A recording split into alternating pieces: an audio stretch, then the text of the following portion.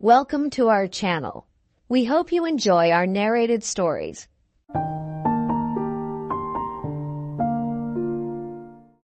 No Name by Wilkie Collins. Scene 4, Chapter 5. When Magdalen appeared in the parlour shortly before 7 o'clock, not a trace of discomposure was visible in her manner. She looked and spoke as quietly and unconcernedly as usual. The lowering distrust on Captain Ragg's face cleared away at the sight of her. There had been moments during the afternoon when he had seriously doubted whether the pleasure of satisfying the grudge he owed to Noah Vanstone, and the prospect of earning the sum of £200, would not be dearly purchased by running the risk of discovery to which Magdalen's uncertain temper might expose him at any hour of the day. The plain proof now before him of her powers of self-control relieved his mind of a serious anxiety. It mattered little to the captain what she suffered in the privacy of her own chamber, as long as she came out of it with a face that would bear inspection and a voice that betrayed nothing. On the way to Seaview Cottage, Captain Ragg expressed his intention of asking the housekeeper a few sympathizing questions on the subject of her invalid brother in Switzerland. He was of opinion that the critical condition of this gentleman's health might exercise an important influence on the future progress of the conspiracy. Any chance of a separation, he remarked, between the housekeeper and her master was, under existing circumstances, a chance which merited the closest investigation. "If we can only get Mrs. Lecount out of the way at the right time," whispered the captain, as he opened his host's garden gate, "our man is caught." In a minute more, Magdalen was again under Noah Vanstone's roof, this time in the character of his own invited guest.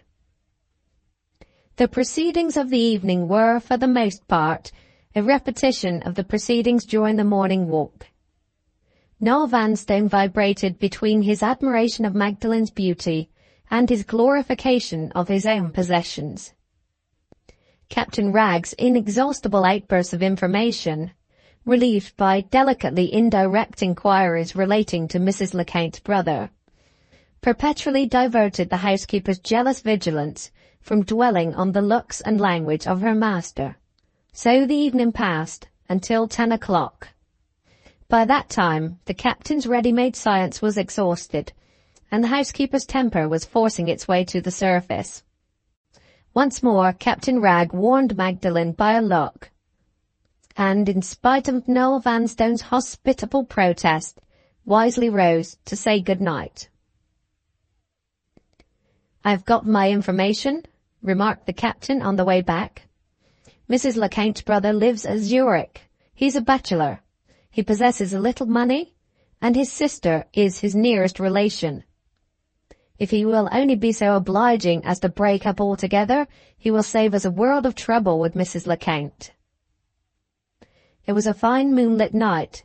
He looked round at Magdalen as he said those words to see if her intractable depression of spirits had seized on her again. No, her variable humour had changed once more. She looked about her with a flaunting, feverish gaiety.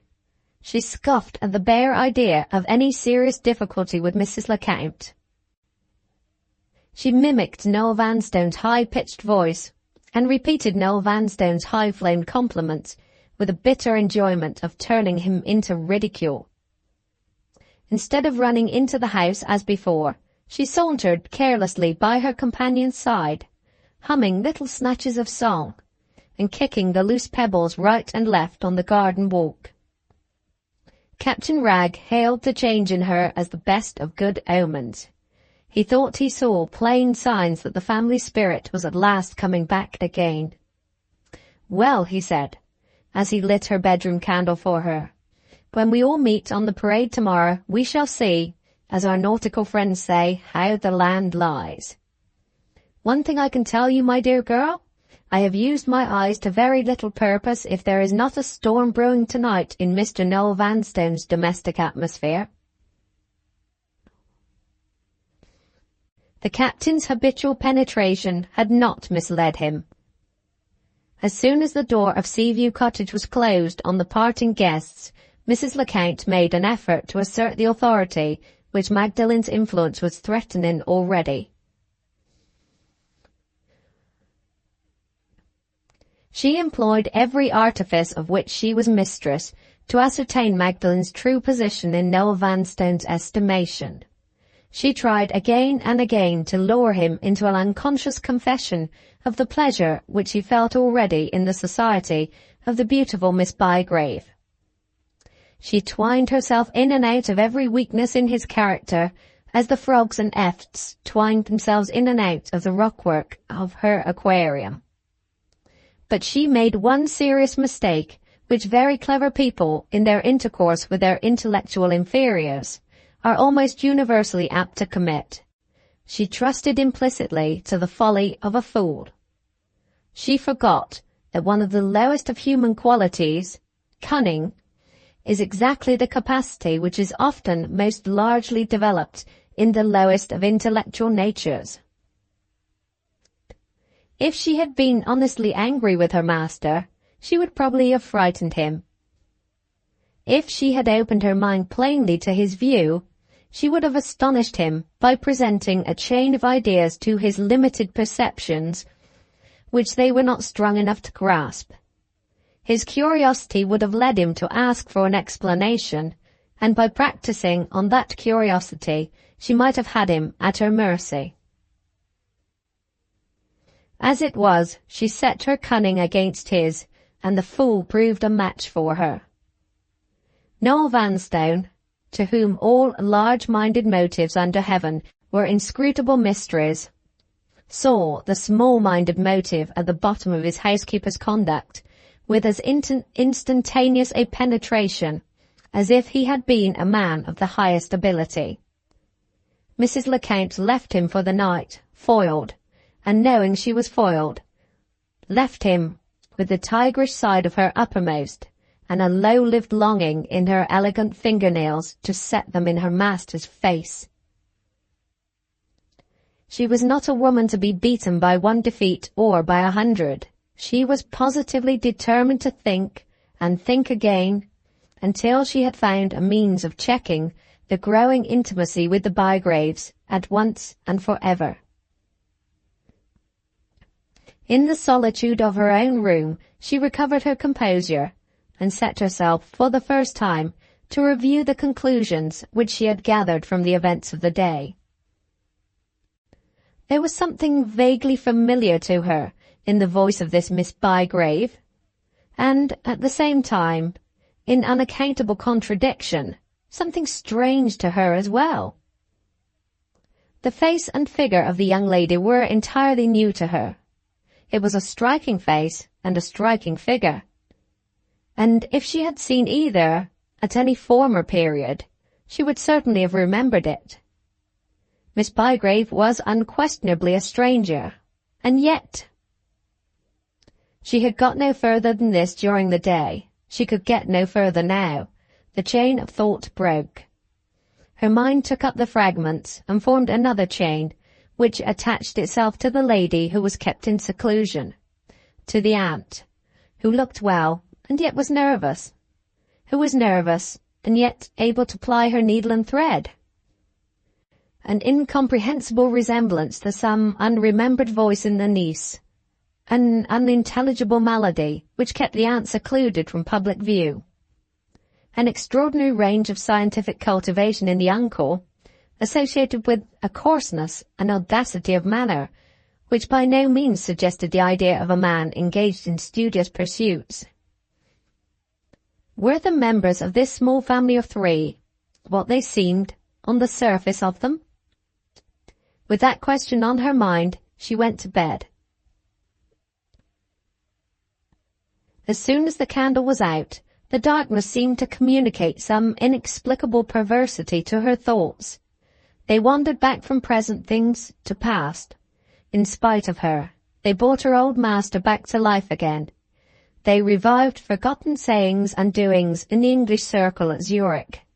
They veered away to the old man's deathbed at Brighton.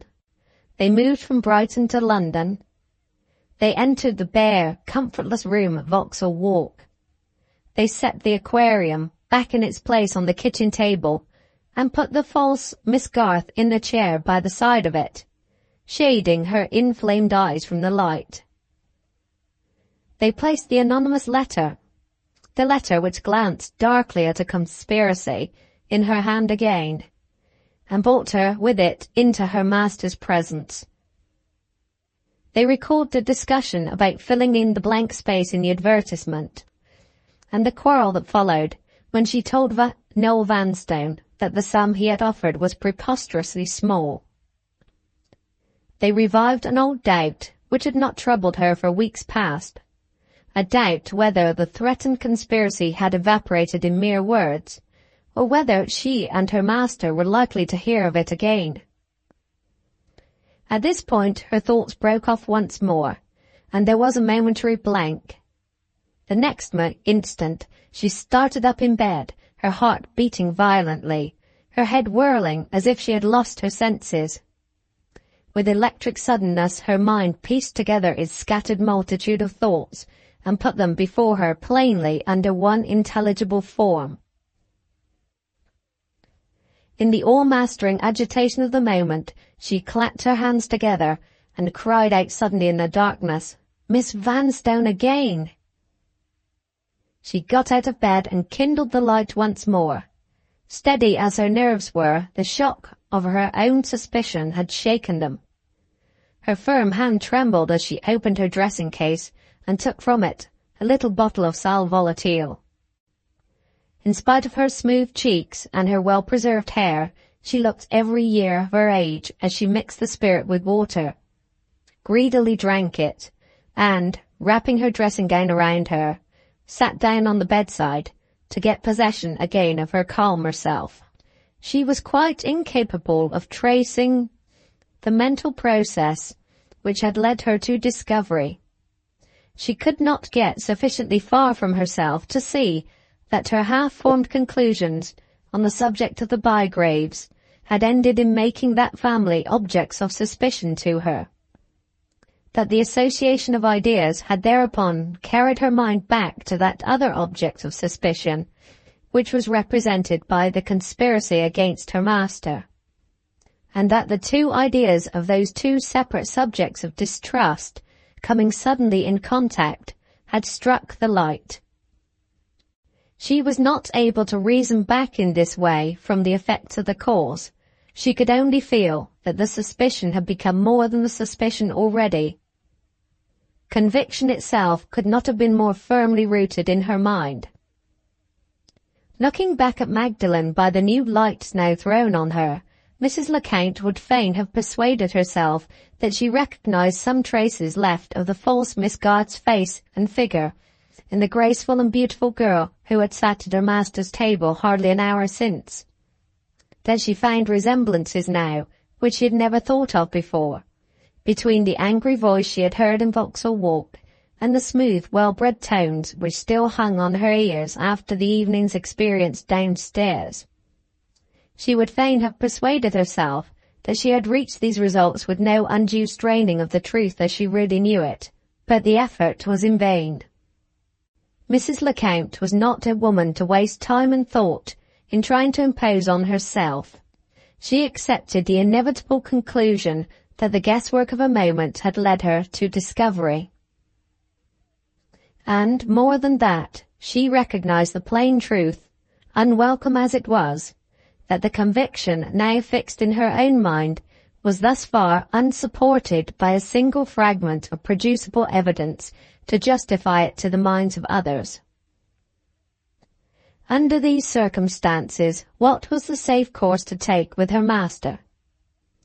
If she candidly told him, when they met next morning, what had passed through her mind that night, her knowledge of Noel Vanstone warned her that one of two results would certainly happen. Either he would be angry and disputatious, would ask for proofs, and, finding none forthcoming, would accuse her of alarming him without a cause to serve her own jealous end of keeping Magdalen out of the house. Or he would be seriously startled, would clamour for the protection of the law, and would warn the Bygraves to stand on their defence at the outset. If Magdalen only had been concerned in the plot, this latter consequence would have assumed no great importance in the housekeeper's mind. But seeing the deception as she now saw it, she was far too clever a woman to fail in estimating the captain's inexhaustible fertility of resource at its true value. "If I can't meet this impudent villain with plain proofs to help me," thought Mrs. Lecount, "I may open my master's eyes tomorrow morning, and Mr. Bygrave will shut them up again before night. The rascal is playing with all his own cards under the table, and he will win the game to a certainty if he sees my hand at starting." This policy of waiting was so manifestly the wise policy. The wily Mr. Bygrave was so sure to have provided himself, in case of emergency, with evidence to prove the identity which he and his niece had assumed for their purpose, that Mrs. Lecount at once decided to keep her own counsel the next morning, and to pause before attacking the conspiracy until she could produce unanswerable facts to help her. Her master's acquaintance with the Bygraves was only an acquaintance of one day's standing. There was no fear of its developing into a dangerous intimacy if she merely allowed it to continue for a few days more, and if she permanently checked it, at the latest, in a week's time.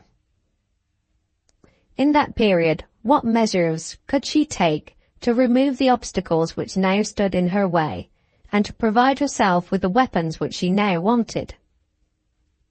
Reflection showed her 3 different chances in her favour, 3 different ways of arriving at the necessary discovery. The first chance was to cultivate friendly terms with Magdalen, and then, taking her unawares, to entrap her into betraying herself in Noah Vanstone's presence. The second chance was to write to the elder Miss Vanstone and to ask, with some alarming reason for putting the question, for information on the subject of her younger sister's whereabouts, and of any peculiarities in her personal appearance which might enable a stranger to identify her. The third chance was to penetrate the mystery of Mrs. Bygrave's seclusion, and to ascertain at a personal interview whether the invalid lady's real complaint might not possibly be a defective capacity for keeping her husband's secrets. Resolving to try all 3 chances in the order in which they are here enumerated, and to set her snares for Magdalen on the day that was now already at hand, Mrs. Lecount at last took off her dressing gown, and allowed her weaker nature to plead with her for a little sleep. The dawn was breaking over the cold grey sea as she lay down in her bed again. The last idea in her mind before she fell asleep was characteristic of the woman. It was an idea that threatened the captain. "He has trifled with the sacred memory of my husband," thought the professor's widow. "On my life and honour, I will make him pay for it." Early the next morning, Magdalen began the day, according to her agreement with the captain, by taking Mrs. Wragge out for a little exercise at an hour when there was no fear of her attracting the public attention. She pleaded hard to be left at home, having the oriental cashmere robe still on her mind, and feeling it necessary to read her directions for dressmaking, for the 100th time at least, before, to use her own expression, she could screw up her courage to put the scissors into the stuff. But her companion would take no denial, and she was forced to go out. The one guileless purpose of the life which Magdalen now led was the resolution that poor Mrs. Wragge should not be made a prisoner on her account. And to that resolution she mechanically clung, as the last token left her by which she knew her better self. They returned later than usual to breakfast, while Mrs. Wragge was upstairs, straightening herself from head to foot to meet the morning inspection of her husband's orderly eye. and while Magdalen and the captain were waiting for her in the parlour, the servant came in with a note from Seaview Cottage. The messenger was waiting for an answer, and the note was addressed to Captain Wragg. The captain opened the note and read these lines. Dear Sir, Mr. Noah Vanstone desires me to write and tell you that he proposes enjoying this fine day by taking a long drive to a place on the coast here called Dunwich.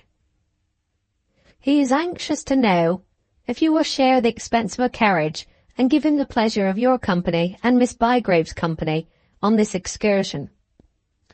I am kindly permitted to be one of the party, and if I may say so without impropriety, I would venture to add that I shall feel as much pleasure as my master if you and your young lady will consent to join us. We propose leaving Aldborough punctually at 11 o'clock. Believe me, dear sir, your humble servant, Virginie Lecount. Who is the letter from? Asked Magdalen, noticing a change in Captain Wragg's face as he read it. What do they want with us at Seaview Cottage? Pardon me, said the captain gravely. This requires consideration. Let me have a minute or two to think. He took a few turns up and down the room, then suddenly stepped aside to a table in a corner, on which his writing materials were placed. I was not born yesterday, ma'am, said the captain, speaking jocosely to himself. He winked his brown eye, took up his pen, and wrote the answer. Can you speak now? Inquired Magdalen, when the servant had left the room. What does the letter say, and how have you answered it? The captain placed the letter in her hand. I've accepted the invitation, he replied quietly. Magdalen read the letter. Hidden enmity yesterday, she said. An open friendship today. What does it mean? It means, said Captain Wragg, that Mrs. Lecount is even sharper than I thought her. She has found you out. Impossible, cried Magdalen, quite impossible in the time. I can't say how she has found you out, proceeded the captain, with perfect composure. She may know more of your voice than we supposed she knew. Or she may have thought us, on reflection, rather a suspicious family. And anything suspicious in which a woman was concerned may have taken her mind back to that morning call of yours in Vauxhall Walk. Whichever way it may be, the meaning of this sudden change is clear enough. She has found you out. And she wants to put her discovery to the proof by slipping in an awkward question or two, under cover of a little friendly talk. My experience of humanity has been a varied one, and Mrs. Lecount is not the first sharp practitioner in petticoats whom I have had to deal with. All the world's a stage, my dear girl, and one of the scenes on our little stage is shut in from this moment. With those words he took his copy of Joyce's Scientific Dialogues out of his pocket. You're done with already, my friend, said the captain, giving his useful information a farewell smack with his hand, and locking it up in the cupboard. Such is human popularity, continued the indomitable vagabond, putting the key cheerfully in his pocket. Yesterday Joyce was my all in all. Today I don't care that for him. He snapped his fingers and sat down to breakfast. I don't understand you, said Magdalen, looking at him angrily. Are you leaving me to my own resources for the future?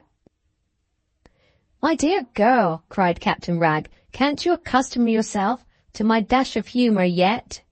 I've done with my ready-made science, simply because I am quite sure that Mrs. Lecount has done believing in me. Haven't I accepted the invitation to Dunwich? Make your mind easy. The help I have given you already counts for nothing, compared with the help I am going to give you now. My honour is concerned in bowling out Mrs. Lecount. This last move of hers has made it a personal matter between us. The woman actually thinks she can take me in, cried the captain, striking his knife handle on the table in a transport of virtuous indignation. By heavens, I never was so insulted before in my life. Draw your chair into the table, my dear, and give me half a minute's attention to what I have to say next." Magdalen obeyed him. Captain Ragg cautiously lowered his voice before he went on. "I have told you all along," he said. "The one thing needful is never to let Mrs. Lecount catch you with your wits wool-gathering. I say the same after what has happened this morning. Let her suspect you. I defy her to find a fragment of foundation for her suspicions, unless we help her. We shall see today if she has been foolish enough to betray herself to her master before she has any facts to support her. I doubt it. If she has told him, we will rain down proofs of our identity with the Bygraves on his feeble little head till it absolutely aches with conviction. You have two things to do on this excursion. First, to distrust every word Mrs. Lecount says to you. Secondly, to exert all your fascinations and make sure of Mr. Noah Vanstone, dating from today. I will give you the opportunity when we leave the carriage and take our walk at Dunwich. Wear your hat, wear your smile, do your figure justice, lace tight.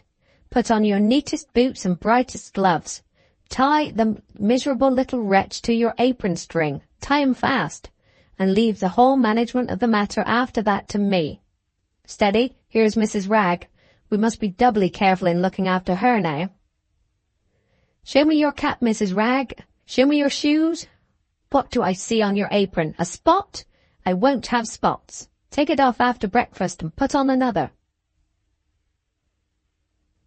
Pull your chair to the middle of the table. More to the left, more still. Make the breakfast. At 11:15, Mrs. Ragg, with her own entire concurrence, was dismissed to the back room to bewilder herself over the science of dressmaking for the rest of the day. Punctually, as the clock struck the hour, Mrs. Lecount and her master drove up to the gate of North Shingles and found Magdalen and Captain Ragg waiting for them in the garden. On the way to Dunwich, nothing occurred to disturb the enjoyment of the drive. Noah Vanstone was in excellent health and high good humour. Lecount had apologised for the little misunderstanding of the previous night. Lecount had petitioned for the excursion as a treat to herself. He thought of these concessions and looked at Magdalen and smirked and simpered without intermission. Mrs. Lecount acted her part to perfection. She was motherly with Magdalen and tenderly attentive to Noah Vanstone. She was deeply interested in Captain Ragg's conversation and meekly disappointed to find it turn on general subjects to the exclusion of science. Not a word or look escaped her which hinted in the remotest degree at her real purpose. She was dressed with her customary elegance and propriety, and she was the only one of the party on that sultry summer's day who was perfectly cool in the hottest part of the journey. As they left the carriage on their arrival at Dunwich, the captain seized a moment when Mrs. Lecount's eye was off him and fortified Magdalen by a last warning word. "Ware the cat," he whispered. "She will show her claws on the way back."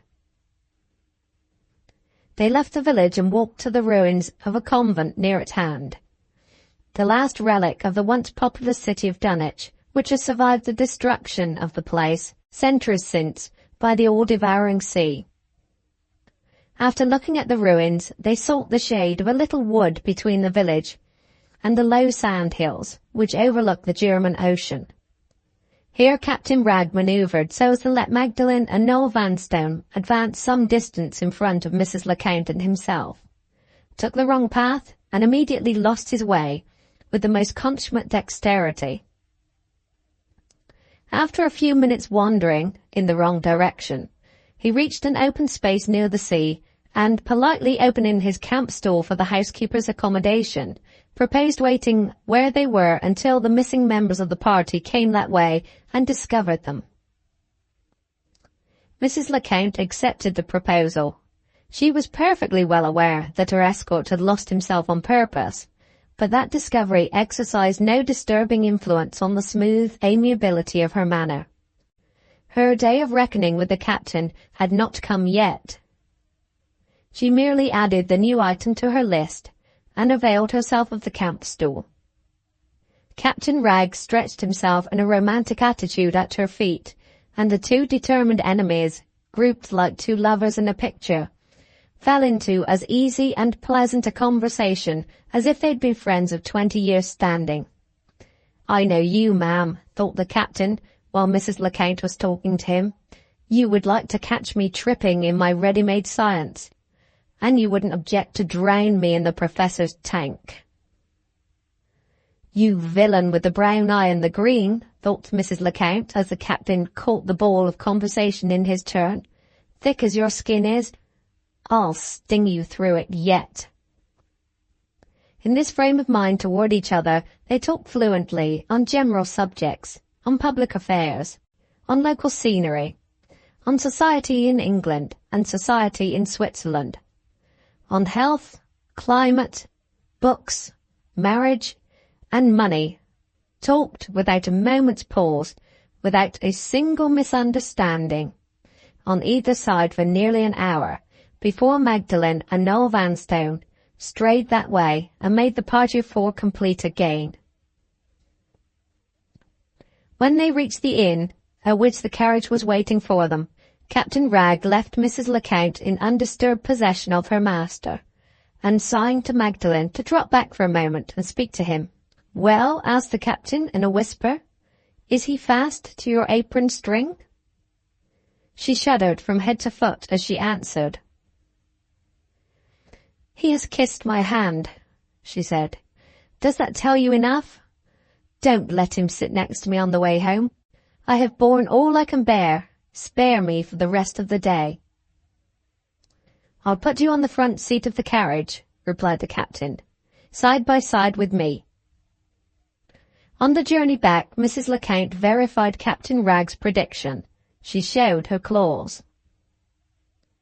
The time could not have been better chosen. The circumstances could hardly have favoured her more.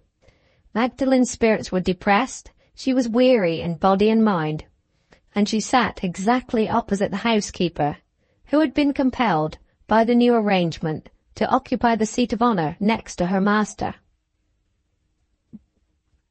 With every facility for observing the slightest changes that passed over Magdalen's face, Mrs. Lecount tried her first experiment by leading the conversation to the subject of London and to the relative advantages offered to residents by the various quarters of the metropolis on both sides of the river. The ever-ready Ragg penetrated her intention sooner than she had anticipated, and interposed immediately. "You're coming to Vauxhall Walk, ma'am," thought the captain. "I'll get there before you." He entered at once into a purely fictitious description of the various quarters of London in which he had himself resided, and, adroitly mentioning Vauxhall Walk as one of them, saved Magdalen from the sudden question relating to that very locality, with which Mrs. Lecount proposed startling her to begin with. From his residences he passed smoothly to himself, and poured his whole family history, in the character of Mr. Bygrave, into the housekeeper's ears, not forgetting his brother's grave in Honduras, with the monument by the self-taught Negro artist, and his brother's hugely corpulent widow, on the ground floor of the boarding-house at Cheltenham. As a means of giving Magdalen time to compose herself, this outburst of autobiographical information attained its object, but it answered no other purpose. Mrs. Lecount listened, without being imposed on by a single word the captain said to her. He merely confirmed her conviction of the hopelessness of taking Norah Vanstone into her confidence before she had facts to help her against Captain Ragg's otherwise unassailable position in the identity which he had assumed. She quietly waited until he had done, and then returned to the charge.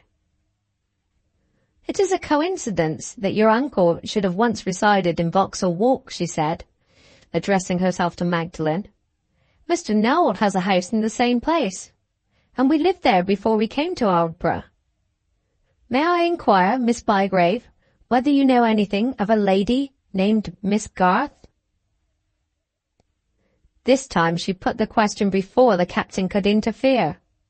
Magdalen ought to have been prepared for it by what had already passed in her presence, but her nerves had been shaken by the earlier events of the day, and she could only answer the question in the negative, after an instant's preliminary pause to control herself. Her hesitation was of too momentary a nature to attract the attention of any unsuspicious person, but it lasted long enough to confirm Mrs. Lecount's private convictions and to encourage her to advance a little further.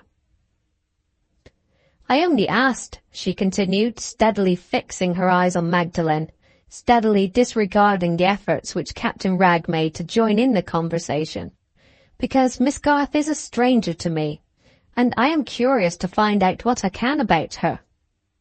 The day before we left town, Miss Bygrave, a person who presented herself under the name I have mentioned paid us a visit under very extraordinary circumstances." With a smooth, ingratiating manner, with a refinement of contempt which was little less than devilish in its ingenious assumption of the language of pity, she now boldly described Magdalen's appearance in disguise in Magdalen's own presence. She slightingly referred to the master and mistress of Combe Raven as persons who had always annoyed the elder and more respectable branch of the family. She mourned over the children as following their parents' example, and attempting to take a mercenary advantage of Mr. Noel Vanstone, under the protection of a respectable person's character and a respectable person's name. Cleverly including her master in the conversation, so as to prevent the captain from effecting a diversion in that quarter, sparing no petty aggravation, striking at every tender place which the tongue of a spiteful woman can wound, she would, beyond all doubt, have carried her point, and tortured Magdalen into openly betraying herself, if Captain Wragge had not checked her in full career by a loud exclamation of alarm and a sudden clutch at Magdalen's wrist. "10,000 pardons, my dear madam," cried the captain. "I see in my niece's face, I feel in my niece's pulse, that one of her violent neuralgic attacks has come on again. My dear girl, why hesitate among friends to confess that you are in pain?" What mistimed politeness! Her face shows she is suffering, doesn't it, Mrs. Lecount? "Darting pains, Mr. Vanstone, darting pains on the left side of the head. Pull down your veil, my dear, and lean on me. Our friends will excuse you. Our excellent friends will excuse you for the rest of the day." Before Mrs. Lecount could throw an instant's doubt on the genuineness of the neuralgic attack, her master's fidgety sympathy declared itself exactly as the captain had anticipated, in the most active manifestations. He stopped the carriage and insisted on an immediate change in the arrangement of the places. The comfortable back seat for Miss Bygrave and her uncle, the front seat for Lecount and himself. Had Lecount got her smelling bottle? Excellent creature, let her give it directly to Miss Bygrave, and let the coachman drive carefully. If the coachman shook Miss Bygrave, he should not have a halfpenny for himself. Mesmerism was frequently useful in these cases. Mr. Noel Vanstone's father had been the most powerful mesmerist in Europe, and Mr. Noel Vanstone was his father's son. Might he mesmerize? Might he order that infernal coachman to draw up in a shady place adapted for the purpose? Would medical help be preferred? Could medical help be found any nearer than Aldborough? That ass of a coachman didn't know. Stop every respectable man who passed in a gig, and ask him if he was a doctor. So Mr. Noel Vanstone ran on, with brief intervals for breathing time, in a continually ascending scale of sympathy and self-importance throughout the drive home. Mrs. Lecount accepted her defeat without uttering a word. From the moment when Captain Wragge interrupted her, her thin lips closed and opened no more for the remainder of the journey. The warmest expressions of her master's anxiety for the suffering young lady provoked from her no outward manifestations of anger. She took as little notice of him as possible. She paid no attention whatever to the captain, whose exasperating consideration for his vanquished enemy made him more polite to her than ever. The nearer and the nearer they got to Aldborough, the more and more fixedly Mrs. Lecount's hard black eyes looked at Magdalen, reclining on the opposite seat, with her eyes closed and her veil down. It was only when the carriage stopped at North Shingles, and when Captain Wragge was handing Magdalen out, that the housekeeper at last condescended to notice him. As he smiled and took off his hat at the carriage door, the strong restraint she had laid on herself suddenly gave way, and she flashed one look at him which scorched up the captain's politeness on the spot. He turned at once, with a hasty acknowledgment of Noel Vanstone's last sympathetic inquiries, and took Magdalen into the house. "I told you she would show her claws," he said. "It is not my fault that she scratched you before I could stop her. She hasn't hurt you, has she?" "She has hurt me to some purpose," said Magdalen. "She has given me the courage to go on. Say what must be done tomorrow, and trust me to do it." She sighed heavily as she said these words and went up to her room. Captain Wragge walked meditatively into the parlour and sat down to consider. He felt by no means so certain as he could have wished of the next proceeding on the part of the enemy after the defeat of that day. The housekeeper's farewell look had plainly informed him that she was not at the end of her resources yet, and the old militiaman felt the full importance of preparing himself in good time to meet the next step which she took in advance. He lit a cigar and bent his wary mind on the dangers of the future. While Captain Wragge was considering in the parlour at North Shingles, Mrs. Lecount was meditating in her bedroom at Sea View. Her exasperation at the failure of her first attempt to expose the conspiracy had not blinded her to the instant necessity of making a second effort before Noel Vanstone's growing infatuation got beyond her control. The snare set for Magdalen having failed, the chance of entrapping Magdalen's sister was the next chance to try. Mrs. Lecount ordered a cup of tea, opened her writing case, and began the rough draft of a letter, to be sent to Miss Vanstone, the elder, by the morrow's post. So the day's skirmish ended. The heat of the battle was yet to come. Fourth scene, Chapter 6. All human penetration has its limits. Accurately as Captain Wragge had seen his way hitherto, even his sharp insight was now at fault. He finished his cigar with the mortifying conviction that he was totally unprepared for Mrs. Lecount's next proceeding. In this emergency, his experience warned him that there was one safe course, and one only, which he could take.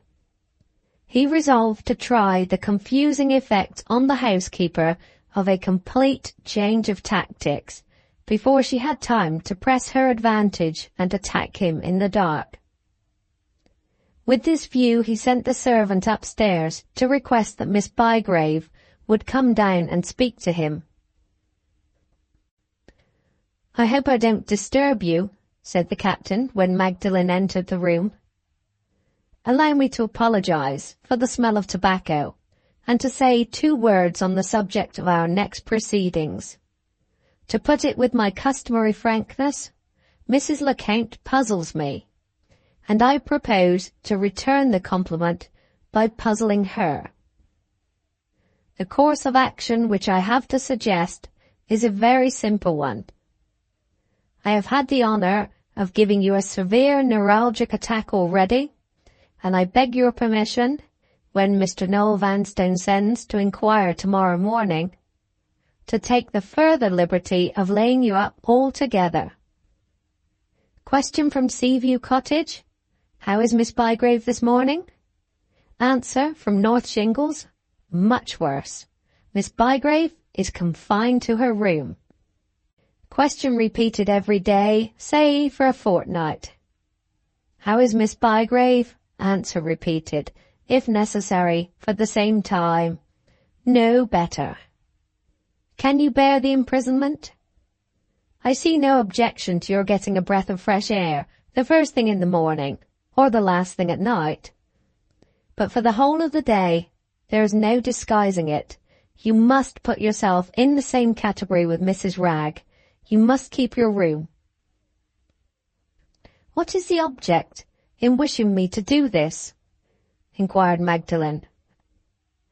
My object is twofold, replied the captain.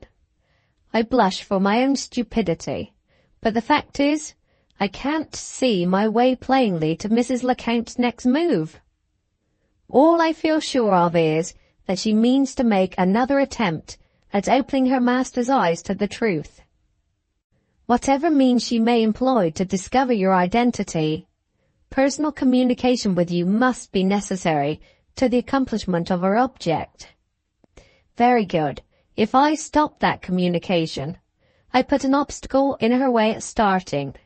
Or, as we say at cards, I force her hand. Do you see the point? Magdalen saw it plainly. The captain went on. My second reason for shutting you up, he said, refers entirely to Mrs. Lecount's master. The growth of love, my dear girl, is, in one respect, unlike all other growths. It flourishes under adverse circumstances. Our first course of action is to make Mr. Noel Vanstone feel the charm of your society. Our next is to drive him distracted by the loss of it. I should have proposed a few more meetings, with a view to furthering this end, but for our present critical position toward Mrs. Lecount. As it is, we must trust to the effect you produced yesterday, and try the experiment of a sudden separation, rather sooner than I could have otherwise wished. I shall see Mr. Noel Vanstone, though you don't, and if there is a role place established anywhere about the region of that gentleman's heart, trust me to hit him on it. You are now in full possession of my views. Take your time to consider, and give me your answer, yes or no. Any change is for the better, said Magdalen, which keeps me out of the company of Mrs. Lecount and her master. Let it be as you wish. She had hitherto answered faintly and wearily, but she spoke those last words with a heightened tone and a rising colour, signs which warned Captain Ragg not to press her further. Very good, said the captain. As usual, we understand each other. I see you are tired, and I won't detain you any longer. He rose to open the door, stopped halfway to it, and came back again. Leave me to arrange matters with the servant downstairs, he continued. You can't absolutely keep your bed, and we must purchase the girl's discretion when she answers the door, without taking her into our confidence, of course. I will make her understand that she is to say you are ill, just as she might say you are not at home, as a way of keeping unwelcome acquaintances out of the house. Allow me to open the door for you. I beg your pardon, you are going into Mrs. Ragg's workroom instead of going to your own. I know I am, said Magdalen. I wish to remove Mrs. Ragg from the miserable room she is in now, and to take her upstairs with me. For the evening? For the whole fortnight. Captain Ragg followed her into the dining room, and wisely closed the door before he spoke again. Do you seriously mean to inflict my wife's society on yourself for a fortnight? He asked in great surprise. Your wife is the only innocent creature in this guilty house, she burst out vehemently. I must and will have her with me. Pray, don't agitate yourself, said the captain. Take Mrs. Ragg, by all means. I don't want her. Having resigned the partner of his existence in those terms, he discreetly returned to the parlour. The weakness of the sex, thought the captain, tapping his sagacious head, lay a strain on the female intellect, and the female temper gives way directly. The strain to which the captain alluded was not confined that evening to the female intellect at North Shingles. It extended to the female intellect at Seaview. For nearly 2 hours Mrs. Lecount sat at her desk writing, correcting, and writing again, before she could produce a letter to Miss Vanstone the elder, which exactly accomplished the object she wanted to attain. At last the rough draft was completed to her satisfaction, and she made a fair copy of it forthwith, to be posted the next day. Her letter thus produced was a masterpiece of ingenuity. After the first preliminary sentences, the housekeeper plainly informed Norah of the appearance of the visitor in disguise of Vauxhall Walk, of the conversation which passed at the interview, and of her own suspicion that the person claiming to be Miss Garth was in all probability the younger Miss Vanstone herself.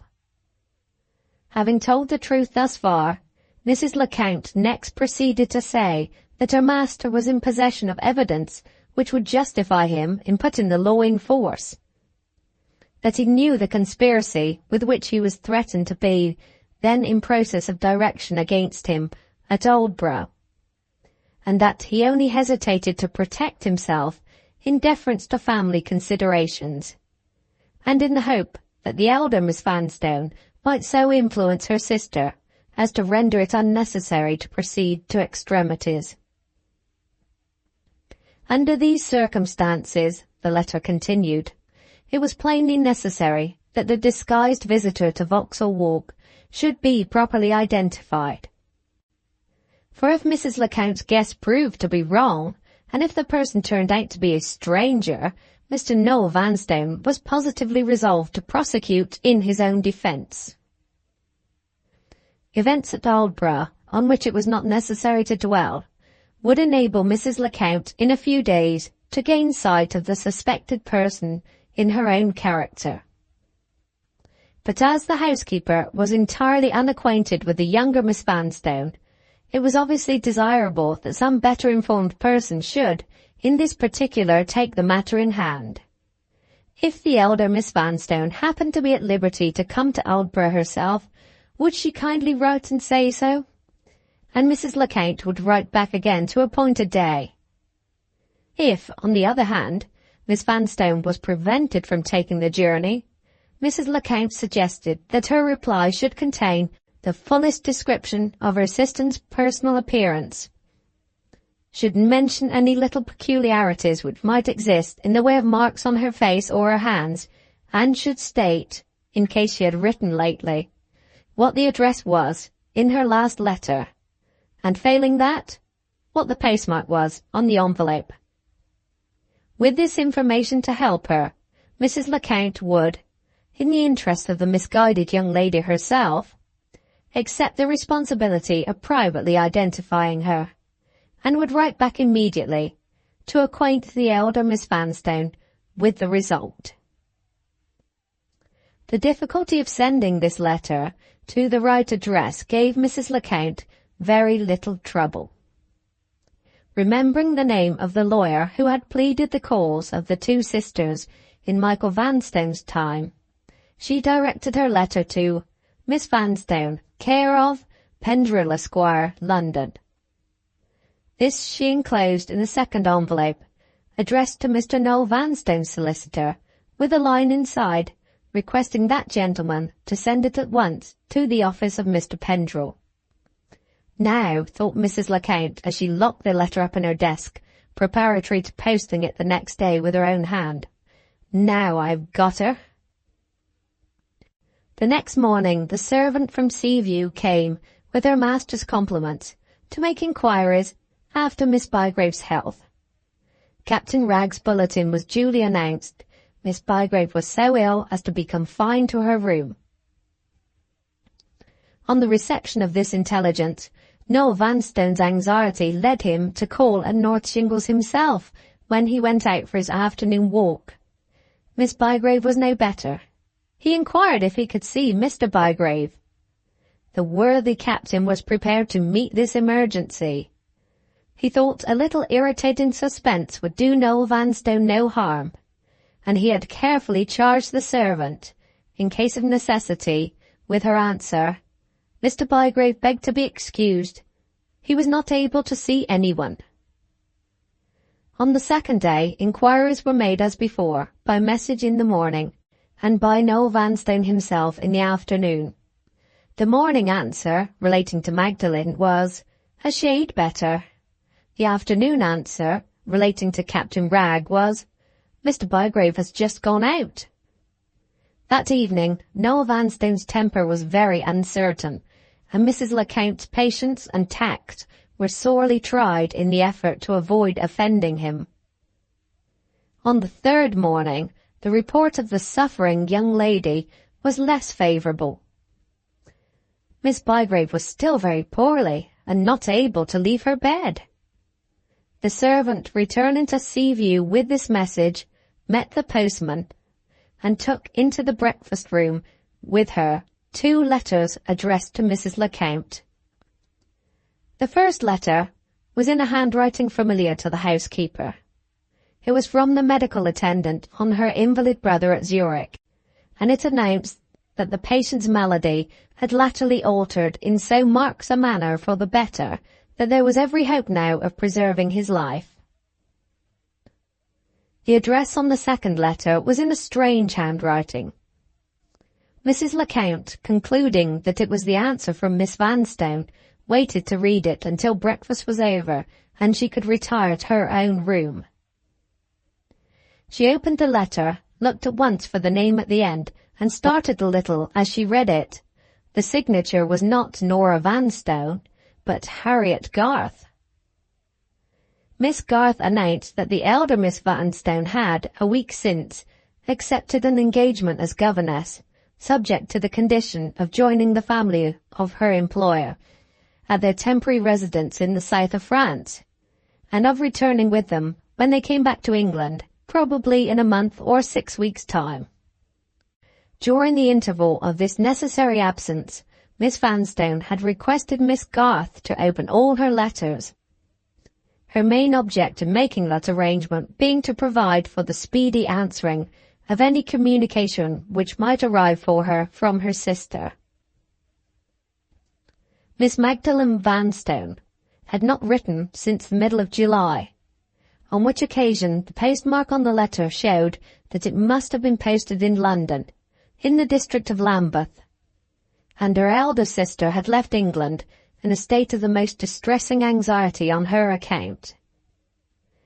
Having completed this explanation, Miss Garth then mentioned that family circumstances prevented her from travelling personally to Aldborough to assist Mrs. Lecount's object, but that she was provided with a substitute, in every way fitter for the purpose, in the person of Mr. Pendrell. That gentleman was well acquainted with Miss Magdalen Vanstone, and his professional experience and discretion would render his assistance doubly valuable. He had kindly consented to travel to Aldborough whenever it might be thought necessary. But as his time was very valuable, Miss Garth specially requested that he might not be sent for until Mrs. Lecount was quite sure of the day on which his services might be required. While proposing this arrangement, Miss Garth added that she thought it right to furnish her correspondent with a written description of the younger Miss Vanstone as well. An emergency might happen which would allow Mrs. Lecount no time for securing Mr. Pendrell's services, and the execution of Mr. Noel Vanstone's intentions toward the unhappy girl who was the object of his forbearance might be fatally delayed by an unforeseen difficulty in establishing her identity. The personal description, transmitted under these circumstances, then followed. It omitted no personal peculiarity by which Magdalen could be recognized, and it included the 2 little moles close together on the left side of the neck, which had been formerly mentioned in the printed handbills sent to York. In conclusion, Miss Garth expressed her fears that Mrs. Lecount's suspicions were only too likely to be proved true. While, however, there was the faintest chance that the conspiracy might turn out to be directed by a stranger, Miss Garth felt bound in gratitude toward Mr. Noel Vanstone to assist the legal proceedings which would in that case be instituted. She accordingly appended her own formal denial, which she would personally repeat if necessary, of any identity between herself and the person in disguise who had made use of her name. She was the Miss Garth who had filled the situation of the late Mr. Andrew Vanstone's governess, and she had never in her life been in or near the neighbourhood of Vauxhall Walk. With this disclaimer, and with the writer's fervent assurances that she would do all for Magdalen's advantage, which her sister might have done if her sister had been in England, the letter concluded. It was signed in full, and was dated with the business-like accuracy in such manners which had always distinguished Miss Garth's character. This letter placed a formidable weapon in the housekeeper's hands. It provided a means of establishing Magdalen's identity through the intervention of a lawyer by profession. It contained a personal description, minute enough to be used to advantage if necessary before Mr. Pendrell's appearance. It presented the signed exposure of the false Miss Garth under the hand of the true Miss Garth. And it established the fact that the last letter received by the elder Miss Vanstone from the younger had been posted, and therefore probably written, in the neighbourhood of Vauxhall Walk.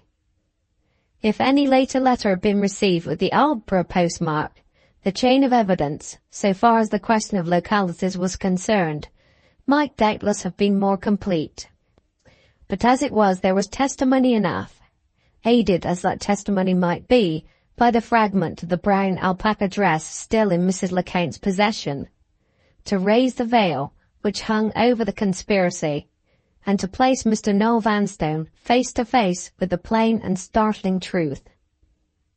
The one obstacle which now stood in the way of immediate action on the housekeeper's part was the obstacle of Miss Bygrave's present seclusion within the limits of her own room. The question of gaining personal access to her was a question which must be decided before any communication could be opened with Mr. Pendrell. Mrs. Lecount put on her bonnet at once and called at North Shingles to try what discoveries she could make for herself before post time. On this occasion Mr. Bygrave was at home, and she was admitted without the least difficulty. Careful consideration that morning had decided Captain Wragge on advancing matters a little nearer to the crisis. The means by which he proposed achieving this result made it necessary for him to see the housekeeper and her master separately, and to set them at variance by producing two totally opposite impressions relating to himself on their minds. Mrs. Lecount's visit, therefore, instead of causing him any embarrassment, was the most welcome occurrence he could have wished for. He received her in the parlour with a marked restraint of manner for which she was quite unprepared. His ingratiating smile was gone, and an impenetrable solemnity of countenance appeared in its stead. "I have ventured to intrude on you, sir," said Mrs. Lecount, "to express the regret with which both my master and I have heard of Miss Bygrave's illness. Is there no improvement?" "No, ma'am," replied the captain as briefly as possible. "My niece is no better." "I have had some experience, Mr. Bygrave, in nursing, if I could be of any use." "Thank you, Mrs. Lecount. There is no necessity for our taking advantage of your kindness." This plain answer was followed by a moment's silence. The housekeeper felt some little perplexity. What had become of Mr. Bygrave's elaborate courtesy, and Mr. Bygrave's many words? Did he want to offend her? If he did, Mrs. Lecount then and there determined that he should not gain his object. "May I inquire the nature of the illness?" she persisted. "It is not connected, I hope, with our excursion to Dunwich?"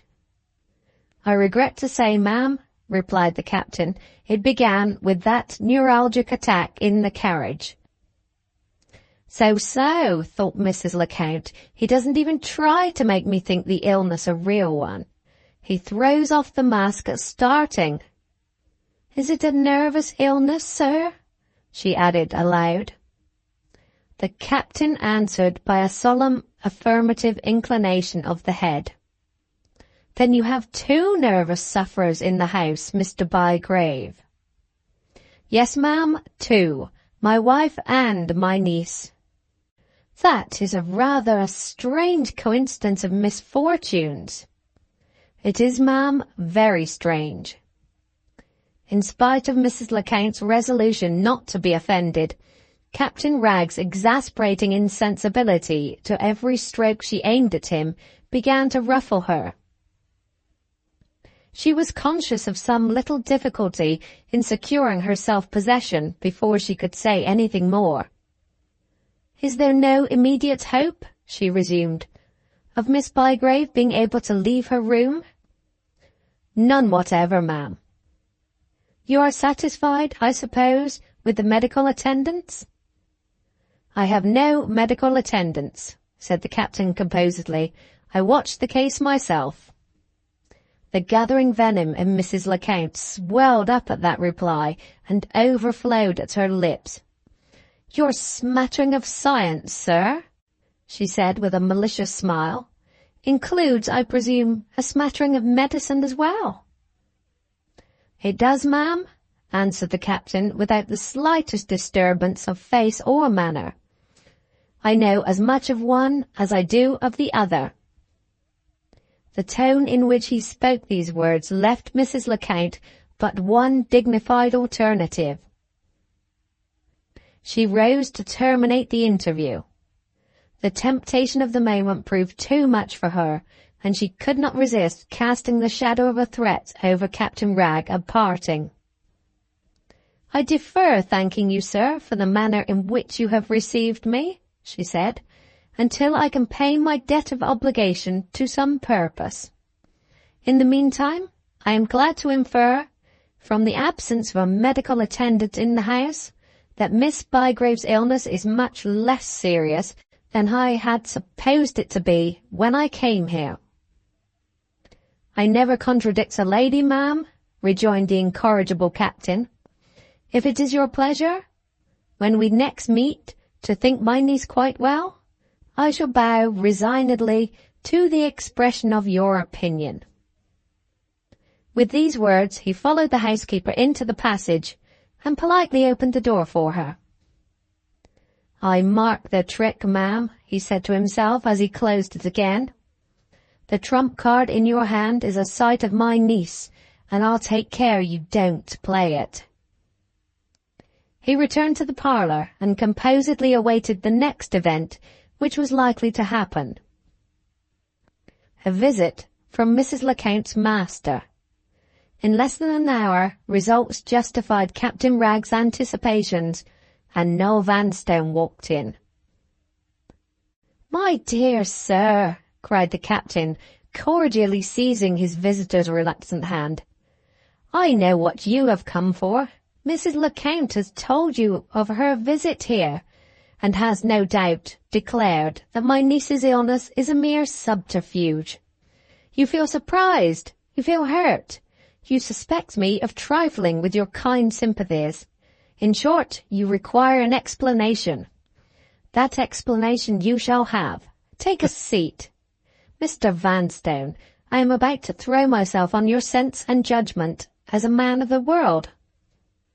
I acknowledge that we are in a false position, sir, and I tell you plainly at the outset, your housekeeper is the cause of it."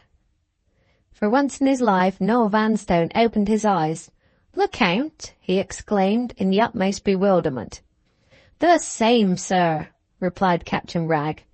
"I am afraid I offended Mrs. Lecount when she came here this morning by a want of cordiality in my manner. I am a plain man, and I can't assume what I don't feel. Far be it from me to breathe a word against your housekeeper's character. She is no doubt a most excellent and trustworthy woman, But she has one serious failing, common to persons at her time of life who occupy her situation. She is jealous of her influence over her master, although you may not have observed it." "I beg your pardon," interposed Noah Vanstone. "My observation is remarkably quick. Nothing escapes me." "In that case, sir," resumed the captain, "you cannot fail to have noticed that Mrs. Lecount has allowed her jealousy to affect her conduct toward my niece." Noah Vanstone thought of the domestic passage at arms between Mrs. Lecount and himself when his guests of the evening had left Sea View, and failed to see his way to any direct reply. He expressed the utmost surprise and distress. He thought Lecount had done her best to be agreeable on the drive to Dunwich. He hoped and trusted there was some unfortunate mistake. "Do you mean to say, sir," pursued the captain severely, "that you have not noticed the circumstances yourself? As a man of honour and a man of observation, you can't tell me that. Your housekeeper's superficial civility has not hidden your housekeeper's real feeling. My niece has seen it, and so have you, and so have I. My niece, Mr. Vanstone, is a sensitive, high-spirited girl, and she has positively declined to cultivate Mrs. Lecount's society for the future. Don't misunderstand me. To my niece, as well as to myself, the attraction of your society, Mr. Vanstone, remains the same. Miss Bygrave simply declines to be an apple of discord, if you will permit the classical allusion, cast into your household.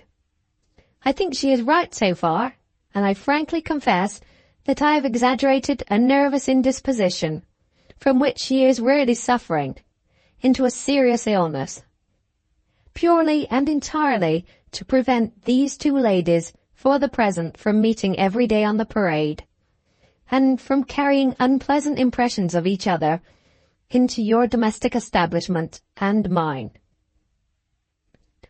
"I allow nothing unpleasant in my establishment," remarked Noel Vanstone. "I'm master. You must have noticed that already, Mr. Bygrave. I'm master." "No doubt of it, my dear sir. But to live morning, noon, and night in the perpetual exercise of your authority is more like the life of a governor of a prison than the life of a master of a household. The wear and tear! Consider the wear and tear!"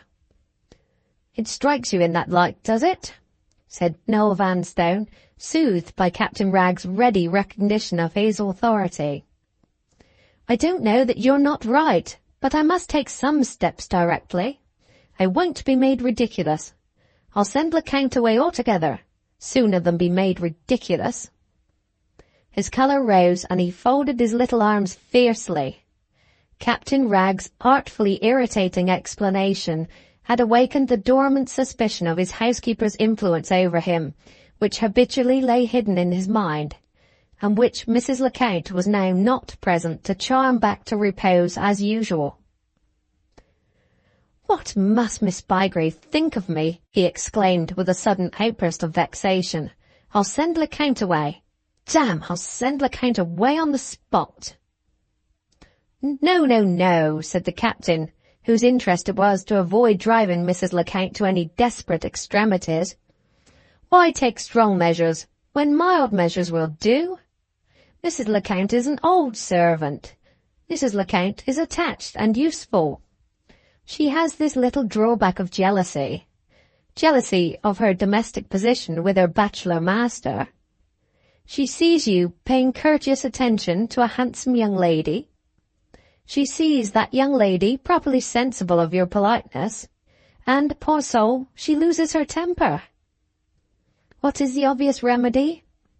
Humour her. Make a manly concession to the weaker sex. If Mrs. Lecount is with you the next time we meet on the parade, walk the other way. If Mrs. Lecount is not with you, give us the pleasure of your company by all means. In short, my dear sir, try the soireterian modo, as we classical men say, before you commit yourself to the fortiter in re. There was one excellent reason why Noah Vanstone should take Captain Ragg's conciliatory advice. An open rupture with Mrs. Lecount, even if he could have summoned the courage to face it, would imply the recognition of her claims to a provision in acknowledgment of the services she had rendered to his father and to himself. His sordid nature quailed within him at the bare prospect of expressing the emotion of gratitude in a pecuniary form, and after first consulting appearances by a show of hesitation, he consented to adopt the captain's suggestion and to humour Mrs. Lecount. "But I must be considered in this matter," proceeded Noah Vanstone. "My concession to Lecount's weakness must not be misunderstood. Miss Bygrave must not be allowed to suppose I am afraid of my housekeeper." The captain declared that no such idea ever had entered, or ever could enter, Miss Bygrave's mind. Noah Vanstone returned to the subject nevertheless, again and again, with his customary pertinacity. Would it be indiscreet if he asked leave to set himself right personally with Miss Bygrave? Was there any hope that he might have the happiness of seeing her on that day? Or if not, on the next day? Or if not, on the day after? Captain Ragg answered cautiously. He felt the importance of not rousing Noah Vanstone's distrust by too great an alacrity in complying with his wishes. "An interview today, my dear sir, is out of the question," he said. "She is not well enough. She wants repose. Tomorrow I propose taking her out before the heat of the day begins, not merely to avoid embarrassment, after what has happened with Mrs. Lecount, but because the morning air and the morning quiet are essential in these nervous cases. We are early people here. We shall start at 7 o'clock. If you are early too, and if you would like to join us, I need hardly say that we can feel no objection to your company on our morning walk. The hour, I am aware, is an unusual one, but later in the day my niece may be resting on the sofa and may not be able to see visitors." Having made this proposal purely for the purpose of enabling Noah Vanstone to escape to North Shingles at an hour in the morning when his housekeeper would be probably in bed, Captain Ragg left him to take the hint, if he could, as indirectly as it had been given. He proved sharp enough, the case being one in which his own interests were concerned, to close with the proposal on the spot. Politely declaring that he was always an early man when the morning presented any special attraction to him, he accepted the appointment for 7 o'clock and rose soon afterward to take his leave. "One word at parting," said Captain Ragg. "This conversation is entirely between ourselves. Mrs. Lecount must know nothing of the impression she has produced on my niece. I have only mentioned it to you to account for my apparently churlish conduct, and to satisfy your own mind. In confidence, Mr. Vanstone. Strictly in confidence. Good morning." With these parting words, the captain bowed his visitor out. Unless some unexpected disaster occurred, he now saw his way safely to the end of the enterprise. He had gained 2 important steps in advance that morning. He had sown the seeds of variance between the housekeeper and her master, and he had given Noah Vanstone a common interest with Magdalen and himself in keeping a secret from Mrs. Lecount. "We have caught our man," thought Captain Ragg, cheerfully rubbing his hands. "We have caught our man at last." On leaving North Shingles, Noah Vanstone walked straight home, fully restored to his place in his own estimation, and sternly determined to carry matters with a high hand if he found himself in collision with Mrs. Lecount. The housekeeper received her master at the door with her mildest manner and her gentlest smile. She addressed him with downcast eyes. She opposed to his contemplated assertion of independence a barrier of impenetrable respect. "May I venture to ask, sir," she began, "if your visit to North Shingles has led you to form the same conclusions as mine on the subject of Miss Bygrave's illness?" "Certainly not, Lecount. I consider your conclusion to have been both hasty and prejudiced." "I'm sorry to hear it, sir.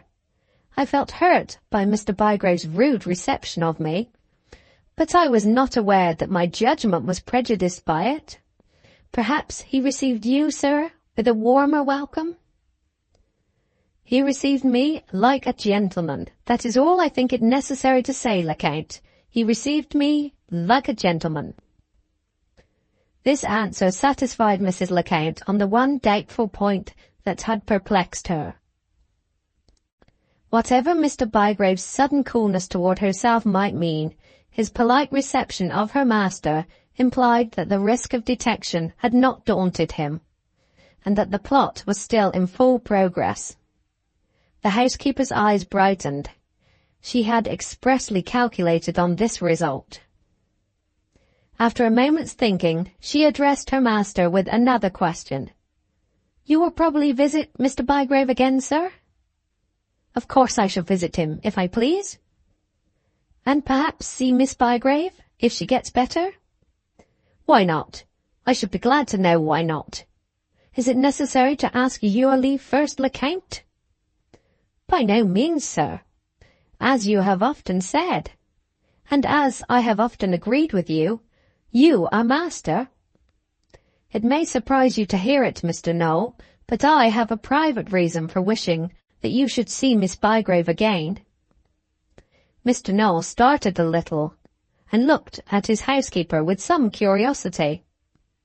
"I have a strange fancy of my own, sir, about that young lady," proceeded Mrs. Lecount. "If you will excuse my fancy, and indulge it, you will do me a favour, for which I shall be very grateful." "A fancy?" repeated her master, in growing surprise. "What fancy?" "Only this, sir," said Mrs. Lecount.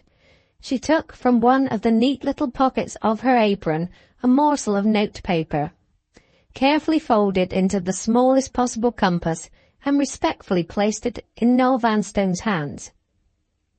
"If you are willing to oblige an old and faithful servant, Mr. Noel," she said in a very quiet and very impressive manner, "you will kindly put that morsel of paper into your waistcoat pocket. You will open and read it for the first time when you are next in Miss Bygrave's company. And you will say nothing of what has now passed between us to any living creature.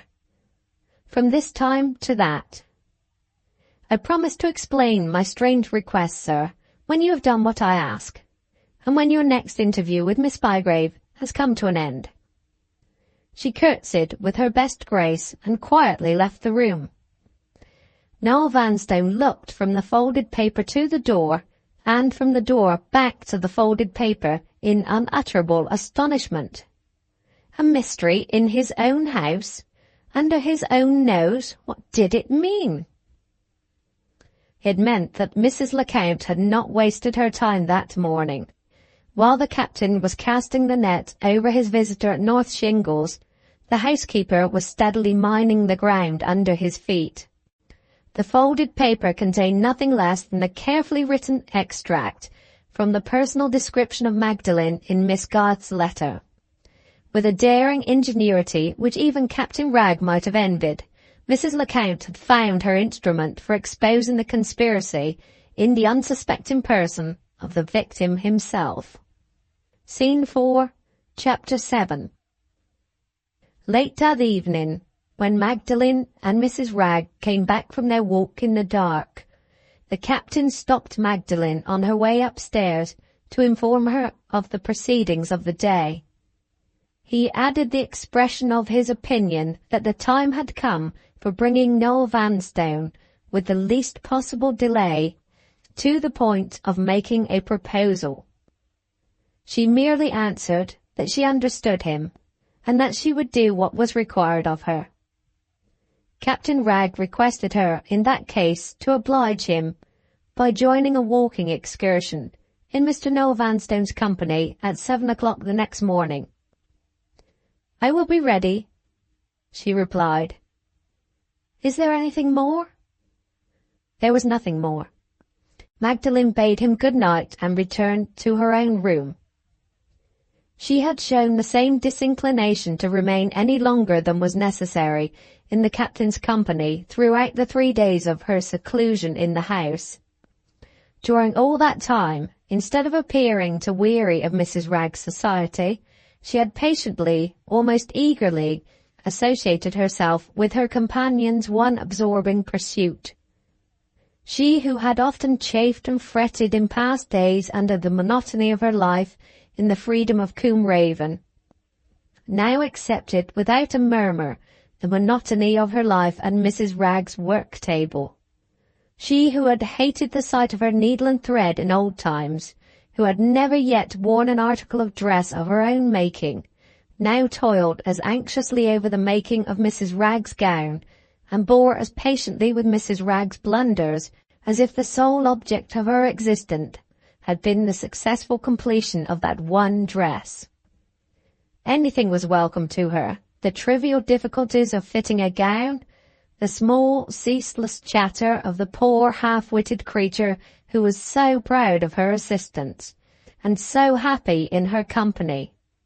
Anything was welcome that shut her out from the coming future, from the destiny to which she stood self-condemned. That sorely wounded nature was soothed by such a trifle now as the grasp of her companion's rough and friendly hand. That desolate heart was cheered, when night parted them, by Mrs. Ragg's kiss. The captain's isolated position in the house produced no depressing effect on the captain's easy and equal spirits. Instead of resenting Magdalen's systematic avoidance of his society, he looked to results, and highly approved of it. The more she neglected him for his wife, the more directly useful she became in the character of Mrs. Ragg's self-appointed guardian. He had more than once seriously contemplated revoking the concession which had been extorted from him, and removing his wife, at his own sole responsibility, out of harm's way. And he had only abandoned the idea on discovering that Magdalen's resolution to keep Mrs. Ragg in her own company was really serious. While the two were together, his main anxiety was set at rest.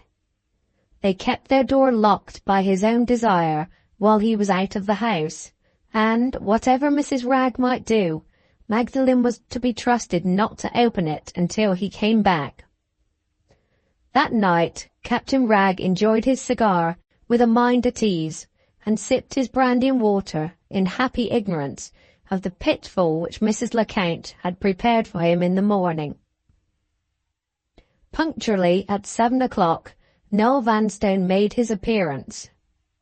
The moment he entered the room, Captain Ragg detected a change in his visitor's look and manner. "Something wrong," thought the captain. "We have not done with Mrs. Lecount yet." "How is Miss Bygrave this morning?" asked Noah Vanstone. "Well enough, I hope, for our early walk?" His half-closed eyes, weak and watery with the morning light and the morning air, looked about the room furtively, and he shifted his place in a restless manner from one chair to another as he made those polite inquiries. "My niece is better. She is dressing for the walk," replied the captain, steadily observing his restless little friend while he spoke. "Mr. Vanstone," he added on a sudden, "I am a plain Englishman. Excuse my blunt way of speaking my mind. You don't meet me this morning as cordially as you met me yesterday. There is something unsettled in your face. I distrust that housekeeper of yours, sir. Has she been presuming on your forbearance? Has she been trying to poison your mind against me or my niece?" If Noel Vanstone had obeyed Mrs. Lecount's injunctions, and had kept her little morsel of notepaper folded in his pocket until the time came to use it, Captain Ragg's designedly blunt appeal might not have found him unprepared with an answer. But curiosity had got the better of him.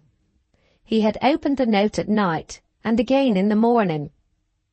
It had seriously perplexed and startled him, and it had left his mind far too disturbed to allow him the possession of his ordinary resources. He hesitated, and his answer, when he succeeded in making it, began with a prevarication. Captain Wragg stopped him before he had got beyond his first sentence. "Pardon me, sir," said the captain in his loftiest manner. "If you have secrets to keep, you have only to say so, and I have done. I intrude on no man's secrets.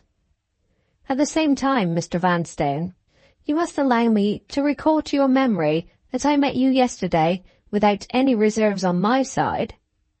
I admitted you to my frankest and fullest confidence, sir, and, highly as I prize the advantages of your society, I can't consent to cultivate your friendship on any other than equal terms." He threw open his respectable frock-coat and surveyed his visitor with a manly and virtuous severity. "I mean no offence," cried Noel Vanstone piteously. "Why do you interrupt me, Mr. Bygrave? Why don't you let me explain? I mean no offence." "No offence is taken, sir," said the captain. "You have a perfect right to the exercise of your own discretion. I am not offended. I only claim for myself the same privilege which I accord to you." He rose with great dignity and rang the bell. "Tell Miss Bygrave," he said to the servant, "that our walk this morning is put off until another opportunity, and that I won't trouble her to come downstairs." This strong proceeding had the desired effect. Noel Vanstone vehemently pleaded for a moment's private conversation before the message was delivered. Captain Wragg's severity partially relaxed. He sent the servant downstairs again, and, resuming his chair, waited confidently for results. In calculating the facilities for practising on his visitor's weakness, he had one great superiority over Mrs. Lecount. His judgment was not warped by latent female jealousies, and he avoided the error into which the housekeeper had fallen, self-deluded, the error of underrating the impression on Noel Vanstone that Magdalen had produced. One of the forces in this world which no middle-aged woman is capable of estimating at its full value when it acts against her is the force of beauty in a woman younger than herself. "You are so hasty, Mr. Bygrave. You won't give me time. You won't wait and hear what I have to say," cried Noel Vanstone piteously, when the servant had closed the parlour door. "My family failing, sir. The blood of the Bygraves. Accept my excuses. We are alone, as you wished. Pray proceed." Placed between the alternatives of losing Magdalen's society or betraying Mrs. Lecount, unenlightened by any suspicion of the housekeeper's ultimate object, cowed by the immovable scrutiny of Captain Wragg's inquiring eye, Noel Vanstone was not long in making his choice. He confusedly described his singular interview of the previous evening with Mrs. Lecount, and, taking the folded paper from his pocket, placed it in the captain's hand. A suspicion of the truth dawned on Captain Wragg's mind the moment he saw the mysterious note. He withdrew to the window before he opened it. The first lines that attracted his attention were these: "Oblige me, Mr. Noel, by comparing the young lady, who is now in your company, with the personal description which follows these lines, and which has been communicated to me by a friend. You shall know the name of the person described, which I have left a blank, as soon as the evidence of your own eyes has forced you to believe what you would refuse to credit on the unsupported testimony of Virginie Lecount." That was enough for the captain. Before he had read a word of the description itself, he knew what Mrs. Lecount had done, and felt, with a profound sense of humiliation, that his female enemy had taken him by surprise. There was no time to think. The whole enterprise was threatened with irrevocable overthrow. The one resource in Captain Ragg's present situation was to act instantly on the first impulse of his own audacity. Line by line he read on, and still the ready inventiveness which had never deserted him yet failed to answer the call made on it now. He came to the closing sentence, to the last words, which mentioned the 2 little moles on Magdalen's neck. At that crowning point of the description, an idea crossed his mind. His party-coloured eyes twinkled. His curly lips twisted up at the corners. Ragg was himself again. He wheeled round suddenly from the window and looked Noel Vanstone straight in the face, with a grimly quiet suggestiveness of something serious to come. "Pray, sir, do you happen to know anything of Mrs. Lecount's family?" he inquired. "A respectable family," said Noel Vanstone. "That's all I know. Why do you ask?" "I am not usually a betting man," pursued Captain Ragg, "but on this occasion I will lay you any wager you like there is madness in your housekeeper's family."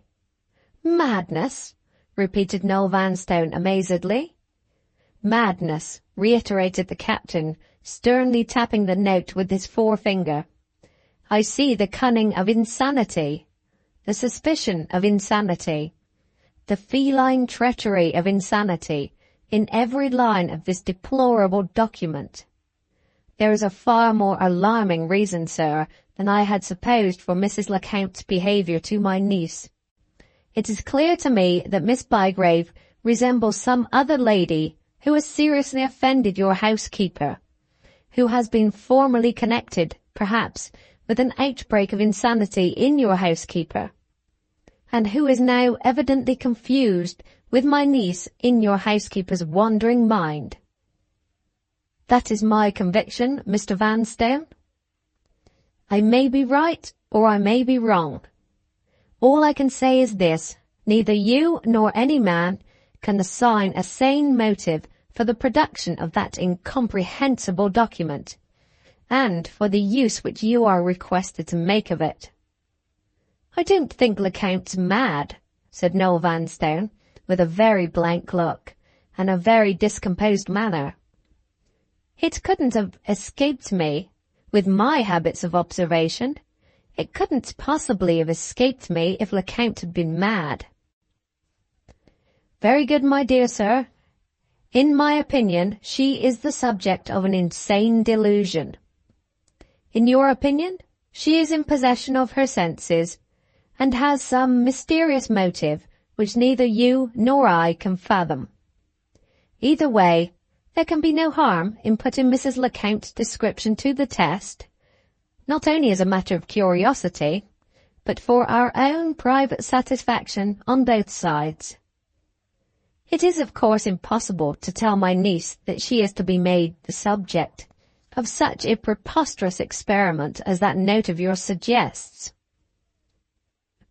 But you can use your own eyes, Mr. Vanstone.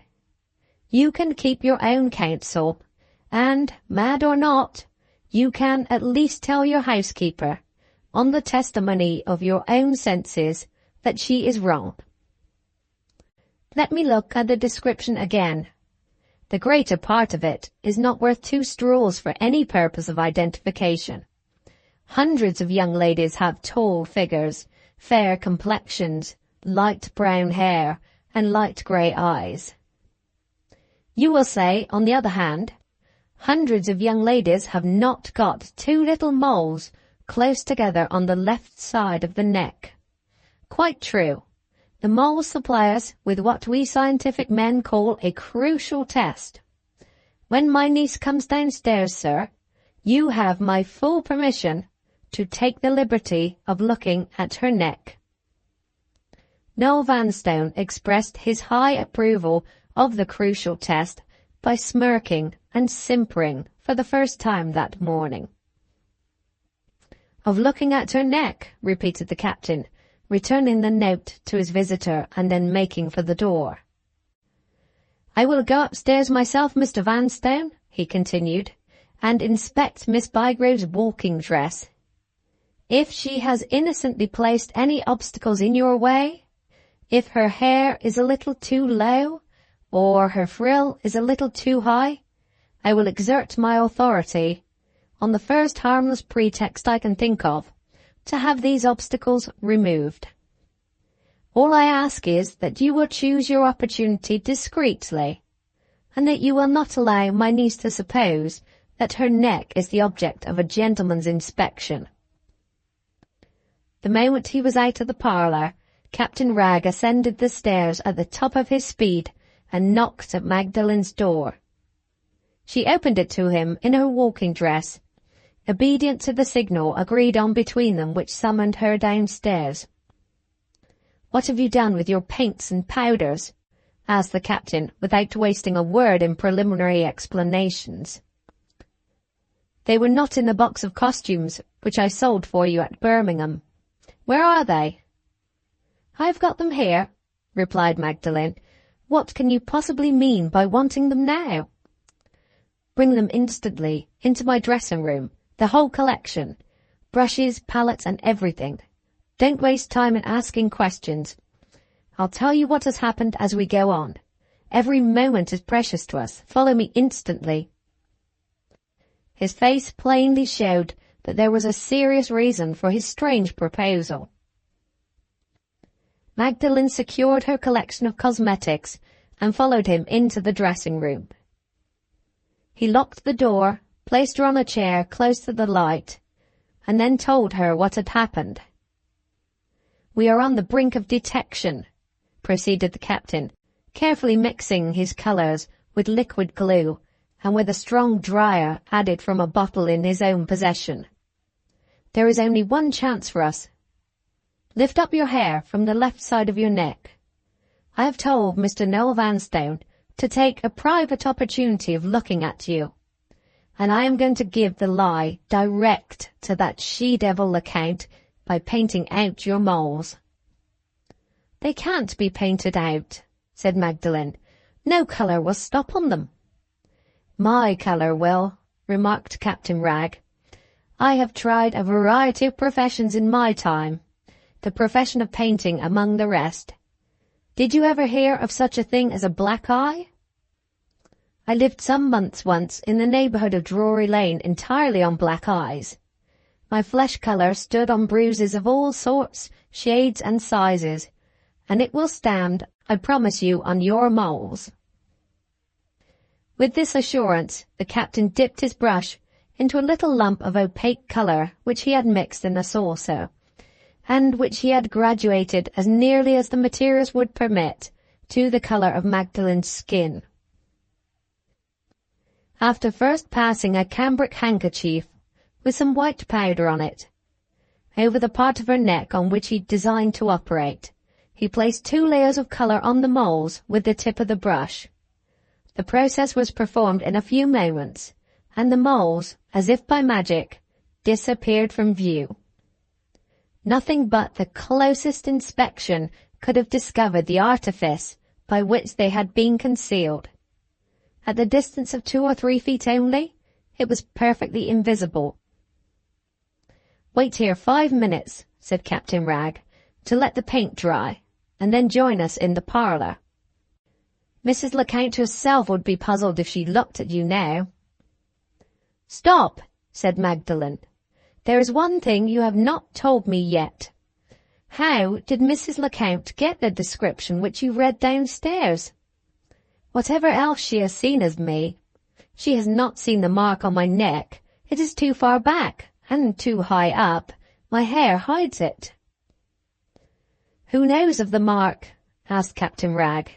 She turned deadly pale under the anguish of a sudden recollection of Frank. "My sister knows it," she said faintly. "Mrs. Lecount may have written to your sister," suggested the captain. "Do you think my sister would tell a stranger what no stranger has a right to know? Never, never." "Is there nobody else who could tell Mrs. Lecount? The mark was mentioned in the handbills at York. Who put it there?" "Not Norah. Perhaps Mr. Pendril? Perhaps Miss Garth?" Then Mrs. Lecount has written to Mr. Pendrell or Miss Garth. More likely to Miss Garth. The governess would be easier to deal with than the lawyer. What can she have said to Miss Garth? Captain Wragge considered a little. I can't say what Mrs. Lecount may have written, he said, but I can tell you what I should have written in Mrs. Lecount's place. I should have frightened Miss Garth by false reports about you, to begin with, and then I should have asked for personal particulars to help a benevolent stranger in restoring you to your friends. The angry glitter flashed up instantly in Magdalen's eyes. What you would have done is what Mrs. Lecount has done, she said indignantly. Neither lawyer nor governess shall dispute my right to my own will and my own way. If Miss Garth thinks she can control my actions by corresponding with Mrs. Lecount, I will show Miss Garth that she is mistaken. It is high time, Captain Wragge, to have done with these wretched risks of discovery. We will take the short way to the end. We have in view sooner than Mrs. Lecount or Miss Garth think for. How long can you give me to wring an offer of marriage out of that creature downstairs? I dare not give you long, replied Captain Wragge. Now your friends know where you are, they may come down on us at a day's notice. Could you manage it in a week? I'll manage it in half the time, she said with a hard, defiant laugh. Leave us together this morning, as you left us at Dunwich, and take Mrs. Wragge with you as an excuse for parting company. Is the paint dry yet? Go downstairs and tell him I am coming directly. So, for the second time, Miss Garth's well-meant efforts defeated their own end. So the fatal force of circumstance turned the hand that would fain have held Magdalen back into the hand that drove her on. The captain returned to his visitor in the parlour, after first stopping on his way to issue his orders for the walking excursion to Mrs. Wragge. I am shocked to have kept you waiting, he said, sitting down again confidentially by Noel Vanstone's side. My only excuse is that my niece had accidentally dressed her hair so as to defeat our object. I have been persuading her to alter it, and young ladies are apt to be a little obstinate on questions relating to their toilet. Give her a chair on that side of you when she comes in, and take your look at her neck comfortably before we start for our walk. Magdalen entered the room as he said those words, and after the first greetings were exchanged, took the chair presented to her with the most unsuspicious readiness. Noel Vanstone applied the crucial test on the spot, with the highest appreciation of the fair material which was the subject of experiment. Not the vestige of a mole was visible on any part of the smooth white surface of Miss Bygrave's neck. It mutely answered the blinking inquiry of Noel Vanstone's half-closed eyes by the flattest practical contradiction of Mrs. Lecount. That one central incident in the events of the morning was, of all the incidents that had hitherto occurred, the most important in its results. That one discovery shook the housekeeper's hold on her master as nothing had shaken it yet. In a few minutes Mrs. Wragge made her appearance, and excited as much surprise in Noel Vanstone's mind as he was capable of feeling while absorbed in the enjoyment of Magdalen's society. The walking party left the house at once, directing their steps northward so as not to pass the windows of Seaview Cottage. To Mrs. Wragge's unutterable astonishment, her husband, for the first time in the course of their married life, politely offered her his arm, and led her on in advance of the young people, as if the privilege of walking alone with her presented some special attraction to him. "Step out," whispered the captain fiercely. "Leave your niece and Mr. Vanstone alone. If I catch you looking back at them, I'll put the oriental cashmere robe on the top of the kitchen fire. Turn your toes out and keep step. Confound you, keep step." Mrs. Ragg kept step to the best of her limited ability. Her sturdy knees trembled under her. She firmly believed the captain was intoxicated. The walk lasted for rather more than an hour. Before 9 o'clock they were all back again at North Shingles. The ladies went at once into the house. Noel Vanstone remained with Captain Ragg in the garden. "Well," said the captain, "what do you think now of Mrs. Lecount?" "Damn Lecount," replied Noel Vanstone in great agitation. "I'm half inclined to agree with you. I'm half inclined to think my infernal housekeeper is mad." He spoke fretfully and unwillingly, as if the merest allusion to Mrs. Lecount was distasteful to him. His colour came and went. His manner was absent and undecided. He fidgeted restlessly about the garden walk. It would have been plain to a far less acute observation than Captain Ragg's that Magdalen had met his advances by an unexpected grace and readiness of encouragement, which had entirely overthrown his self-control. "I never enjoyed a walk so much in my life," he exclaimed, with a sudden outburst of enthusiasm. "I hope Miss Bygrave feels all the better for it. Do you go out at the same time tomorrow morning? May I join you again?" "By all means, Mr. Vanstone," said the captain cordially. "Excuse me for returning to the subject, but what do you propose saying to Mrs. Lecount?" "I don't know. Lecount is a perfect nuisance. What would you do, Mr. Bygrave, if you were in my place?" "Allow me to ask a question, my dear sir, before I tell you. What is your breakfast hour?" 9:30. "Is Mrs. Lecount an early riser?" "No. Lecount is lazy in the morning. I hate lazy women. If you were in my place, what should you say to her?" "I should say nothing," replied Captain Ragg. "I should return at once by the back way. I should let Mrs. Lecount see me in the front garden, as if I was taking a turn before breakfast, and I should leave her to suppose that I was only just out of my room. If she asks you whether you mean to come here today, say no. Secure a quiet life until circumstances force you to give her an answer. Then tell the plain truth.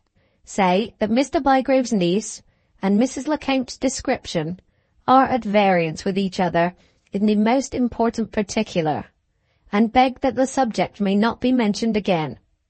There is my advice. What do you think of it?" If Noel Vanstone could have looked into his counsellor's mind, he might have thought the captain's advice excellently adapted to serve the captain's interests. As long as Mrs. Lecount could be kept in ignorance of her master's visits to North Shingles, so long she would wait until the opportunity came for trying her experiment, and so long she might be trusted not to endanger the conspiracy by any further proceedings. Necessarily incapable of viewing Captain Ragg's advice under this aspect, Noel Vanstone simply looked at it as offering him a temporary means of escape from an explanation with his housekeeper.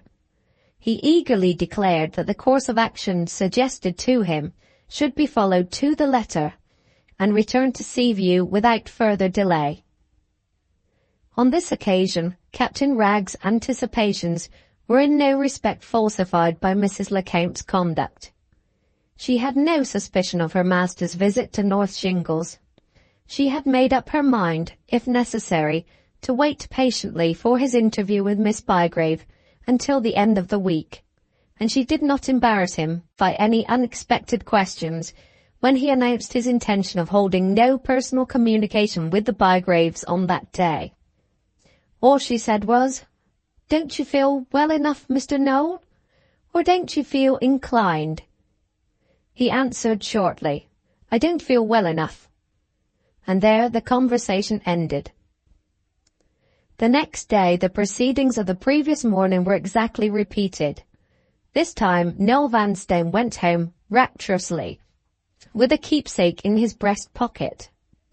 He had taken tender possession of one of Miss Bygrave's gloves.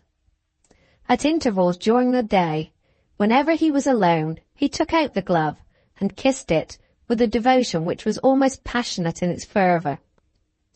The miserable little creature luxuriated in his moments of stolen happiness with a speechless and stealthy delight, which was a new sensation to him. The few young girls whom he had met with in his father's narrow circle at Zurich had felt a mischievous pleasure in treating him like a quaint little plaything. The strongest impression he could make on their hearts was an impression in which their lapdogs might have rivaled him. The deepest interest he could create in them was the interest they might have felt in a new trinket or a new dress. The only women who had hitherto invited his admiration and taken his compliments seriously had been women whose charms were on the wane and whose chances of marriage were fast failing them. For the first time in his life, he had now passed hours of happiness in the society of a beautiful girl, who had left him to think of her afterward without a single humiliating remembrance to lower him in his own esteem. Anxiously as he tried to hide it, the change produced in his look and manner by the new feeling awakened in him was not a change which could be concealed from Mrs. Lecount. On the second day she pointedly asked him whether he had not made an arrangement to call on the Bygraves. He denied it as before. "Perhaps you are going tomorrow, Mr. Noel?" persisted the housekeeper. He was at the end of his resources. He was impatient to be rid of her inquiries. He trusted to his friend at North Shingles to help him, and this time he answered yes. "If you see the young lady," proceeded Mrs. Lecount, "don't forget that note of mine, sir, which you have in your waistcoat pocket." No more was said on either side, but by that night's post the housekeeper wrote to Miss Garth. The letter merely acknowledged, with thanks, the receipt of Miss Garth's communication, and informed her that in a few days Mrs. Lecount hoped to be in a position to write again and summon Mr. Pendrell to Aldborough. Late in the evening, when the parlour at North Shingles began to get dark, and when the captain rang the bell for candles as usual, he was surprised by hearing Magdalen's voice in the passage telling the servant to take the lights downstairs again. She knocked at the door immediately afterward, and glided into the obscurity of the room like a ghost. "I have a question to ask you about your plans for tomorrow," she said. "My eyes are very weak this evening, and I hope you will not object to dispense with the candles for a few minutes." She spoke in low, stifled tones, and felt her way noiselessly to a chair far removed from the captain in the darkest part of the room. Sitting near the window, he could just discern the dim outline of her dress. He could just hear the faint accents of her voice. For the last 2 days he had seen nothing of her, except during their morning walk. On that afternoon he had found his wife crying in the little back room downstairs. She could only tell him that Magdalen had frightened her, that Magdalen was going the way again which she had gone when the letter came from China, in the terrible past time of Vauxhall Walk. "I was sorry to hear that you were ill today from Mrs. Wragge," said the captain, unconsciously dropping his voice almost to a whisper as he spoke. "It doesn't matter," she answered quietly, out of the darkness. "I am strong enough to suffer and live. Other girls in my place would have been happier. They would have suffered and died. It doesn't matter. It will all be the same 100 years hence. Is he coming again tomorrow morning at 7 o'clock? "He is coming, if you feel no objection to it." "I have no objection to make. I have done with objecting. But I should like to have the time altered. I don't look my best in the early morning. I have bad nights, and I rise haggard and worn. Write him a note this evening, and tell him to come at 12 o'clock. 12 is rather late, under the circumstances, for you to be seen out walking." "I have no intention of walking. Let him be shown into the parlour." Her voice died away in silence before she ended the sentence. "Yes," said Captain Wragge. "And leave me alone in the parlour to receive him." "I understand," said the captain. "An admirable idea. I'll be out of the way in the dining room while he is here, and you can come and tell me about it when he has gone." There was another moment of silence. "Is there no way but telling you?" she asked suddenly. "I can control myself while he is with me, but I can't answer for what I may say or do afterward. Is there no other way?"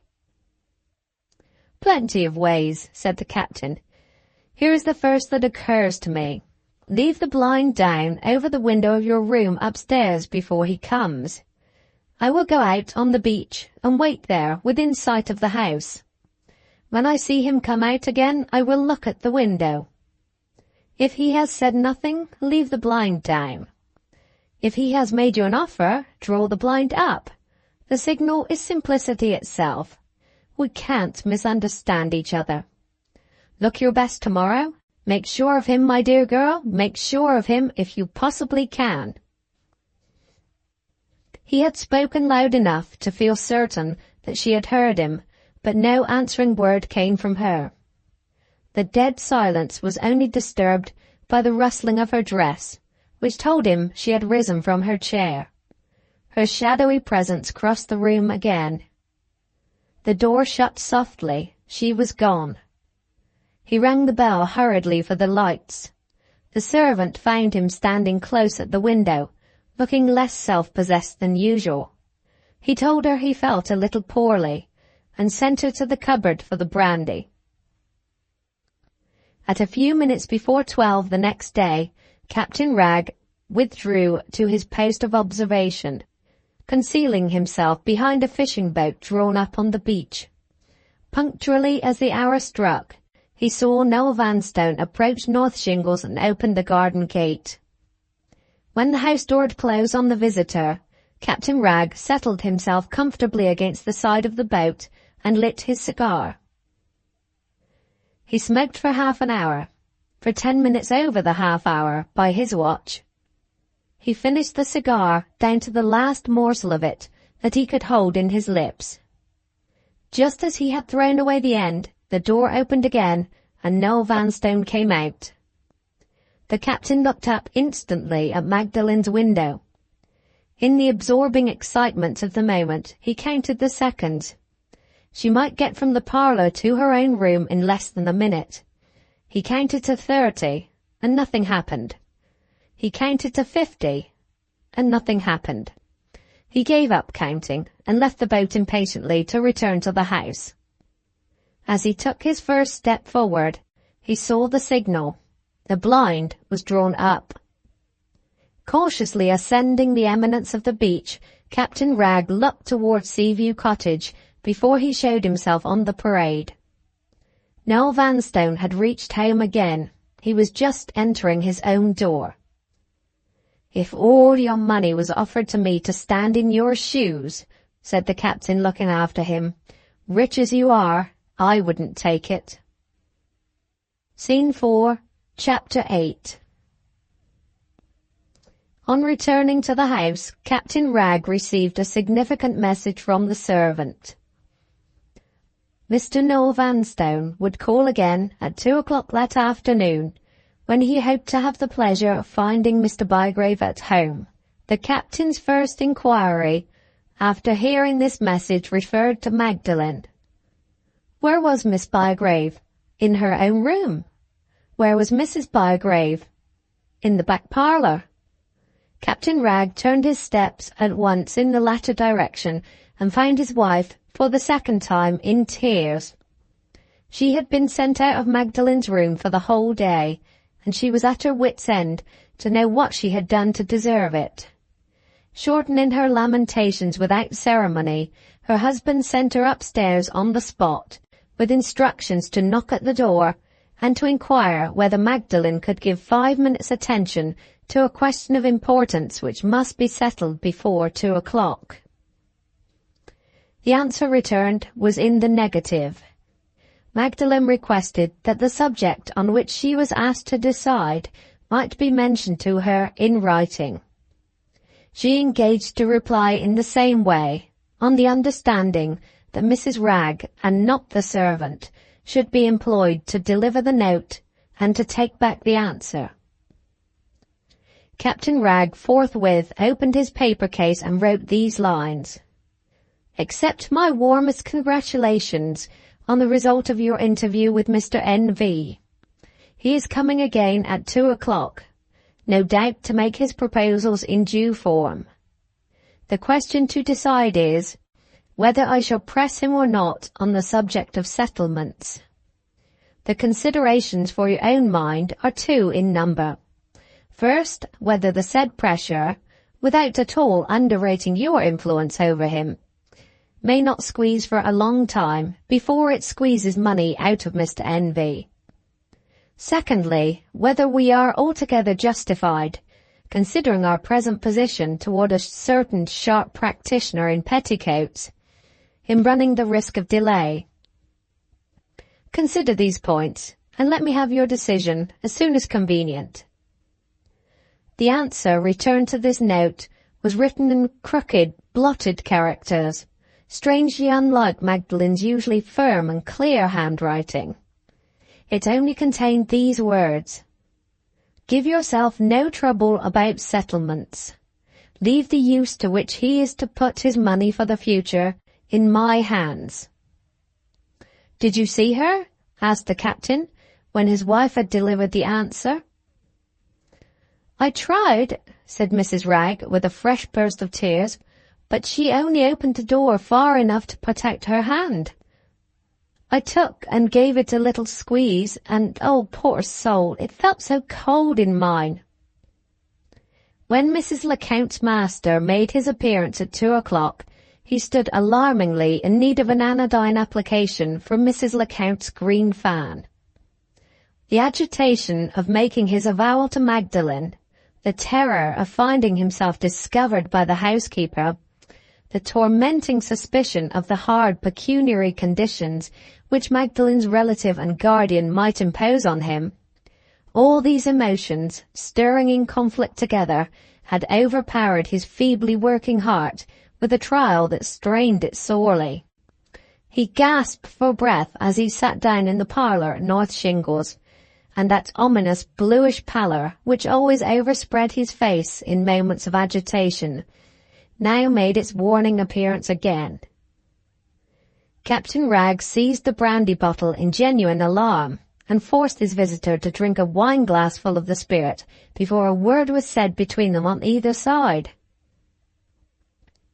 Restored by the stimulant, and encouraged by the readiness with which the captain anticipated everything that he had to say, Noah Vanstone contrived to state the serious object of his visit in tolerably plain terms. All the conventional preliminaries proper to the occasion were easily disposed of. The suitor's family was respectable, his position in life was undeniably satisfactory, his attachment, though hasty, was evidently disinterested and sincere.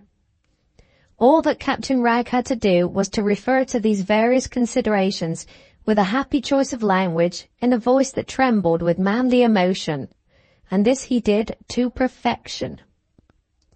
For the first half-hour of the interview, no allusion whatever was made to the delicate and dangerous part of the subject. The captain waited until he had composed his visitor, and when that result was achieved, came smoothly to the point in these terms: "There is one little difficulty, Mr. Vanstone, which I think we have both overlooked.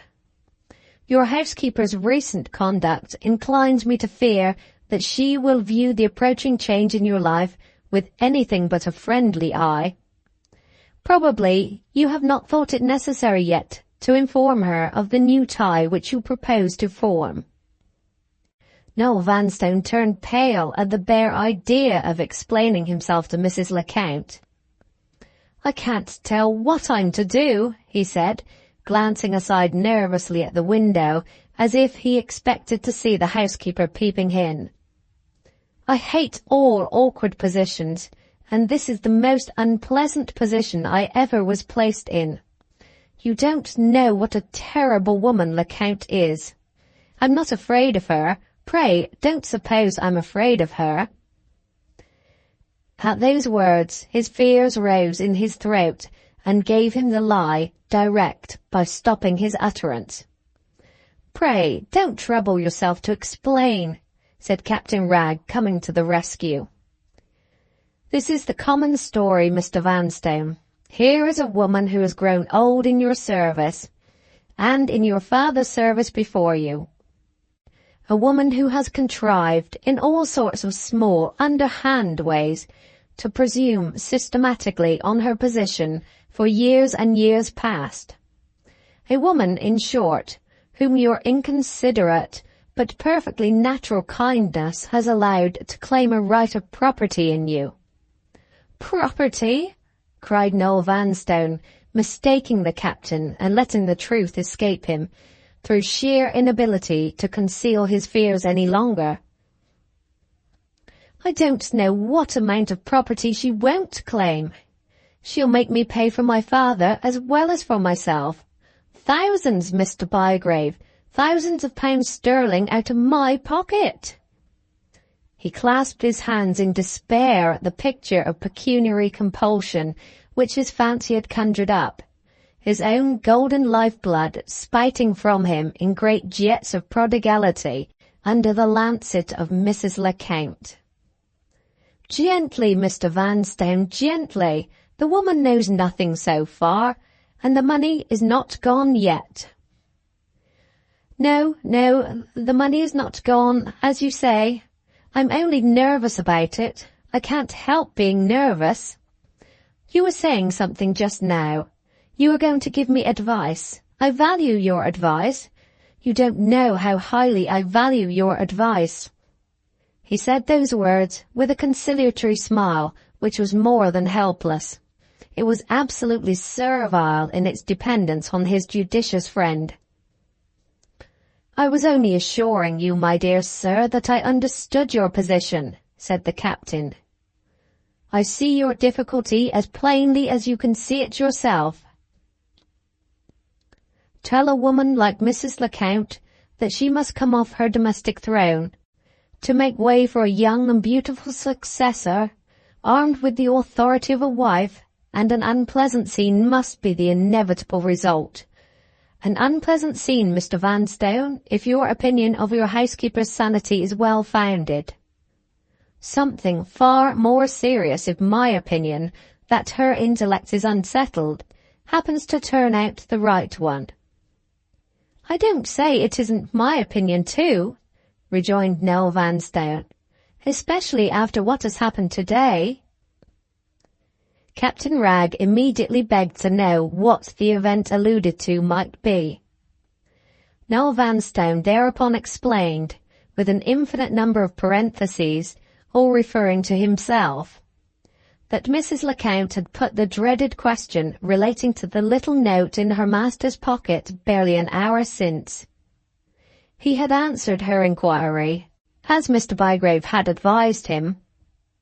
On hearing that the accuracy of the personal description had been fairly put to the test, and had failed in the one important particular of the moles on the neck, Mrs. Lecount had considered a little, and had then asked him whether he had shown her note to Mr. Bygrave before the experiment was tried. He had answered in the negative, as the only safe form of reply that he could think of on the spur of the moment, and the housekeeper had then addressed him in these strange and startling words: "You are keeping the truth from me, Mr. Noel. You are trusting strangers and doubting your old servant and your old friend. Every time you go to Mr. Bygrave's house, every time you see Miss Bygrave, you are drawing nearer and nearer to your destruction. They have got the bandage over your eyes in spite of me. But I tell them, and tell you, before many days are over, I will take it off." To this extraordinary outbreak, accompanied as it was by an expression in Mrs. Lecount's face which he had never seen there before, Noel Vanstone had made no reply. Mr. Bygrave's conviction that there was a lurking taint of insanity in the housekeeper's blood had recurred to his memory, and he had left the room at the first opportunity. Captain Wragge listened with the closest attention to the narrative thus presented to him. But one conclusion could be drawn from it. It was a plain warning to him to hasten the end. "I am not surprised," he said gravely, "to hear that you are inclining more favourably to my opinion. After what you have just told me, Mr. Vanstone, no sensible man could do otherwise. This is becoming serious. I hardly know what results may not be expected to follow the communication of your approaching change in life to Mrs. Lecount. My niece may be involved in those results. She is nervous. She is sensitive in the highest degree. She is the innocent object of this woman's unreasoning hatred and distrust. You alarm me, sir. I am not easily thrown off my balance, but I acknowledge you alarm me for the future." He frowned, shook his head, and looked at his visitor despondently. Noel Vanstone began to feel uneasy. The change in Mr. Bygrave's manner seemed ominous of a reconsideration of his proposals from a new and unfavourable point of view. He took counsel of his inborn cowardice and his inborn cunning, and proposed a solution of the difficulty discovered by himself. "Why should we tell Lecount at all?" he asked. "What right has Lecount to know? Can't we be married without letting her into the secret? And can't somebody tell her afterward, when we are both out of her reach?" Captain Wragge received this proposal with an expression of surprise which did infinite credit to his power of control over his own countenance. His foremost object throughout the interview had been to conduct it to this point, or, in other words, to make the first idea of keeping the marriage a secret from Mrs. Lecount emanate from Noel Vanstone, instead of from himself. No one knew better than the captain that the only responsibilities which a weak man ever accepts are responsibilities which can be perpetually pointed out to him as resting exclusively on his own shoulders. "I am accustomed to set my face against clandestine proceedings of all kinds," said Captain Wragge. "But there are exceptions to the strictest rules, and I am bound to admit, Mr. Vanstone, that your position in this matter is an exceptional position, if ever there was one yet. The course you have just proposed, however unbecoming I may think it, however distasteful it may be to myself, would not only spare you a very serious embarrassment, to say the least of it, but would also protect you from the personal assertion of those pecuniary claims on the part of your housekeeper to which you have already adverted. These are both desirable results to achieve, to say nothing of the removal, on my side, of all apprehension of annoyance to my niece.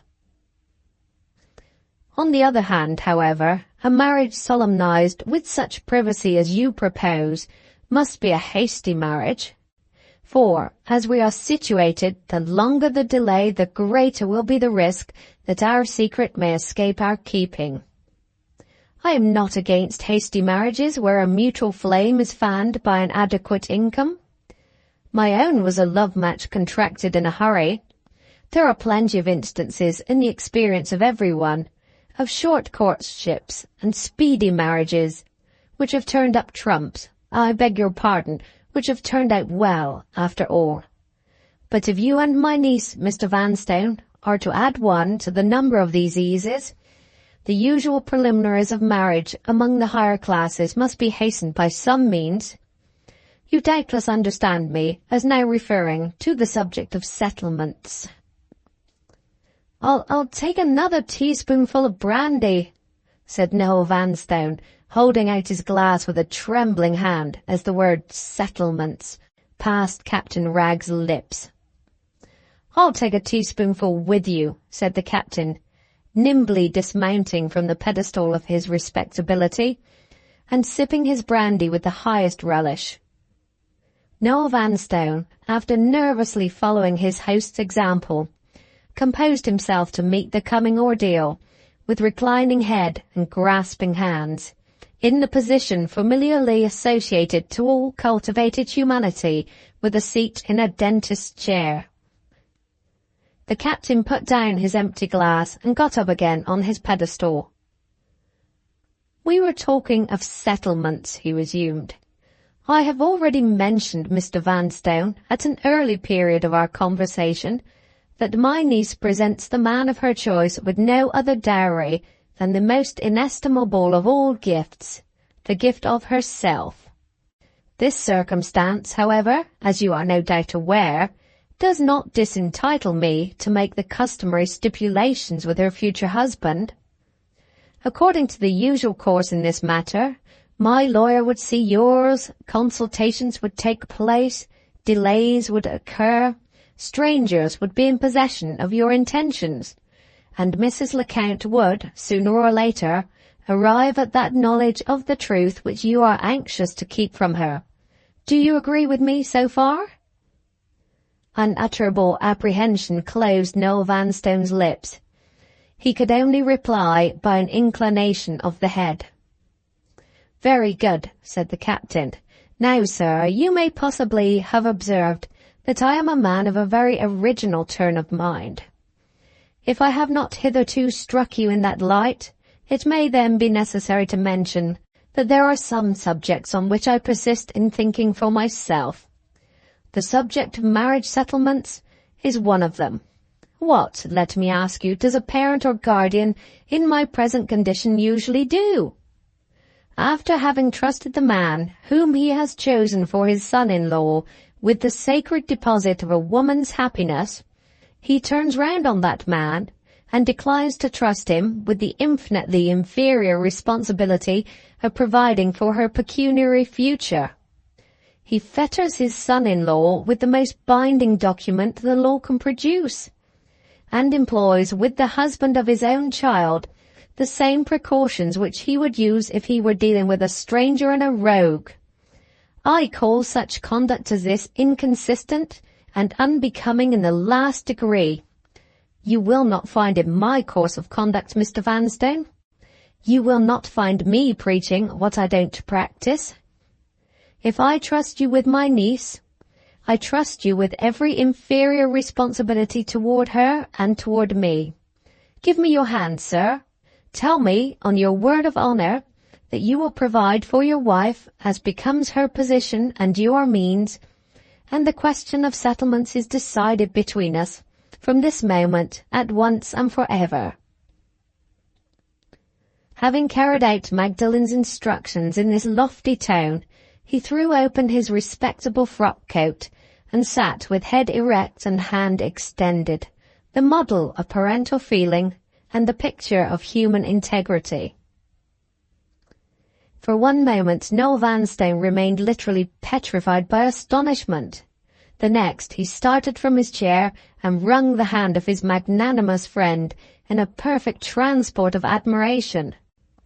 Never yet throughout his long and varied career had Captain Wragge felt such difficulty in keeping his countenance as he felt now. Contempt for the outburst of miserly gratitude of which he was the object, triumph in the sense of successful conspiracy against a man who had rated the offer his protection at £5, regret at the lost opportunity of effecting a fine stroke of moral agriculture, which his dread of involving himself in coming consequences had forced him to let slip.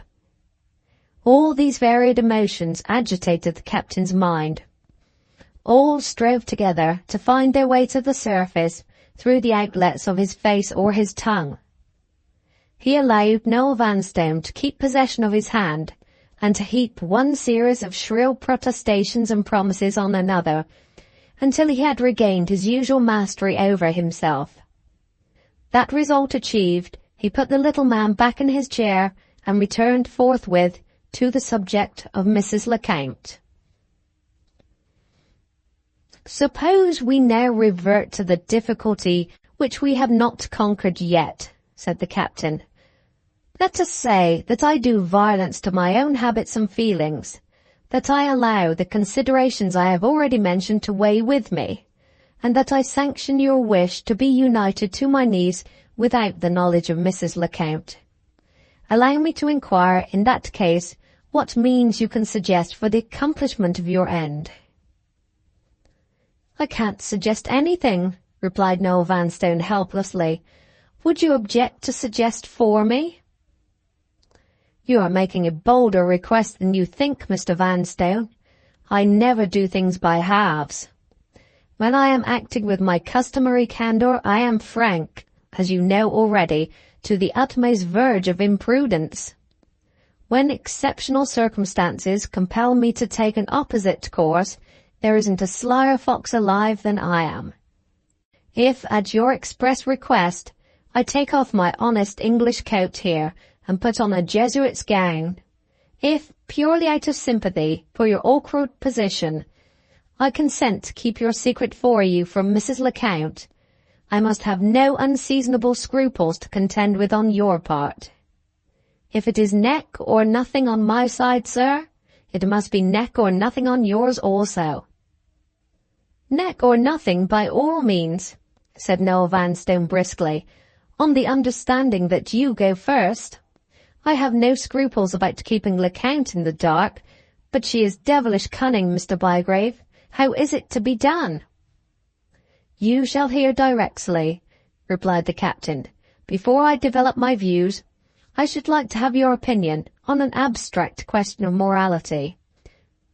What do you think, my dear sir, of pious frauds in general? Noel Vanstone looked a little embarrassed by the question. Shall I put it more plainly? Continued Captain Wragge.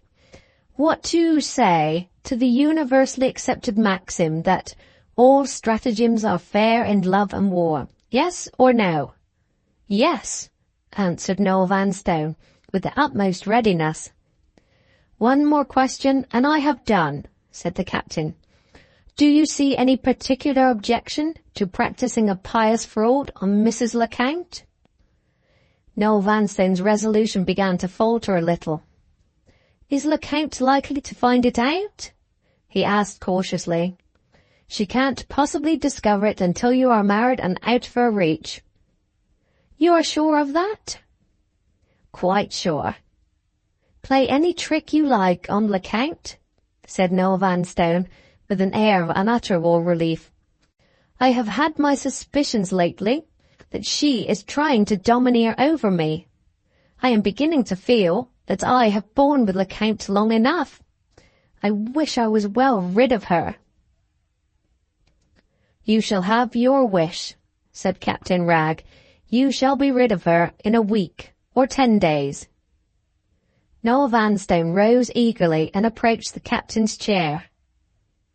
You don't say so, he exclaimed. How do you mean to send her away? I mean to send her on a journey, replied Captain Wragge. Where? From your house at Aldborough to her brother's bedside at Zurich.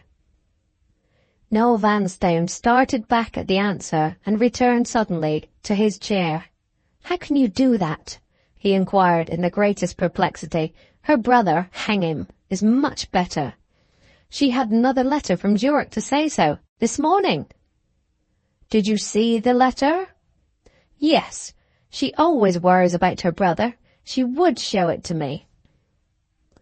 Who was it from, and what did it say? It was from her doctor. He always writes to her. I don't care 2 straws about her brother, and I don't remember much of the letter, except that it was a short one. The fellow was much better, and if the doctor didn't write again, she might take it for granted that he was getting well. That was the substance of it. Did you notice where she put the letter when you gave it her back again? Yes, she put it in the drawer where she keeps her account books. Can you get at that drawer? Of course I can. I have got a duplicate key. I always insist on a duplicate key of the place where she keeps her account books.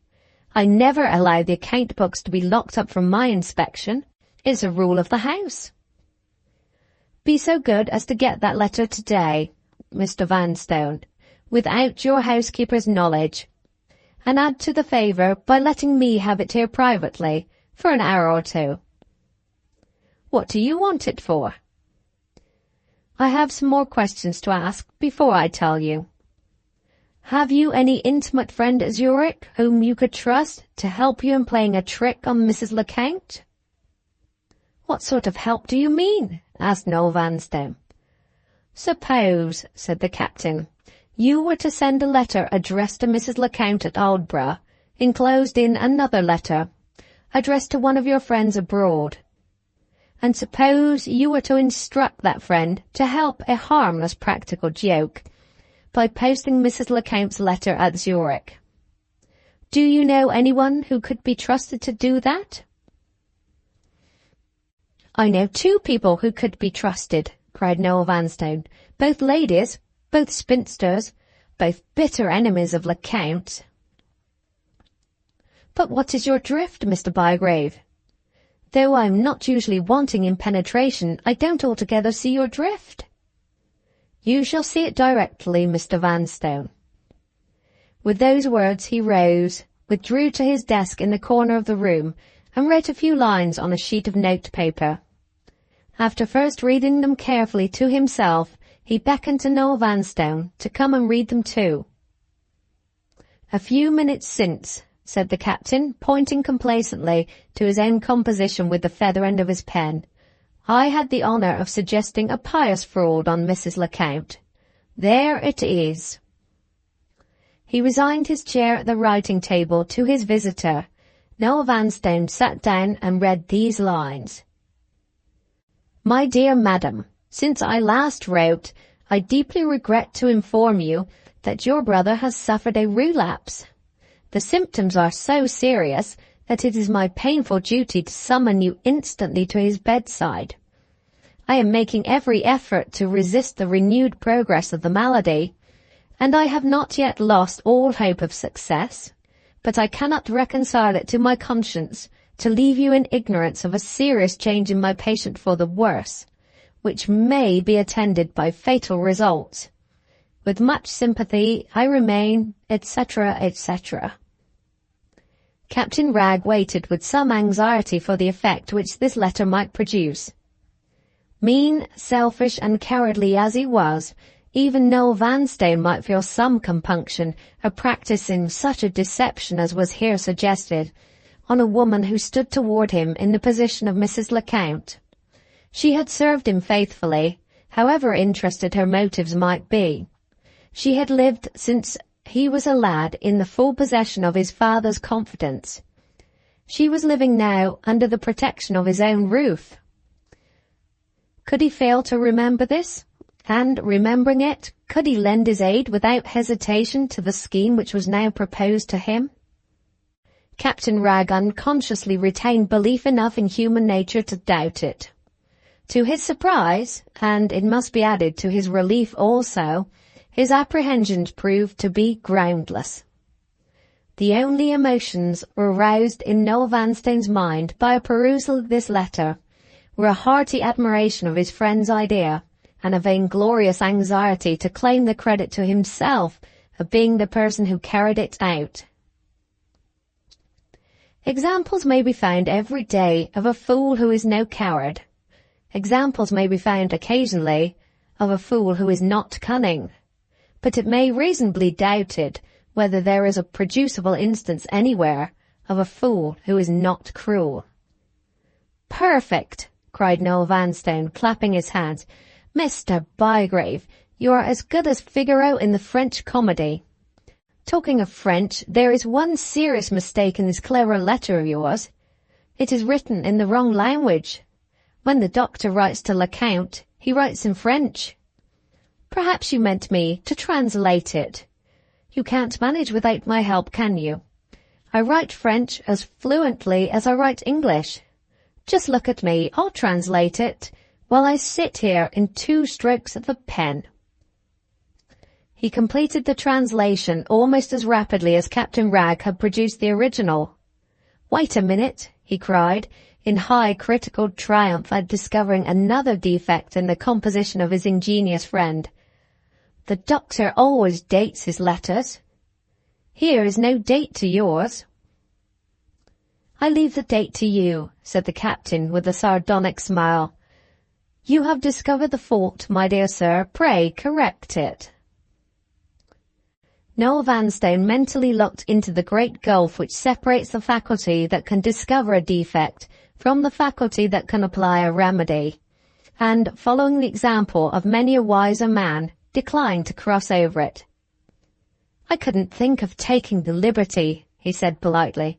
"Perhaps you had a motive for leaving the date out." "Perhaps I had," replied Captain Ragg with his easiest good humour. "The date must depend on the time a letter takes to get to Zurich. I have had no experience on that point.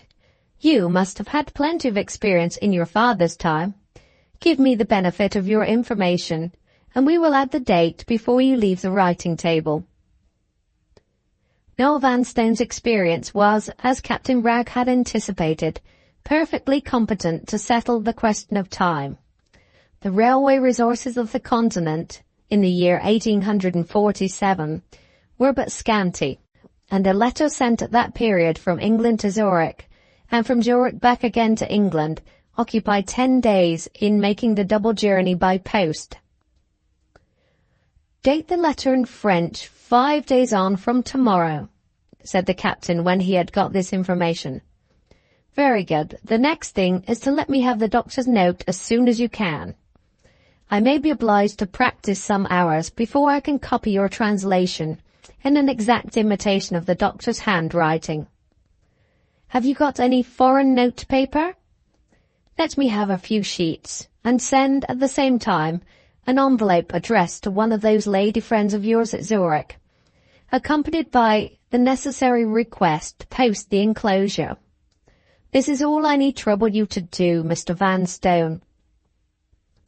Don't let me seem inhospitable, but the sooner you can supply me with my materials, the better I shall be pleased. We entirely understand each other, I suppose.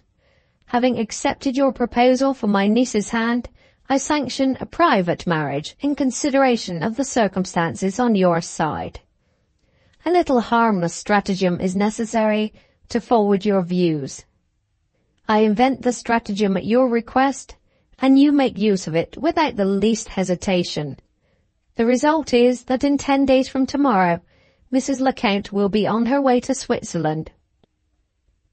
In 15 days from tomorrow, Mrs. Lecount will reach Zurich and discover the trick we have played her. In 20 days from tomorrow, Mrs. Lecount will be back at Aldborough, and will find her master's wedding cards on the table, and her master himself away on his honeymoon trip. I put it arithmetically for the sake of putting it plain. God bless you. Good morning. I suppose I may have the happiness of seeing Miss Bygrave tomorrow? Said Noel Vanstone, turning round at the door. We must be careful, replied Captain Ragg. I don't forbid tomorrow, but I make no promise beyond that. Permit me to remind you that we have got Mrs. Lecount to manage for the next 10 days. I wish Lecount was at the bottom of the German Ocean, exclaimed Noel Vanstone fervently. It's all very well for you to manage her. You don't have to live in the house. What am I to do? I'll tell you tomorrow, said the captain. Go out for your walk alone and drop in here, as you dropped in today, at 2 o'clock. In the meantime, don't forget those things I want you to send me. Seal them up together in a large envelope. When you have done that, ask Mrs. Lecount to walk out with you as usual. And while she's upstairs putting her bonnet on, send the servant across to me. You understand? Good morning. An hour afterward, the sealed envelope, with its enclosures, reached Captain Ragg in perfect safety. The double task of exactly imitating a strange handwriting, and accurately copying words written in a language with which he was but slightly acquainted, presented more difficulties to be overcome than the captain had anticipated. It was 11 o'clock before the employment which he had undertaken was successfully completed and a letter to Zurich ready for the post.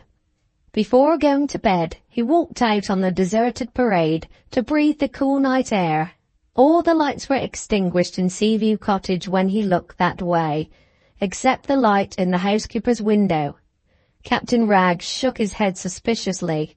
He had gained experience enough by this time to distrust the wakefulness of Mrs. Lecount. Scene 4, Chapter 9. If Captain Wragg could have looked into Mrs. Lecount's room while he stood on the parade watching the light in her window, he would have seen the housekeeper sitting absorbed in meditation over a worthless little morsel of brown stuff which lay on her toilet table. However exasperating to herself the conclusion might be, Mrs. Lecount could not fail to see that she had been thus far met and baffled successfully at every point. What was she to do next? If she sent for Mr. Pendrell when he came to Aldborough, with only a few hours spared from his business at her disposal, what definite course would there be for him to follow? If she showed Noah Vanstone the original letter from which her note had been copied, he would apply instantly to the writer for an explanation, would expose the fabricated story by which Mrs. Lecount had succeeded in imposing on Miss Garth, and would, in any event, still declare, on the evidence of his own eyes, that the test by the marks on the neck had utterly failed. Miss Vanstone the elder, whose unexpected presence at Aldborough might have done wonders, whose voice in the hall at North Shingles, even if she had been admitted no further, might have reached her sister's ears, Miss Vanstone the elder was out of the country, and was not likely to return for a month at least. Look as anxiously as Miss Lecount might on the course which she had hitherto followed, she failed to see her way through the accumulated obstacles which now barred her advance. Other women in this position might have waited until circumstances altered, and helped them.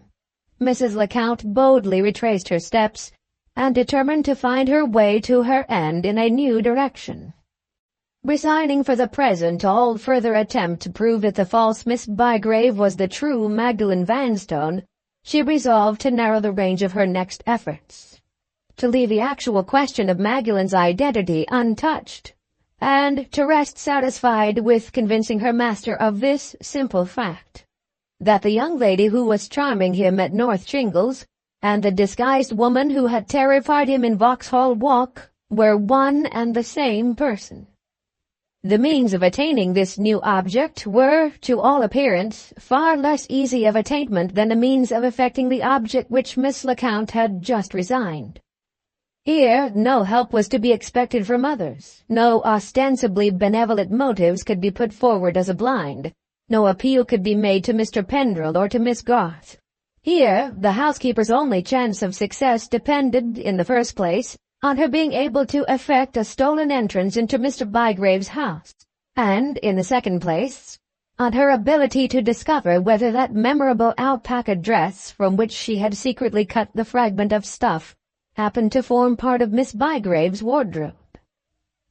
Taking the difficulties now before her in their order as they occurred, Mrs. Lecount first resolved to devote the next few days to watching the habits of the inmates of North Shingles, from early in the morning till late at night, and to testing the capacity of the one servant in the house to resist the temptation of a bribe. Assuming that results proved successful, and that, either by money or by stratagem, she gained admission to North Shingles, without the knowledge of Mr. Bygrave or his niece, she turned next to the second difficulty of the two, the difficulty of obtaining access to Miss Bygrave's wardrobe. If the servant proved corruptible, all obstacles in this direction might be considered as removed beforehand. But if the servant proved honest, the new problem was no easy one to solve. Long and careful consideration of the question led the housekeeper at last to the bold resolution of obtaining an interview, if the servant failed her, with Mrs. Bygrave herself. What was the true cause of this lady's mysterious seclusion? Was she a person of the strictest and the most inconvenient integrity, or a person who could not be depended on to preserve a secret, or a person who was as artful as Mr. Bygrave himself, and who was kept in reserve to forward the object of some new deception which has yet to come. In the first two cases, Mrs. Lecount could trust in her own powers of dissimulation, and in the results which they might achieve. In the last case, if no other end was gained, it might be of vital importance to her to discover an enemy hidden in the dark. In any event, she determined to run the risk. Of the three chances in her favor on which she had reckoned at the outset of the struggle, the chance of entrapping Magdalen by word of mouth, the chance of entrapping her by the help of her friends, and the chance of entrapping her by means of Mrs. Bygrave, 2 had been tried, and 2 had failed.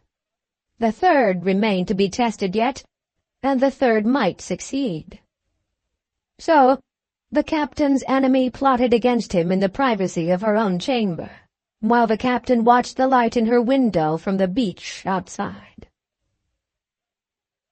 Before breakfast the next morning, Captain Wragge posted the forged letter to Zurich with his own hand.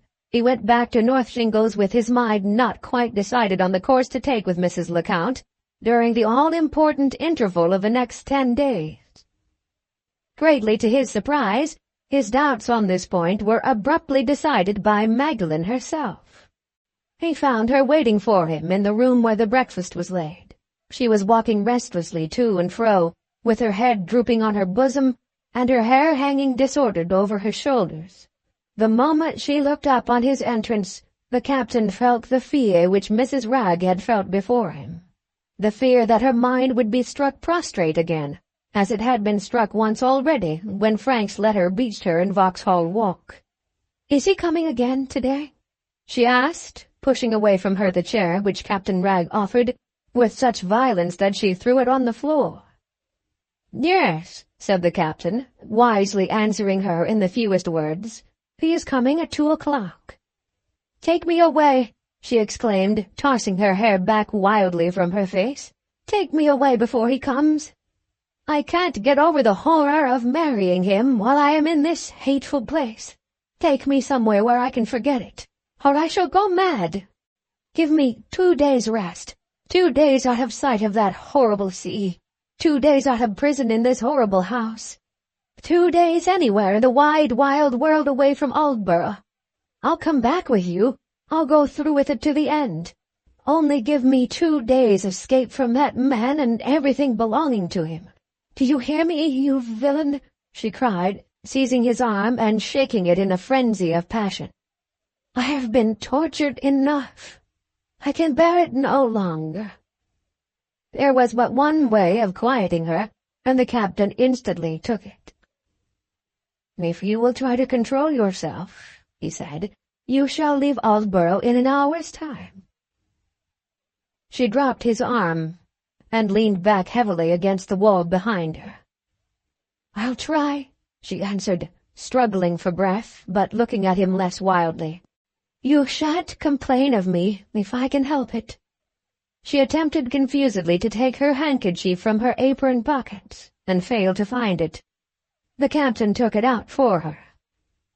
Her eyes softened, and she drew her breath more freely as she received the handkerchief from him. "You are a kinder man than I thought you were," she said. "I am sorry I spoke so passionately to you just now. I am very, very sorry." The tears stole into her eyes, and she offered him her hand with the native grace and gentleness of happier days. "Be friends with me again," she said pleadingly. "I'm only a girl, Captain Wragge. I'm only a girl." He took her hand in silence, patted it for a moment, and then opened the door for her to go back to her own room again. There was genuine regret in his face as he showed her that trifling attention. He was a vagabond and a cheat. He had lived a mean, shuffling, degraded life, but he was human, and she had found her way to the lost sympathies in him which not even self-profanation of a swindler's existence could wholly destroy. "Damn the breakfast," he said, when the servant came in for her orders. "Go to the inn directly, and say I want a carriage and pair at the door in an hour's time." He went out into the passage, still chafing under a sense of mental disturbance which was new to him, and shouted to his wife more fiercely than ever. "Pack up what we want for a week's absence, and be ready in half an hour." Having issued those directions, he returned to the breakfast-room, and looked at the half-spread table with an impatient wonder at his disinclination to do justice to his own meal. "She has rubbed off the edge of my appetite," he said to himself with a forced laugh. "I'll try a cigar, and a turn in the fresh air." If he had been 20 years younger, those remedies might have failed him. But where is the man to be found whose internal policy succumbs to revolution when that man is on the wrong side of 50? Exercise and change of place gave the captain back into the possession of himself. He recovered the lost sense of the flavor of his cigar, and recalled his wandering attention to the question of his approaching absence from Aldborough. A few minutes' consideration satisfied his mind that Magdalen's outbreak had forced him to take the course of all others, which, on a fair review of existing emergencies, it was now most desirable to adopt. Captain Wragge's inquiries on the evening when he and Magdalen had drunk tea at Seaview had certainly informed him that the housekeeper's brother possessed a modest competence, that his sister was his nearest living relative, and that there were some unscrupulous cousins on the spot, who were anxious to usurp the place in his will which properly belonged to Mrs. Lecount. Here were strong motives to take the housekeeper to Zurich when the false report of her brother's relapse reached England. But if any idea of Noel Vanstone's true position dawned on her in the meantime, who could say whether she might not, at the 11th hour, prefer asserting her large pecuniary interest in her master to defending her small pecuniary interest at her brother's bedside? While that question remained undecided, the plain necessity of checking the growth of Noel Vanstone's intimacy with the family at North Shingles did not admit of a doubt, and of all means of effecting that object, none could be less open to suspicion than the temporary removal of the household from their residence at Aldborough. Thoroughly satisfied with the soundness of his conclusion, Captain Wragge made straight for Seaview Cottage, to apologize and explain before the carriage came and the departure took place. Noel Vanstone was easily accessible to visitors. He was walking in the garden before breakfast. His disappointment and vexation were freely expressed when he heard the news which his friend had to communicate. The captain's fluent tongue, however, soon impressed on him the necessity of resignation to present circumstances. The bare hint that the pious fraud might fail after all, if anything happened in the 10 days' interval to enlighten Mrs. Lecount, had an instant effect on making Noel Vanstone as patient and as submissive as could be wished. "I won't tell you where we are going, for 2 good reasons," said Captain Wragge, when his preliminary explanations were completed. "In the first place, I haven't made up my mind yet. And in the second place, if you don't know where our destination is, Mrs. Lecount can't worm it out of you. I have not the least doubt she is watching us at this moment from behind her window curtain.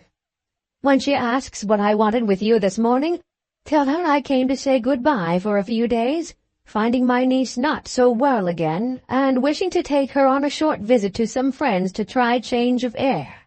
If you could produce an impression on Mrs. Lecount's mind, without overdoing it, that you are a little disappointed in me, and that you are rather inclined to doubt my heartiness in cultivating your acquaintance, you will greatly help our present object.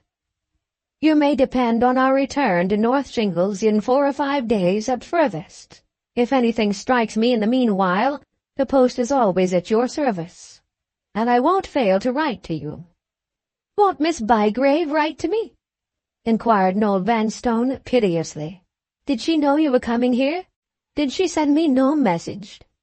"Unpardonable on my part to have forgotten it," cried the captain. "She sent you her love." Noel Vanstone closed his eyes in silent ecstasy. When he opened them again, Captain Wragge had passed through the garden gate and was on his way back to North Shingle. As soon as his own door had closed on him, Mrs. Lecount descended from the post of observation which the captain had rightly suspected her of occupying, and addressed the inquiry to her master which the captain had rightly foreseen would follow his departure. The reply she received produced but one impression on her mind. She at once set it down as a falsehood, and returned to her own window to keep watch over North Shingles more vigilantly than ever. To her utter astonishment, after a lapse of less than half an hour, she saw an empty carriage draw up to Mr. Bygrave's door. Luggage was brought out and packed on the vehicle. Miss Bygrave appeared and took her seat in it. She was followed into the carriage by a lady of great size and stature, whom the housekeeper conjectured to be Mrs. Bygrave. The servant came next and stood waiting on the path. The last person to appear was Mr. Bygrave. He locked the house door and took the key away with him to a cottage near at hand, which was the residence of the landlord of North Shingles. On his return he nodded to the servant, who walked away by herself toward the humbler quarter of the little town, and joined the ladies in the carriage. The coachman mounted the box, and the vehicle disappeared. Mrs. Lecount laid down the opera-glass, through which she had been closely investigating these proceedings, with a feeling of helpless perplexity which she was almost ashamed to acknowledge to herself. The secret of Mr. Bygrave's object in suddenly emptying his house in Aldborough of every living creature in it was an impenetrable mystery to her. Submitting herself to circumstances with a ready resignation which Captain Wragge had not shown on his side in a similar situation, Mrs. Lecount wasted neither time nor temper in unprofitable guesswork. She left the mystery to thicken or to clear, as the future might decide, and looked exclusively at the uses to which she might put the morning's event in her own interests. Whatever might have become of the family of North Shingles, the servant was left behind, and the servant was exactly the person whose assistance might now be of vital importance to the housekeeper's projects. Mrs. Lecount put on her bonnet, inspected the collection of loose silver in her purse, and set forth on the spot to make the servant's acquaintance. She went first to the cottage at which Mr. Bygrave had left the key of North Shingles to discover the servant's present address from the landlord. So far as this object was concerned, her errand proved successful. The landlord knew that the girl had been allowed to go home for a few days to her friends, and knew in what part of Aldborough her friends lived.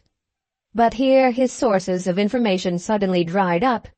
He knew nothing of the destination to which Mr. Bygrave and his family had betaken themselves, and he was perfectly ignorant of the number of days over which their absence might be expected to extend. All he could say was that he had not received a notice to quit from his tenant, and that he had been requested to keep the key of the home in his possession until Mr. Bygrave returned to claim it in his own person. Baffled but not discouraged, Mrs. Lecount turned her steps next toward the back street of Aldborough, and astonished the servants' relatives by conferring on them the honor of a morning call. Easily imposed on at starting by Mrs. Lecount's pretense of calling to engage her, under the impression that she had left Mr. Bygrave's service, the servant did her best to answer the questions put to her. But she knew as little as the landlord of her master's plans.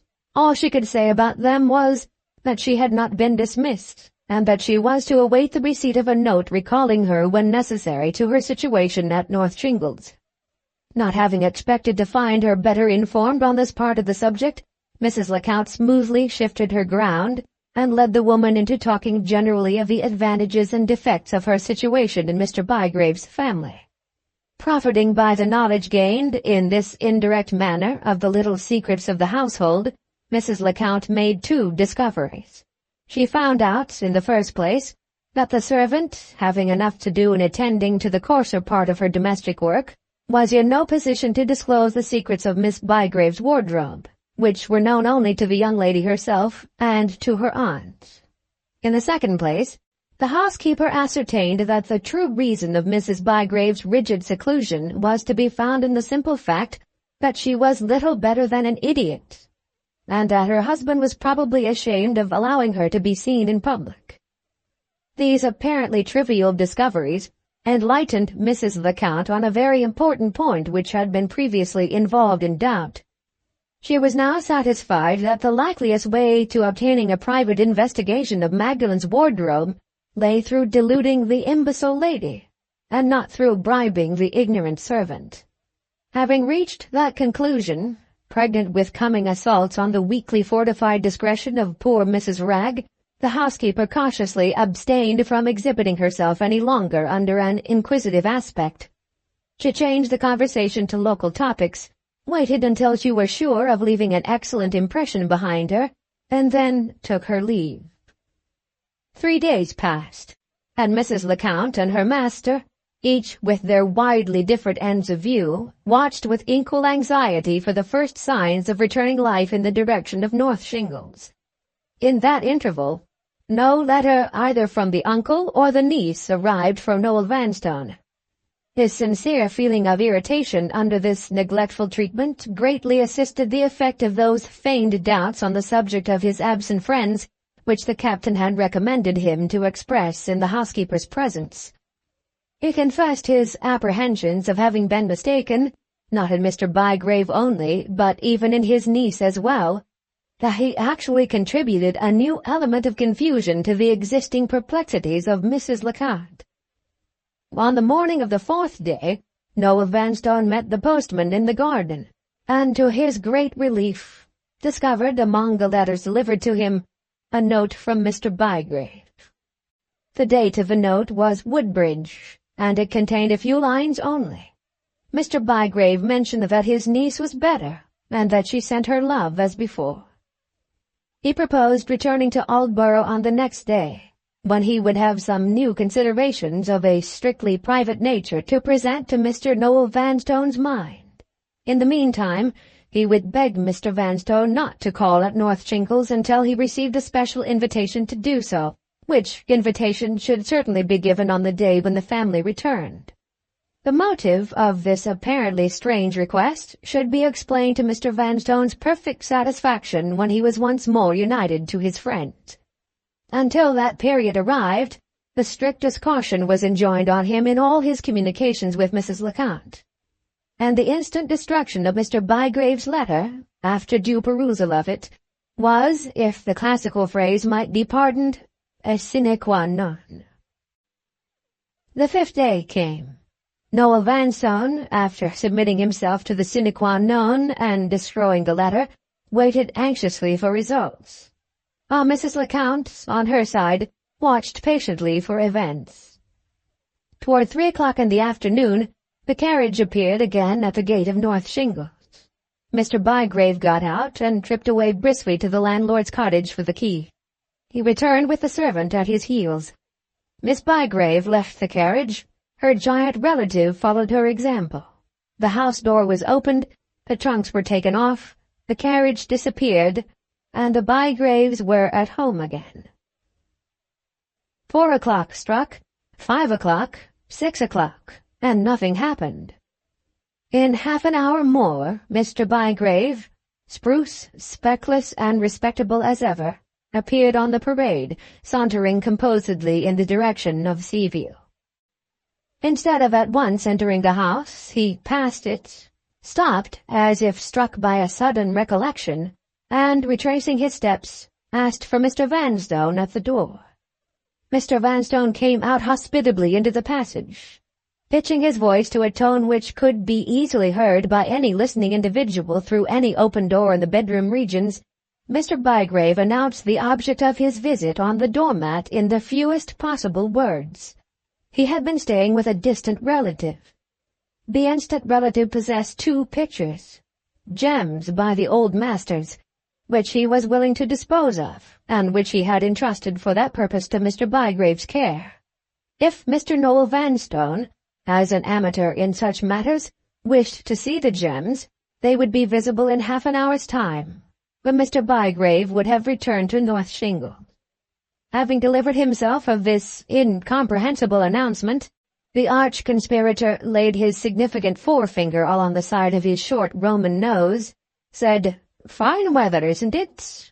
Good afternoon," and sauntered out inscrutably to continue his walk on the parade. On the expiration of the half-hour, Noel Vanstone presented himself at North Shingles, with the ardor of a lover burning inextinguishably in his bosom, through the superincumbent mental fog of a thoroughly bewildered man. To his inexpressible happiness, he found Magdalen alone in the parlor. Never yet had she looked so beautiful in his eyes. The rest and relief of her 4 days' absence from Aldborough had not failed to produce their results. She had more than recovered her composure. Vibrating perpetually from one violent extreme to another, she had now passed from the passionate despair of 5 days since to a feverish exaltation of spirits which defied all remorse and confronted all consequences. Her eyes sparkled, her cheeks were bright with color. She talked incessantly, with a forlorn mockery of the girlish gaiety of past days. She laughed with a deplorable persistency in laughing. She imitated Mrs. Lecount's smooth voice, and Mrs. Lecount's insinuating graces of manner, with an overcharged resemblance to the original, which was but the coarse reflection of the delicately accurate mimicry of former times. Noah Vanstone, who had never yet seen her as he saw her now, was enchanted. His weak head whirled with an intoxication of enjoyment. His wizen cheeks flushed as if they had caught the infection from hers. When that time had elapsed, and when she suddenly left him, to obey a previously arranged summons to her aunt's presence, miser as he was, he would have paid, at that moment, 5 golden sovereigns out of his pocket for 5 golden minutes more passed in her society. The door had hardly closed on Magdalen before it opened again, and the captain walked in. He entered on the explanations which his visitor naturally expected from him, with the unceremonious abruptness of a man hard-pressed for time, and determined to make the most of every moment at his disposal. "Since we last saw each other," he began, "I have been reckoning up the chances for and against us as we stand at present. The result on my mind is this. If you are still at Aldborough when that letter from Zurich reaches Mrs. Lecount, all the pains we have taken will have been pains thrown away.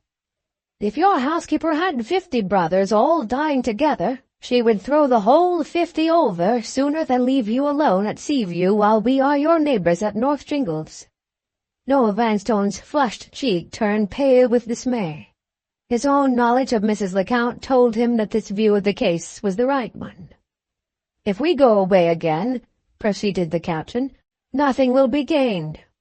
For nothing would persuade your housekeeper, in that case, that we have not left you the means of following us.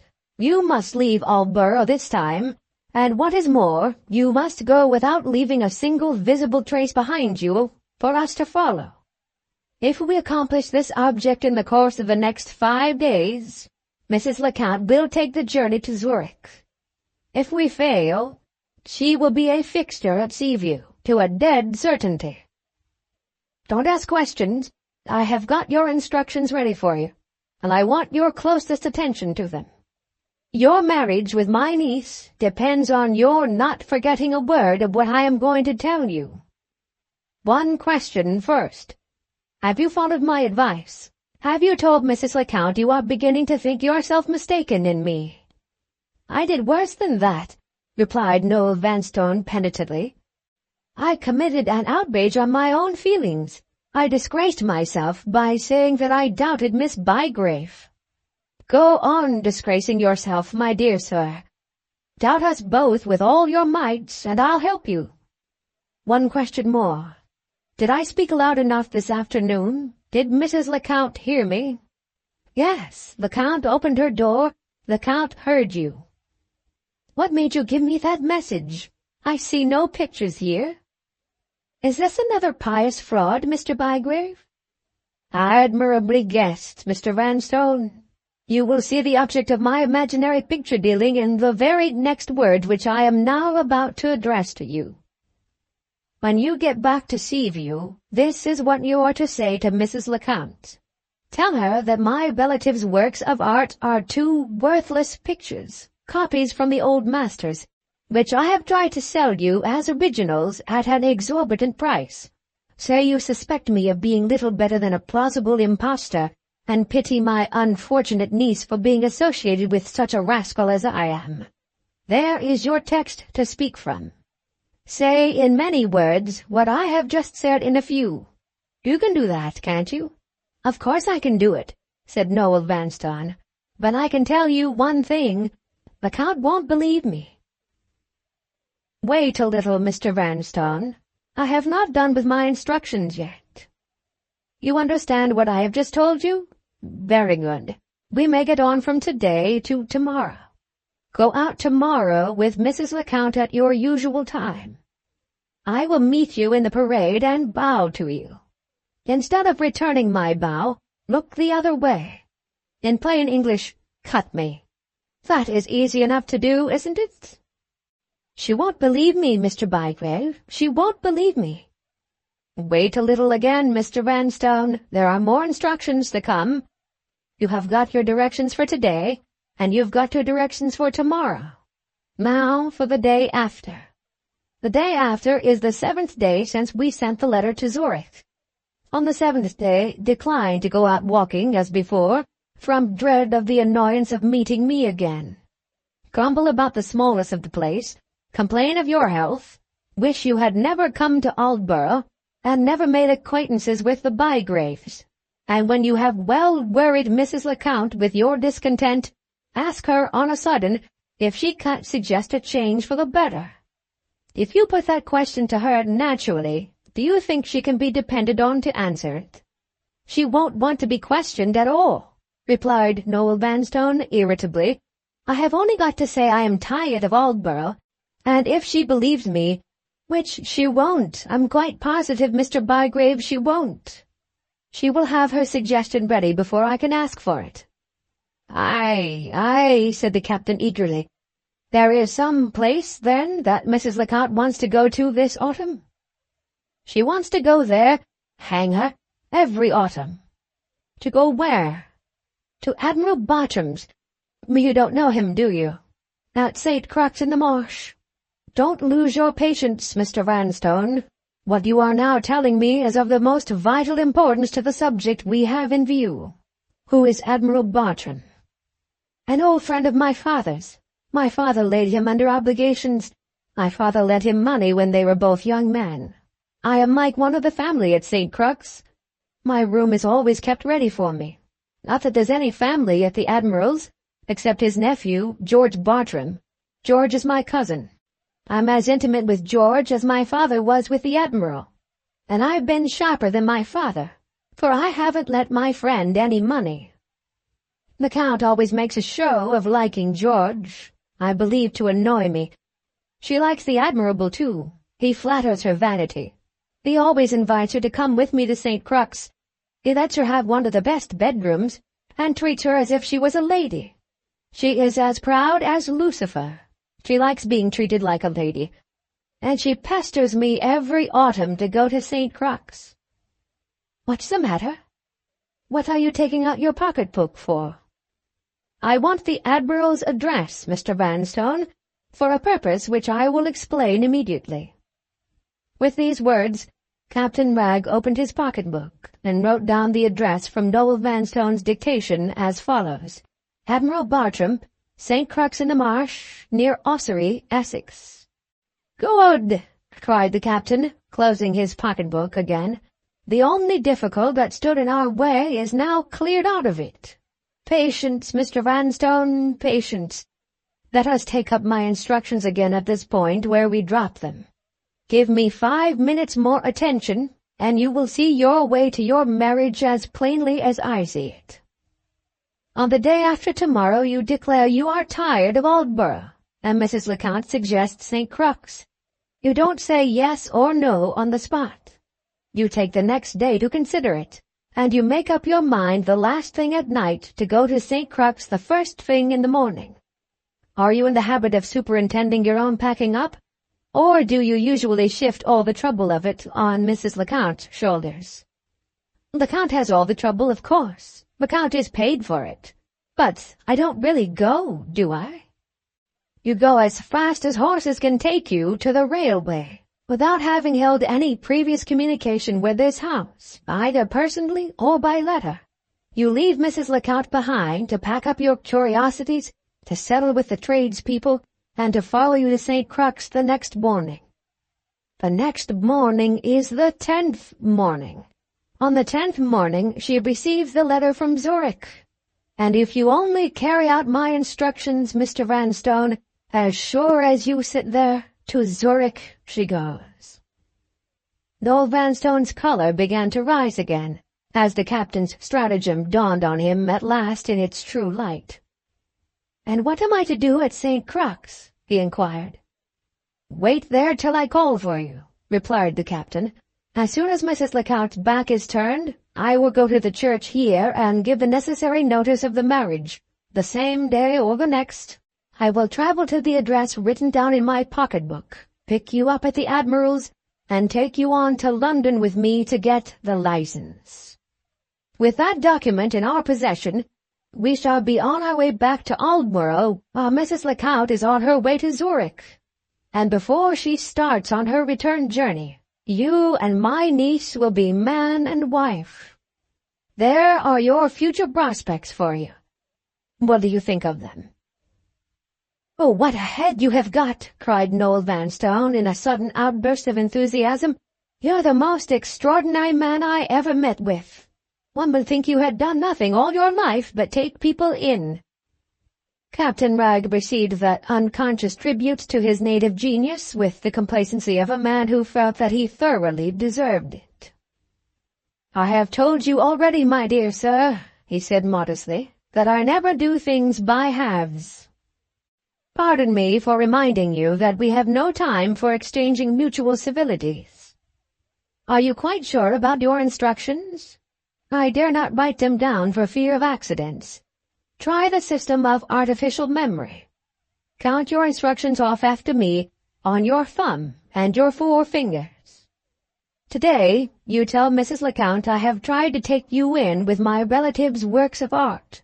Tomorrow, you cut me on the parade. The day after, you refuse to go out. You get tired of Aldborough, and you allow Mrs. Lecount to make her suggestion. The next day, you accept the suggestion. And the next day to that, you go to St. Crux. Once more, my dear sir, thumb, works of art. 4-finger, cut me on the parade. Middle finger, tired of Aldborough. 3rd finger, take Lecount's advice. Little finger, off to St. Crux. Nothing can be clearer. Nothing can be easier to do. Is there anything you don't understand? Anything that I can explain over again before you go?" "Only one thing," said Noel Vanstone. "Is it settled that I am not to come here again before I go to St. Crux?" "Most decidedly," answered the captain. "The whole success of the enterprise depends on your keeping away. Mrs. Lecount will try the credibility of everything you say to her by one test, the test of your communicating or not with this house. She will watch you night and day. Don't call here. Don't send messages. Don't write letters. Don't even go out by yourself. Let her see you start for St. Crux on her suggestion, with the absolute certainty in her own mind that you have followed her advice without communicating it in any form whatever to me or to my niece. Do that, and she must believe you, on the best of all evidence for our interests, and the worst for hers, the evidence of her own senses." With these last words of caution, he shook the little man warmly by the hand, and sent him home on the spot. Scene 4, Chapter 10. On returning to Seaview, Noel Vanstone executed the instructions which prescribed his line of conduct for the first of the 5 days with unimpeachable accuracy. A faint smile of contempt hovered about Mrs. Lecount's lips while the story of Mr. Bygrave's attempt to pass off his spurious pictures as originals was in progress, but she did not trouble herself to utter a single word of remark when it had come to an end. "Just what I said," thought Noel Vanstone, cunningly watching her face. "She doesn't believe a word of it." The next day the meeting occurred on the parade. Mr. Bygrave took off his hat, and Noel Vanstone looked the other way. The captain's start of surprise and scowl of indignation were executed to perfection, but they plainly failed to impose on Mrs. Lecount. "I am afraid, sir, you have offended Mr. Bygrave today," she ironically remarked. "Happily for you, he is an excellent Christian, and I venture to predict that he will forgive you tomorrow." Noah Vanstone wisely refrained from committing himself to an answer. Once more he privately applauded his own penetration. Once more he triumphed over his ingenious friend. Thus far the captain's instructions had been too clear and simple to be mistaken by anyone, but they advanced in complication with the advance of time. And on the third day Noah Vanstone fell confusedly into the commission of a slight error.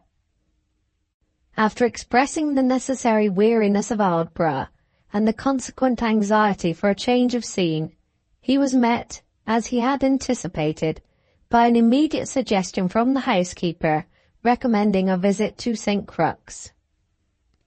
In giving his answer to the advice thus tendered, he made his first mistake. Instead of deferring his decision till the next day, he accepted Mrs. Lecount's suggestion on the day when it was offered to him. The consequences of this error were of no great importance.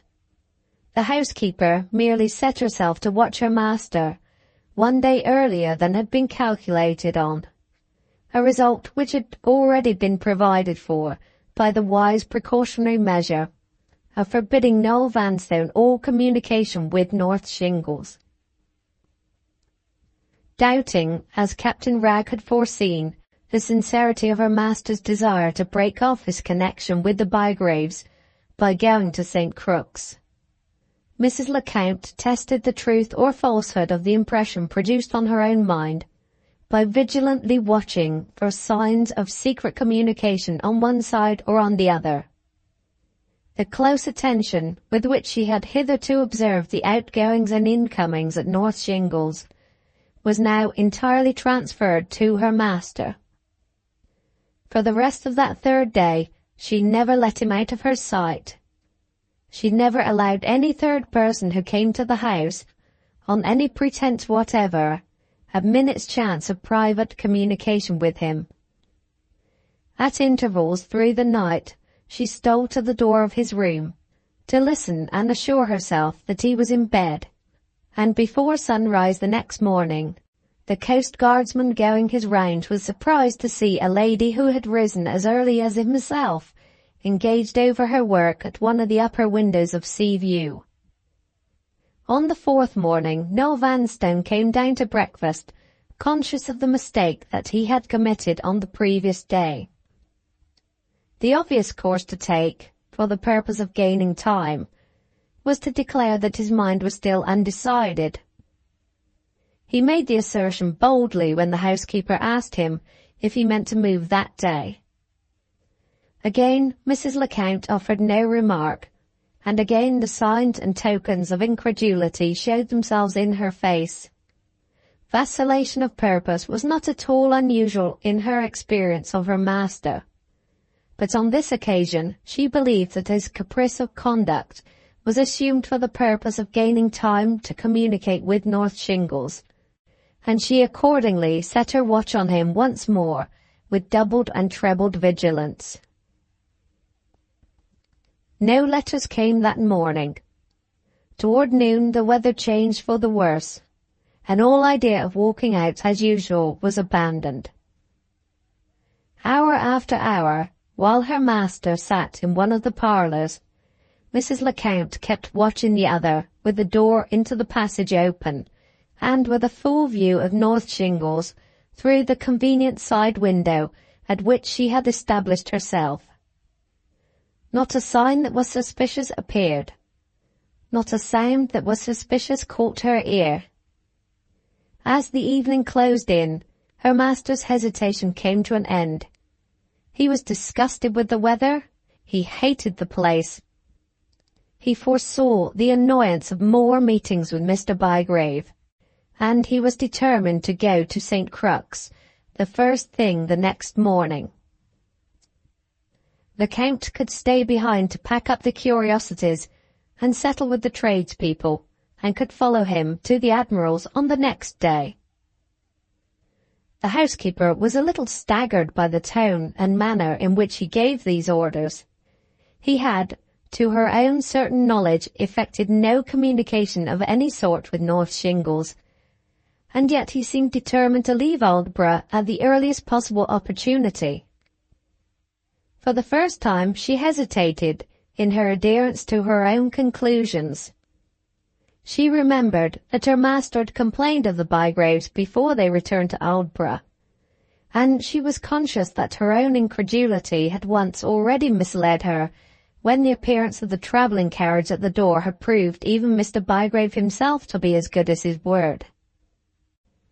Still Mrs. Lecount determined to act with unrelenting caution to the last. That night, when the doors were closed, she privately removed the keys from the door in front and the door at the back. She then softly opened her bedroom window and sat down by it, with her bonnet and cloak on, to prevent her taking cold. Noah Vanstone's window was on the same side of the house as her own. If anyone came in the dark to speak to him from the garden beneath, they would speak to his housekeeper as well. Prepared at all points to intercept every form of clandestine communication which stratagem could invent, Mrs. Lecount watched through the quiet night. When morning came, she stole downstairs before the servant was up, restored the keys to their places, and reoccupied her position in the parlour until Noel Vanstone made his appearance at the breakfast table. Had he altered his mind? No. He declined posting to the railway on account of the expense, but he was as firm as ever in his resolution to go to St. Crux. He desired that an inside place might be secured for him in the early coach. Suspicious to the last, Mrs. Lecount sent the baker's man to take the place. He was a public servant, and Mr. Bygrave would not suspect him of performing a private errand. The coach called at Seaview. Mrs. Lecount saw her master established in his place, and ascertained that the other 3 inside seats were already occupied by strangers. She inquired of the coachman if the outside places, all of which were not yet filled up, had their full complement of passengers also. The man replied in the affirmative. He had 2 gentlemen to call for in the town, and the others would take their places at the inn. Mrs. Lecount forthwith turned her steps toward the inn, and took up her position on the parade opposite, from a point of view which would enable her to see the last of the coach on its departure. In 10 minutes more it rattled away, full outside and in, and the housekeeper's own eyes assured her that neither Mr. Bygrave himself, nor anyone belonging to North Shingles was among the passengers. There was only one more precaution to take, and Mrs. Lecount did not neglect it. Mr. Bygrave had doubtless seen the coach call at Seaview. He might hire a carriage and follow it to the railway on pure speculation. Mrs. Lecount remained within view of the inn, the only place at which a carriage could be obtained, for nearly an hour longer, waiting for events. Nothing happened. No carriage made its appearance. No pursuit of Noel Vanstone was now within the range of human possibility. The long strain on Mrs. Lecount's mind relaxed at last.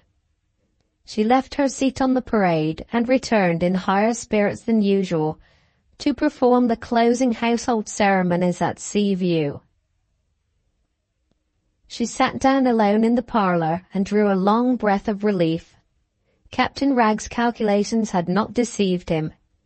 The evidence of her own senses had at last conquered the housekeeper's incredulity, and had literally forced her into the opposite extreme of belief.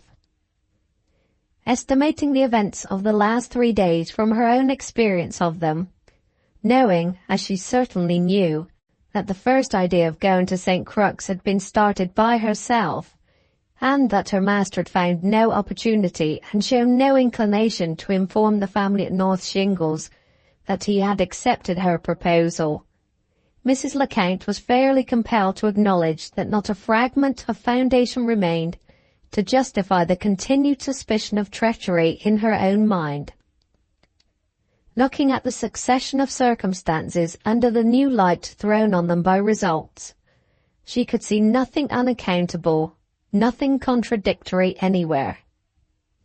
The attempt to pass off the forged pictures as originals was in perfect harmony with the character of such a man as Mr. Bygrave. Her master's indignation at the attempt to impose on him, his plainly expressed suspicion that Miss Bygrave was privy to it, his disappointment in the niece, his contemptuous treatment of the uncle on the parade, his weariness of the place which had been the scene of his rash intimacy with strangers, and his readiness to quit it that morning, all commended themselves as genuine realities to the housekeeper's mind for one sufficient reason. Her own eyes had seen Noel Vanstone take his departure from Aldborough without leaving or attempting to leave a single trace behind him for the Bygraves to follow. Thus far the housekeeper's conclusions led her, but no further. She was too shrewd a woman to trust the future to chance and fortune. Her master's variable temper might relent. Accident might at any time give Mr. Bygrave an opportunity of repairing the error that he had committed, and of artfully regaining his lost place in Noel Vanstone's estimation. Admitting that circumstances had at last declared themselves unmistakably in her favour, Mrs. Lecount was not the less convinced that nothing would permanently assure her master's security for the future but the plain exposure of the conspiracy which she had striven to accomplish from the first, which she was resolved to accomplish still. "I always enjoy myself at St. Crux," thought Mrs. Lecount, opening her account books and sorting the tradesmen's bills. "The Admiral is a gentleman, the house is noble, and the table is excellent. No matter, here at Seaview I stay by myself till I have seen the inside of Miss Bygrave's wardrobe." She packed her master's collection of curiosities in their various cases, settled the claims of the tradespeople, and superintended the covering of the furniture in the course of the day. Toward nightfall she went out, bent on investigation, and ventured into the garden at North Shingles under cover of the darkness. She saw the light in the parlour window, and the lights in the windows of the rooms upstairs as usual. After an instant's hesitation, she stole to the house door, and noiselessly tried the handle from the outside. It turned the lock as she had expected, from her experience of houses at Aldborough and at other watering places. But the door resisted her. The door was distrustfully bolted on the inside. After making that discovery, she went round to the back of the house, and ascertained that the door on that side was secured in the same manner. "Bolt your doors, Mr. Bygrave, as fast as you like," said the housekeeper, stealing back again to the parade. "You can't bolt the entrance to your servant's pocket. The best lock you have may be opened by a golden key." She went back to bed. The ceaseless watching, the unrelenting excitement of the last 2 days had worn her out. The next morning she rose at 7 o'clock. In half an hour more she saw the punctual Mr. Bygrave, as she had seen him on many previous mornings at the same time, issue from the gate of North Shingles with his towels under his arm, and make his way to a boat that was waiting for him on the beach. Swimming was one among the many personal accomplishments of which the captain was master. He was rowed out to sea every morning, and took his bath luxuriously in the deep blue water. Mrs. Lecount had already computed the time consumed in this recreation by her watch, and had discovered that a full hour usually elapsed from the moment when he embarked on the beach to the moment when he returned. During that period, she had never seen any other inhabitant of North Shingles leave the house. The servant was no doubt at her work in the kitchen. Mrs. Bygrave was probably still in her bed.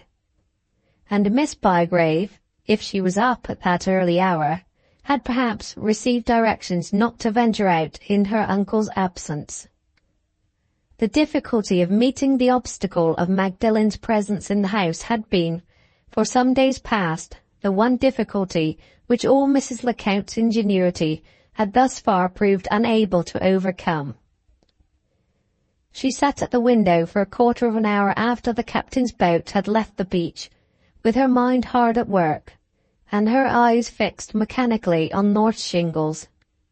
She sat considering what written excuse she could send to her master for delaying her departure from Aldborough for some days to come, when the door of the house she was watching suddenly opened, and Magdalen herself appeared in the garden.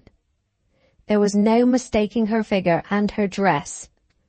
She took a few steps hastily toward the gate, stopped and pulled down the veil of her garden hat, as if she felt the clear morning light too much for her, then hurried out on the parade and walked away northward, in such haste, or in such preoccupation of mind, that she went through the garden gate without closing it after her. Mrs. Lecount started up from her chair with a moment's doubt of the evidence of her own eyes. Had the opportunity which she had been vainly plotting to produce actually offered itself to her of its own accord? Had the chances declared themselves at last in her favour, after steadily acting against her for so long? There was no doubt of it. In the popular phrase, her luck had turned. She snatched up her bonnet and mantilla, and made for North Shingles without an instant's hesitation. Mr. Bygrave out at sea, Miss Bygrave away for a walk, Mrs. Bygrave and the servant both at home, and both easily dealt with. The opportunity was not to be lost. The risk was well worth running. This time the house door was easily opened. No one had bolted it again after Magdalen's departure. Mrs. Lecount closed the door softly, listened for a moment in the passage, and heard the servant noisily occupied in the kitchen with her pots and pans. If my lucky star leads me straight into Miss Bygrave's room, thought the housekeeper, stealing noiselessly up the stairs, I may find my way to her wardrobe without disturbing anybody. She tried the door nearest to the front of the house on the right-hand side of the landing. Capricious chance had deserted her already. The lock was turned. She tried the door opposite, on her left hand. The boots ranged symmetrically in a row, and the razors on the dressing table, told her at once that she had not found the right room yet. She returned to the right side of the landing, walked down a little passage leading to the back of the house, and tried a third door. The door opened, and the two opposite extremes of female humanity, Mrs. Wragge and Mrs. Lecount, stood face to face in an instant. "I beg 10,000 pardons," said Mrs. Lecount, with the most consummate self-possession. "Lord bless us and save us!" cried Mrs. Wragge, with the most helpless amazement. The two exclamations were uttered in a moment, and in that moment Mrs. Lecount took the measure of her victim. Nothing of the least importance escaped her. She noticed the oriental cashmere robe lying half-made and half unpicked again on the table. She noticed the imbecile foot of Mrs. Wragge searching blindly in the neighbourhood of her chair for a lost shoe. She noticed that there was a second door in the room, besides the door by which she had entered, and a second chair within easy reach, on which she might do well to seat herself in a friendly and confidential way. "Pray don't resent my intrusion," pleaded Mrs. Lecount, taking the chair. "Pray allow me to explain myself." Speaking in her softest voice, surveying Mrs. Wragge with a sweet smile on her insinuating lips, and a melting interest in her handsome black eyes, the housekeeper told her little introductory series of falsehoods with an artless truthfulness of manner which the father of lies himself might have envied. She had heard from Mr. Bygrave that Mrs. Bygrave was a great invalid. She had constantly reproached herself, in her idle half-hours at Sea View, where she filled the situation of Mr. Noah Vanstone's housekeeper, for not having offered her friendly services to Mrs. Bygrave. She had been directed by her master, doubtless well known to Mrs. Bygrave, as one of her husband's friends, and naturally one of her charming niece's admirers, to join him that day at the residence to which he had removed from Aldborough. She was obliged to leave early, but she could not reconcile it to her conscience to go without calling to apologize for her apparent want of neighbourly consideration. She had found nobody in the house. She had not been able to make the servant hear. She had presumed, not discovering that apartment downstairs, that Mrs. Bygrave's boudoir might be on the upper story. She had thoughtlessly committed an intrusion of which she was sincerely ashamed, and she could now only trust to Mrs. Bygrave's indulgence to excuse and forgive her. A less elaborate apology might have served Mrs. Lecount's purpose.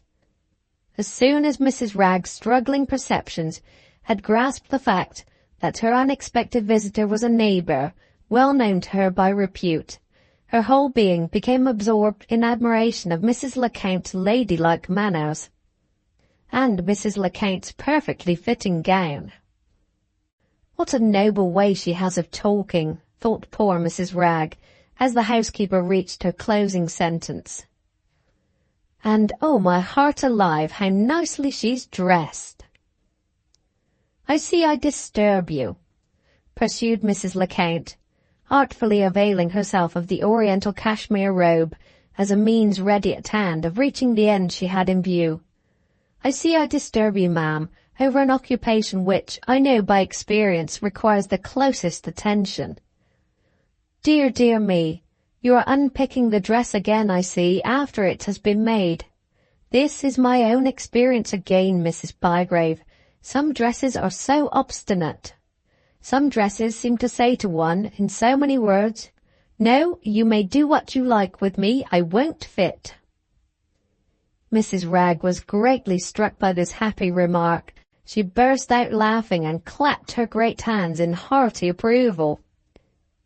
"That's what this gown has been saying to me ever since I first put the scissors into it," she exclaimed cheerfully. "I know I've got an awful big back, but that's no reason. Why should a gown be weeks on hand and then not meet behind you after all? It hangs over my bosom like a sack, it does. Look here, ma'am, at the skirt, it won't come right. It draggles in front and cocks up behind. It shows my heels, and Lord knows I get into scrapes enough about my heels without showing them into the bargain." "May I ask a favour?" inquired Mrs. Lecount, confidentiality. "May I try, Mrs. Bygrave, if I can make my experience of any use to you? I think our bosoms, ma'am, are our great difficulty. Now, this bosom of yours, shall I say in plain words what I think? This bosom of yours is an enormous mistake." "Don't say that," cried Mrs. Wragge imploringly. "Don't, please, there's a good soul. It's an awful big one, I know, but is modelled for all that, from one of Magdalen's own." She was far too deeply interested on the subject of the dress to notice that she had forgotten herself already, and that she had referred to Magdalen by her own name. Mrs. Lecount's sharp ears detected the mistake the instant it was committed. So, she thought, one discovery already. If I had ever doubted my own suspicions, here is an estimable lady who would now have set me right. "I beg your pardon," she proceeded aloud. "Did you say this was modelled from one of your niece's dresses?" "Yes," said Mrs. Ragg. "It's as like as two peas."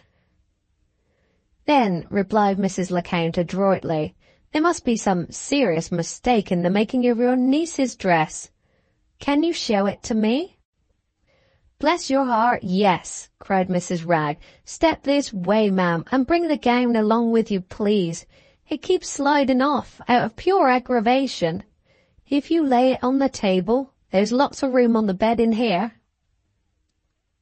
She opened the door of communication and led the way eagerly into Magdalen's room.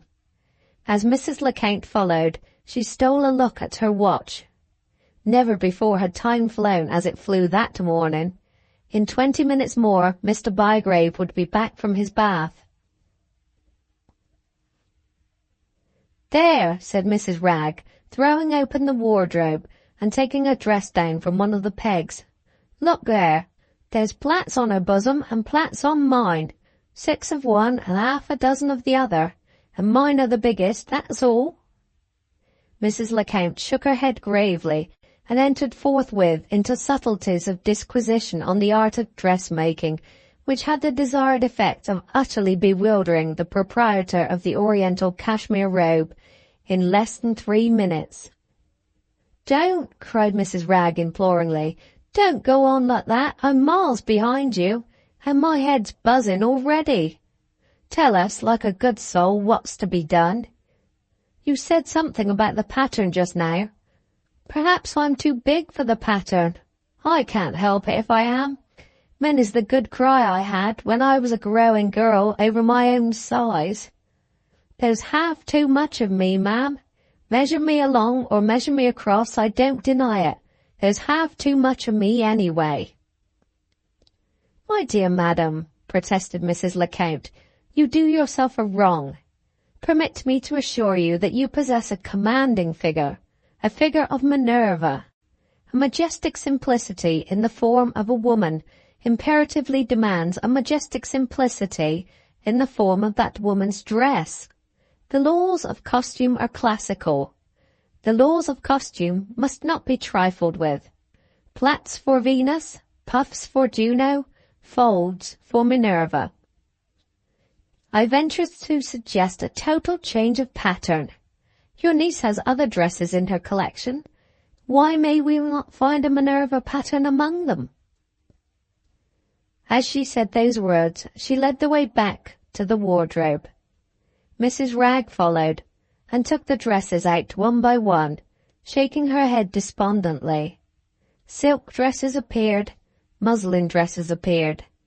The one dress which remained invisible was the dress of which Mrs. Lecount was in search. "There's the lot of 'em," said Mrs. Ragg. "They may do for Venus and the 2 other ones. I've seen 'em in pictures without a morsel of decent linen among the 3, but they won't do for me." "Surely there's another dress left," said Mrs. Lecount, pointing to the wardrobe, but touching nothing in it. "Surely I see something hanging in the corner behind that dark shawl." Mrs. Ragg removed the shawl. Mrs. Lecount opened the door of the wardrobe a little wider. There, hitched carelessly on the innermost peg, there, with its white spots and its double flounce, was the brown alpaca dress. The suddenness and completeness of the discovery threw the housekeeper, practised dissembler as she was, completely off her guard. She started at the sight of the dress. The instant afterward, her eyes turned uneasily toward Mrs. Ragg. Had the start been observed? It had passed entirely unnoticed. Mrs. Ragg's whole attention was fixed on the alpaca dress. She was staring at it incomprehensibly, with an expression of the utmost dismay. "You seem alarmed, ma'am," said Mrs. Lecount. "What is there in the wardrobe to frighten you?" "I'd have given a crown piece out of my pocket," said Mrs. Ragg, "not to have set my eyes on that gown. It had gone clean out of my head, and now it's come back again. Cover it up," cried Mrs. Ragg, throwing the shawl over the dress in a sudden fit of desperation. "If I look at it much longer, I shall think I'm back again in Vauxhall Walk." Vauxhall Walk. Those two words told Mrs. Lecount she was on the brink of another discovery. She stole a second look at her watch. There was barely 10 minutes to spare before the time when Mr. Bygrave might return. There was not one of those 10 minutes which might not bring his niece back to the house. Caution counselled Mrs. Lecount to go, without running any more risks. Curiosity rooted her to the spot, and gave the courage to stay at all hazards until the time was up. Her amiable smile began to harden a little as she probed her way tenderly into Mrs. Ragg's feeble mind. "You have some unpleasant remembrances of Vauxhall Walk?" she said, with the gentlest possible tone of inquiry in her voice. "Or perhaps I should say unpleasant remembrances of that dress belonging to your niece."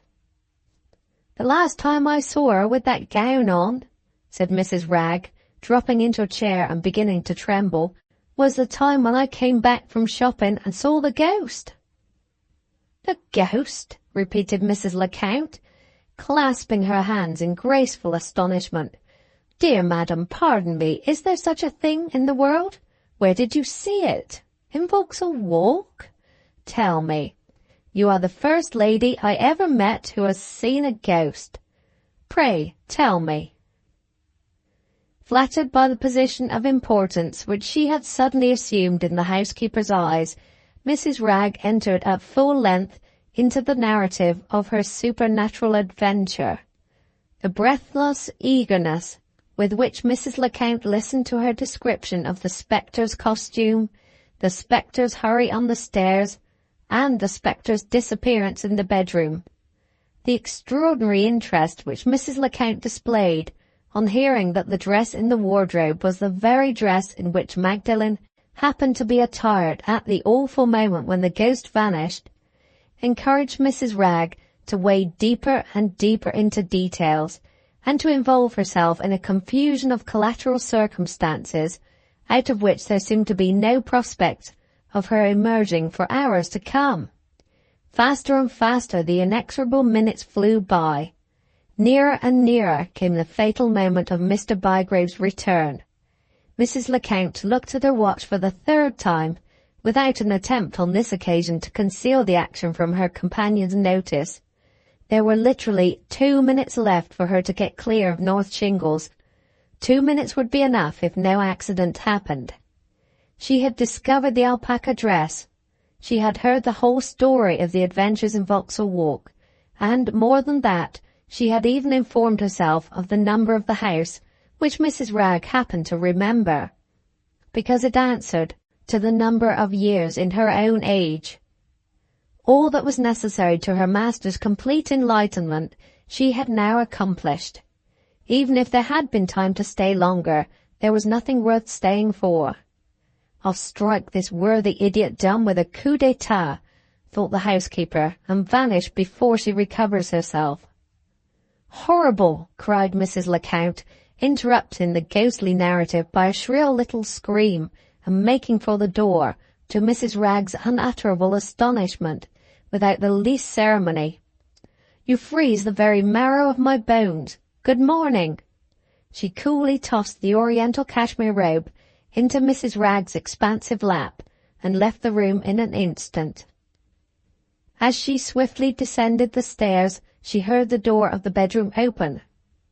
"Where are your manners?" cried a voice from above, hailing her feebly over the banisters.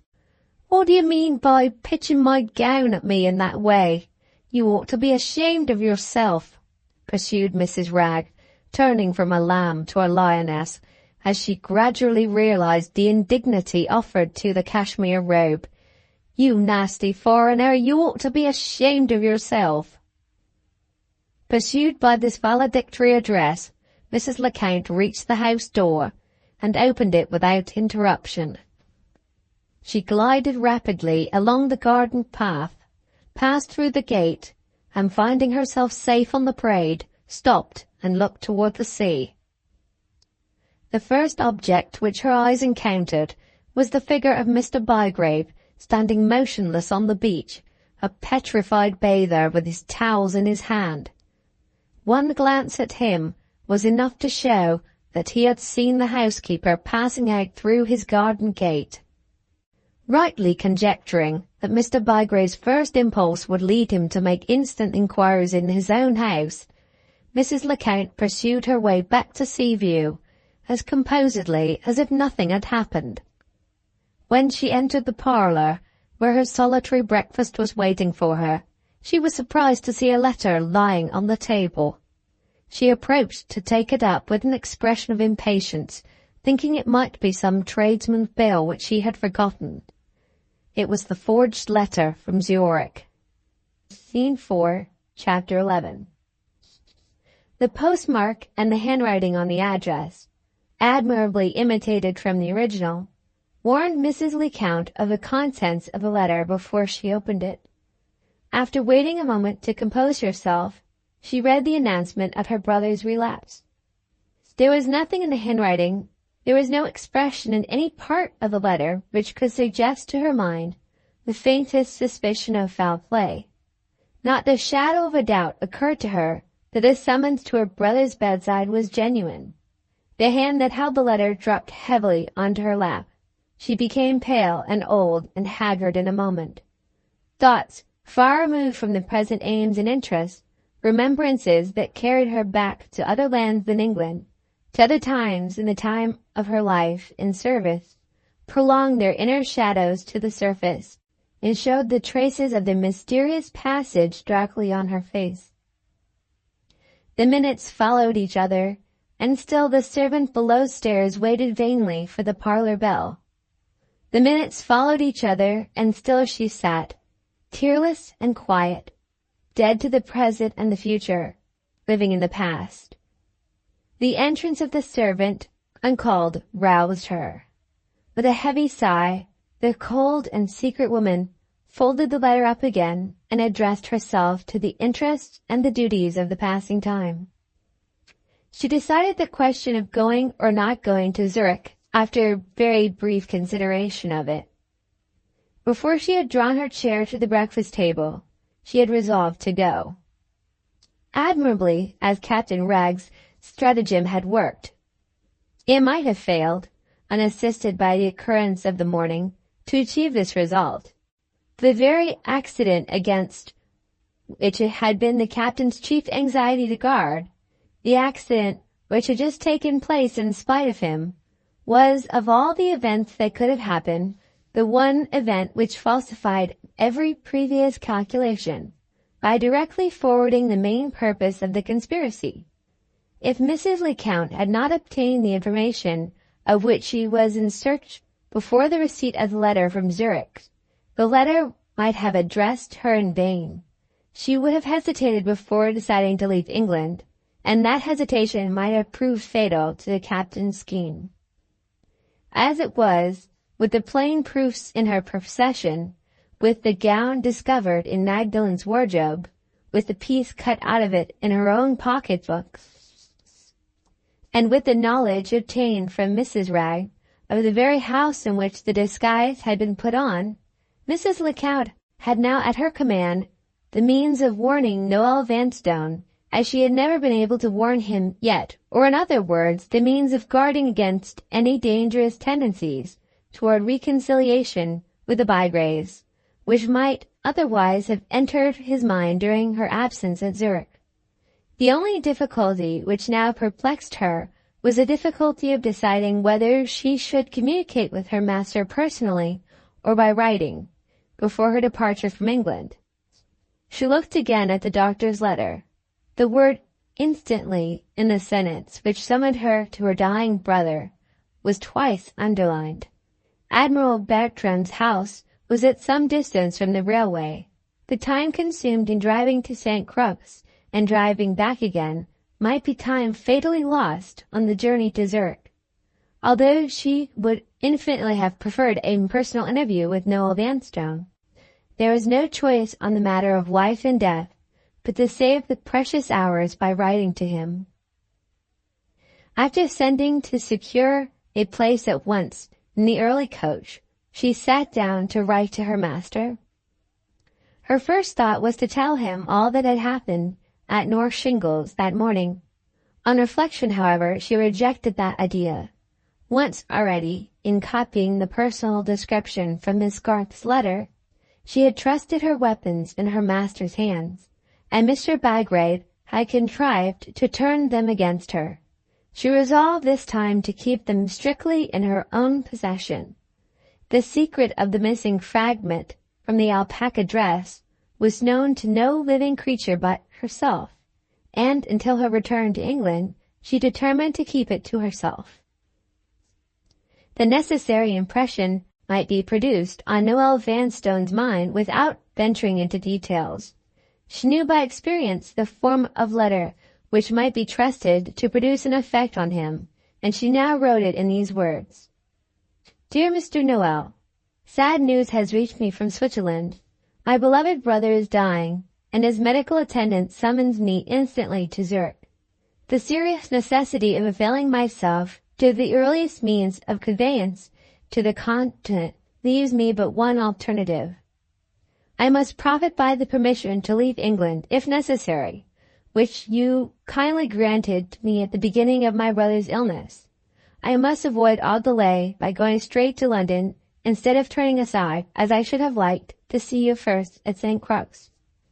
Painfully as I am affected by the family calamity which has befallen on me, I cannot let this opportunity pass without adverting to another subject, which seriously concerns your welfare, in which, on that account, your old housekeeper feels the deepest interest. I am going to surprise and shock you, Mr. Noel. Pray don't be agitated. Pray compose yourself. The impudent attempt to cheat you, which has happily opened your eyes to the true character of our neighbors at North Shingles, was not the only object which Mr. Bygrave had in forcing himself on your acquaintance. The infamous conspiracy with which you were threatened in London has been in full progress against you under Mr. Bygrave's direction at Aldeburgh. Accident, I will tell you what accident when we met, has put me in possession of information precious to your future security. I have discovered to an absolute certainty that the person calling herself Miss Bygrave is no other than the woman who visited us in disguise at Vauxhall Walk. I suspected this from the first, but I had no evidence to support my suspicions. I had no means of combating the false impression produced on you. My hands, I thank heaven, are tied no longer. I possess absolute proof of the assertion that I have just made, proof that your own eyes can see, proof that will satisfy you, if you were judge in a court of justice. Perhaps even yet, Mr. Noel, you will refuse to believe me? Believe it, be it so. Believe me or not, I have one last favor to ask, which your English sense of fair play will not deny me. This melancholy journey of mine will keep me away from England for a fortnight, or at most for 3 weeks. You will oblige me, and you will certainly not sacrifice your own convenience and pleasure by staying through that interval with your friends at St. Crux. If before my return some unexpected circumstance throws you once more into the company of the Bygraves, and if your natural kindness of heart inclines you to receive the excuses which they will, in that case, certainly address to you, place one trifling restraint on yourself, for your own sake, if not for mine. Suspend your flirtation with the young lady. I beg pardon of all other young ladies for calling her so, until my return. If, when I come back, I fail to prove to you that Miss Bygrave is the woman who wore that disguise and used those threatening words in Vauxhall Wall, I will engage to leave your service at a day's notice, and I will atone for the sin of bearing false witness against my neighbor by resigning every claim I have to your grateful remembrance on your father's account as well as on your own. I make this engagement without reserves of any kind, and I promise to abide by it. If my proofs fail, on the faith of a good Catholic and the word of an honest woman, your faithful servant, Virginia Lecount. The closing sentences of this letter, as the housekeeper well knew, when she wrote them, embodied the one appeal to Noah Vanstone which could be certainly trusted to produce a deep and lasting effect. She might have staked her oath, her life, or her reputation on proving the assertion which she had made, and have failed to leave a permanent impression on his mind. But when she staked not only her position in his service, but her pecuniary claims on him as well, she at once absorbed the ruling passion of his life. In expectation of the result, there was not a doubt of it. In the strongest of all of his interest, the interest of saving his money, he would wait. Checkmate for Mr. Bygrave, thought Mrs. Lecount, as she sealed the directed letter. The battle is over. The game is played out.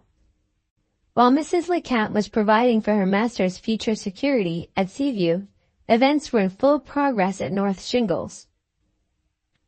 As soon as Captain Wragge recovered his astonishment at the housekeeper's appearance on his own premises, he hurried into the house, and, guided by his own forebodings of the disaster that had happened, made straight for his wife's room. Never in all her former experience had poor Mrs. Wragge felt the full weight of the captain's indignation as she felt it now. All the little intelligence she naturally possessed vanished at once in the whirlwind of her husband's rage. The only plain facts which he could extract from her were two in number. In the first place, Magdalen's rash desertion of her post proved to have no better reason to excuse it than Magdalen's incorrigible impatience. She had passed a sleepless night, she had risen feverish and wretched, and she had gone out reckless of all consequences to cool her burning head in the fresh air. In the second place, Mrs. Wragge had, on her own confession, seen Mrs. Lecount and talked with Mrs. Lecount, and had ended up telling Mrs. Lecount the story of the ghost. Having made these discoveries, Captain Wragge wasted no time in contending with his wife's terror and confusion. He withdrew at once to a window which commanded an uninterrupted prospect of Noah Vanstone's house, and there established himself on the watch for events at Seaview, precisely as Mrs. Lecount had established herself on the watch for events at North Shingles. Not a word of comment on the disaster of the morning escaped him when Magdalen returned and found him at his post. His flow of language seemed at least to have run dry. "I told you what Mrs. Wragge would do," he said, "and Mrs. Wragge has done it." He sat unflinchingly at the window with a patience which Mrs. Lecount herself could not have surpassed. The one active proceeding in which he seemed to think it necessary to engage was performed by a deputy. He sent the servant to the inn to hire a chaise and a fast horse, to say that he would call himself before noon that day and tell the hostler when the vehicle would be wanted. Not a sign of impatience escaped him until the time drew near for the departure of the early coach. Then the captain's curly lips began to twitch with anxiety, and the captain's restless fingers beat the devil's tattoo unremittingly on the window pane. The coach appeared at last, and drew up at Seaview in a minute more. Captain Wragge's own observation informed him that one among the passengers who left Aldborough that morning was Mrs. Lecount. The main uncertainty disposed of, a serious question suggested by the events of the morning still remained to be solved. Which was the destined end of Mrs. Lecount's journey, Zurich or St. Crux? That she would certainly inform her master of Mrs. Wragge's ghost story, and of every other disclosure in relation to names and places which might have escaped Mrs. Wragge's lips, was beyond all doubt. But of the two ways at her disposal of doing the mischief, either personally or by letter, it was vitally important to the captain to know which she had chosen. If she had gone to the Admiral's, no choice would be left him but to follow the coach, to catch the train by which she travelled, and to outstrip her afterwards on the drive from the station in Essex to St. Crux. If, on the contrary, she had been contented with writing to her master, it would only be necessary to devise measures for intercepting the letter. The captain decided on going to the post office in the first place, assuming that the housekeeper had written. She would not have left the letter at the mercy of the servant. She would have seen it safely in the letter-box before leaving Aldborough. "Good morning," said the captain cheerfully, addressing the postmaster. "I am Mr. Bygrave of North Shingles. I think you have a letter in a box addressed to Mr. The postmaster was a short man, and consequently a man with a proper idea of his own importance. He solemnly checked Captain Wragge in full career. "When a letter is once posted, sir," he said, "nobody out of the office has any business with it until it reaches its address." The captain was not a man to be daunted, even by a postmaster. A bright idea struck him. He took out his pocketbook, in which Admiral Bartram's address was written, and returned to the charge. "Suppose a letter has been wrongly directed by mistake," he began, "and suppose the writer wants to correct the error after the letter is put into the box." "When a letter is once posted, sir," reiterated the impenetrable local authority, "nobody out of the office touches it on any pretense whatever." "Granted, with all my heart," persisted the captain. "I don't want to touch it. I only want to explain myself. A lady has posted a letter here, addressed to Noah Vanstone, Esquire, Admiral Bartram's, St. Crux in the Marsh, Essex. She wrote in a great hurry, and she is not quite certain whether she addressed the name of the post town, Ossory. It is of the last importance that the delivery of the letter should not be delayed. What is to hinder you facilitating the post office work and obliging a lady by addressing the name of the post town, if it happens to be left out, with your own hand? I put it to you as a zealous officer, what possible objection can there be to granting my request?" The postmaster was compelled to acknowledge that there could be no objection, providing nothing but a necessary line was added to the address, provided nobody touched the letter but himself, provided that the precious time of the post office was not suffered to run to waste. And here happened to be nothing particular to do at the moment. We would readily oblige the lady at Mr. Bygrave's request. Captain Wragge watched the postmaster's hands as they sorted the letters in the box with breathless eagerness. Was the letter there? Would the hands of a zealous public servant suddenly stop? Yes, they stopped, and picked out a letter from the rest. "Noah Vanstone, Esquire, did you say?" asked the postmaster, keeping the letter in his own hand. "Noah Vanstone, Esquire," replied the captain.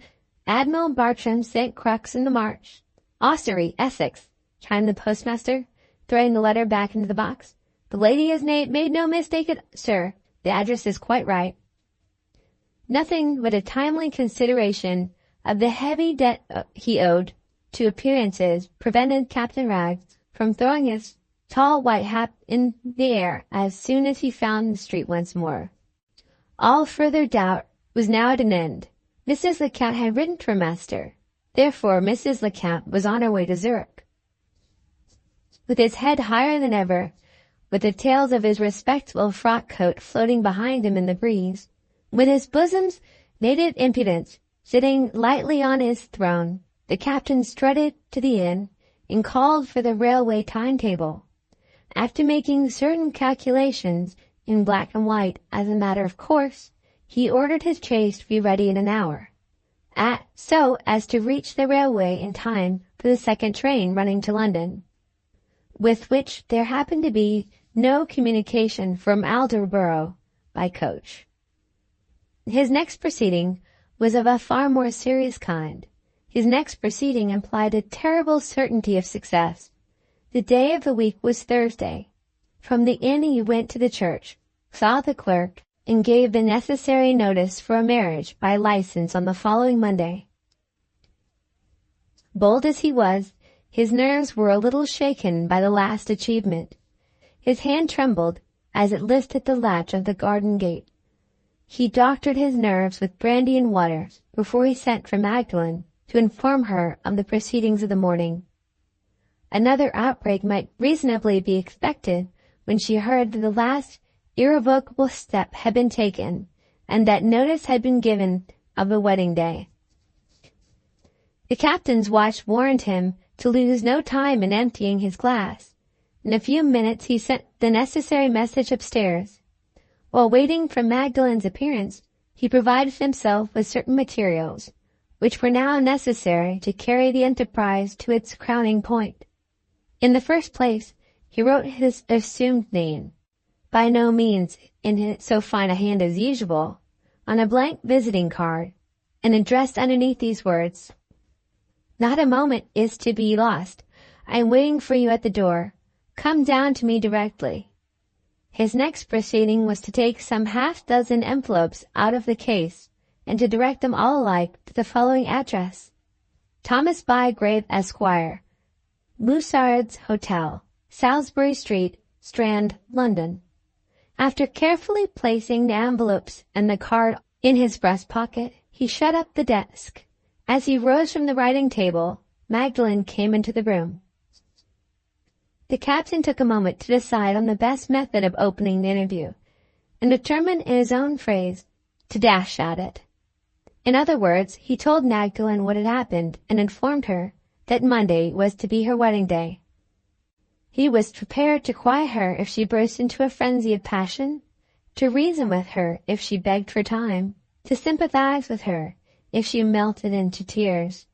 To his inexpressible surprise, results falsified all his calculations. She heard him without uttering a word, without shedding a tear. When he had done, she dropped into a chair. Her large gray eyes stared at him vacantly. In one mysterious instant all her beauty left her. Her face stiffened awfully, like the face of a corpse. For the first time in the captain's experience of her, fear, all-mastering fear, had taken possession of her body and soul. "You are not flinching," he said, trying to rouse her. "Surely you are not flinching the last moment." No light of intelligence came into her eyes. No change passed over her face. But she heard him, for she moved a little in the chair and slowly shook her head. "You planned this marriage of your own free will," pursued the captain with a furtive look and the faltering voice of a man ill at ease. "It was your own idea, not mine. I wouldn't have the responsibility laid on my shoulders, no, not for twice £200. If your resolution fails you, if you think better of it—" He stopped. Her voice was changing. Her face was changing. Her lips were moving at last.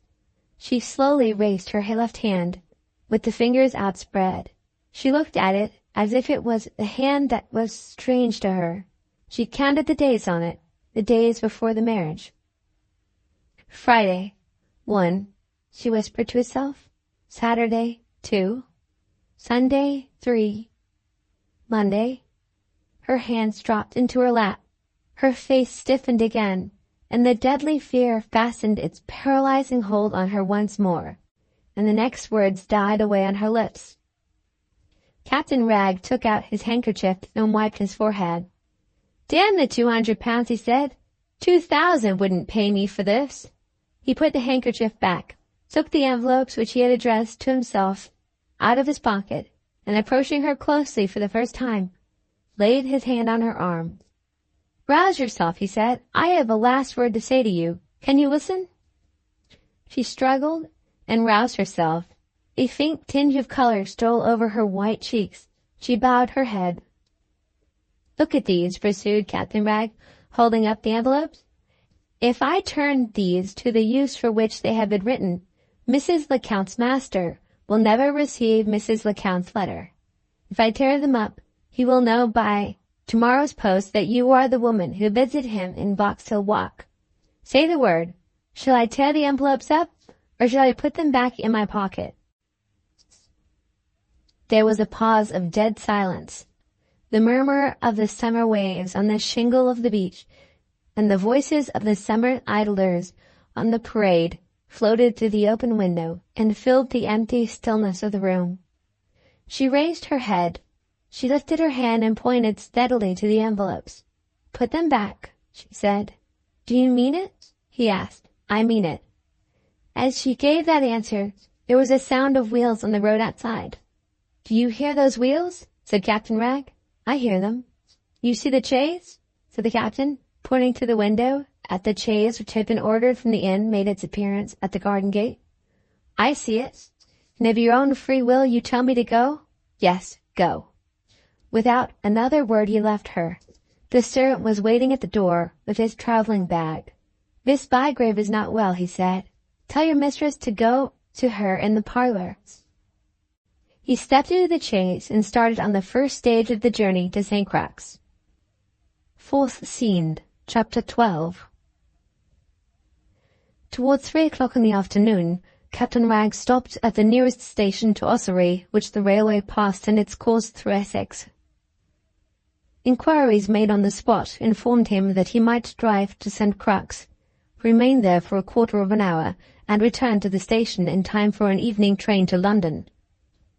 In 10 minutes more the captain was on the road again, driving rapidly in the direction of the coast. After proceeding some miles on the highway, the carriage turned off, and the coachman involved himself in an intricate network of crossroads. "Are we far from St. Crux?" asked the captain, growing impatient after mile on mile had been passed without a sign of reaching the journey's end. "You'll see the house, sir, at the next turn in the road," said the man. The next turn in the road brought them within view of the open country again. Ahead of the carriage, Captain Wragge saw a long dark line against the sky, the line of the sea-wall which protects the low coast of Essex from inundation. The flat intermediate country was intersected by a labyrinth of tidal streams, winding up from the invisible sea in strange fantastic curves, rivers at high water and channels of mud at low.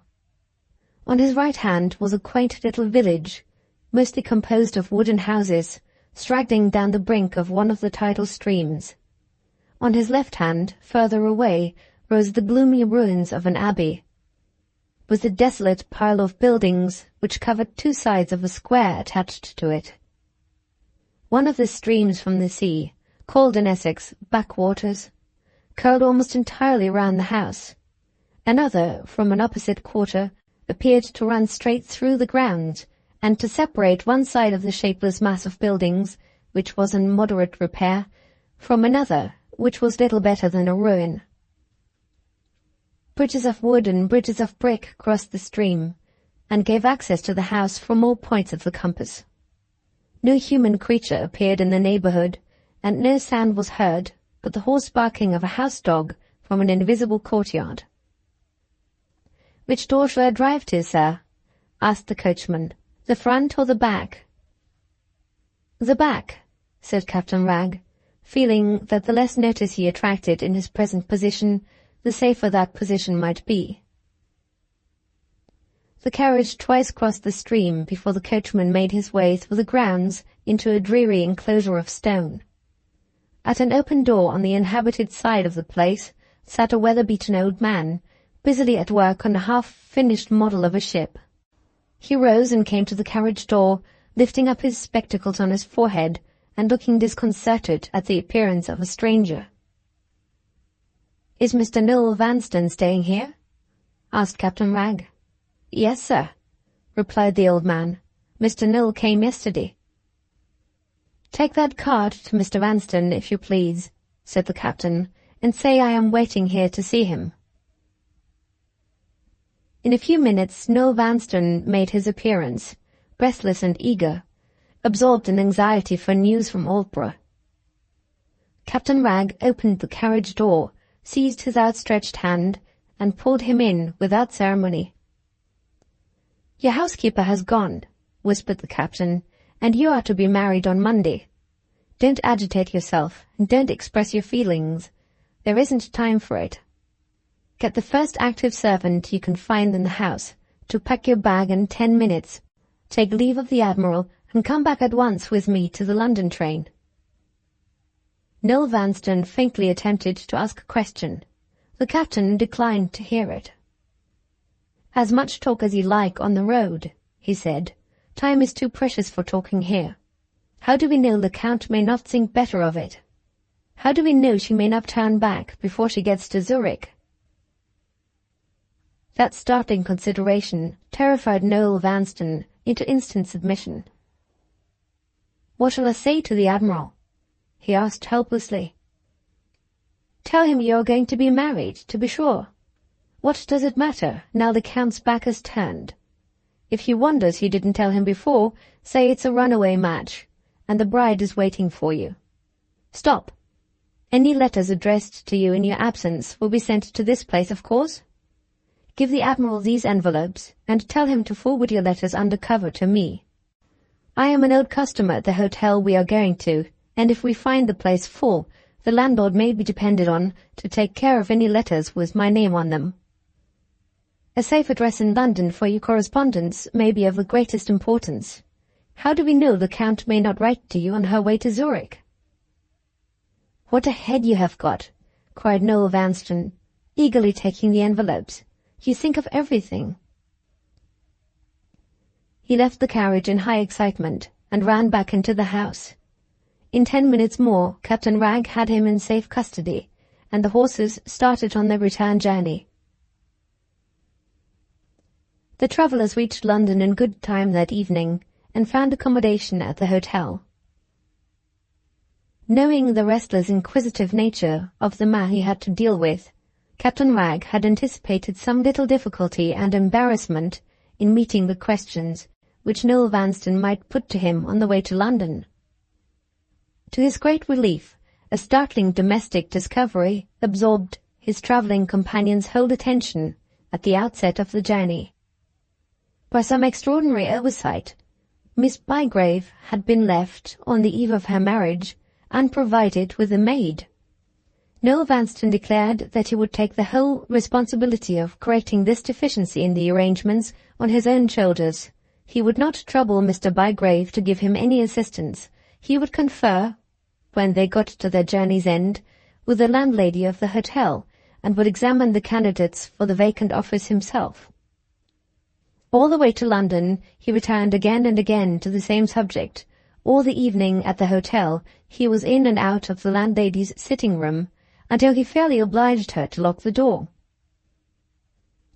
In every other proceeding which related to his marriage, he had been kept in the background.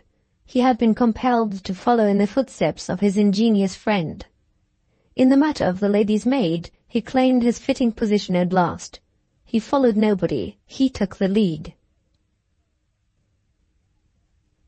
The forenoon of the next day was devoted to obtaining the license, the personal distinction of making the declaration on oath being eagerly accepted by Noel Vanstone, who swore in perfect good faith, on information previously obtained from the captain, that the lady was of age.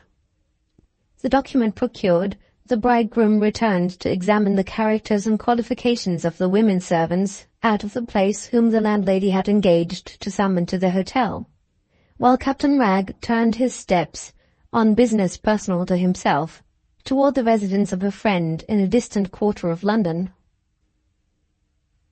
The captain's friend was connected with the law, and the captain's business was of a twofold nature. His first object was to inform himself of the legal bearings of the approaching marriage on the future of the husband and the wife.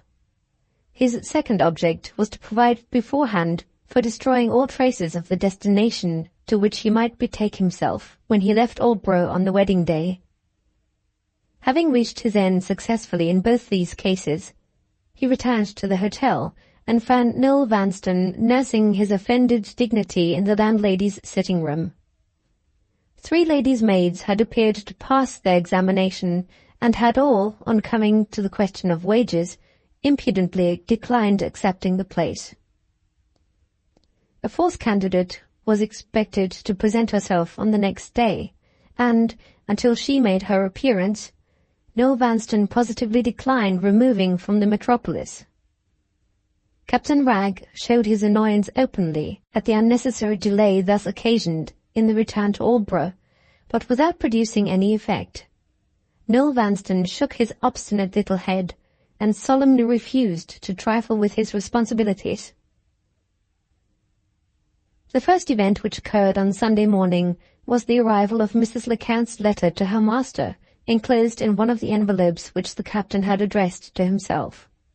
He received it, by previous arrangement with a waiter, in his bedroom, read it with the closest attention, and put it away carefully in his pocket-book.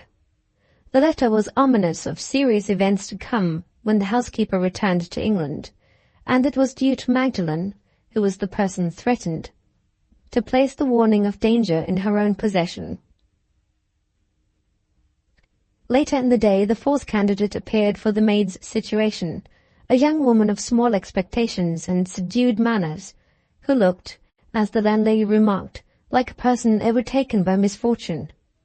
She passed the ordeal of examination successfully, and accepted the wages offered without a murmur. The engagement having been ratified on both sides, fresh delays ensued, of which Noel Vanstone was once more the cause. He had not yet made up his mind whether he would or would not give more than a guinea for the wedding ring, and he wasted the rest of the day to such disastrous purpose in one jeweller's shop after another that he and the captain and the new lady's maid, who travelled with them, were barely in time to catch the last train from London that evening. It was late at night when they left the railway at the nearest station to Aldborough. Captain Wragge had been strangely silent all through the journey. His mind was ill at ease. He had left Magdalen under very critical circumstances, with no fit person to control her, and he was wholly ignorant of the progress of events in his absence at North Shingles. Scene 4, Chapter 13. What had happened at Aldborough in Captain Wragge's absence? Events had occurred which the captain's utmost dexterity might have found it hard to remedy. As soon as the chaise had left North Shingles, Mrs. Wragge received the message which her husband had charged the servant to deliver. She hastened into the parlour, bewildered by her stormy interview with the captain, and penitently conscious that she had done wrong, without knowing what the wrong was. If Magdalen's mind had been unoccupied by the one idea of the marriage which now filled it, if she had possessed composure enough to listen to Mrs. Wragge's rambling narrative of what had happened during her interview with the housekeeper, Mrs. Lecount's visit to the wardrobe must, sooner or later, have formed part of the disclosure, and Magdalen, although she might never have guessed the truth, must at least have been warned that there was some element of danger lurking treacherously in the alpaca dress. As it was, no such consequence as this followed Mrs. Wragge's appearance in the parlour, for no such consequence was now possible. Events which had happened earlier in the morning, events which had happened for days and weeks past, had vanished as completely from Magdalen's mind as if they had never taken place. The horror of the coming Monday, the merciless certainty implied in the appointment of the day and hour, petrified all feeling in her, and annihilated all thought. Mrs. Wragge made 3 separate attempts to enter on the subject of the housekeeper's visit. The first time she might as well have addressed herself to the wind or to the sea. The second attempt seemed likely to be more successful. Magdalen sighed, listened for a moment indifferently, and then dismissed the subject. "It doesn't matter," she said. "The end has come all the same. I'm not angry with you, say no more." Later in the day, from not knowing what else to talk about, Mrs. Wragge tried again. This time Magdalen turned on her impatiently. "For God's sake, don't worry me about trifles. I can't bear it." Mrs. Wragge closed her lips on the spot and returned to the subject no more. Magdalen, who had been kind to her at all other times, had angrily forbidden it. The captain, utterly ignorant of Mrs. Lecount's interest in the secrets of the wardrobe, had never so much as approached it. All the information that he had extracted from his wife's mental confusion he had extracted by putting direct questions, derived purely from the resources of his own knowledge. He had insisted on plain answers without excuses of any kind. He had carried his point, as usual, and his departure the same morning had left him no chance of reopening the question, even if his irritation against his wife had permitted him to do so. There the alpaca dress hung, neglected in the dark, the unnoticed, unsuspected centre of dangers that were still to come. Toward the afternoon, Mrs. Wragge took courage to start a suggestion of her own. She pleaded for a little turn in the fresh air. Magdalen passively put on her hat, passively accompanied her companion along the public walk until they reached its northward extremity. Here the beach was left solitary, and here they sat down side by side on the shingle. It was a bright, exhilarating day. Pleasure boats were sailing on the calm blue water, old rowers idling happily afloat and ashore. Mrs. Ragg recovered her spirits in the gaiety of the prospect. She amused herself like a child by tossing pebbles into the sea. From time to time she stole a questioning glance at Magdalen and saw no encouragement in her manner, no change to cordiality in her face. She sat silent on the slope of the shingle, with her elbow on her knee and her head resting on her hand, looking out over the sea, looking with rapt attention and yet with eyes that seemed to notice nothing. Mrs. Ragg wearied of the pebbles, and lost her interest in looking at the pleasure boats. Her great head began to nod heavily, and she dozed in the warm, drowsy air. When she woke, the pleasure boats were far off. Their sails were white specks in a distance. The idlers on the beach were thinned in number, the sun was low in the heaven, the blue sea was darker and rippled by a breeze. Changes on sky and earth and ocean told of the waning day. Change was everywhere, except close at her side. There Magdalen sat in the same position, with weary eyes that still looked over the sea, and still saw nothing. "Oh, do speak to me," said Mrs. Ragg. Magdalen started and looked about her vacantly. "It's late," she said, shivering under the first sensation that reached her of the rising breeze. "Come home, you want your tea." They walked home in silence. "Don't be angry with me for asking," said Mrs. Ragg as they sat together at the tea-table. "Are you troubled, my dear, in your mind?" "Yes," replied Magdalen. "Don't notice me. My trouble will soon be over." She waited patiently until Mrs. Ragg had made an end of the meal, and then went upstairs to her own room. "Monday," she said as she sat down at her toilet table. "Something may happen before Monday comes." Her fingers wandered mechanically among the brushes and combs, the tiny bottles and cases placed on the table. She set them in order, now in one way and now in another, then on a sudden pushed them away from her in a heap. For a minute or two her hands remained idle. That interval past, they grew restless again and pulled the two little drawers backward and forward in their grooves. Among the objects laid in one of them was a prayer book which had belonged to her at Combe Raven, and which she had saved with her other relics of the past when she and her sister had taken their farewell of home. She opened the prayer book, after a long hesitation, at the marriage service, shut it again before she had read a line, and put it back hurriedly in one of the drawers. After turning the key in the locks, she rose and walked to the window. "Horrible sea," she said, turning from it with a shudder of disgust. "The lonely, dreary, horrible sea." She went back to the drawer and took the prayer book out for a second time, half opened it again at the marriage service, and impatiently threw it back into the drawer. This time, after turning the lock, she took the key away, walked with it in her hand to the open window, and threw it violently from her into the garden. It fell on a bed thickly planted with flowers. It was invisible. It was lost. The sense of its loss seemed to relieve her. Something may happen on Friday, something may happen on Saturday, something may happen on Sunday, 3 days still. She closed the green shutters outside the window and drew the curtains to darken the room still more. Her head felt heavy, her eyes were burning hot. She threw herself on her bed with a sullen impulse to sleep away the time. The quiet of the house helped her, the darkness of the room helped her. The stupor of mind into which she had fallen had its effect on her senses. She dropped into a broken sleep.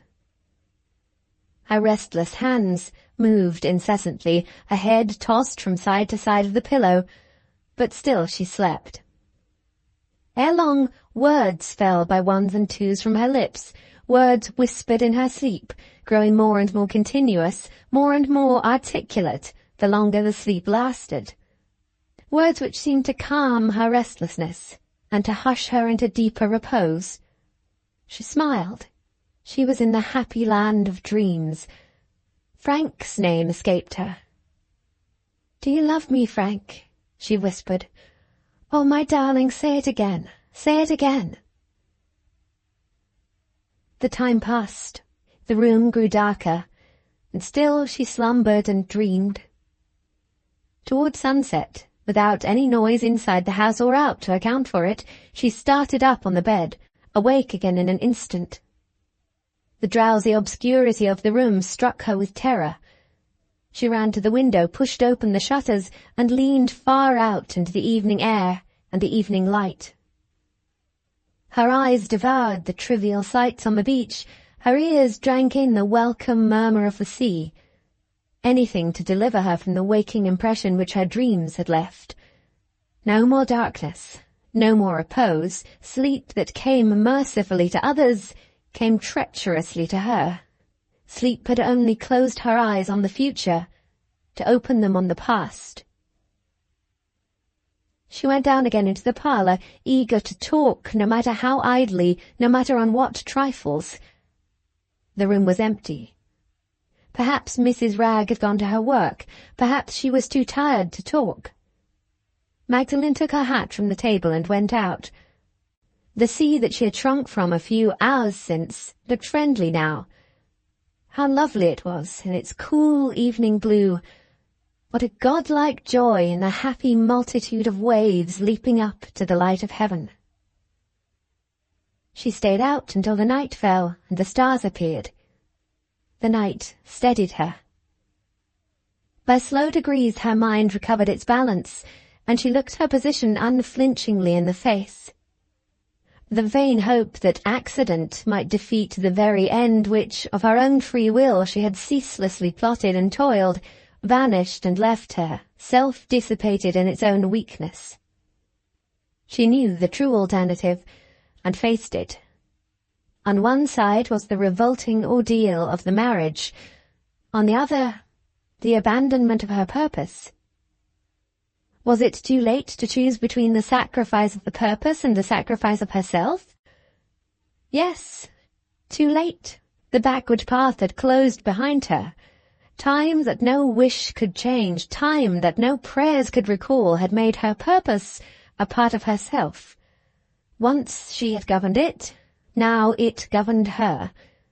The more she shrank, the harder she struggled, the more mercilessly it drove her on. No other feeling in her was strong enough to master it, not even the horror that was maddening her, the horror of her marriage. Toward 9 o'clock, she went back to the house. "Walking again," said Mrs. Ragg, meeting her at the door. "Come in and sit down, my dear. How tired you must be." Magdalen smiled and patted Mrs. Ragg kindly on the shoulder. "You forget how strong I am," she said. "Nothing hurts me." She lit her candle and went upstairs again into her room. As she returned to the old place by her toilet table, the vain hope in the 3 days of delay, the vain hope of deliverance by accident, came back to her. This time in a form more tangible than the form which it had hitherto worn. Friday, Saturday, Sunday. Something may happen to him, something may happen to me, something serious, something fatal. One of us may die. A sudden change came over her face. She shivered, though there was no cold in the air. She started, though there was no noise to alarm her. One of us may die. I may be the one. She fell into deep thought, roused herself after a while, and, opening the door, called to Mrs. Ragg to come and speak to her. "You were right in thinking I should fatigue myself," she said. "My walk has been a little too much for me. I feel tired, and I am going to bed. Good night." She kissed Mrs. Ragg and softly closed the door again. After a few turns backward and forward in the room, she abruptly opened her writing-case and began a letter to her sister. The letter grew and grew under her hands. She filled sheet after sheet of notepaper. Her heart was full of her subject. It was her own story, addressed to Norah. She shed no tears. She was composed to a quiet sadness. Her pen ran smoothly on. After writing for more than 2 hours, she left off while the letter was still unfinished. There was no signature attached to it. There was a blank space reserved to be filled up at some other time. After putting away the case with the sheets of writing secured inside it, she walked to the window for air and stood there looking out. The moon was waning over the sea. The breeze of the earlier hours had died out. On earth and ocean the spirit of the night brooded in a deep and awful calm. Her head drooped low on her bosom, and all the view waned before her eyes with the waning moon. She saw no sea, no sky. Death, the tempter, was busy at her heart. Death, the tempter, pointed homeward to the grave of her dead parents in Combe Raven churchyard. 19 last birthday, she thought. Only 19. She moved away from the window, hesitated, and then looked out again at the view. The beautiful night, she said gratefully. Oh, the beautiful night. She left the window and lay down on her bed. Sleep that had come treacherously before came mercifully now, came deep and dreamless, the image of her last waking thought, the image of death.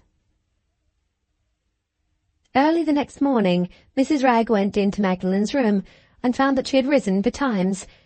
She was sitting before the glass, drawing the comb slowly through and through her hair, thoughtful and quiet. "How do you feel this morning, my dear?" asked Mrs. Wragg. "Quite well again?" "Yes." After replying in the affirmative, she stopped, considered for a moment, and suddenly contradicted herself. "No," she said, "not quite well. I'm suffering a little from toothache." As she altered her first answer in these words, she gave a twist to her hair with the comb, so that it fell forward and hid her face. At breakfast she was very silent, and she took nothing but a cup of tea. "Let me go to the chemist and get you something," said Mrs. Wragg. "No, thank you." "Do let me." "No." She refused for the second time, sharply and angrily. As usual, Mrs. Wragg submitted and let her have her own way. When breakfast was over, she rose without a word of explanation and went out. Mrs. Wragg watched her from the window and saw that she took the direction of the chemist's shop. On reaching the chemist's door, she stopped, paused before entering the shop and looked in at the window, hesitated and walked away a little, hesitated again, and took the first turning which led back to the beach. Without looking about her, without caring what place she chose, she seated herself on the shingle. The only persons who were near to her, in the position she now occupied, were a nursemaid and 2 little boys. The youngest of the 2 had a tiny toy ship in his hand. After looking at Magdalen for a little while with the quaintest gravity and attention, the boy suddenly approached her, and opened the way to an acquaintance by putting his toy composedly on her lap. "Look at my ship," said the child, crossing his hands on Magdalen's knee. She was not usually patient with children. In happier days she would not have met the boy's advance toward her as she met it now.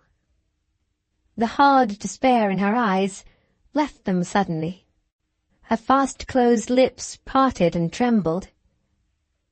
She put the ship back into the child's hands and lifted him on her lap. "Will you give me a kiss?" she said faintly. The boy looked at his ship as if he would rather have kissed the ship. She repeated the question, repeated it almost humbly. The child put his hand up to her neck and kissed her. "If I was your sister, would you love me?"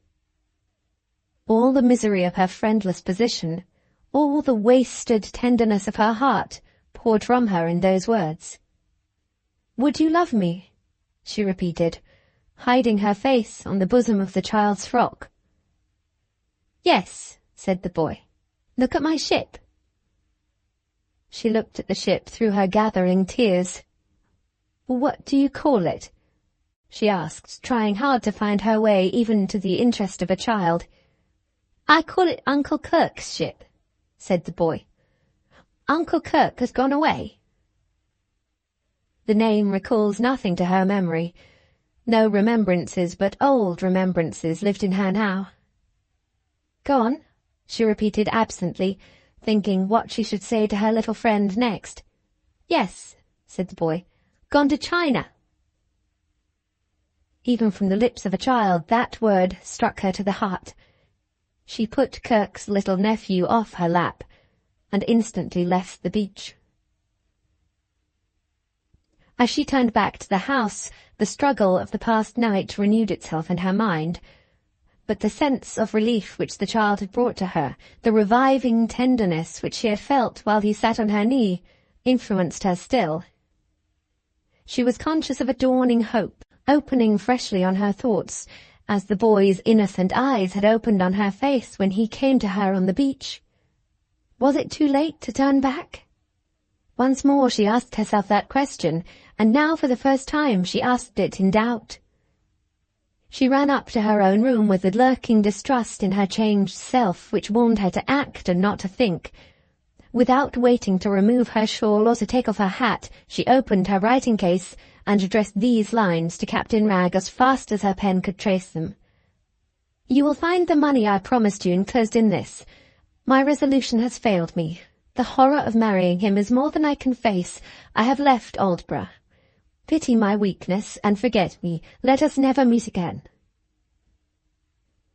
With throbbing heart, with eager, trembling fingers, she drew her little white silk bag from her bosom and took out the banknotes to enclose them in the letter. Her hand searched impetuously. Her hand had lost its discrimination of touch. She grasped the whole contents of the bag in one handful of papers and drew them out violently, tearing some and disarranging the folds of others. As she threw them down before her on the table, the first object that met her eye was her own handwriting, faded already with time. She looked closer and saw the words she had copied from her dead father's letter, saw the lawyer's brief and terrible commentary on them confronting her at the bottom of the page. "Mr. Vanstone's daughters are nobody's children, and the law leaves them helpless at their uncle's mercy." Her throbbing heart stopped. Her trembling hands grew icily quiet. All the past rose before her in mute, overwhelming reproach. She took up the lines which her own hand had written hardly a minute since, and looked at the ink still wet on the letters with a vacant incredulity. The colour that had risen on her cheeks faded from them once more. The hard despair looked out again, cold and glittering in her tearless eye. She folded the banknotes carefully and put them back in her bag. She pressed the copy of her father's letter to her lips and returned it to its place with the banknotes. When the bag was in her bosom again, she waited a little with her face hidden in her hands, then deliberately tore up the lines addressed to Captain Wragg. Before the ink was dry, the letter lay in fragments on the floor. "No," she said, as the last morsel of the torn paper dropped from her hand. "On the way I go, there is no turning back." She rose composedly and left the room. While descending the stairs, she met Mrs. Wragg coming up. "Going out again, my dear?" asked Mrs. Wragg. "May I go with you?" Magdalen's attention wandered. Instead of answering the question, she absently answered her own thoughts. "Thousands of women marry for money," she said. "Why shouldn't I?" The helpless perplexity of Mrs. Wragg's face as she spoke those words roused her to a sense of present things. "My poor dear," she said, "I puzzle you, don't I? Never mind what I say. All girls talk nonsense, and I'm no better than the rest of them. Come, I'll give you a treat. You shall enjoy yourself while the captain is away. We will have a long drive by ourselves. Put on your smart bonnet and come with me to the hotel. I'll tell the landlady to put a nice cold dinner into a basket. You shall have all the things you like, and I'll wait on you. When you are an old, old woman, you will remember me kindly, won't you? You will say, 'She wasn't a bad girl. Hundreds worse than she was live and prosper, and nobody blames them. There, there, go and put your bonnet on. Oh, my God, what is my heart made of? How it lives and lives when other girls' hearts would have died in them long ago. In half an hour more, she and Mrs. Ragg were seated together in the carriage. One of the horses was restive at starting. "Flog him," she cried angrily at the driver. "What are you frightened about? Flog him." "Suppose the carriage was upset," she said, turning suddenly to her companion. "And suppose I was thrown out and killed on the spot." "Nonsense, don't look at me in that way. I'm like your husband. I have a dash of humour, and I'm only joking." They were out the whole day. When they reached home again, it was after dark. The long succession of hours passed in the fresh air left them both with the same sense of fatigue. Again that night, Magdalen slept the deep, dreamless sleep of the night before, and so the Friday closed. Her last thought at night had been the thought which had sustained her throughout the day. She had laid her head on the pillow with the same reckless resolution to submit to the coming trial which had already expressed itself in words when she and Mrs. Ragg met by accident on the stairs. When she woke on the morning of Saturday, the resolution was gone. The Friday's thoughts, the Friday's events even, were blotted out of her mind. Once again, creeping chill through the flow of her young blood, she felt the slow and deadly prompting of despair which had come to her in the waning moonlight, which had whispered to her in the awful calm. "I saw the end as the end must be," she said to herself, "on Thursday night. I have been wrong ever since." When she and her companion met that morning, she reiterated her complaint of suffering from the toothache. She repeated her refusal to allow Mrs. Ragg to procure a remedy. She left the house after breakfast in the direction of the chemist's shop, exactly as she had left it on the morning before. This time she entered the shop without an instant's hesitation. "I've got an attack of toothache," she said abruptly to an elderly man who stood behind the counter. "May I look at the tooth, miss?" "There is no necessity to look. It is a hollow tooth. I think I've caught cold in it." The chemist recommended various remedies which were in vogue 15 years since. She declined purchasing any of them. "I have always found laudanum relieve the pain better than anything else," she said, trifling with the bottles on the counter and looking at them while she spoke, instead of looking at the chemist. "Let me have some laudanum." "Certainly, miss. Excuse my asking the question. It is only a matter of form. You are staying at Aldborough, I think?" "Yes, I am Miss Bygrave of North Shingles." The chemist bowed and, turning to his shelves, filled an ordinary half-ounce bottle with laudanum immediately. In ascertaining his customer's name and address beforehand, the owner of the shop had taken a precaution which was natural to a careful man, but which was by no means universal under similar circumstances in the state of the law at that time. "Shall I put you up a little cotton wool with the laudanum?" he asked, after he had placed a label on the bottle and had written a word on it in large letters. "If you please." "What have you just written on the bottle?" She put the question sharply, with something of distrust as well as curiosity in her manner. The chemist answered the question by turning the label toward her. She saw written on it in large letters, "Poison." "I like to be on the safe side, miss," said the old man, smiling. "Very worthy people in other respects are often sadly careless where poisons are concerned." She began trifling again with the bottles on the counter and put another question, with an ill-concealed anxiety to hear the answer. "Is there danger," she asked, "in such little drop of laudanum as that?" "There is death in it, miss," replied the chemist quietly. "Death to a child or to a person in delicate health?" "Death to the strongest man in England, let him be who he may." With that answer, the chemist sealed up the bottle in its wrapping of white paper and handed the laudanum to Magdalen across the counter. She laughed as she took it from him and paid for it. "There will be no fear of accidents at North Shingles," she said. "I shall keep the bottle locked up in my dressing case. If it doesn't relieve the pain, I must come to you again and try some other remedy. Good morning." "Good morning, miss." She went straight back to the house without once looking up, without noticing anyone who passed her. She brushed by Mrs. Wragg in the passage, as she might have brushed by a piece of furniture. She ascended the stairs and caught her foot twice in her dress, from sheer inattention to the common precaution of holding it up. The trivial daily interests of life had lost their hold on her already. In the privacy of her own room, she took the bottle from its wrapping and threw the paper and the cotton wool into the fireplace. At the moment when she did this, there was a knock at the door. She hid the little bottle and looked up impatiently. Mrs. Wragg came into the room. "Have you got something for your toothache, my dear?" "Yes." "Can I do anything to help you?" "No." Mrs. Wragg still lingered uneasily near the door.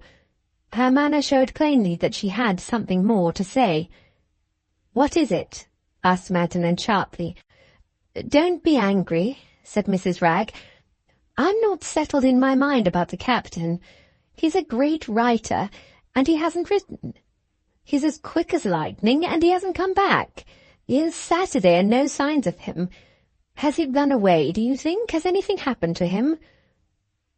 "I should think not. Go downstairs. I'll come and speak to you about it directly." As soon as she was alone again, Magdalen rose from her chair, advanced toward a cupboard in the room which locked, and paused for a moment with her hand on the key in doubt. Mrs. Wragg's appearance had disturbed the whole current of her thoughts. Mrs. Wragg's last question, trifling as it was, had checked her on the verge of the precipice, had roused the old vain hope in her once more of release by accident. "Why not?" she said. "Why may something not have happened to one of them?" She placed the laudanum in the cupboard, locked it, and put the key in her packet. "Time enough still," she thought, "before Monday. I'll wait until the captain comes back." After some consultation downstairs, it was agreed that the servant should sit up that night in expectation of her master's return. The day passed quietly without events of any kind. Magdalen dreamed away the hours over a book. A weary patience of expectation was all she felt now.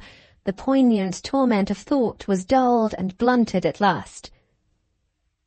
She passed the day and the evening in the parlour, vaguely conscious of a strange feeling of aversion to going back to her own room. As the night advanced, as the noises ceased indoors and out, her restlessness began to return. She endeavoured to quiet herself by reading. Books failed to fix her attention. The newspaper was lying in a corner of the room. She tried the newspaper next. She looked mechanically at the headings of the articles. She listlessly turned over page after page until her wandering attention was arrested by the narrative of an execution in a distant part of England. There was nothing to strike her in the story of the crime, and yet she read it. It was a common, horribly common act of bloodshed, the murder of a woman in farm service by a man in the same employment who was jealous of her. He had been convicted on no extraordinary evidence. He had been hanged under no unusual circumstances. He had made his confession when he knew there was no hope for him, like other criminals of his class, and the newspaper had printed it at the end of the article in these terms: "I kept company with the deceased for a year or thereabouts. I said I would marry her when I had money enough. She said I had money enough now. We had a quarrel. She refused to walk out with me any more. She wouldn't draw me my beer. She took up with my fellow servant, David Crouch. I went to her on the Saturday and said I would marry her as soon as we could be asked in church if she would give up Crouch. She laughed at me. She turned me out of the wash-house, and the rest of them saw her turn me out. I was not easy in my mind. I went and sat on the gate in the meadow they call Pettit's Piece. I thought I would shoot her. I went and fetched my gun and loaded it. I went out into Pettit's Piece again. I was hard put to it to make up my mind. I thought I would try my luck, whether to kill her or not, by throwing up the spud of the plough into the air. I said to myself, if it falls flat, I'll spare her. If it falls point in the earth, I'll kill her. I took a good swing with it and shied it up. It fell point in the earth. I went and shot her. It was a bad job, but I did it. I did it as they said I did at the trial. I hope the Lord will have mercy on me. I wish my mother to have my old clothes. I have no more to say. In the happier days of her life, Magdalen would have passed over the narrative of the execution and the printed confession which accompanied it unread. The subject would have failed to attract her. She read the horrible story now, read it with an interest unintelligible to herself. Her attention, which had wandered over higher and better things, followed every sentence of the murderer's hideously direct confession from beginning to end. If the man or the woman had been known to her, if the place had been familiar to her memory, she could hardly have followed the narrative more closely, or have felt a more distinct impression of it left on her mind. She laid down the paper, wondering at herself. She took it up once more and tried to read some other portion of the contents. The effort was useless. Her attention wandered again. She threw the paper away and went out into the garden. The night was dark, the stars are few and faint. She could just pace backward and forward between the house door and the gate. The confession in the newspaper had taken a fearful hold on her mind. As she paced the walk, the black night opened over the sea, and showed her the murderer in the field, hurling the spud of the plough into the air. She ran shuddering back to the house. The murderer followed her into the parlour. She seized the candle and went up into her room. The vision of her own distempered fancy followed her to the place where the laudanum was hidden, and vanished there. It was midnight, and there was no sign yet of the captain's return. She took from the writing-case the long letter which she had written to Norah, and slowly read it through. The letter quieted her. When she reached the blank space left at the end, she hurriedly turned back and began it over again. 1 o'clock struck from the church clock, and still the captain never appeared. She read the letter for the second time. She turned back obstinately, despairingly, and began it for the third time. As she once more reached the last page, she looked at her watch. It was 1:45. She had just put the watch back in the belt of her dress when there came to her, far off in the stillness of the morning, a sound of wheels. She dropped the letter and clasped her cold hands in her lap and listened. The sound came on faster and faster, nearer and nearer, the trivial sound to all other ears, the sound of doom to hers. It passed the side of the house, it travelled a little further on. It stopped. She heard a loud knocking, then the opening of a window, then voices, then a long silence, then the wheels again coming back, then the opening of the door below, and the sound of the captain's voice in the passage. She could endure it no longer. She opened her door a little way and called to him. He ran upstairs instantly, astonished that she was not in bed. She spoke to him through the narrow opening of the door, keeping herself hidden behind it, for she was afraid to let him see her face. "Has anything gone wrong?" she asked. "Make your mind easy," he answered. "Nothing has gone wrong." "Is no accident likely to happen between this and Monday?" "None whatever. The marriage is a certainty." "A certainty?" "Yes." "Good night." She put her hand out through the door. He took it with some little surprise. It was not often in his experience that she gave him her hand of her own accord. "You have sat up too long," he said, as he felt the clasp of her cold fingers. "I'm afraid you will have a bad night. I'm afraid you will not sleep." She softly closed the door. "I shall sleep," she said, "sounder than you think for." It was past 2 o'clock when she shut herself up alone in her room. Her chair stood in its customary place by the toilet table. She sat down for a few minutes thoughtfully, then opened her letter to Norah, and turned to the end where the blank space was left. The last lines written above the space ran thus: "I have laid my whole heart bare to you. I have hidden nothing. It has come to this. The end I have toiled for at such terrible cost to myself is an end which I must reach or die. It is wickedness, madness, what you will, but it is so. There are now 2 journeys before me to choose between. If I can marry him, the journey to the church. If the profanation of myself is more than I can bear, the journey to the grave." Under that last sentence, she wrote these lines: "My choice is made. If the cruel law will let you, lay me with my father and mother in the churchyard at home. Farewell, my love. Be always innocent. Be always happy. If Frank ever asks about me, say I died forgiving him. Don't grieve long for me, Norah. I am not worth it." She sealed the letter and addressed it to her sister. The tears gathered in her eyes as she laid it on the table. She waited until her sight was clear again, and then took the banknotes once more from the little bag in her bosom. After wrapping them in a sheet of notepaper, she wrote Captain Ragg's name on the enclosure and added these words below it: "Lock the door of my room and leave me till my sister comes. The money I promised you is in this. You are not to blame. It is my fault and mine only. If you have any friendly remembrance of me, be kind to your wife for my sake." After placing the enclosure by the letter to Norah, she rose and looked round the room. Some few little things in it were not in their places. She set them in order and drew the curtains on either side at the head of her bed. Her own dress was the next object of her scrutiny. It was all as neat, as pure, as prettily arranged as ever.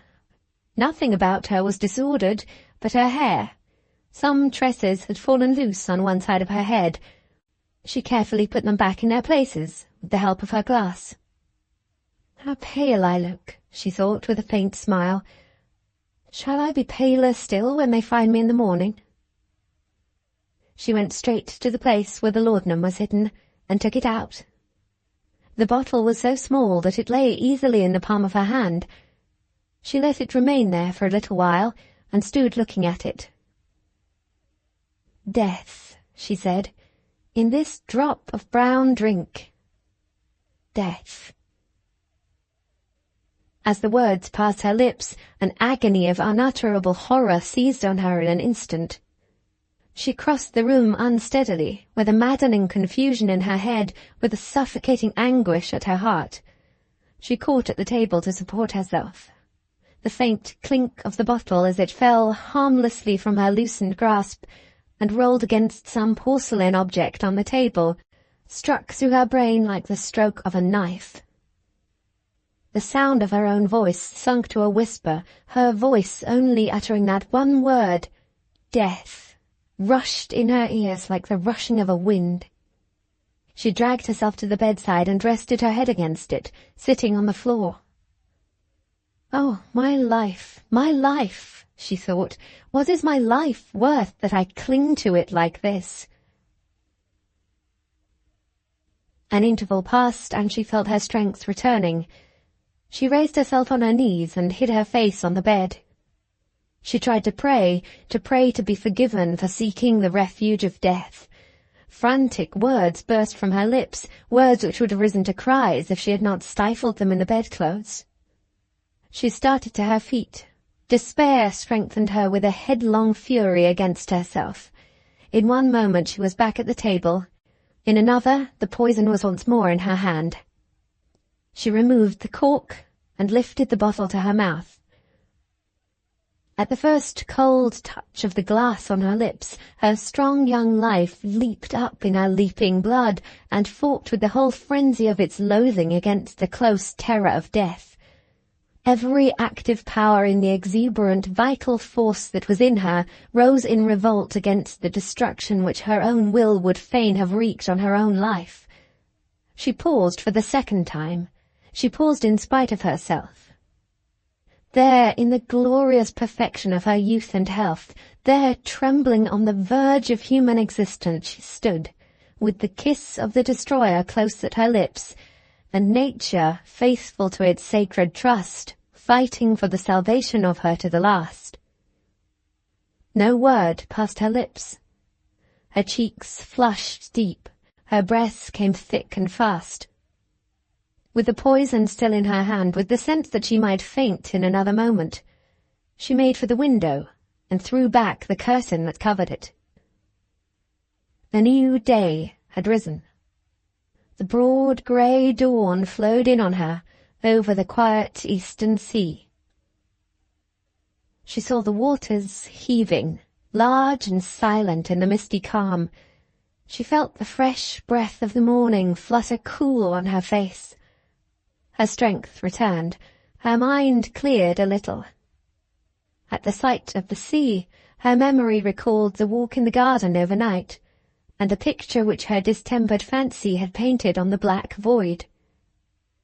In thought she saw the picture again, the murderer hurling the spud of the plough into the air and setting the life or death of the woman who had deserted him on the hazard of the falling point. The infection of that terrible superstition seized on her mind as suddenly as the new day had burst on her view.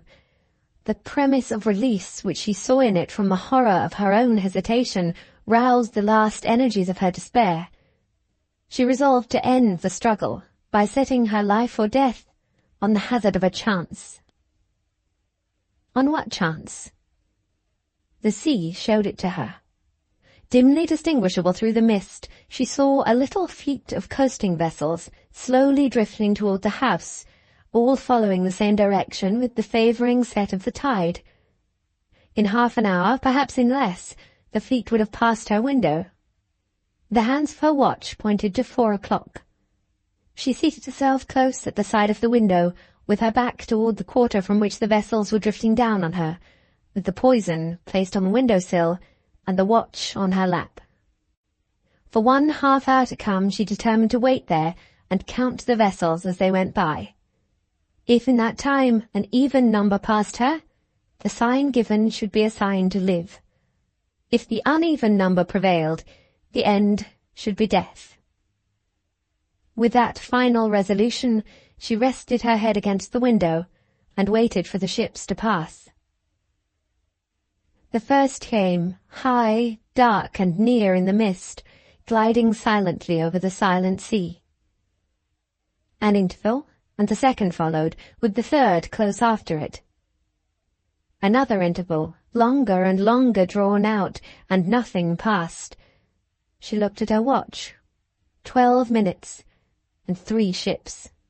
3. The fourth came, slower than the rest, larger than the rest, further off in the mist than the rest. The interval followed, a long interval once more. Then the next vessel passed, darkest and nearest of all. 5. The next uneven number. 5. She looked at her watch again. 19 minutes and 5 ships. 20 minutes. 21, 2, 3, and no 6th vessel. 24, and the 6th came by.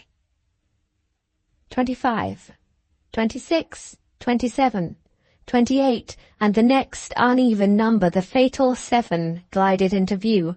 2 minutes to the end of the half-hour, and 7 ships. 29, and nothing followed in the wake of the 7th ship. The minute hand of the watch moved on half-way to 30, and still the white heaving sea was a misty black. Without moving her head from the window, she took the poison in one hand and raised the watch in the other. As the quick seconds counted each other out, her eyes, as quick as they, looked from the watch to the sea, from the sea to the watch, looked for the last time at the sea, and saw the 8th ship. She never moved. She never spoke. The death of thought, the death of feeling, seemed to have come to her already. She put back the poison, mechanically, on the ledge of the window, and watched as in a dream the ship gliding smoothly on its silent way, gliding till it melted dimly into shadow, gliding till it was lost in the mist. The strain on her mind relaxed when the messenger of life had passed from her sight. Providence, she whispered faintly to herself, or chance? Her eyes closed and her head fell back. When the sense of life returned to her, the morning sun was warm on her face, the blue heaven looked down on her, and the sea was a sea of gold.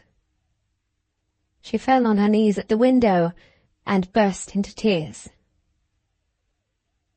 Toward noon that day, the captain, waiting below stairs and hearing no movement in Magdalen's room, felt uneasy at the long silence. He desired the new maid to follow him upstairs, and, pointing to the door, told her to go in softly and see whether her mistress was awake. The maid entered the room, remained there a moment, and came out again, closing the door gently.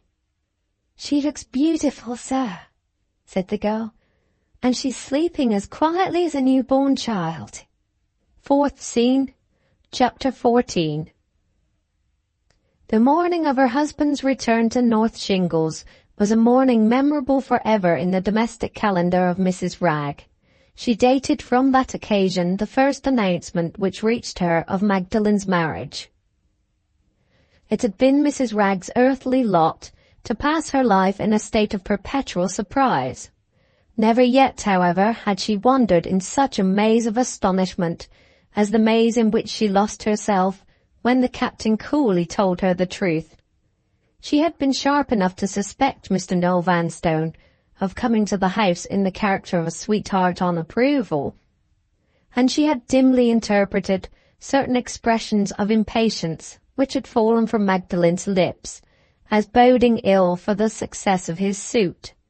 But her utmost penetration had never reached as far as a suspicion of the impending marriage. She rose from one climax of amazement to another as her husband proceeded with his disclosure. A wedding in the family at a day's notice, and that wedding Magdalen's, and not a single new dress ordered for anybody, the bride included, and the oriental cashmere robe totally unavailable on the occasion when she might have worn it to the greatest advantage. Mrs. Wragge dropped crookedly into a chair and beat her disorderly hands on her unsymmetrical knees in utter forgetfulness of the captain's presence and the captain's terrible eye. It would not have surprised her to hear that the world had come to an end, and that the only mortal whom destiny had overlooked in winding up the affairs of this earthly planet was herself. Leaving his wife to recover her composure by her own unaided efforts, Captain Wragge withdrew to wait for Magdalen's appearance in the lower regions of the house. It was close on 1 o'clock before the sound of footsteps in the room above warned him that she was awake and stirring. He called at once for the maid, whose name he had ascertained to be Louisa, and sent her upstairs to her mistress for the second time. Magdalen was standing by her dressing-table when a faint tap at the door suddenly roused her. The tap was followed by the sound of a meek voice, which announced itself as the voice of her maid, and inquired if Miss Bygrave needed any assistance that morning. "Not at present," said Magdalen, as soon as she had recovered the surprise of finding herself unexpectedly provided with an attendant. "I will ring when I want you." After dismissing the woman with that answer, she accidentally looked from the door to the window. Any speculations on the subject of the new servant in which she might otherwise have engaged were instantly suspended by the sight of the bottle of laudanum, still standing on the ledge of the window where she had left it at sunrise.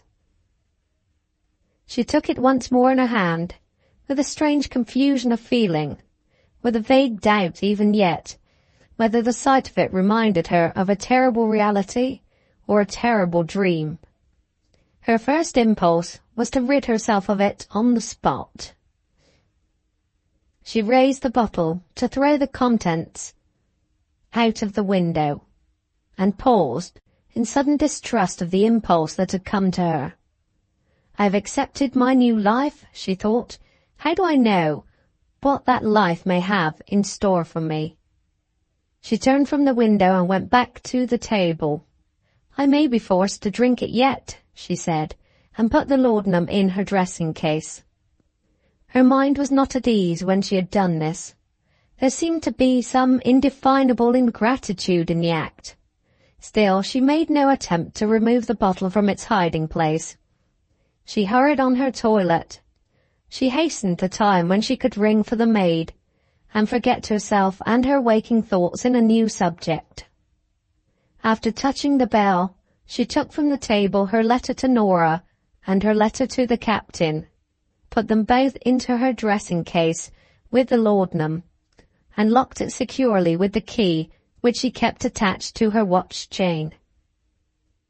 Magdalen's first impression of her attendant was not an agreeable one. She could not investigate the girl with the experienced eye of the landlady at the London hotel, who had characterized the stranger as a young person overtaken by misfortune, and who had shown plainly, by her look and manner, of what nature she suspected that misfortune to be. But with this drawback, Magdalen was perfectly competent to detect the tokens of sickness and sorrow lurking under the surface of the new maid's activity and politeness. She suspected the girl was ill-tempered. She disliked her name, and she was indisposed to welcome any servant who had been engaged by Noel Vanstone. But after the first few minutes, Louisa grew on her liking. She answered all the questions put to her with perfect directness. She appeared to understand her duties thoroughly, and she never spoke until she was spoken to first. After making all the inquiries that occurred to her at the time, and after determining to give the maid a fair trial, Magdalen rose to leave the room. The very air in it was still heavy to her, with the oppression of the past night. "Have you anything more to say to me?" she asked, turning to the servant, with her hand on the door. "I beg your pardon, miss," said Louisa, very respectfully and very quietly. "I think my master told me that the marriage was to be tomorrow." Magdalen repressed the shudder that stole over her at that reference to the marriage on the lips of a stranger, and answered in the affirmative. "It's a very short time, miss, to prepare in. If you would be so kind as to give me my orders about the packing before you go downstairs." "There are no such preparations to make as you suppose," said Magdalen hastily.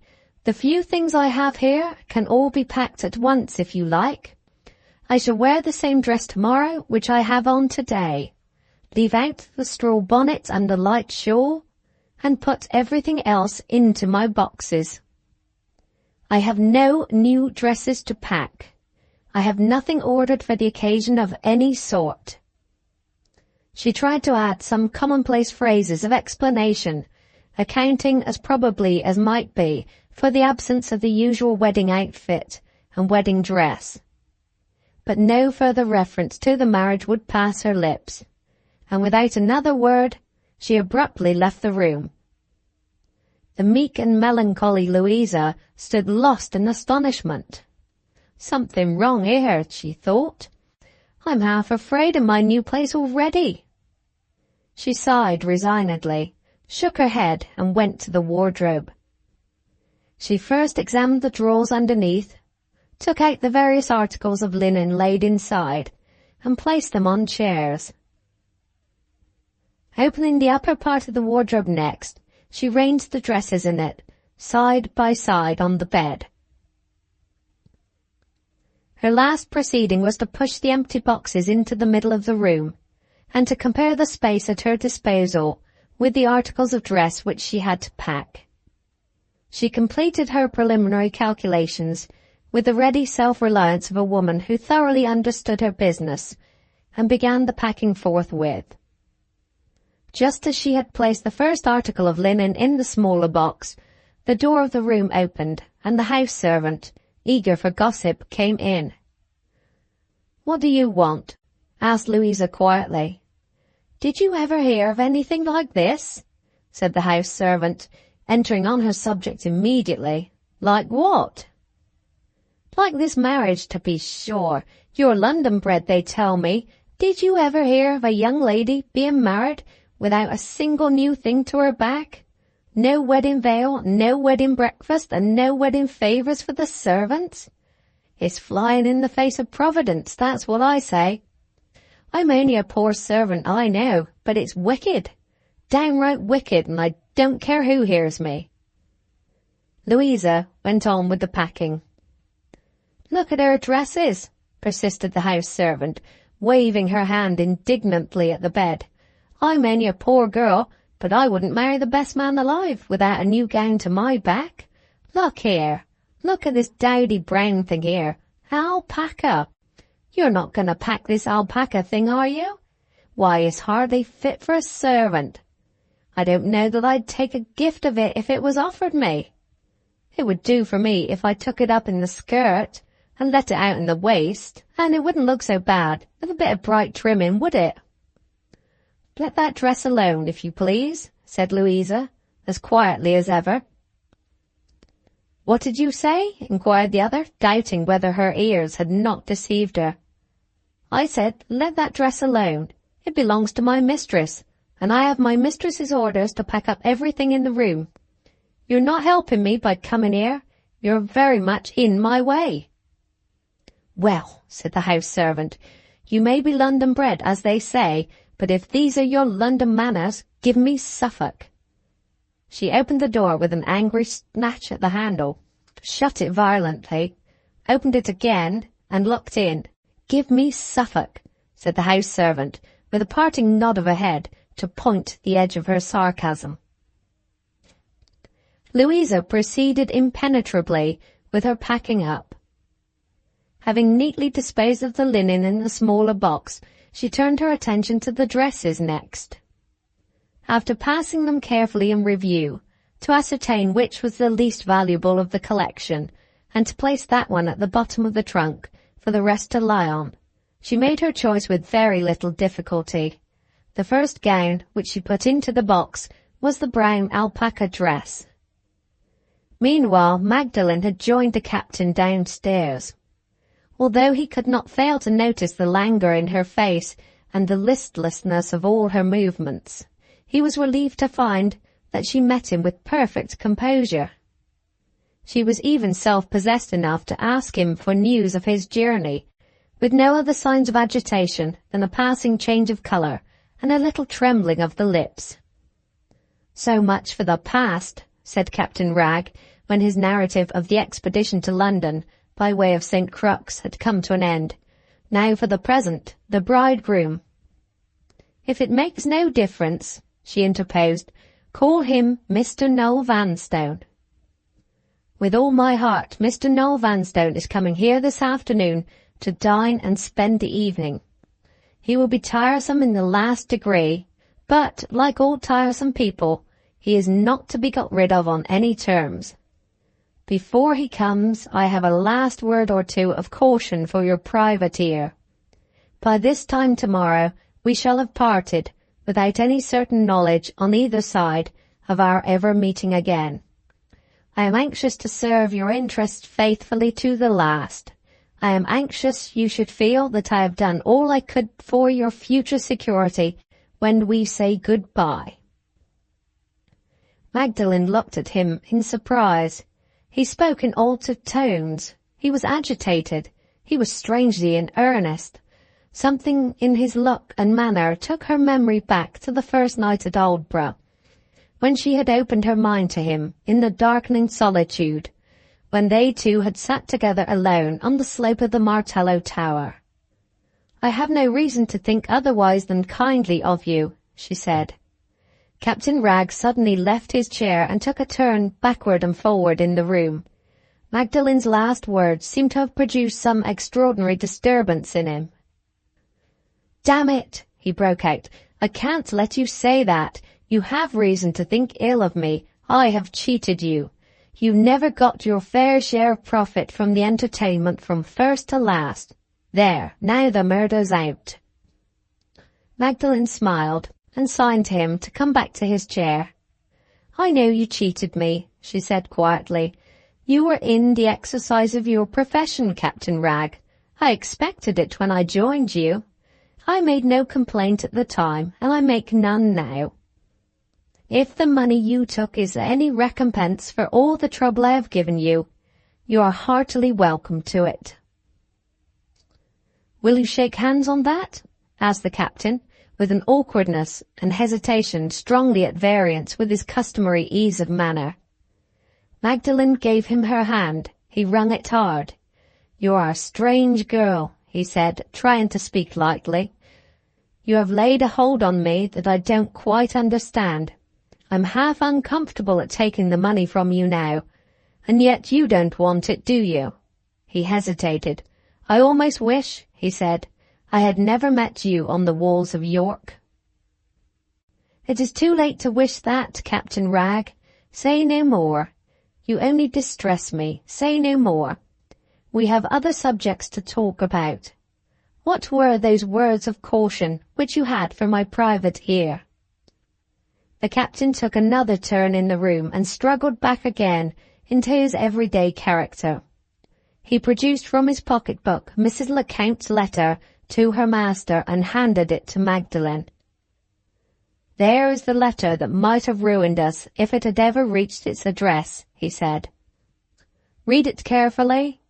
I have a question to ask you when you have done. Magdalen read the letter. What is this proof, she inquired, which Mrs. Lecount relies on so confidently? The very question I was going to ask you, said Captain Ragg. Consult your memory of what happened when you tried that experiment in Vauxhall Walk. Did Mrs. Lecount get no other chance against you than the chances you have told me of already? She discovered that my face was disguised, and she heard me speak in my own voice. And nothing more? Nothing more. Very good. Then my interpretation of the letter is clearly the right one. The proof Mrs. Lecount relies on is my wife's infernal ghost story, which is, in plain English, the story of Miss Bygrave having been seen in Miss Vanstone's disguise, the witness being the very person who is afterward presented at Aldborough in the character of Miss Bygrave's aunt. An excellent chance for Mrs. Lecount if she can only lay her hand at the right time on Mrs. Ragg, and no chance at all if she can't. Make your mind easy on that point. Mrs. Lecount and my wife have seen the last of each other. In the meantime, don't neglect the warning I gave you. In giving you this letter, tear it up for fear of accidents, but don't forget it. Trust me to remember it, replied Magdalen, destroying the letter while she spoke. Have you anything more to tell me? I have some information to give you, said Captain Ragg, which may be useful because it relates to your future security. Mind, I want to know nothing about your proceedings when tomorrow is over. We settled that when we first discussed this matter. I ask no questions and I make no guesses. All I want to do now is to warn you of your legal position after your marriage, and to leave you to make what use you please of your knowledge at your own sole discretion. I took a lawyer's opinion on the point when I was in London, thinking it might be useful to you. It is sure to be useful. What did the lawyer say? To put it plainly, this is what he said. If Noel Vanstone ever discovers that you have knowingly married him under a false name, he can apply to the ecclesiastical court to have his marriage declared null and void. The issue of the application would rest with the judges, but if he could prove that he had been intentionally deceived, the legal opinion is that his case would be a strong one. Suppose I chose to apply on my side, said Magdalen eagerly. What then? You might make the application, replied the captain, but remember one thing. You would come into court with the acknowledgement of your own deception. I leave you to imagine what the judges would think of that. Did the lawyer tell you anything else? One thing besides, said Captain Wragg. Whatever the law might do with the marriage in the lifetime of both the parties to it, on the death of either one of them, no application made by the survivor would avail. And as to the case of that survivor, the marriage would remain valid. You understand? If he dies, or if you die, and if no application has been made to the court, he the survivor, or you the survivor, would have no power of disputing the marriage. But in the lifetime of both of you, if he claimed to have the marriage dissolved, the chances are all in favor of his carrying his point. He looked at Magdalen with a furtive curiosity as he said these words. She turned her head aside, absently tying her watch chain into a loop and untying it again, evidently thinking with the closest attention over what he had last said to her. Captain Wragg walked uneasily to the window and looked out. The first object that caught his eye was Mr. Noel Vanstone approaching from sea view. He returned instantly to his former place in the room and addressed himself to Magdalen once more. Here is Mr. Noel Vanstone, he said. One last caution before he comes in. Be on your guard with him about your age. He put the question to me before he got the license. I took the shortest way out of the difficulty and told him you were 21, and he made the declaration accordingly. Never mind about me. After tomorrow I am invisible. But in your own interests, don't forget, if the subject turns up, that you were of age when you were married. There is nothing more. You are provided with every necessary warning that I can give you. Whatever happens in the future, remember I have done my best. He hurried to the door, without waiting for an answer, and went out into the garden to receive his guest. Noel Vanstone made his appearance at the gate, solemnly carrying his bridal offering to North Shingles with both hands. The object in question was an ancient casket, one of his father's bargains. Inside the casket reposed an old-fashioned carbuncle brooch set in silver, another of his father's bargains. Bridal presents both, possessing the inestimable merit of leaving his money undisturbed in his pocket. He shook his head portentously when the captain inquired after his health and spirits. He had passed a wakeful night. Ungovernable apprehensions of Lecount's sudden reappearance had beset him as soon as he found himself alone at Seaview. Seaview was redolent of Lecount. Seaview, though built on piles and the strongest house in England, was henceforth odious to him. He had felt this all night. He had also felt his responsibilities. There was the lady's maid to begin with. Now he had hired her, he began to think she wouldn't do. She might fall sick on his hands. She might have deceived him by a false character. She and the landlady of the hotel might have been in league together. Horrible, really horrible to think of. Then there was the other responsibility, perhaps the heavier of the two, the responsibility of deciding where he was to go and spend his honeymoon tomorrow. He would have preferred one of his father's empty houses, but except a Vauxhall Walk, which he supposed would be objected to, and at Aldborough, which was of course out of the question, all the houses were let. He would put himself in Mr. Bygrave's hands. Where had Mr. Bygrave spent his own honeymoon? Given the British Islands to choose from, where would Mr. Bygrave pitch his tent on a careful review of all the circumstances? At this point, the bridegroom's question suddenly came to an end, and the bridegroom's face exhibited an expression of ungovernable astonishment. His judicious friend, whose advice had been at his disposal in every other emergency, suddenly turned round on him in the emergency of the honeymoon, and flatly declined discussing the subject. "No," said the captain, as Noah Vanstone opened his lips to plead for a hearing.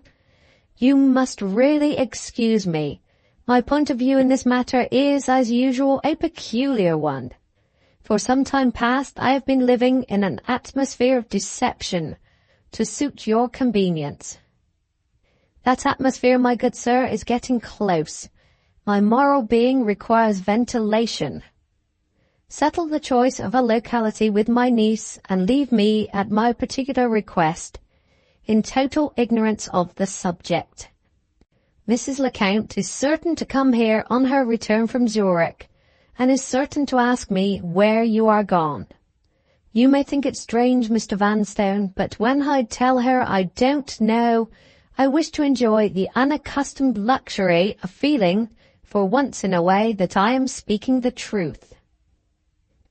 With those words he opened the sitting-room door, introduced Noah Vanstone to Magdalen's presence, bowed himself out of the room again, and set forth alone to while away the rest of the afternoon by taking a walk.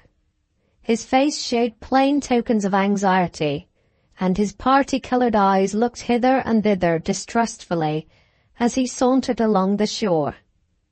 "The time hangs heavy on our hands," thought the captain. "I wish tomorrow was come and gone." The day passed and nothing happened. The evening and the night followed, placidly and uneventfully. Monday came, a cloudless, lovely day. Monday confirmed the captain's assertion that the marriage was a certainty. Toward 10 o'clock, the clerk, ascending the church steps, quoted the old proverb to the pew-opener, meeting him under the porch, "Happy the bride on whom the sun shines." In a quarter of an hour more, the wedding party was in the vestry, and the clergyman led the way to the altar. Carefully as the secret of the marriage had been kept, the opening of the church in the morning had been enough to betray it. A small congregation, almost entirely composed of women, were scattered here and there among the pews. Kirk's sister and her children were staying with a friend at Aldborough, and Kirk's sister was one of the congregation. As the wedding party entered the church, the haunting terror of Mrs. Lecount spread from Noah Vanstone to the captain. For the first few minutes the eyes of both of them looked among the women in the pews with the same searching scrutiny, and looked away again with the same sense of relief. The clergyman noticed that look and investigated the licence more closely than usual. The clerk began to doubt privately whether the old proverb about the bride was a proverb to be always depended on. The female members of the congregation murmured among themselves at the inexcusable disregard of appearances implied in the bride's dress. Kirk's sister whispered venomously in her friend's ear, "Thank God for today, for Robert's sake." Mrs. Ragg cried silently, with the dread of some threatening calamity she knew not what. The one person present who remained outwardly undisturbed was Magdalen herself. She stood with tearless resignation in her place before the altar, stood as if all the sources of human emotion were frozen up within her. The clergyman opened the book. It was done.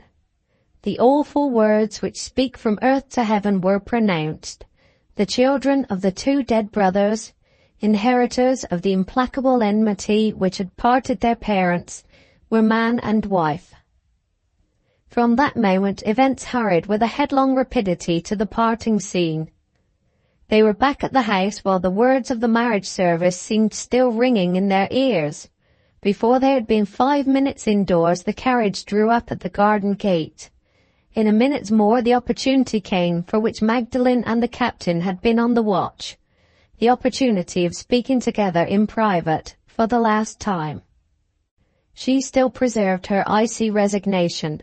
She seemed beyond all reach now of the fear that had once mastered her, of the remorse that had once tortured her soul.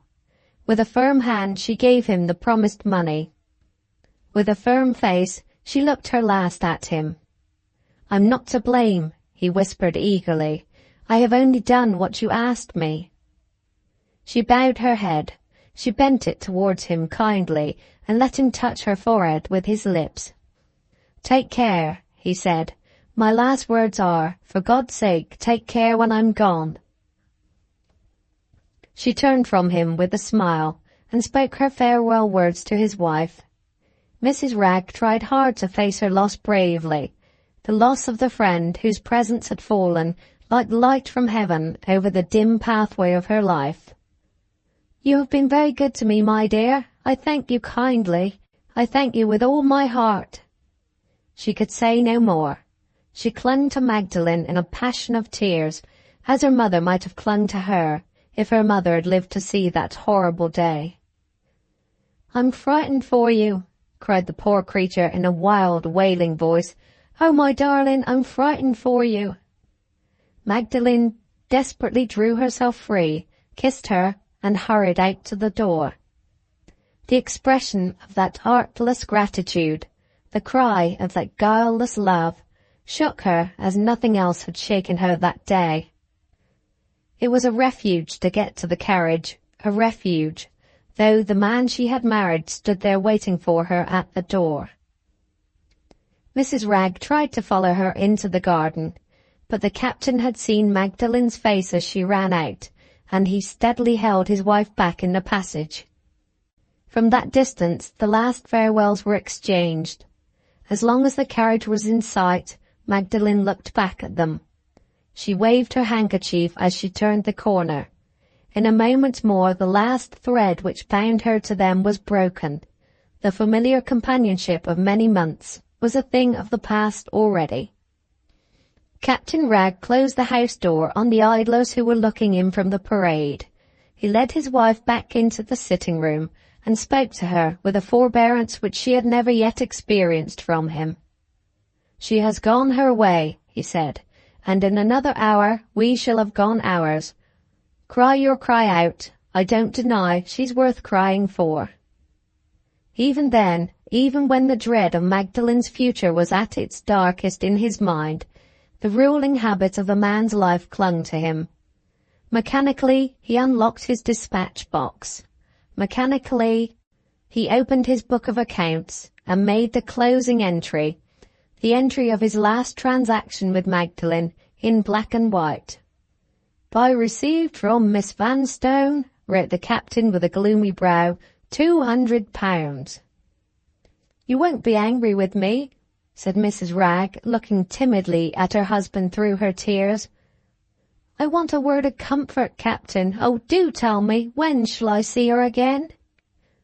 The captain closed the book and answered in one inexorable word, "Never." Between 11 and 12 o'clock that night, Mrs. Lecount drove into Zurich. Her brother's house, when she stopped before it, was shut up. With some difficulty and delay the servant was aroused. She held up her hands in speechless amazement when she opened the door and saw who the visitor was. "Is my brother alive?" asked Mrs. Lecount, entering the house. "Alive?" echoed the servant. "He has gone holiday-making into the country to finish his recovery in the fine fresh air." The housekeeper staggered back against the wall of the passage. The coachman and the servant put her into a chair. Her face was livid and her teeth chattered in her head. "Send for my brother's doctor," she said as soon as she could speak. The doctor came. She handed him a letter before he could say a word. "Did you write that letter?" He looked it over rapidly and answered her without hesitation. "Certainly not." "It is your handwriting." "It is a forgery of my handwriting." She rose from the chair with a new strength in her. "When does the return mail start for Paris?" she asked. "In half an hour. Send instantly, and take me a place in it." The servant hesitated. The doctor protested. She turned a deaf ear to them both. "Send," she reiterated, "or I will go myself." They obeyed. The servant went to take the place. The doctor remained and held a conversation with Mrs. Lecount. When the half-hour had passed, he helped her into her place in the mail, and charged the conductor privately to take care of his passenger. "She has travelled from England without stopping," said the doctor, "and she is travelling back again without rest. Be careful of her, or she will break down under the double journey." The mail started. Before the first hour of the new day was at an end, Mrs. Lecount was on her way back to England. End of chapter 14. Fourth scene. Between the scenes. Progress of the story through the post. 1. From George Bartram to Noel Vanstone. St. Crux, September 4th, 1847. My dear Noel, here are two plain questions at starting. In the name of all that is mysterious, what are you hiding for? And why is everything related to your marriage kept an impenetrable secret from your oldest friends? I have been to Aldborough to try if I could trace you from that place, and have come back as wise as I went. I have applied to your lawyer in London, and have been told, in reply, that you have forbidden him to disclose the place of your retreat to anyone without first receiving your permission to do so. All I could prevail on him to say was that he would forward any letter which might be sent to his care. I write accordingly, and mind this, I expect an answer. You may ask, in your ill-tempered way, what business I have to meddle with affairs of yours, which it is your pleasure to keep private. My dear Noel, there is serious reason for our opening communications with you from this house. You don't know what events have taken place at St. Crux since you ran away to get married. And though I detest writing letters, I must lose an hour's shooting today in trying to enlighten you. On the 23rd of last month, the Admiral and I were disturbed over our wine after dinner by the announcement that a visitor had unexpectedly arrived at St. Crux. Who do you think the visitor was? Mrs. Lecount. My uncle, with that old-fashioned bachelor gallantry of his, which pays equal respect to all wearers of petticoats, left the table directly to welcome Mrs. Lecount. While I was debating whether I should follow him or not, my meditations were suddenly brought to an end by a loud call from the Admiral. I ran into the morning-room, and there was your unfortunate housekeeper on the sofa, with all the woman servants around her, more dead than alive. She had travelled from England to Zurich, and from Zurich back again to England without stopping, and she looked seriously and literally at death's door. I immediately agreed with my uncle that the first thing to be done was to send for medical help. We dispatched a groom on the spot, and at Mrs. Lecount's own request, sent all the servants in a body out of the room. As soon as we were alone, Mrs. Lecount surprised us by a singular question. She asked if you had received a letter which she had addressed to you before leaving England at this house. When we told her that the letter had been forwarded under cover to your friend Mr. Bygrave by your own particular request, she turned as pale as ashes, and when we added that you had left us in company with the same Mr. Bygrave, she clasped her hands and stared at us as if she had taken leave of her senses. Her next question was, "Where is Mr. Noel now?" We could only give her one reply. Mr. Noel has not informed us. She looked perfectly thunderstruck at that answer. "He has gone to his ruin," she said. "He has gone away in company with the greatest villain in England. I must find him. I tell you, I must find Mr. Noel. If I don't find him at once, it will be too late. He will be married," she burst out quite frantically. "On my honour and my oath, he will be married." The Admiral, incautiously perhaps, but with the best intentions, told her you were married already. She gave a scream that made the windows ring again and dropped back on the sofa in a fainting fit. The doctor came in the nick of time and soon brought her to, but she was taken ill the same night. She has grown worse and worse ever since, and the last medical report is that the fever from which she has been suffering is in a fair way to settle on her brain. Now, my dear Noel, neither my uncle nor I have any wish to intrude ourselves on your confidence. We are naturally astonished at the extraordinary mystery which hangs over you and your marriage, and we cannot be blind to the fact that your housekeeper has, apparently, some strong reason of her own for viewing Mrs. Noel Vanstone with an enmity and distrust which we are quite ready to believe that lady has done nothing to deserve. Whatever strange misunderstanding there may have been in your household, it is your business, if you choose to keep it to yourself, and not ours. All we have any right to do is to tell you what the doctor says. His patient has been delirious. He declines to answer for her life if she goes on as she is going on now, and he thinks, finding that she is perpetually talking of her master, that your presence would be useful in quieting her, if you could come here at once and exert your influence before it is too late. What do you say? Will you emerge from the darkness that surrounds you and come to St. Crux? If this was the case of an ordinary servant, I could understand your hesitating to leave the delights of your honeymoon for any such object as is here proposed to you. But, my dear fellow, Mrs. Lecount is not an ordinary servant.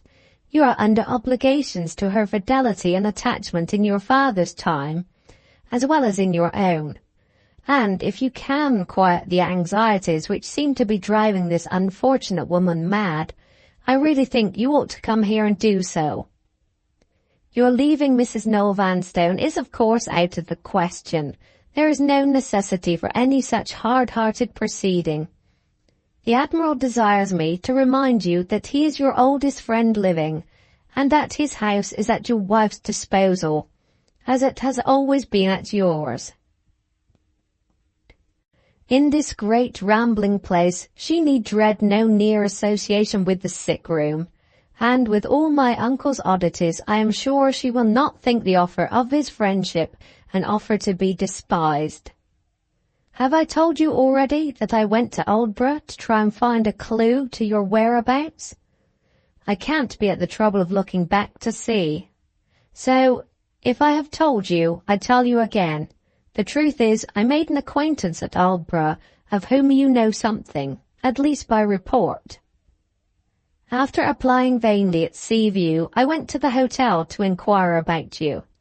The landlady could give me no information, but the moment I mentioned your name, she asked if I was related to you.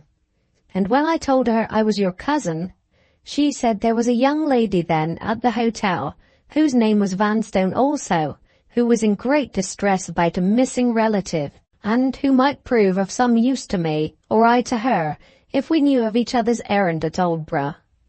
I had not the least idea who she was, but I sent in my card at a venture, and in 5 minutes afterward I found myself in the presence of one of the most charming women these eyes ever looked on. Our first words of explanation informed me that my family name was known to her by repute. Who do you think she was? The eldest daughter of my uncle and yours, Andrew Vanstone. I had often heard my poor mother in past years speak of her brother Andrew, and I knew of that sad story at Combe Raven. But our families, as you are aware, had always been estranged, and I had never seen my charming cousin before. She has the dark eyes and hair, and the gentle, retiring manners that I always admire in a woman. I don't want to renew our old disagreement about your father's conduct to those two sisters, or to deny that his brother Andrew may have behaved badly to him.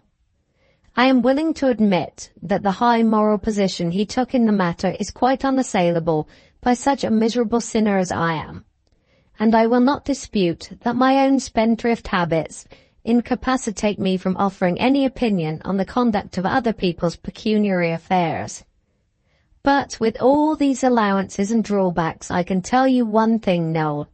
If you ever see the elder Miss Vanstone, I venture to prophesy that, for the first time in your life, you will doubt the propriety of following your father's example. She told me her little story, poor thing, most simply and unaffectedly. She is now occupying her second situation as a governess, and as usual, I, who know everybody, know the family. They are friends of my uncle's, whom he has lost sight of latterly, the Tyrrells of Portland Place, and they treat Miss Vanstone with as much kindness and consideration as if she was a member of the family. One of their old servants accompanied her to Aldborough, her object in travelling to that place being what the landlady of the hotel had stated it to be. The family reverses have, it seems, had a serious effect on Miss Vanstone's younger sister, who has left her friends and who has been missing from home for some time. She had been last heard of at Aldborough, and her elder sister, on her return from the continent with the Tyrrells, had instantly set out to make inquiries at that place. This was all Miss Vanstone told me. She asked whether you had seen anything of her sister, or whether Mrs. Lecount knew anything of her sister. I suppose because she was aware you had been at Aldborough. Of course I could tell her nothing. She entered into no details on the subject, and I could not presume to ask her for any. All I did was to set to work with might and main to assist her inquiries. The attempt was an utter failure. Nobody could give us any information.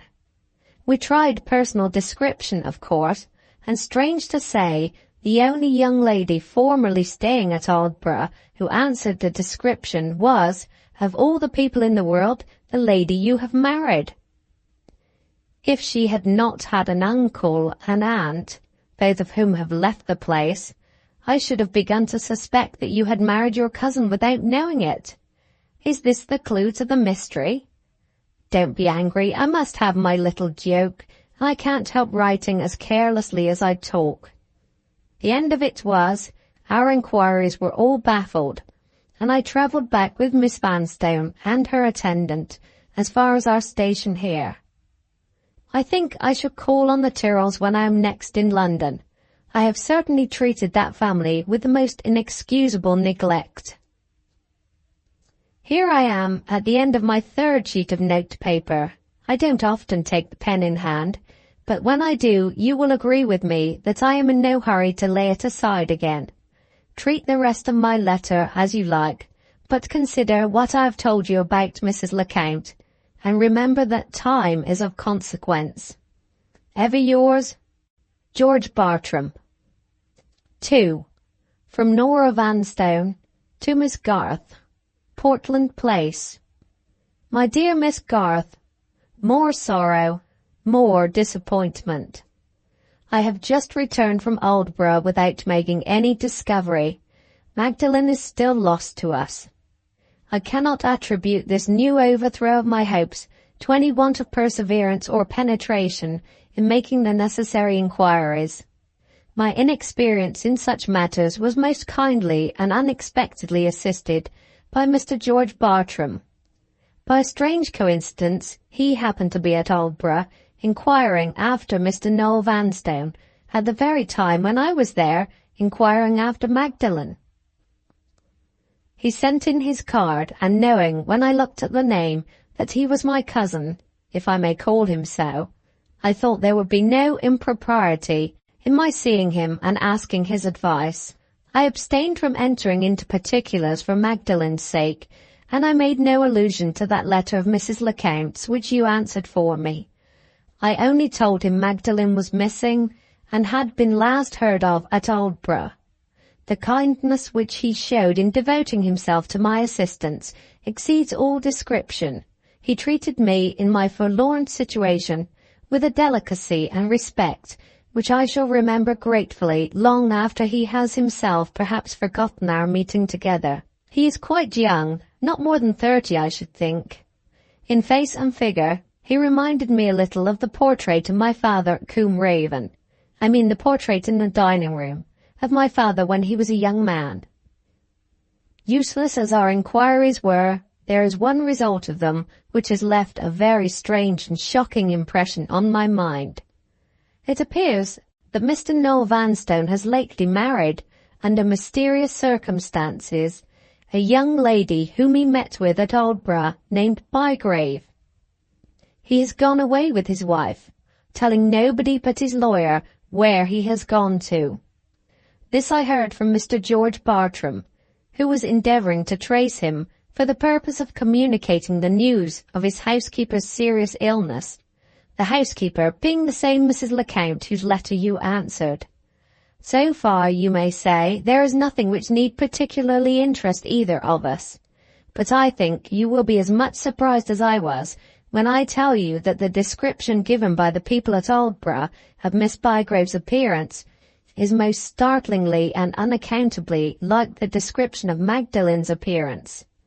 This discovery, taken in connection with all the circumstances we know of, has had an effect on my mind which I cannot describe to you, which I dare not realize to myself. Pray, come and see me. I have never felt so wretched about Magdalen as I feel now. Suspense must have weakened my nerves in some strange way. I feel superstitious about the slightest thing. This accidental resemblance of a total stranger to Magdalen fills me every now and then with the most horrible misgivings, merely because Mr. Noel Vanstone's name happens to be mixed up with it. Once more, pray come to me. I have so much to say to you that I cannot and dare not say in writing. Gratefully and affectionately yours, Norah. 3. From Mr. John Loscombe, Solicitor, to George Bartram, Esquire. Lincoln's Inn, London, September 6, 1847. Sir, I beg to acknowledge the receipt of your note enclosing a letter addressed to my client, Mr. Noel Vanstone, and requesting that I will forward the same to Mr. Vanstone's present address.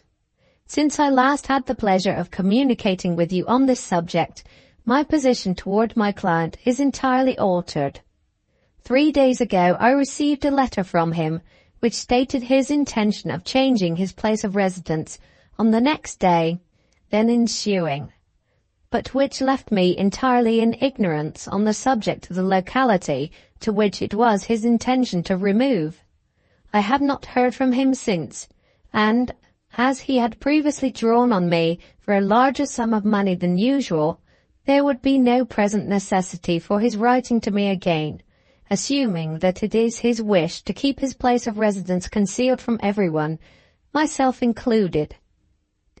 Under these circumstances, I think it right to return you your letter, with the assurance that I will let you know if I happen to be again placed in the position to forward it to its destination. Your obedient servant, John Loscombe. 4. From Norah Vanstone to Miss Garth, Portland Place. My dear Miss Garth, forget the letter I wrote to you yesterday and all the gloomy forebodings that it contains. This morning's post has brought new life to me. I have just received a letter addressed to me at your house and forwarded here. In your absence from home yesterday by your sister. Can you guess who the writer is? Magdalen. The letter is very short. It seems to have been written in a hurry. She says she has been dreaming of me for some nights past, and the dreams have made her fear that her long silence has caused me more distress on her account than she is worth. She writes, therefore, to assure me that she is safe and well, that she hopes to see me before long, and that she has something to tell me when we meet, which will try my sisterly love for her, as nothing has tried it yet. The letter is not dated, but the postmark is Allenby, which I have found, on referring to the Gazetteer, to be a little seaside place in Cumberland. There is no hope of my being able to write back, for Magdalen expressly says that she is on the eve of departure from her present residence, and that she is not at liberty to say where she is going to next, or to leave instructions for forwarding any letters after her. In happier times I should have thought this letter very far from being a satisfactory one, and I should have been seriously alarmed by that allusion to a future confidence on her part, which would try my love for her as nothing has tried it yet. But after all the suspense I have suffered, the happiness of seeing her handwriting again seems to fill my heart and to keep all other feelings out of it. I don't send you her letter because I know you are coming to me soon, and I want to have the pleasure of seeing you read it. Ever affectionately yours, Norah. P.S. Mr. George Bartram called on Mrs. Tyrrell today. He insisted on being introduced to the children. When he was gone, Mrs. Tyrrell laughed in her good-humoured way and said that his anxiety to see the children looked, to her mind, very much like an anxiety to see me. You may imagine how my spirits are improved when I can occupy my pen in writing such nonsense as this. 5. From Mrs. Lecount to Mr. de Bleriot, General Agent, London. St. Crux, October 23rd, 1847. Dear Sir, I have been long in thanking you for the kind letter which promises me your assistance in friendly remembrance of the commercial relations formerly existing between my brother and yourself.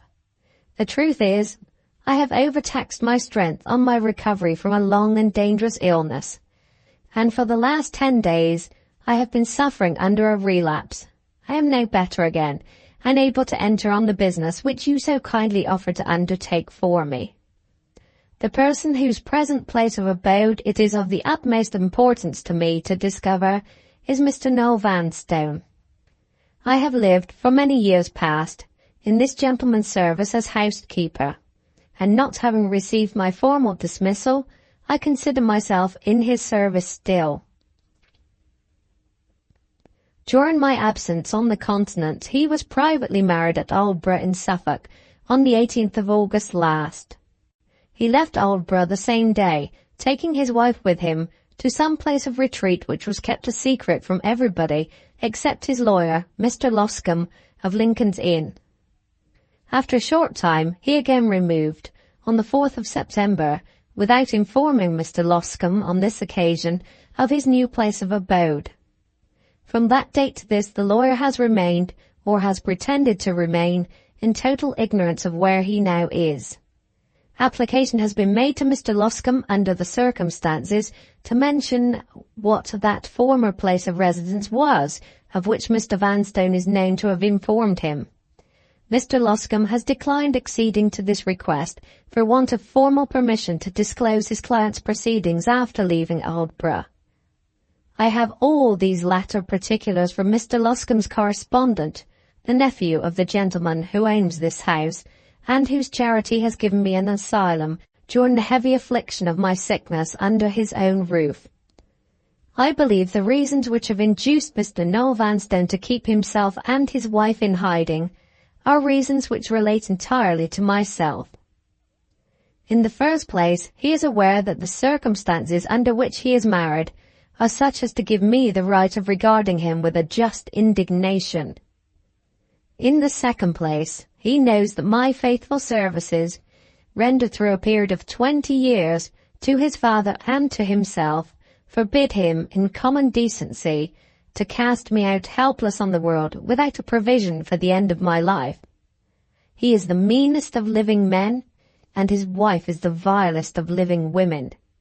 As long as he can avoid fulfilling his obligations to me, he will, and his wife's encouragement may be trusted to fortify him in his ingratitude.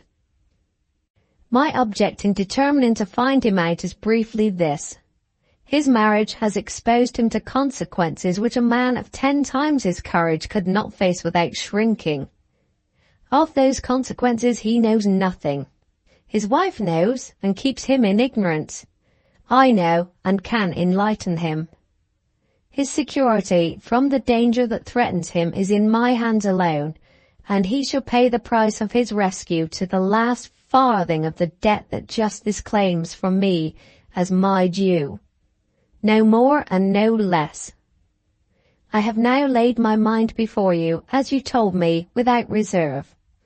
You know why I want to find this man, and what I mean to do when I find him. I leave it to your sympathy for me to answer the serious question that remains. How is the discovery to be made? If a first trace of them can be found after their departure from Aldborough, I believe careful inquiry will suffice for the rest. The personal appearance of the wife and the extraordinary contrast between her husband and herself are certain to be remarked and remembered by every stranger who sees them. When you favour me with your answer, please address it to care of Admiral Bartram, St. Crux in the Marsh, near Ossory, Essex. You're much obliged, Virginie Lecount. 6. From Mr. de Bleriot to Mrs. Lecount. Dark's Buildings, Kingsland, October 25th, 1847.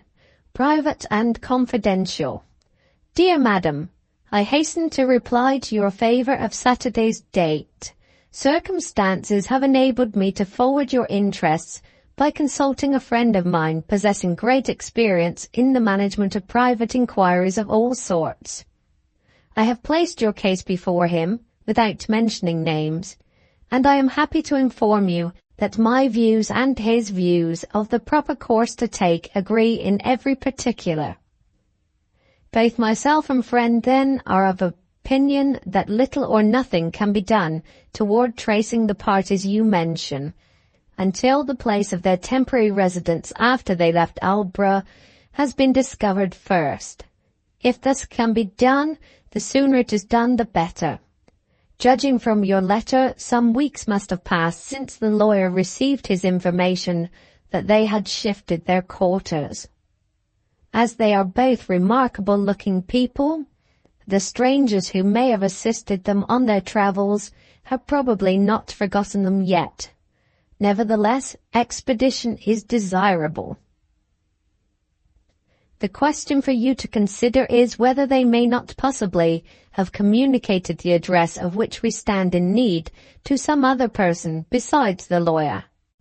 The husband may have written to members of his family, or the wife may have written to members of her family. Both myself and friend are of opinion that the latter chance is the likelier of the two. If you have any means of access in the direction of the wife's family, we strongly recommend you to make use of them. If not, please supply us with the names of any of her near relations or intimate female friends whom you know, and we will endeavour to get access for you. In any case, we request you will at once favour us with the most exact personal description that can be written of both the parties. We may require your assistance in this important particular at 5 minutes' notice. Favour us, therefore, with the description by return of post. In the meantime, we will endeavour to ascertain on our side whether any information is to be privately obtained at Mr. Loscombe's office. The lawyer himself is probably altogether beyond our reach, but if any of his clerks can be advantageously treated with, on such terms as may not overtax your pecuniary resource, accept my assurance that the opportunity shall be made the most of by, dear Madam, your faithful servant, Alfred de Bleriot. 7. From Mr. Pendrell to Norah Vanstone. Cyril Street, October 27th, 1847. My dear Miss Vanstone, a lady named Lecount, formerly attached to Mr. Noah Vanstone's services in the capacity of housekeeper, has called at my office this morning and has asked me to furnish her with your address. I have begged her to excuse my immediate compliance with her request and to favour me with a call tomorrow morning, when I shall be prepared to meet her with a definite answer. My hesitation in this matter does not proceed from any distrust of Mrs. Lecount personally, for I know nothing whatever to her prejudice. But in making her request to me, she stated that the object of the desired interview was to speak to you privately on the subject of your sister.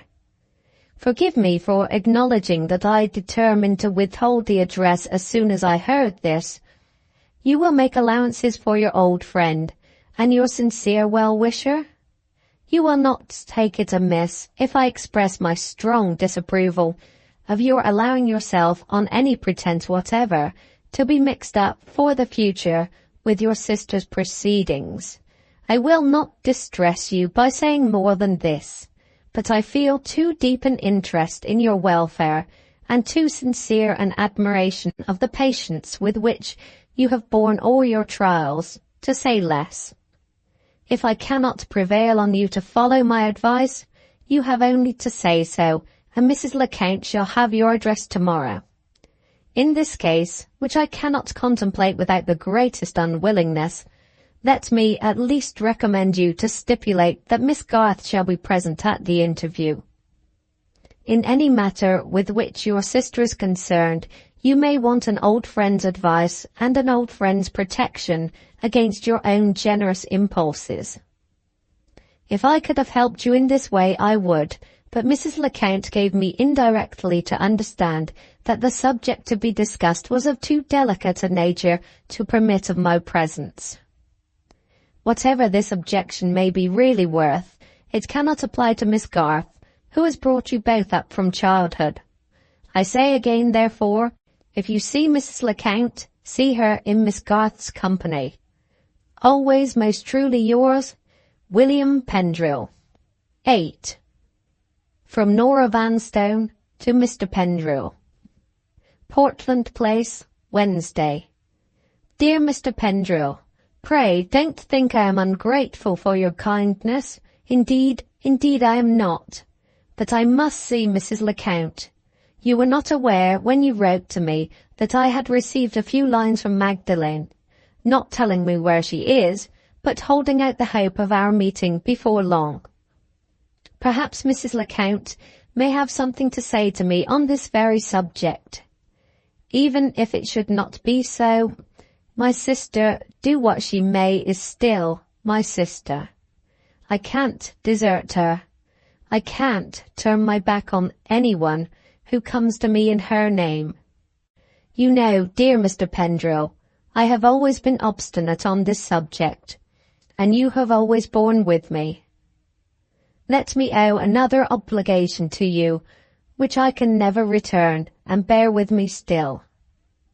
Need I say that I willingly accept that part of your advice which refers to Miss Garth? I have already written to beg that she will come here at 4 tomorrow afternoon. When you see Mrs. Lecount, please inform her that Miss Garth will be with me, and that she will find us both ready to receive her here tomorrow at 4 o'clock. Gratefully yours, Norah Vanstone. 9. From Mr. de Bleriot to Mrs. Lecount. Private. Dark's Buildings, October 28th. Dear Madam, one of Mr. Loscombe's clerks has proved amenable to a small pecuniary consideration, and has mentioned a circumstance which it may be of some importance for you to know. Nearly a month since, accident gave the clerk in question an opportunity of looking into one of the documents on his master's table, which had attracted his attention from a slight peculiarity in the form and colour of the paper. He had only time, during Mr. Loscombe's momentary absence, to satisfy his curiosity by looking at the beginning of the document and at the end. At the beginning he saw the customary form used in making a will. At the end he discovered the signature of Mr. Noel Vanstone, with the names of 2 attesting witnesses, and the date, of which he is quite certain, the 30th of September last. Before the clerk had time to make any further investigations, his master returned, sorted the papers on the table, and carefully locked up the will in the strong box devoted to the custody of Mr. Noel Vanstone's documents. It has been ascertained that, at the close of September, Mr. Loscombe was absent from the office. If he was then employed in superintending the execution of his client's will, which is quite possible, it follows clearly that he was in the secret of Mr. Vanstone's address after the removal of the 4th of September, and if you can do nothing on your side, it may be desirable to have the lawyer watched on ours. In any case, it is certainly ascertained that Mr. Noel Vanstone has made his will since his marriage. I leave you to draw your own conclusions from that fact, and remain, in the hope of hearing from you shortly, your faithful servant, Alfred de Bleriot. 10. From Miss Garth to Mr. Pendril. Portland Place, October 28th. My dear Sir, Mrs. Lecount has just left us. If it was not too late to wish, I should wish, from the bottom of my heart, that Norah had taken your advice and had refused to see her. I write in such distress of mind that I cannot hope to give you a clear and complete account of the interview. I can only tell you briefly what Mrs. Lecount has done and what our situation now is. The rest must be left until I am more composed, and until I can speak to you personally. You will remember my informing you of the letter which Mrs. Lecount addressed to Norah from Aldborough, and which I answered for her in her absence.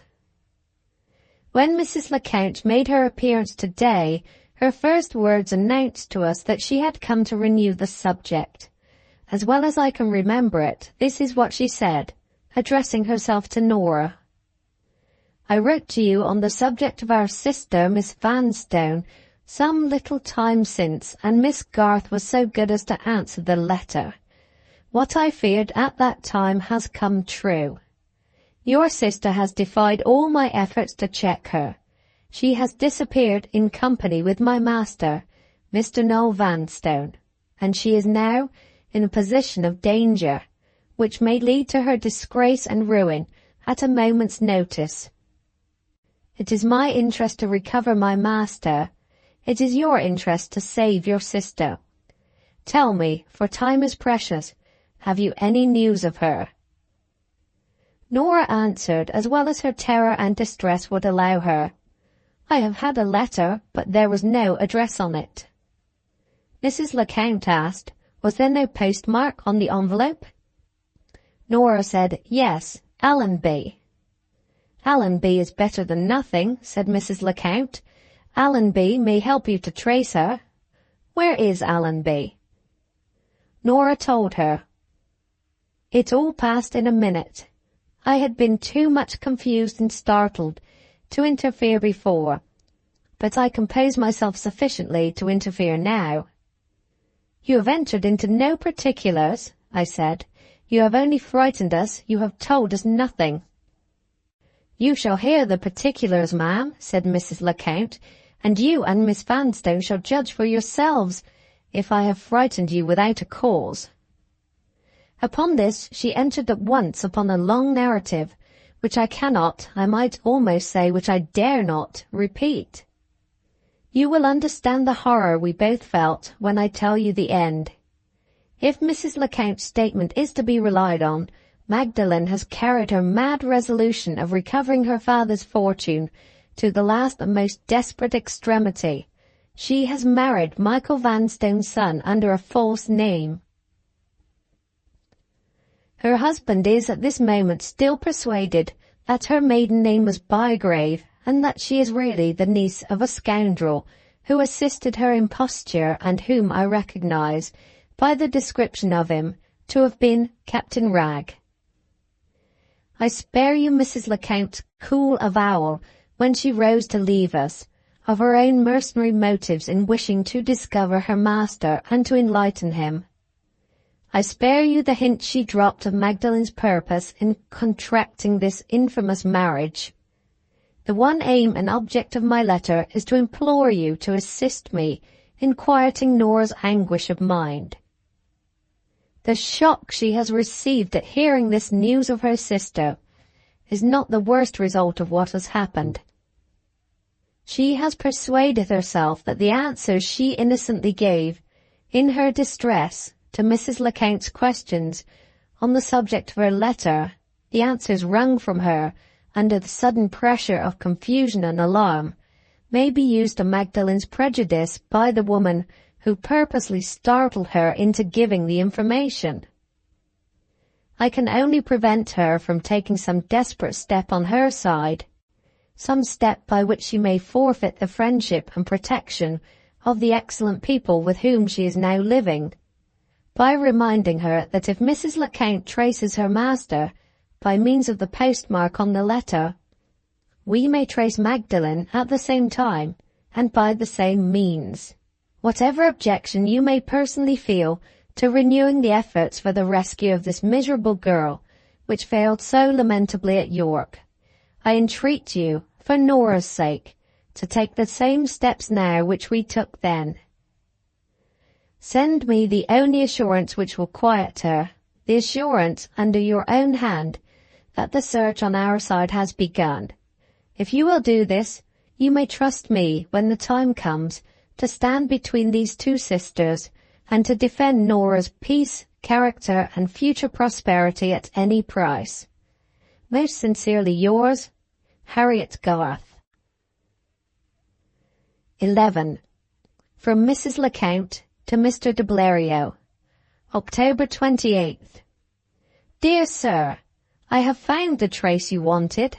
Mrs. Norah Vanstone has written to her sister. The letter contains no address, but the postmark is Allenby, in Cumberland. From Allenby, therefore, the inquiries must begin. You have already in your possession the personal description of both husband and wife. I urgently recommend you not to lose one unnecessary moment. If it is possible to send to Cumberland immediately, on receipt of this letter, I beg you will do so. I have another word to say before I close my note, a word about the discovery in Mr. Loscombe's office. It is no surprise to me to hear that Mr. Noah Vanstone has made his will since his marriage, and I am at no loss to guess in whose favour the will is made. If I succeed in finding my master, let that person get the money if that person can. A course to follow in this matter has presented itself to my mind since I received your letter. But my ignorance of details of business and intricacies of law leaves me still uncertain whether my idea is capable of ready and certain execution. I know no professional person whom I can trust in this delicate and dangerous business. Is your large experience in other matters large enough to help me in this? I will call at your office tomorrow at 2 o'clock for the purpose of consulting you on the subject. It is of the greatest importance when I next see Mr. Noah Vanstone that he should find me thoroughly prepared beforehand in this matter of the will. Your much obliged servant, Virginie Lecount. 12. From Mr. Pendril to Miss Garth. Searle Street, October 29th. Dear Miss Garth, I have only a moment to assure you of the sorrow with which I have read your letter. The circumstances under which you urge your request, and the reasons you give for making it, are sufficient to silence any objection I might otherwise feel to the course you propose. A trustworthy person, whom I have myself instructed, will start for Allenby today, and as soon as I receive any news from him, you shall hear of it by special messenger. Tell Miss Vanstone this, and pray add the sincere expression of my sympathy and regard. Faithfully yours, William Pendril. 13. From Mr. de Bleriot to Mrs. Lecount. Dark's Buildings, November 1st. Dear Madam, I have the pleasure of informing you that the discovery has been made with far less trouble than I had anticipated. Mr. and Mrs. Noah Vanstone have been traced across the Solway Firth to Dumfries, and thence to a cottage a few miles from the town on the banks of the Nith. The exact address is Balliol Cottage, near Dumfries. This information, though easily hunted up, has nevertheless been obtained under rather singular circumstances. Before leaving Allenby, the persons in my employ discovered, to their surprise, that a stranger was in the place pursuing the same inquiry as themselves. In the absence of any instructions preparing them for such an occurrence as this, they took their own view of the circumstance. Considering the man as an intruder on their business, whose success might deprive them of the credit and reward of making the discovery, they took advantage of their superiority in numbers and of their being first in the field, and carefully misled the stranger before they ventured any further with their own investigations. I am in possession of the details of their proceedings, with which I need not trouble you. The end is that this person, whoever he may be, was cleverly turned back southward on a false scent before the men in my employment crossed the Firth. I mention the circumstance, as you may be better able than I am to find a clue to it, and as it may possibly be of a nature to induce you to hasten your journey. Your faithful servant, Alfred de Bleriot. 14. From Mrs. Lecount to Mr. de Bleriot. November 1st. Dear Sir, one line to say that your letter has just reached me at my lodging in London. I think I know who sent the strange man to inquire at Allenby. It matters little. Before he finds out his mistake, I shall be at Dumfries. My luggage is packed, and I start for the north by the next train. Your deeply obliged, Virginie Lecount. Scene 5, Chapter 1. Towards 11 o'clock on the morning of the 3rd of November, the breakfast table at Balliol Cottage presented that essentially comfortless appearance which is caused by a meal in a state of transition. That is to say, by a meal prepared for 2 persons, which has already been eaten by one, and which has not yet been approached by the other. It must be a hardy appetite which can contemplate without momentary discouragement the battered eggshell, the fish half stripped to a skeleton, the crumbs in the plate, and the dregs in the cup. There is surely a wide submission to the weaknesses in human nature which must be respected and not reproved in the sympathizing rapidity in which servants in the places of public refreshment clear away all signs of the customer in the past in the eyes of the customer in the present. Although his predecessor may have been the wife of his bosom, or the child of his loins, no man can find himself confronted at the table by the traces of a vanished eater without a passing sense of injury in connection to the idea of his own meal. Some such impression as this found its way into the mind of Mr. Noel Vanstone when he entered the lonely breakfast parlour at Balliol Cottage shortly after 11 o'clock. He looked at the table, with a frown, and rang the bell with an expression of disgust. "Clear away this mess," he said, when the servant had appeared. "Has your mistress gone?" "Yes, sir, nearly an hour ago." "Is Louisa downstairs?" "Yes, sir." "When you have put this table right, send Louisa up to me." He walked away to the window. The momentary irritation passed away from his face, but it left an expression there which remained, an expression of pining discontent. Personally, his marriage had altered him for the worse. His wizen little cheeks were beginning to shrink into hollows. His frail little figure had already contracted a slight stoop. The former delicacy of his complexion had gone, and the sickly paleness of it was all that was remained. His thin, flaxen moustaches were no longer pragmatically waxed and twisted into a curl. The weak, feathery ends hung weakly, pedant, over the querulous corners of his mouth. If in the 10 or 12 weeks since his marriage had been counted by his looks, they might have reckoned as 10 or 12 years. He stood at the window, mechanically picking leaves from a pot of heath placed in front of it, and drearily humming the forlorn fragment of a tune. The prospect from the window overlooked the course of the Nith, at a bend of the river, a few miles above Dumfries. Here and there, through wintry gaps in the wooded bank, broad tracts of the level, cultivated valley met the eye. Boats passed on the river, and carts plodded along the high road on their way to Dumfries. The sky was clear. The November sun shone as pleasantly as if the year had been younger by a good 2 months. And the view, noted in Scotland for its bright and peaceful charm, was presented at the best which its wintry aspect could assume. If it had been hid in a mist or drenched with rain, Mr. Norah Vanstone would, to all appearance, have found it as attractive as he found it now. He waited at the window until he heard Louisa's knock at the door, and then turned back sullenly to the breakfast table and told her to come in. "Make the tea," he said. "I know nothing about it. I'm left here neglected. Nobody helps me." Which discreet Louisa silently and submissively obeyed. "Did your mistress leave any message for me?" he asked, "before she went away?" "No message in particular, sir. My mistress only said that she should be too late if she waited for breakfast any longer." "Did you say nothing else?"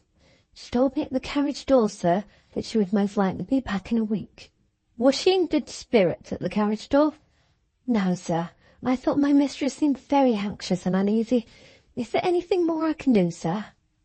"I don't know. Wait a minute." He proceeded discontentedly with his breakfast, Louisa waiting resignedly at the door. "I think your mistress has been in bad spirits lately," he resumed with a sudden outbreak of petulance. "My mistress has not been very cheerful, sir." "What do you mean by not very cheerful? Do you mean to prevaricate? Am I nobody in the house? Am I to be kept in the dark about everything? Is your mistress to go away on her own affairs and leave me at home like a child? Am I not even to ask a question about her? Am I to be prevaricated with by a servant? I won't be prevaricated with. Not very cheerful? What do you mean by not very cheerful?" "I only meant that my mistress was not in good spirits, sir." "Why couldn't you say it then? Don't you know the value of words? The most dreadful consequences sometimes happen from not knowing the value of words. Did your mistress tell you she was going to London?" "Yes, sir." "What did you think when your mistress told you she was going to London?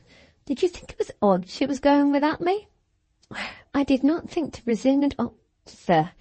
Is there anything more I can do for you, if you please, sir?" "What kind of morning? Is it out? Is it warm? Is the sun on the garden?" "Yes, sir." "Have you seen the sun yourself on the garden?" "Yes, sir." "Get me my greatcoat. I'll take a little turn. Has the man brushed it? Did you see the man brush it yourself?" "What do you mean by saying he has brushed it when you didn't see him?" "Let me look at the tails. If there's a speck of dust on the tails, I'll turn the man off. Help me on with it." Louisa helped him on with his coat and gave him his hat and went up irritably. The coat was a large one. It had belonged to his father, and the hat was a large one. It was a misfit purchased as a bargain by himself. It was submerged in his hat and his coat. He looked singularly small and frail and miserable as he slowly wended his way in the wintry sunlight down the garden path. The path sloped gently from the back of the house to the waterside, from which it was parted by a low fence. After pacing backward and forwards for some little time, he stopped at the lower extremity of the garden, and leaning on the fence, looked down listlessly at the smooth flow of the river. His thoughts still ran on the subject of his first fretful question to Louisa. He was still brooding over the circumstances under which his wife had left the cottage that morning, and over the want of consideration to himself implied in the manner of her departure. The longer he thought of his grievance, the more acutely he resented it. He was capable of great tenderness of feeling where any injury to his sense of his own importance was concerned. His head drooped little by little on his arms, as they rested on the fence, and in the deep sincerity of his mortification he sighed bitterly. The sigh was answered by a voice close at his side. "Happier with me, sir," said the voice in accents of tender regret. He looked up with a scream, literally with a scream, and confronted Mrs. Lecount. Was it the spectre of the woman, or the woman herself? Her hair was white, her face had fallen away, her eyes looked out large, bright, and haggard over hollow cheeks. She was withered and old. Her dress hung loose round her wasted figure. Not a trace of its buxom autumnal beauty remained. A quietly impenetrable resolution, a smoothly insinuating voice. These were the only relics of the past which sickness and suffering had left in Mrs. Lecount. "Compose yourself, Mr. Noel," she said gently. "You have no cause to be alarmed at seeing me. Your servant, when I inquired, said you were in the garden, and I came here to find you. I have traced you out, sir, with no resentment against yourself, with no wish to distress you by so much as a shadow of a reproach. I come here on what has been, and still is, the business of my life. Your service." He recovered himself a little, but was still incapable of speech. He held fast by the fence and stared at her. "Try to possess your mind, sir, of what I say," proceeded Mrs. Lecount. "I have come here not as your enemy, but as your friend. I have been tried by sickness. I have been tried by distress. Nothing remains of me but my heart. My heart forgives you. My heart, in your sore need which you have yet to feel, places me in service. Take my arm, Mr. Noel. A little turn in the sun will help you recover yourself." She put his hand through her arm and marched him slowly up the garden walk. Before she had been 5 minutes in his company, she had resumed full possession of him in her own right. "Now, down again, Mr. Noel," she said, "gently down again in this fine sunlight. I have much to say to you, sir, which you never expected to hear from me. Let me ask a little domestic question first. They told me at the house door Mrs. Norah Vanstone was away on a journey. Has she gone for long?" The master's hand trembled on her arm as she put that question. Instead of answering it, he tried faintly to plead for himself. The first words that escaped him were prompted by his first returning sense, the sense that his housekeeper had taken him into custody. He tried to make his peace with Mrs. Lecount. "I always meant to do something for you," he said coaxingly. "You would have heard from me before long. Upon my word and honour, Lecount, you would have heard from me before long." "I don't doubt it, sir," replied Mrs. Lecount, "but for the present, never mind about me. You and your interests first." "How did you come here?" he said, looking at her in astonishment. "How came you to find me out?" "It is a long story, sir. I will tell it you some other time. Let it be enough to say now that I have found you. Will Mrs. Noel be back again at the house today?" "A little louder, sir. I can hardly hear you." So, not back again for a week. And where has she gone?" "To London, did you say? And what for?" "I'm not inquisitive, Mr. Noel. I am asking serious questions, under serious necessity. Why has your wife left you here and gone to London by herself?" They were down at the fence again when she made that last inquiry, and they waited, leaning against it, while Mr. Noel Vanstone answered. Her reiterated assurances that she bore him no malice were producing no effect. He was beginning to recover himself. The old helpless habit of addressing all his complaints to his housekeeper was returning already with the reappearance of Mrs. Lecount. Returning insidiously, in company with that besetting anxiety to talk about his grievances, which had got the better of him at the breakfast table, and which had shown the wound inflicted on his vanity to his wife's maid. "I can't answer for Mrs. Norah Vanstone," he said spitefully. "Mrs. Norah Vanstone has not treated me with the consideration which is my due.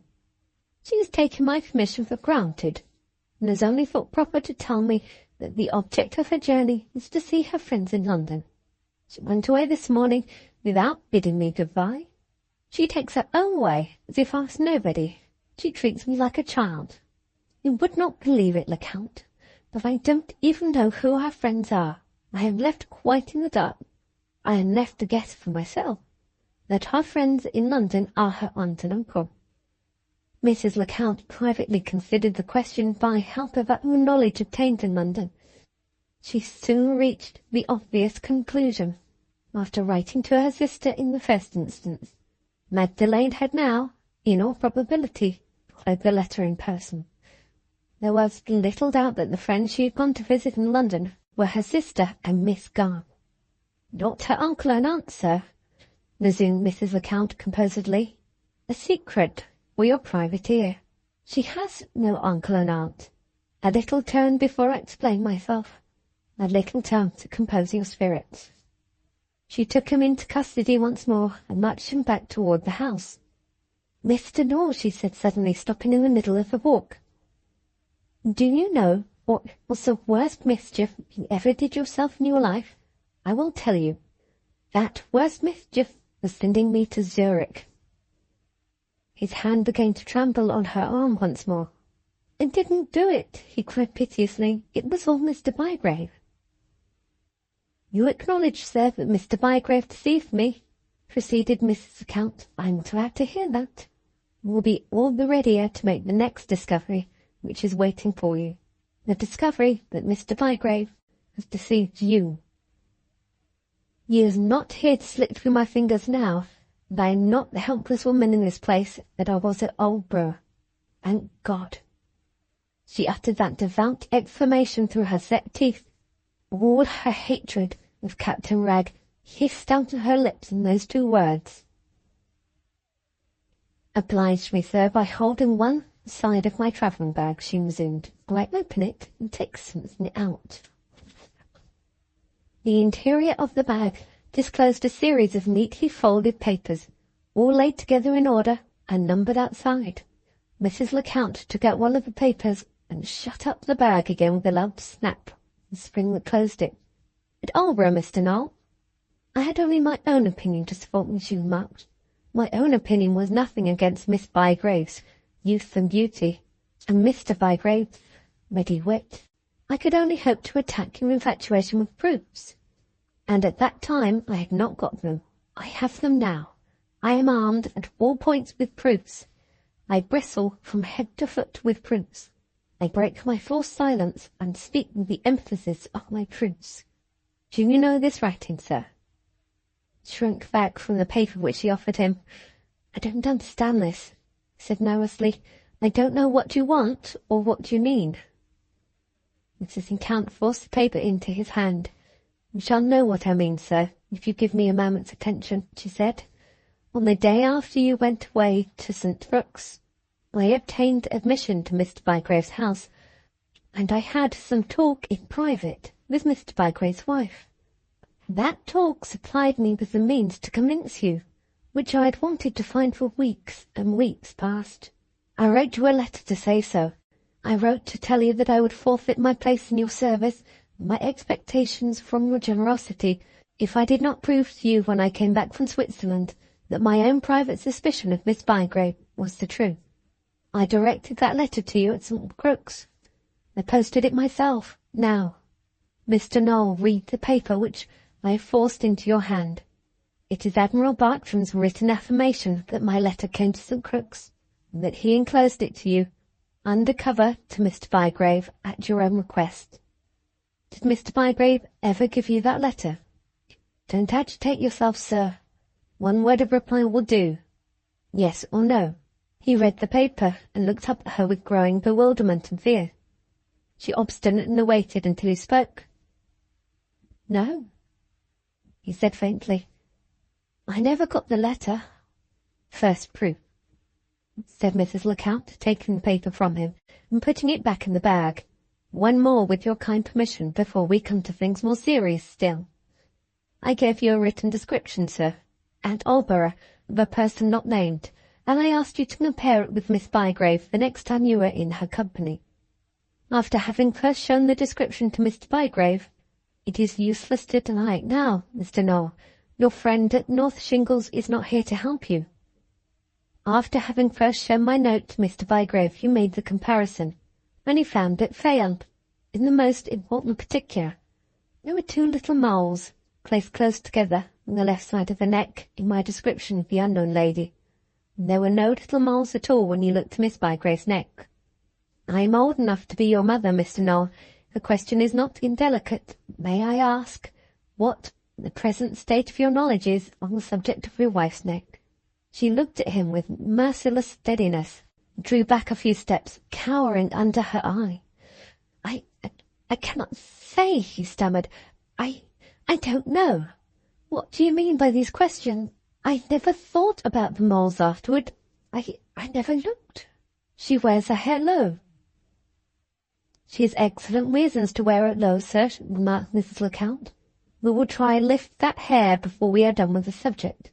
When I came out here to find you in the garden, I saw a neat young person through the kitchen window with her work in her hand, who looks to my eyes like a lady's maid. Is this young person your wife's maid? I beg your pardon, sir. Did you say yes? In that case, another question, if you please. Did you engage her, or did your wife? I engaged her, while I was away, while I was in total ignorance that you meant to have a wife or a wife's maid.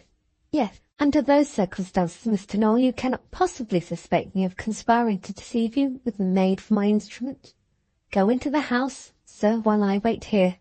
Ask the woman who dresses Mrs. Noel Vanstone's hair, morning and night, whether her mistress has a mark on the left side of her neck, and, if so, what that mark is. He walked a few steps towards the house without uttering a word, then stopped and looked back at Mrs. Lecount. His blinking eyes were steady. His wizened face had become suddenly composed. Mrs. Lecount advanced a little and joined him.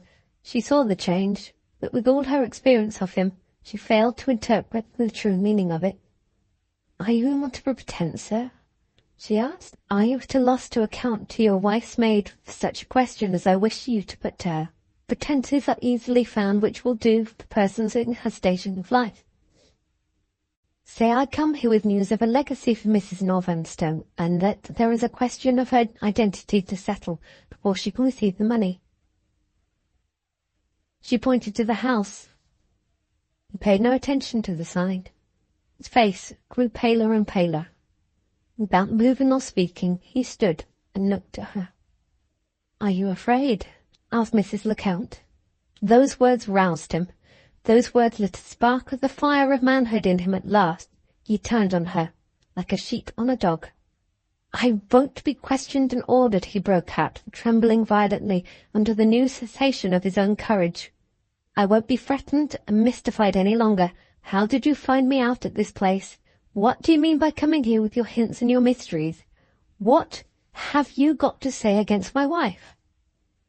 Mrs. Lecount composedly opened the travelling bag and took out her smelling bottle in case of emergency. "You have spoken to me in plain words," she said. "In plain words, sir, you shall have your answer. Are you too angry to listen?" Her looks and tones alarmed him in spite of himself. His courage began to sink again, and desperately, as he tried to steady it, his voice trembled when he answered her. "Give me my answer," he said, "and give it at once." "Your command shall be obeyed, sir, to the letter," replied Mrs. Lecount. "I have come here with two objects: to open your eyes to your own situation, to save your fortune, perhaps your life. Your situation is this. Miss Bygrave married you under a false character and a false name. Can you rouse your memory? Can you call to mind the disguised woman who threatened you in Vauxhall Walk? That woman, as certainly as I stand here, is now your wife." He looked at her in breathless silence, his lips falling apart, his eyes fixed in vacant inquiry. The suddenness of the disclosure had overreached its own end. It had stupefied him. "My wife?" he repeated, and broke into an imbecile laugh. "Your wife," reiterated Mrs. Lecount. At the repetition of those two words, the strain of his faculties relaxed. A thought dawned on him for the first time. His eyes fixed on her with a furtive alarm, and he drew back hastily. "Mad," he said to himself, with a sudden remembrance of what his friend Mr. Bygrave had told him at Aldborough, sharpened by his own sense of the haggard change that he saw on her face. He spoke in a whisper, but Mrs. Lecount heard him. She was close at his side in an instant. For the first time, her self-possession failed her. She caught him angrily by the arm. "Will you put my madness to the proof, sir?" she asked. He shook off her hold, and began to gather courage again in the intense sincerity of his disbelief, courage to face the assertion which she persisted on forcing on him. "Yes," he answered. "What must I do?" "Do what I have told you," said Mrs. Lecount. "Ask the maid that question about her mistress on the spot, and if she tells you the mark is there, do one thing more. Take me up into your wife's room and open her wardrobe in my presence with your own hand." "What do you want with her wardrobe?" he asked. "You shall know when you open it." "Very strange," he said to himself vacantly. "It's like a scene in a novel. It's like nothing in real life." He went slowly into the house, and Mrs. Lecount waited for him in the garden. After an absence of a few minutes only, he appeared again. On the top of a flight of stairs which led into the garden from the house, he had the iron rail with one hand, while with the other he beckoned to Mrs. Lecount to join him on the steps. "What does the maid say?" she asked as she approached him. "Is the mark there?" He answered in a whisper, "Yes." What he had heard from the maid produced a marked change in him. The horror of the coming discovery had laid its paralyzing hold on his mind. He moved mechanically. He looked and spoke like a man in a dream. "Will you take my arm, sir?" He shook his head, and preceding her along the passage and up the stairs, led the way into his wife's room. When she joined him and locked the door, he stood passively waiting for his directions. Without making any remark, without showing any external appearance of surprise, he had not removed either his hat or coat. Mrs. Lecount took them off him. "Thank you," he said with the docility of a well-trained child. "It's like a scene in a novel. It's nothing like real life." The bedchamber was not very large, and the furniture was heavy and old-fashioned. The traces of Magdalene's natural taste and refinement were still visible everywhere, in the little embellishments that graced and enlivened the aspect of the room. The perfume of dried rose leaves hung fragrant in the cool air. Mrs. Lecount sniffed the perfume with a disparaging frown, and threw the window open to its full height. "Pah!" she said with a shudder of virtuous disgust, yet atmosphere of deceit. She seated herself near the window. The wardrobe stood against the wall opposite, and the bed and the room on her right hand. "Open the wardrobe, Mr. Knoll," she said. "I don't go near it. I touch nothing in there myself. Take out the dresses with your own hand and put them on the bed. Take them out one by one until I tell you to stop." He bade her. "I'll do as well as I can," he said. "My hands are cold, and my head feels half asleep." The dresses to be removed were not many, for Magdalene had taken some of them away with her. After he had put 2 dresses on the bed, he was obliged to search in the inner recesses of the wardrobe before he could find a third. When he produced it, Mrs. Lecount made a sign for him to stop. The end was reached already. He had found the brown alpaca dress. "Lay it out on the bed, sir," said Mrs. Lecount. "You will see a double flounce running round the bottom of it. Lift up the outer flounce and pass the inner one through your fingers inch by inch. If you come to a place where the morsel of the stuff is missing, stop and look up at me." He passed the flounce slowly through his fingers for a minute or more, then stopped and looked up. Mrs. Lecount produced her pocket-book and opened it. "Every word I now speak, sir, is of serious consequence to you and to me," she said. "Listen with your closest attention. When the woman calling herself Miss Garth came to see us in Vauxhall Walk, I laid down behind the chair in which she was sitting and cut off a morsel of the stuff from the dress she wore, which might help you to know that dress if I ever saw it again. I did this while the woman's whole attention was absorbed in talking to you. The morsel of stuff has been kept in my pocket-book from that time to this. See for yourself, Mr. Knoll, if it fits the gap in the dress, which your own hands have just taken from your wife's wardrobe." She rose and handed him a fragment of the stuff across the bed. He put it in the vacant space in the flounce as well as his trembling fingers would let him. "Does it fit, sir?" asked Mrs. Lecount. The dress dropped from his hands, and the deadly bluish pallor, which every doctor who attended him had warned his housekeeper to dread, overspread his face slowly. Mrs. Lecount had not reckoned on such an answer to her question as she now saw in his cheeks. She hurried round to him with the smelling bottle in her hand. He dropped to his knees and caught at the dress with the grasp of a drowning man. "Save me," he gasped in a hoarse, breathless whisper. "On Lecount, save me." "I promise to save you," said Mrs. Lecount. "I am here with the means and resolution to save you. Come away from this place. Come nearer to the air." She raised him as she spoke, and led him across the room to the window. "Do you feel the chill pain again in your left side?" she asked with the first signs of alarm that she had shown yet. "Has your wife got any eau de cologne, any sal volatile in her room? Don't exhaust yourself by speaking. Point to the place." He pointed to a little triangular cupboard of old worm-eaten walnut wood fixed high in the corner of the room. Mrs. Lecount tried the door. It was locked. She made that discovery. She saw his head sink gradually back on the easy-chair in which she had placed him. The warning of the doctors in years past, if you ever let him faint, you let him die, recurred to her memory as if it had been spoken the day before. She looked at the cupboard again. In the recess under it lay some cords placed there apparently for the purpose of packing.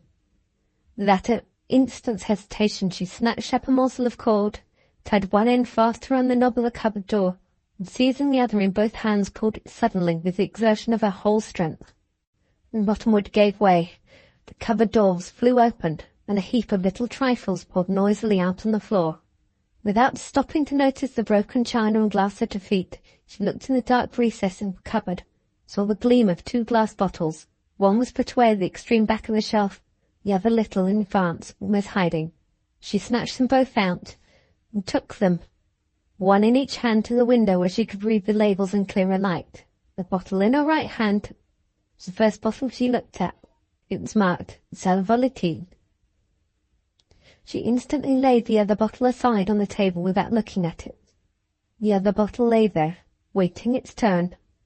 It held a dark liquid, and it was labelled poison. 5th scene, Chapter 2.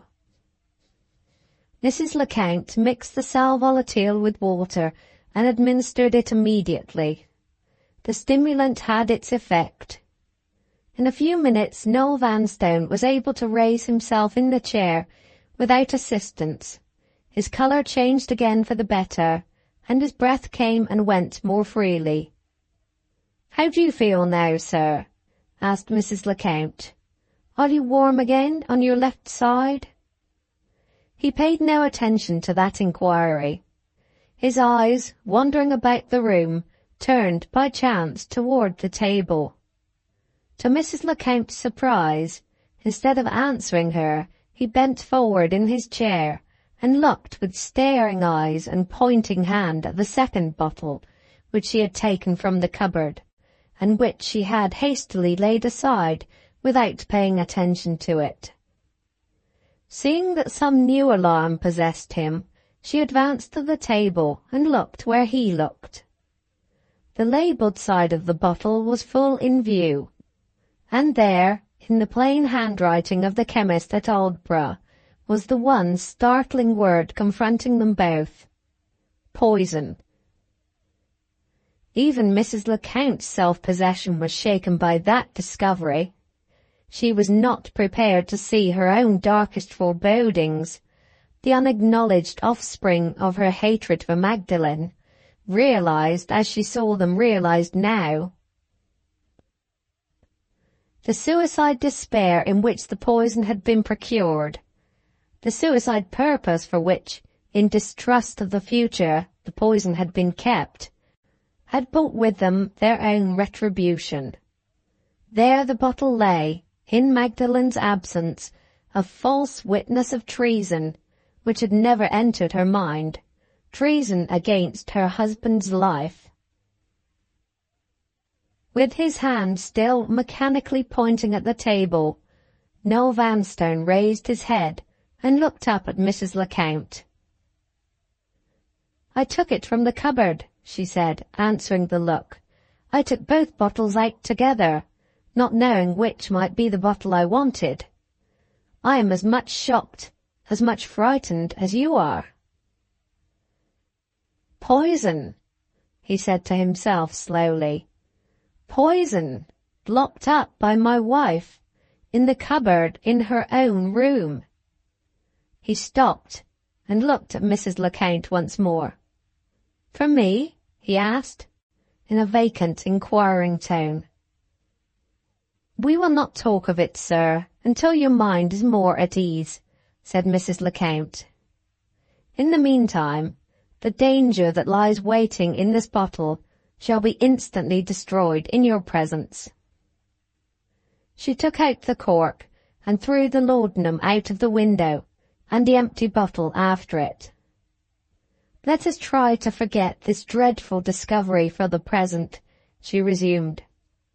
"Let us go downstairs at once. All that I have now to say to you can be said in another room." She helped him to rise from the chair and took his arm in her own. "It is well for him, it is well for me," she thought, as they went downstairs together, "that I came when I did." On crossing the passage, she stepped to the front door, where the carriage was waiting, which had brought her from Dumfries, and instructed the coachman to put up his horses at the nearest inn, and to call again for her in 2 hours' time. This done, she accompanied Noel Vanstone into the sitting-room, stirred up the fire, and placed him before it comfortably in an easy chair. He sat for a few minutes, warming his hands feebly like an old man, and staring straight into the flame.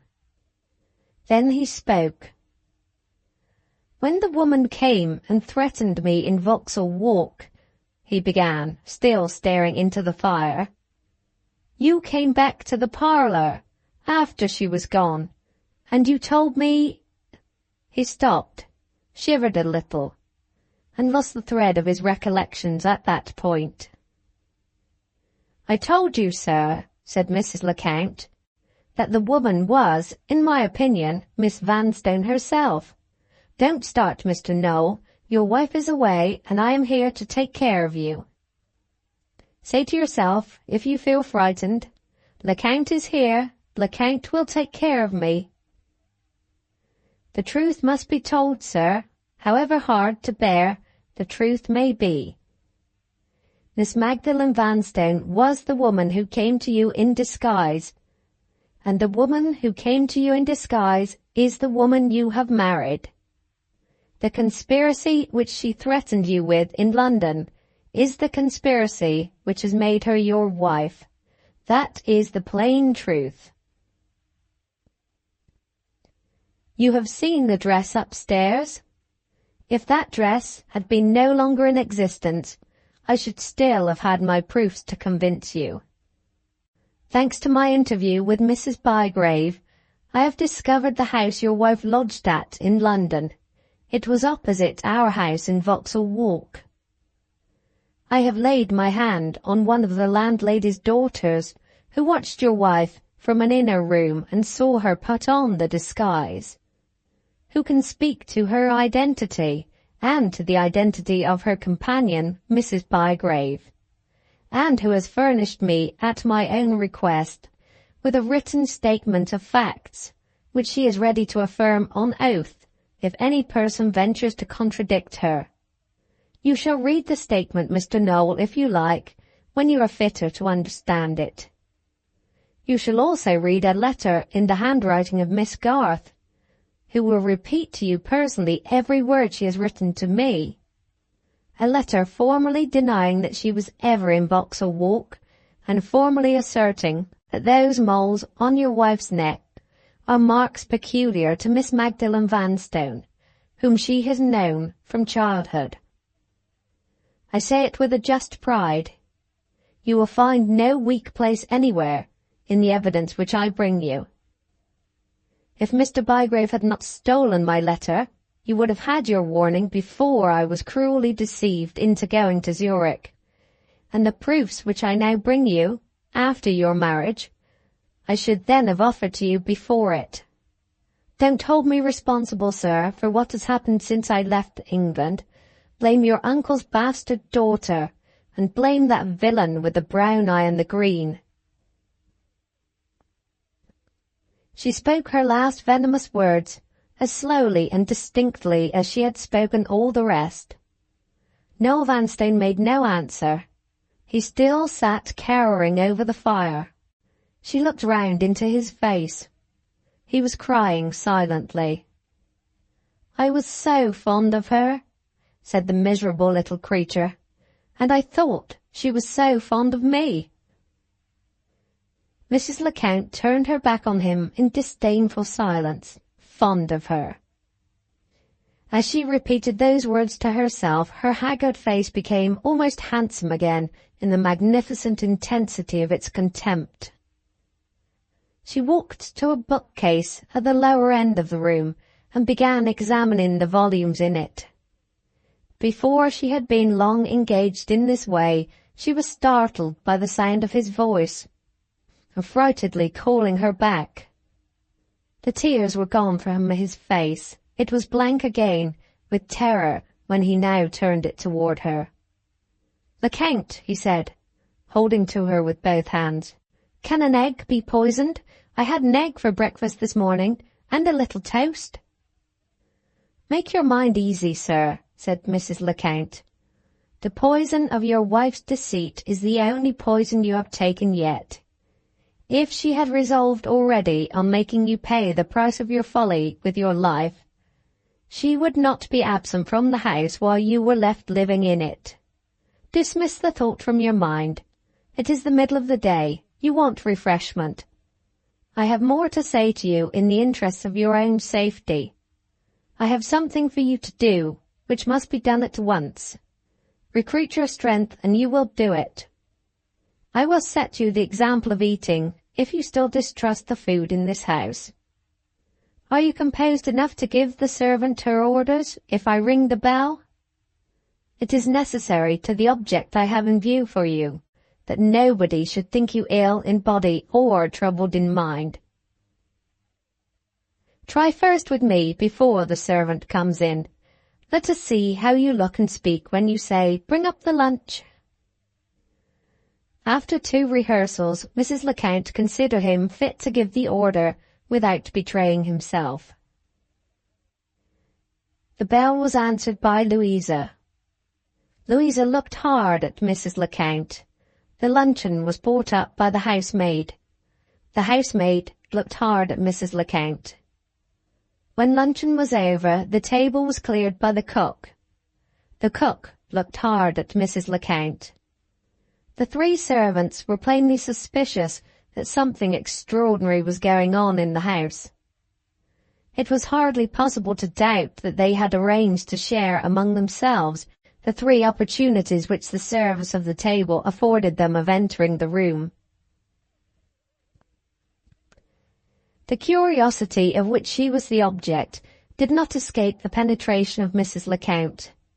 "I did well," she thought, "to arm myself in good time with the means of reaching my end. If I let the grass grow under my feet, one or the other of these women might get in my way." Roused by this consideration, she produced her travelling bag from a corner as soon as the last of the servants had entered the room, and seating herself at the end of the table opposite Noel Vanstone, looked at him for a moment with a steady, investigating attention. She had carefully regulated the quantity of wine which he had taken at luncheon. She had let him drink exactly enough to fortify without confusing him, and she now examined his face critically, like an artist examining his picture at the end of the day's work. The result appeared to satisfy her, and she opened the serious business of the interview on the spot. "Will you look at the written evidence I have mentioned to you, Mr. Noel, before I say any more?" she inquired. "Or are you sufficiently persuaded of the truth to proceed at once to the suggestion which I have now to make to you?" "Let me hear your suggestion," he said, sullenly resting his elbows on the table and leaning his head on his hands. Mrs. Lecount took from her travelling bag the written evidence to which she had just alluded, and carefully placed the papers on one side of him within easy reach if he wished to refer to them.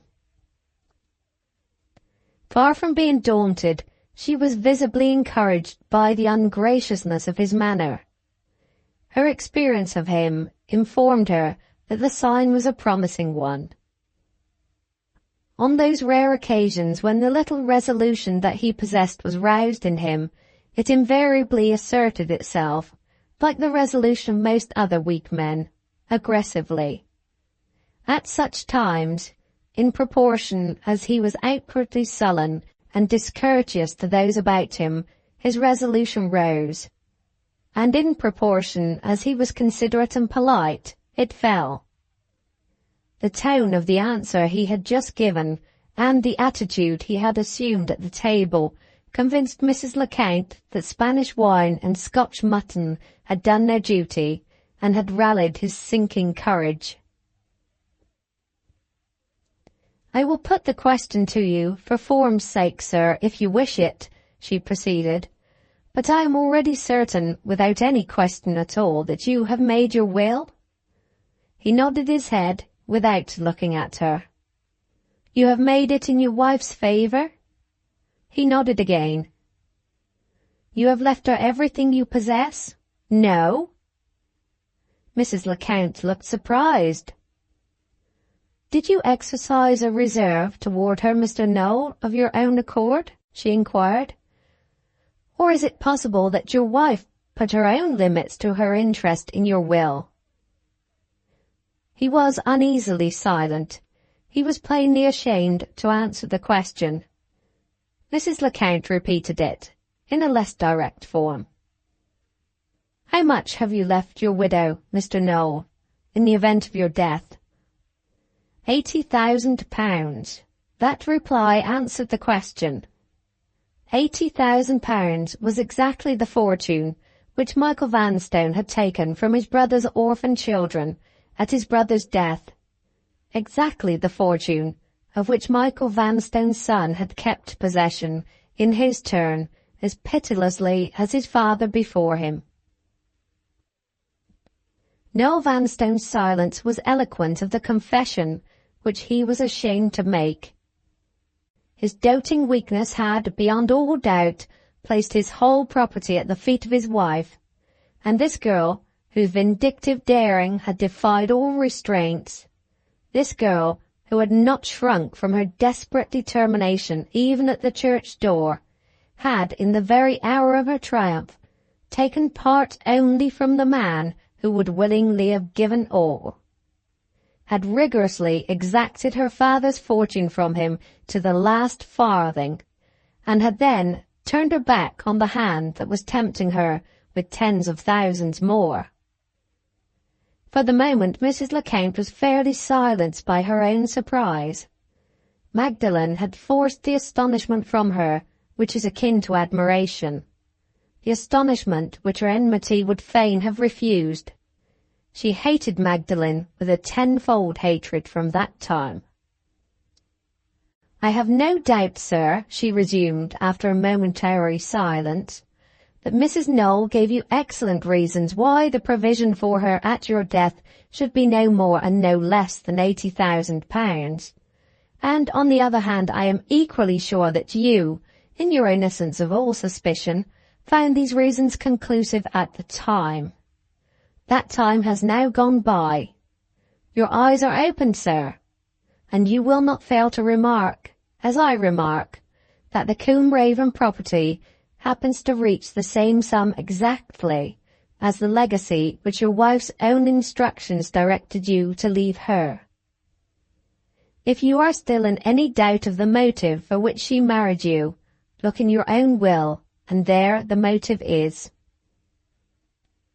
He raised his head from his hands and became closely attentive to what she was saying to him, for the first time since they had faced each other at the table. The Combe Raven property had never been classed by itself in his estimation. It had come to him merged in his father's other possessions at his father's death. The discovery, which had now opened before him, was one to which his ordinary habits of thought, as well as his innocence of suspicion, had hitherto closed his eyes. He said nothing, but he looked less sullenly at Mrs. Lecount. His manner was more ingratiating. The high tide of his courage was already on the ebb. "Your position, sir, must be as plain by this time to you as it is to me," said Mrs. Lecount. "There is only one obstacle now left between this woman and the attainment of her end. That obstacle is your life. After the discovery we have made upstairs, I leave you to consider for yourself what your life is worth." At those terrible words, the ebbing resolution in him ran out to the last drop. "Don't frighten me," he pleaded. "I have been frightened enough already." He rose and dragged his chair after him round the table to Mrs. Lecount's side. He sat down and caressingly kissed her hand. "You good creature," he said in a sinking voice. "You excellent Lecount. Tell me what to do. I'm full of resolution. I'll do anything to save my life." "Have you got writing materials in the room, sir?" asked Mrs. Lecount. "Will you put them on the table, if you please?" While the writing materials were in process of collection, Mrs. Lecount made a new demand on the resources of her travelling bag. She took 2 papers from it, each endorsed in the same neat commercial handwriting. One was described as "draft for proposed will," and the other as "draft for proposed letter." When she placed them before her on the table, her hand shook a little, and she applied the smelling salts, which she had brought with her in Noel Vanstone's interests, to her own nostrils. "I had hoped when I came here, Mr. Noel," she proceeded, "to have given you more time for consideration than it seems safe to give you now. When you first told me of your wife's absence in London, I thought it probable that the object of her journey was to see her sister and Miss Garth. Since the horrible discovery we have made upstairs, I am inclined to alter that opinion. Your wife's determination not to tell you who the friends are whom she has gone to see fills me with alarm. She may have accomplices in London.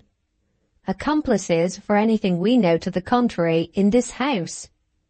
All 3 of your servants, sir, have taken the opportunity, in turn, of coming into the room and looking at me. I don't like their looks. Neither you nor I know what may happen from day to day, or even from hour to hour. If you take my advice, you will get the start at once of all possible accidents. And when the carriage comes back, you will leave this house with me." "Yes, yes," he said eagerly. "I'll leave the house with you. I wouldn't stop here by myself for any sum of money that could be offered me. What do we want the pen and ink for? Are you to write, or am I?" "You are to write, sir," said Mrs. Lecount. "The means taken for promoting your own safety are to be means set in motion, from beginning to end, by yourself. I suggest, Mr. Noel, and you decide. Recognize your own position, sir. What is your first and foremost necessity? It is plainly this: you must destroy your wife's interest in your death by making another will." He vehemently nodded his approval. His colour rose, and his blinking eyes brightened in malicious triumph. "She shan't have a farthing," he said to himself in a whisper. "She shan't have a farthing." "When your will is made, sir," proceeded Mrs. Lecount, "you must place it in the hands of a trustworthy person. Not my hands, Mr. Noel. I am only your servant. Then, when the will is safe, and when you are safe, write to your wife at this house. Tell her her infamous imposture is discovered. Tell her you have made a new will, which leaves her penniless at your death. Tell her in your righteous indignation that she enters your doors no more.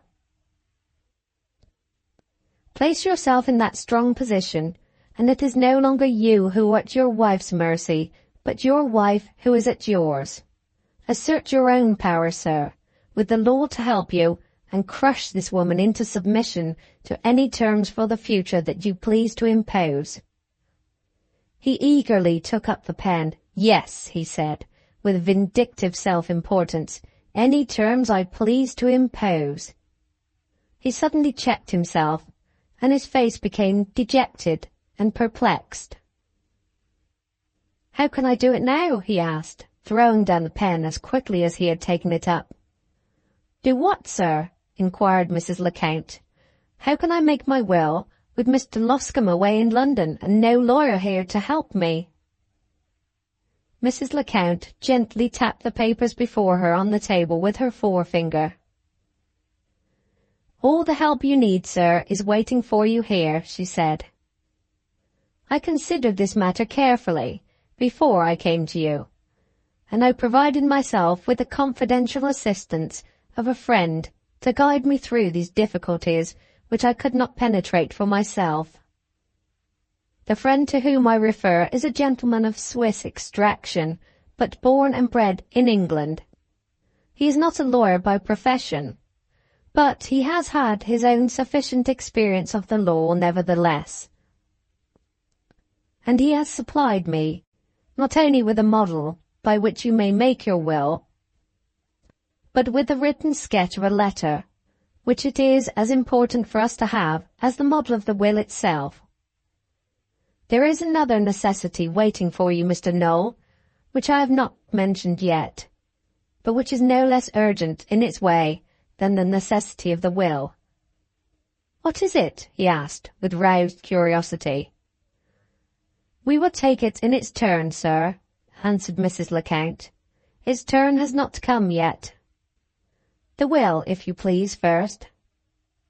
I will dictate from the model in my possession, and you were right." Noel Vanstone looked at the draft for the will and the draft for the letter with suspicious curiosity. "I think I ought to see the papers myself before you dictate," he said. "It would be more satisfactory to my own mind, Lecount." "By all means, sir," rejoined Mrs. Lecount, handing him the papers immediately. He read the draft for the will first, pausing and knitting his brows distrustfully. Wherever he found blank spaces left in the manuscript to be filled in with the names of persons and the enumeration of sums bequeathed to them. 2 or 3 minutes of reading brought him to the end of the paper. He gave it back to Mrs. Lecount without making any objection to it. The draft for the letter was a much longer document.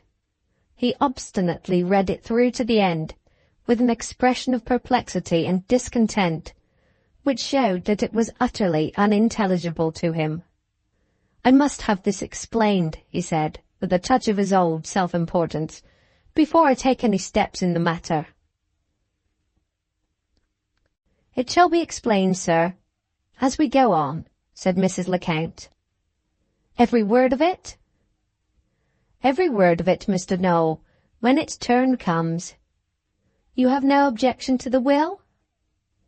"To the will, then. As I said before, let us devote ourselves first.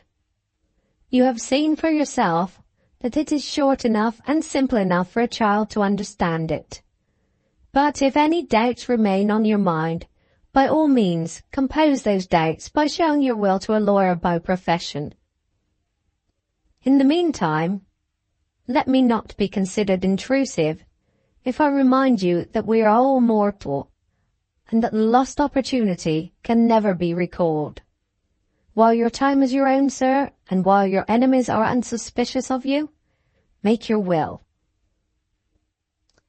She opened a sheet of notepaper and smoothed it out before him. She dipped the pen in ink and placed it in his hands. He took it from her without speaking. He was, to all appearance, suffering under some temporary uneasiness of mind, but the main point was gained. There he sat with the paper before him and the pen in his hand, ready at last, in right earnest, to make his will.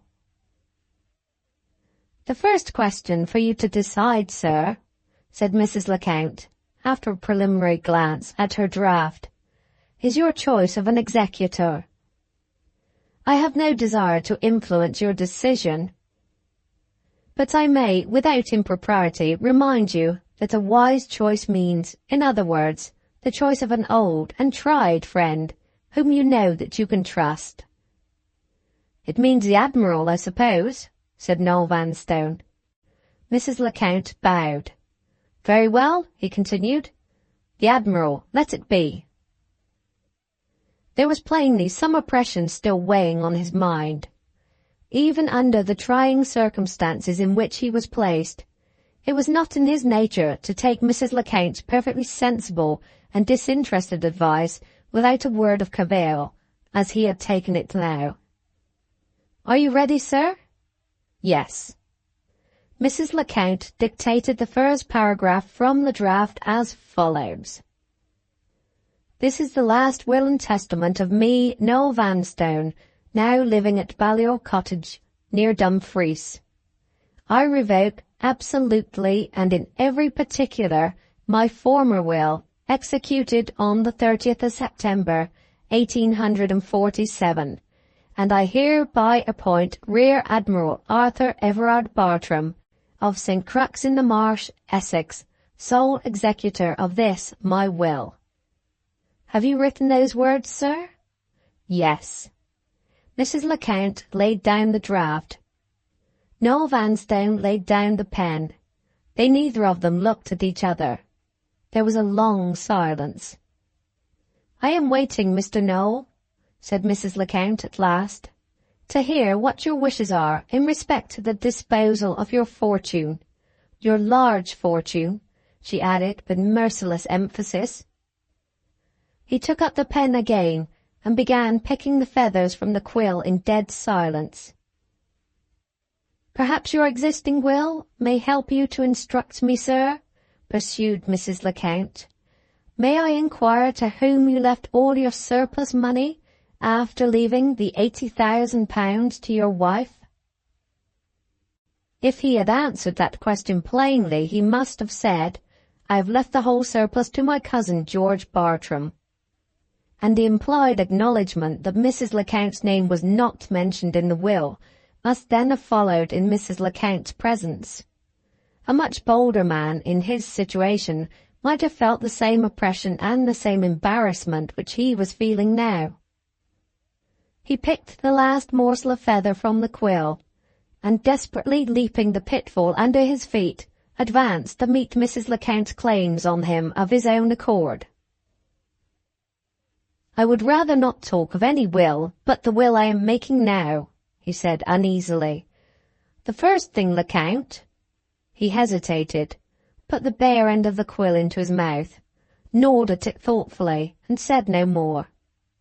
"Yes, sir," persisted Mrs. Lecount. "The first thing is—" "Yes, sir." "The first thing is to make some provision for you?" He spoke the last words in a tone of plaintive interrogation, as if all hope of being met by a magnanimous refusal had not deserted him even yet. Mrs. Lecount enlightened his mind on this point without a moment's loss of time. "Thank you, Mr. Noel," she said, with the tone and manner of a woman who was not acknowledging a favour but receiving a right. He took another bite at the quill. The perspiration began to appear on his face. "The difficulty is," he remarked, "to say how much." "Your lamented father, sir," rejoined Mrs. Lecount, "met that difficulty, if you remember, at the time of his last illness." "I don't remember," said Noel Vanstone doggedly. "You were on one side of his bed, sir, and I was on the other. We were vainly trying to persuade him to make his will. After telling us he would wait and make his will when he was well again, he looked round at me and said some kind and feeling words which my memory will treasure to my dying day. Have you forgotten those words, Mr. Noel?" "Yes," said Mr. Noel without hesitation. "In my present situation, sir," retorted Mrs. Lecount, "delicacy forbids me to improve your memory." She looked at her watch and relapsed into silence. He clenched his hands and writhed from side to side of his chair in an agony of indecision. Mrs. Lecount passively refused to take the slightest notice of him. "What should you say?" he began, and suddenly stopped again. Yes, sir. What should you say to £1,000? Mrs. Lecount rose from her chair and looked him full in the face with the majestic indignation of an outraged woman. After the service I have rendered you today, Mr. Noel, she said, I have at least earned a claim on your respect if I have earned nothing more. I wish you good morning. 2,000, cried Noel Vanstone with the courage of despair. Mrs. Lecount folded up her papers and hung her travelling bag over her arm in contemptuous silence. 3,000. Mrs. Lecount moved with impenetrable dignity from the table to the door. 4,000. Mrs. Lecount gathered her shawl round her with a shudder and opened the door. 5,000. He clasped his hands and wrung them at her in a frenzy of rage and suspense. 5,000 was the death cry of his pecuniary suicide. Mrs. Lecount softly shut the door again and came back a step. Free of legacy duty, sir? She inquired. No. Mrs. Lecount turned on her heel and opened the door again. Yes. Mrs. Lecount came back and resumed her place at the table as if nothing had happened. £5,000, free of legacy duty, was the sum, sir, which your father's grateful regard promised me in his will, she said quietly. If you choose to exert your memory, as you have not chosen to exert it yet, your memory will tell you that I speak the truth. I accept your filial performance of your father's promise, Mr. Noel, and there I stop. I scorn to take a mean advantage of my position toward you. I scorn to grasp anything from your fears. You are protected by my respect for myself, and for the illustrious name I bear. You are welcome to all that I have done, and to all that I have suffered in your service. The widow of Professor Lecomte, sir, takes what is justly hers, and takes no more. As she spoke these words, the traces of sickness seemed, for the moment, to disappear from her face. Her eyes shone with a steady inner light. All the woman warmed and brightened in the radiance of her own triumph. The triumph trebly won, of carrying her point, of vindicating her integrity, and of matching Magdalen's incorruptible self-denial on Magdalen's own ground. When you are yourself again, sir, we will proceed. Let us wait a little first. She gave him time to compose himself, and then, after first looking at her draft, dictated the second paragraph of the will in these terms. I give and bequeath to Madame Virginie Lecomte, widow of Professor Lecomte, late of Zurich, the sum of £5,000, free of legacy duty. And in making this bequest I wish to place it on record that I am not only expressing my own sense of Madame Lecomte's attachment and fidelity in the capacity of my housekeeper, but that I also believe myself to be executing the intentions of my deceased father, who, but for the circumstance of his dying intestate, would have left Madame Lecomte in his will the same token of grateful regard for her services which I now leave her in mine. Have you written the last words, sir? Yes. Mrs. Lecount leaned across the table and offered Noel Vanstone her hand. Thank you, Mr. Noel, she said. The £5,000 is the acknowledgment on your father's side of what I have done for him. The words in the will are the acknowledgment on yours. A faint smile flickered over his face for the first time. It comforted him, on reflection, to think that matters might have been worse. There was balm for his wounded spirit in paying the debt of gratitude by a sentence not negotiable at his banker's. Whatever his father might have done, he had got Lecount a bargain after all. A little more writing, sir, resumed Mrs. Lecount, and your painful but necessary duty will be performed. The trifling matter of my legacy being settled, we may come to the important question that is left. The future direction of a large fortune is now waiting your word of command. To whom is it to go? He began to writhe again in his chair. Even under the all-powerful fascination of his wife, the parting with his money on paper had not been accomplished without a pang. He had endured the pang. He had resigned himself to the sacrifice. And now, here was a dreaded ordeal again, awaiting him mercilessly for the second time. "Perhaps it may assist your decision, sir, if I repeat a question which I have put to you already," observed Mrs. Lecount. "In the will that you made under your wife's influence, to whom did you leave the surplus money, which remained at your own disposal?" There was no harm in answering the question now. He acknowledged that he had left the money to his cousin George. "You could have done nothing better, Mr. Noel, and you can do nothing better now," said Mrs. Lecount. "Mr. George and his 2 sisters are your only relations left. One of those sisters is an incurable invalid, with more than money enough already for all the wants which her affliction allows her to feel. The other is the wife of a man even richer than yourself. To leave the money to these sisters is to waste it. To leave the money to their brother George is to give your cousin exactly the assistance which he will want when he one day inherits his uncle's dilapidated house and his uncle's impoverished estate.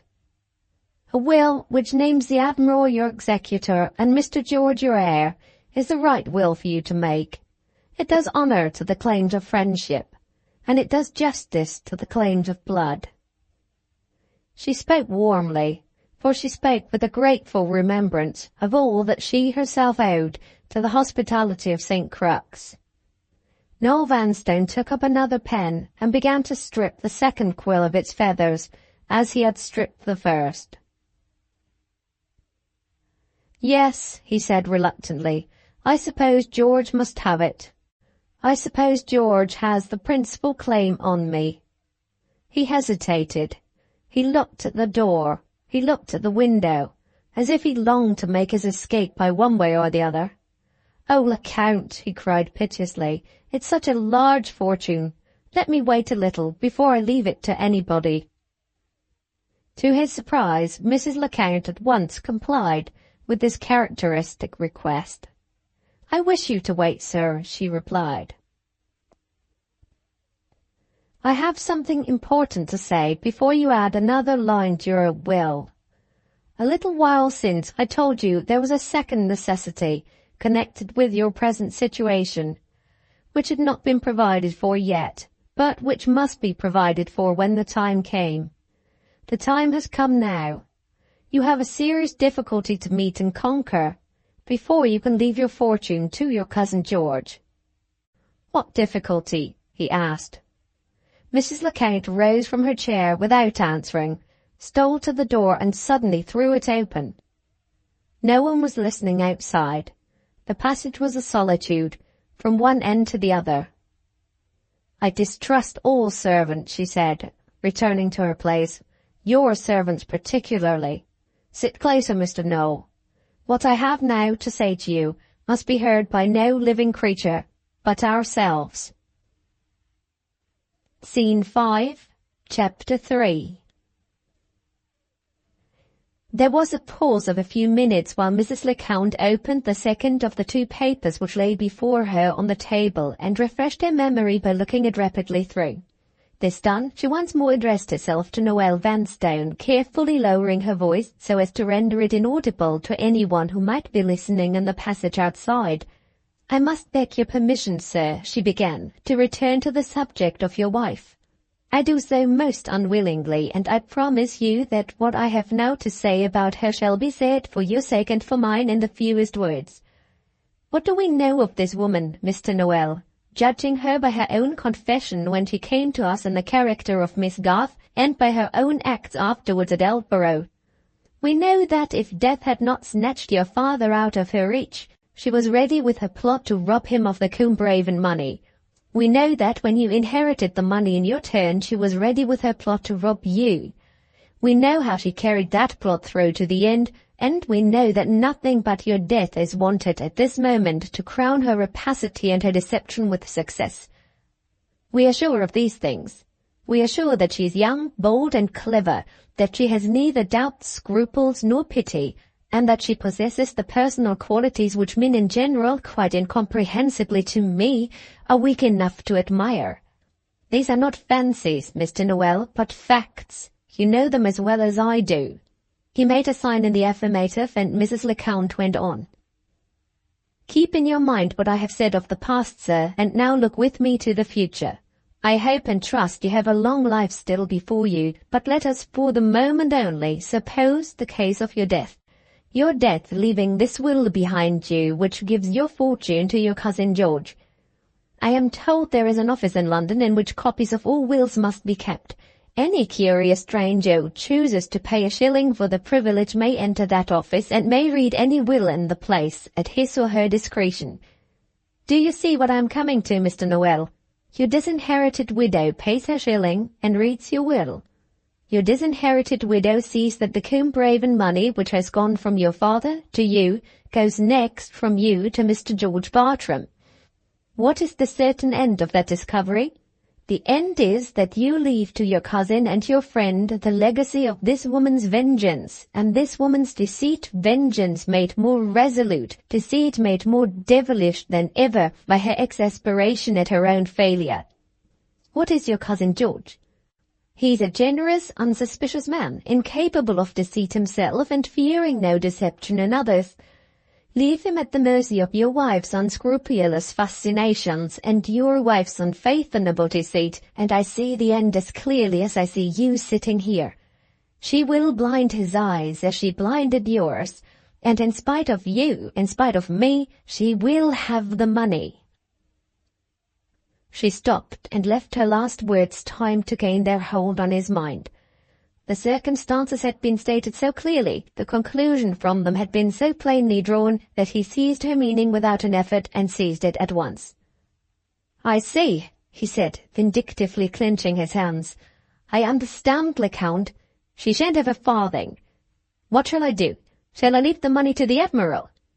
He paused and considered a little. "No," he resumed. "There's the same danger in leaving it to the Admiral than there is in leaving it to George." "There is no danger, Mr. Noel, if you take my advice." "What is your advice?" "Follow your own idea, sir.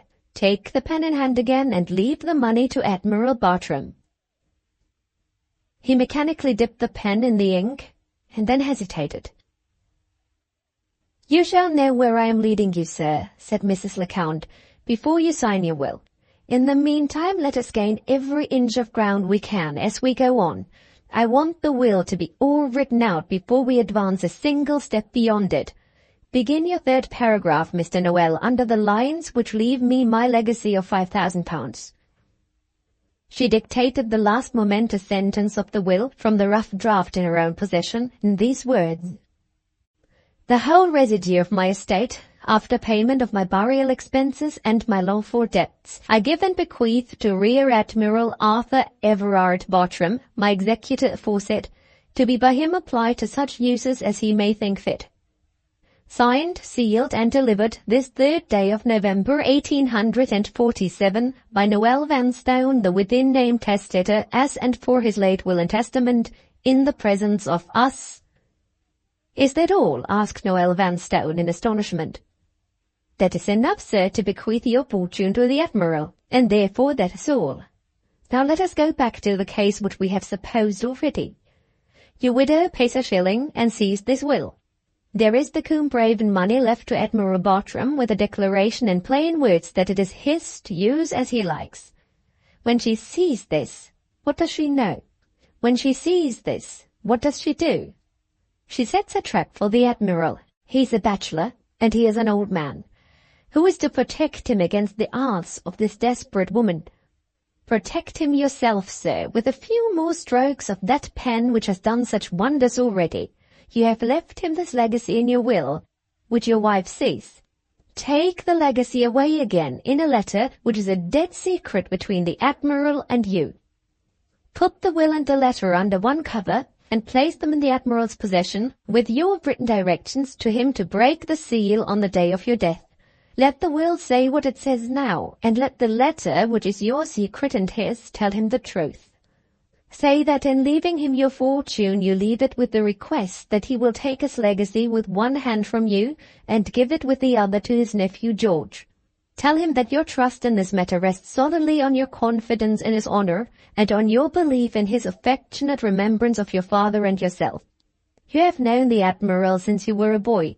He has his little whims and oddities, but he is a gentleman from the crown of his head to the sole of his foot, and he is utterly incapable of proving false to a trust in his honor reposed by his dead friend. Meet the difficulty boldly by such a stratagem as this, and you save these two helpless men from your wife's snares, one by means of the other.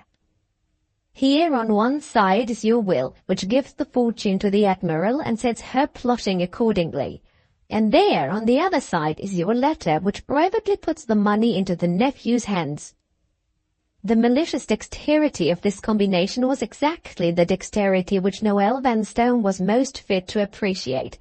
He tried to express his approval and admiration in words. Mrs. Lecount held up her hand warningly and closed his lips.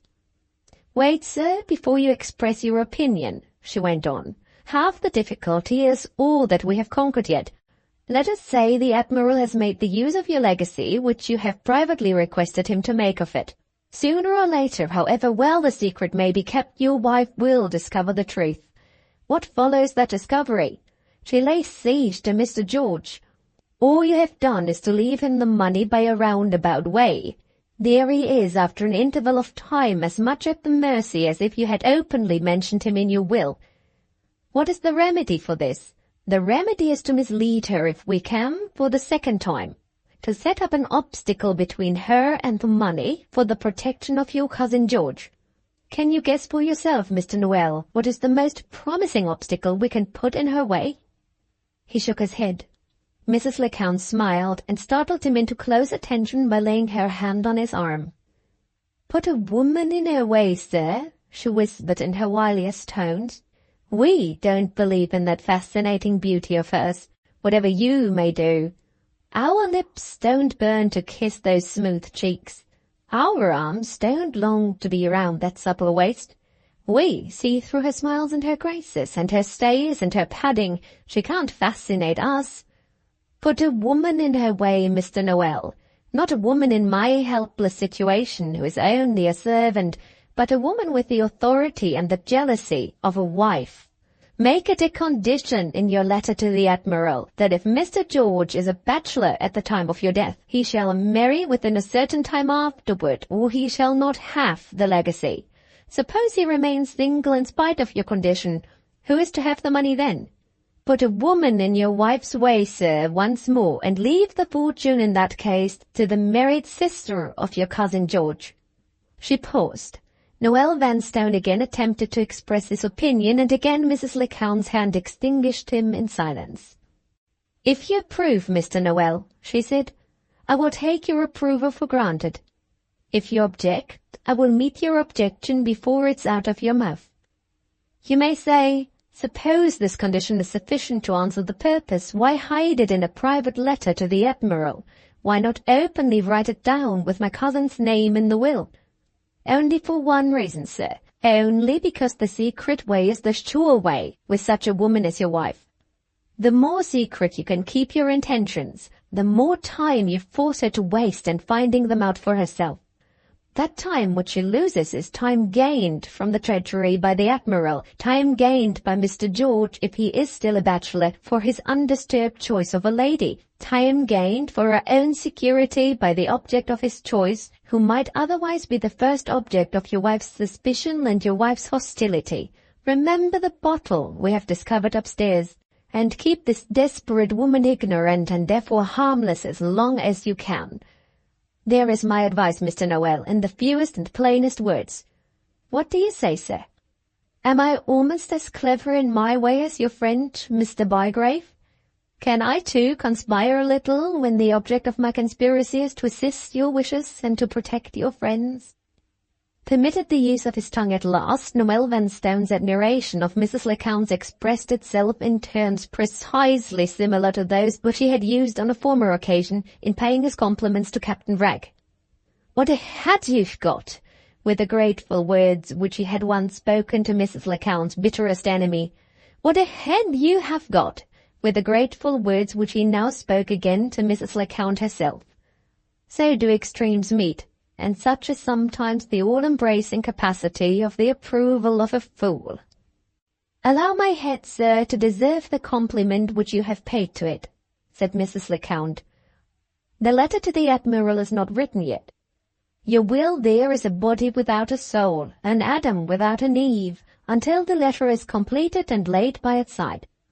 A little more dictation on my part, a little more writing on yours, and our work is done. Pardon me, the letter will be longer than the will. We must have larger paper than the note paper this time." The writing case was searched, and some letter paper was found in it of the size required. Mrs. Lecount resumed her dictation, and Noel Vanstone resumed his pen. Balliol Cottage, Dumfries, November the 3rd, 1847. Private.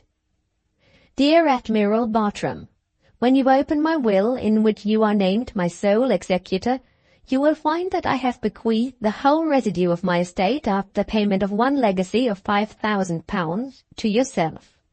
It is the purpose of my letter to tell you privately what the object is for which I have left you the fortune which is now placed in your hands. I beg you to consider this large legacy as intended, under certain conditions, to be given by you to your nephew George. If your nephew is married at the time of my death, and if his wife is living, I request you to put him at once in possession of your legacy, accompanying it by the expression of my desire, which I am sure he will consider a sacred and binding obligation on him, that he will settle the money on his wife and on his children if he has any. If, on the other hand, he is unmarried at the time of my death, or if he is a widower, in either of those cases, I make it a condition of his receiving the legacy that he shall be married within the period of— Mrs. Lecount laid down the draft letter from which she had been dictating thus far, and informed Noel Vanstone by a sign that his pen might rest. "We have come to the question of time, sir," she observed. "How long will you give your cousin to marry if he is single or a widower at the time of your death?" "Shall I give him a year?" inquired Noel Vanstone. "If we had nothing to consider but the interests of propriety," said Mrs. Lecount, "I should say a year too, sir, especially if Mr. George should happen to be a widower. But we have your wife to consider, as well as the interests of propriety. A year of delay between your death and your cousin's marriage is a dangerously long time to leave the disposal of your fortune in suspense. Give a determined woman a year to plot and contrive in, and there's no saying what she may not do." 6 months?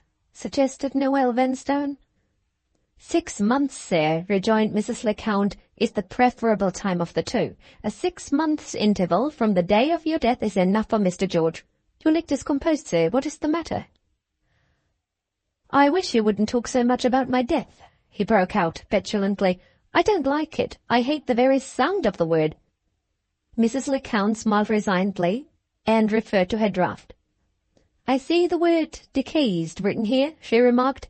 "Perhaps, Mr. Noel, you would prefer it?" "Yes," he said, "I prefer deceased. It doesn't sound so dreadful as death. Let us go on with the letter, sir." She resumed her dictation as follows.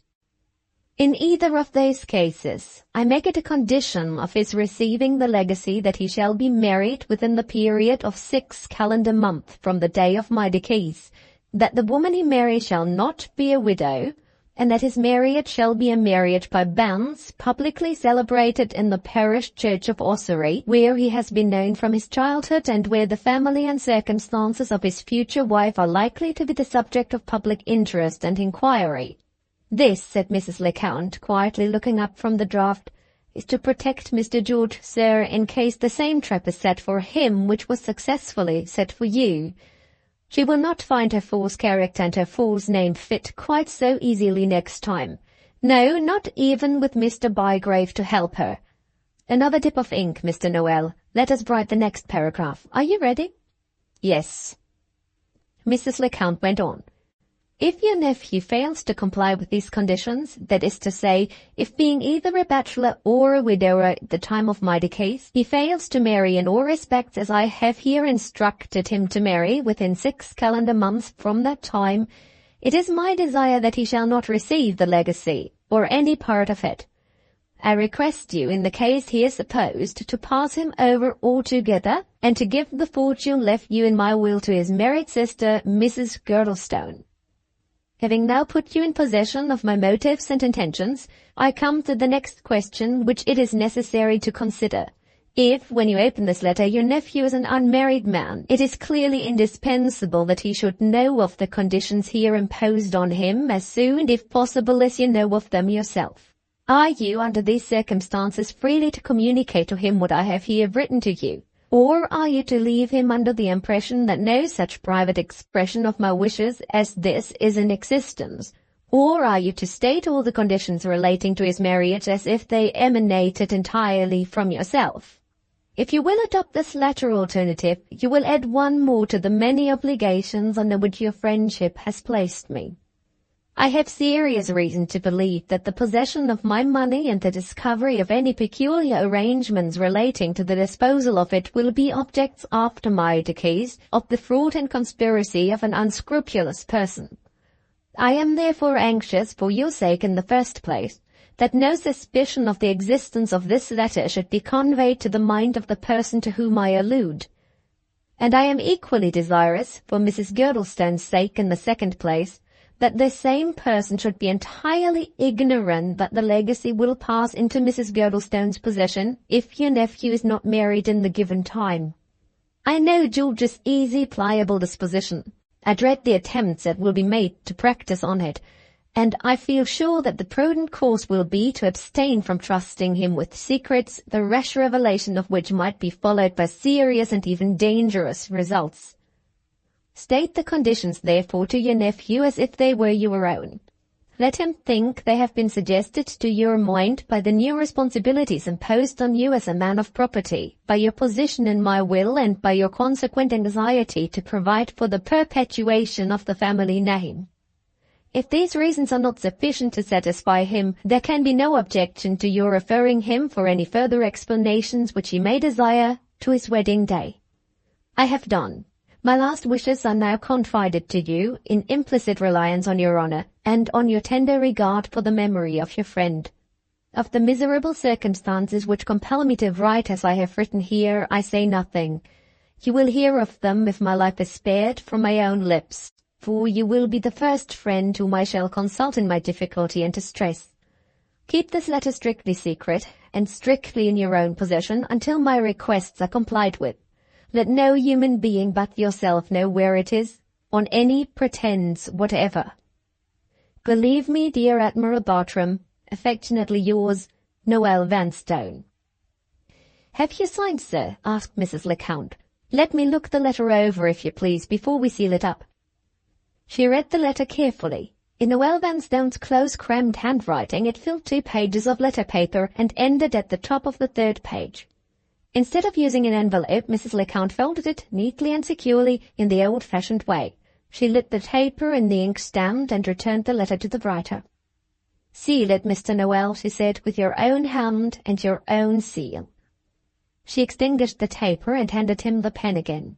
"Address the letter, sir," she proceeded, "to Admiral Bartram, St. Crux on the Marsh, Essex. Now add the words and sign them above the address. To be kept in your own possession and to be opened by yourself only on the day of my death, or decease, if you prefer it, Noel Vanstone. Have you done? Let me look at it again. Quite right in every particular.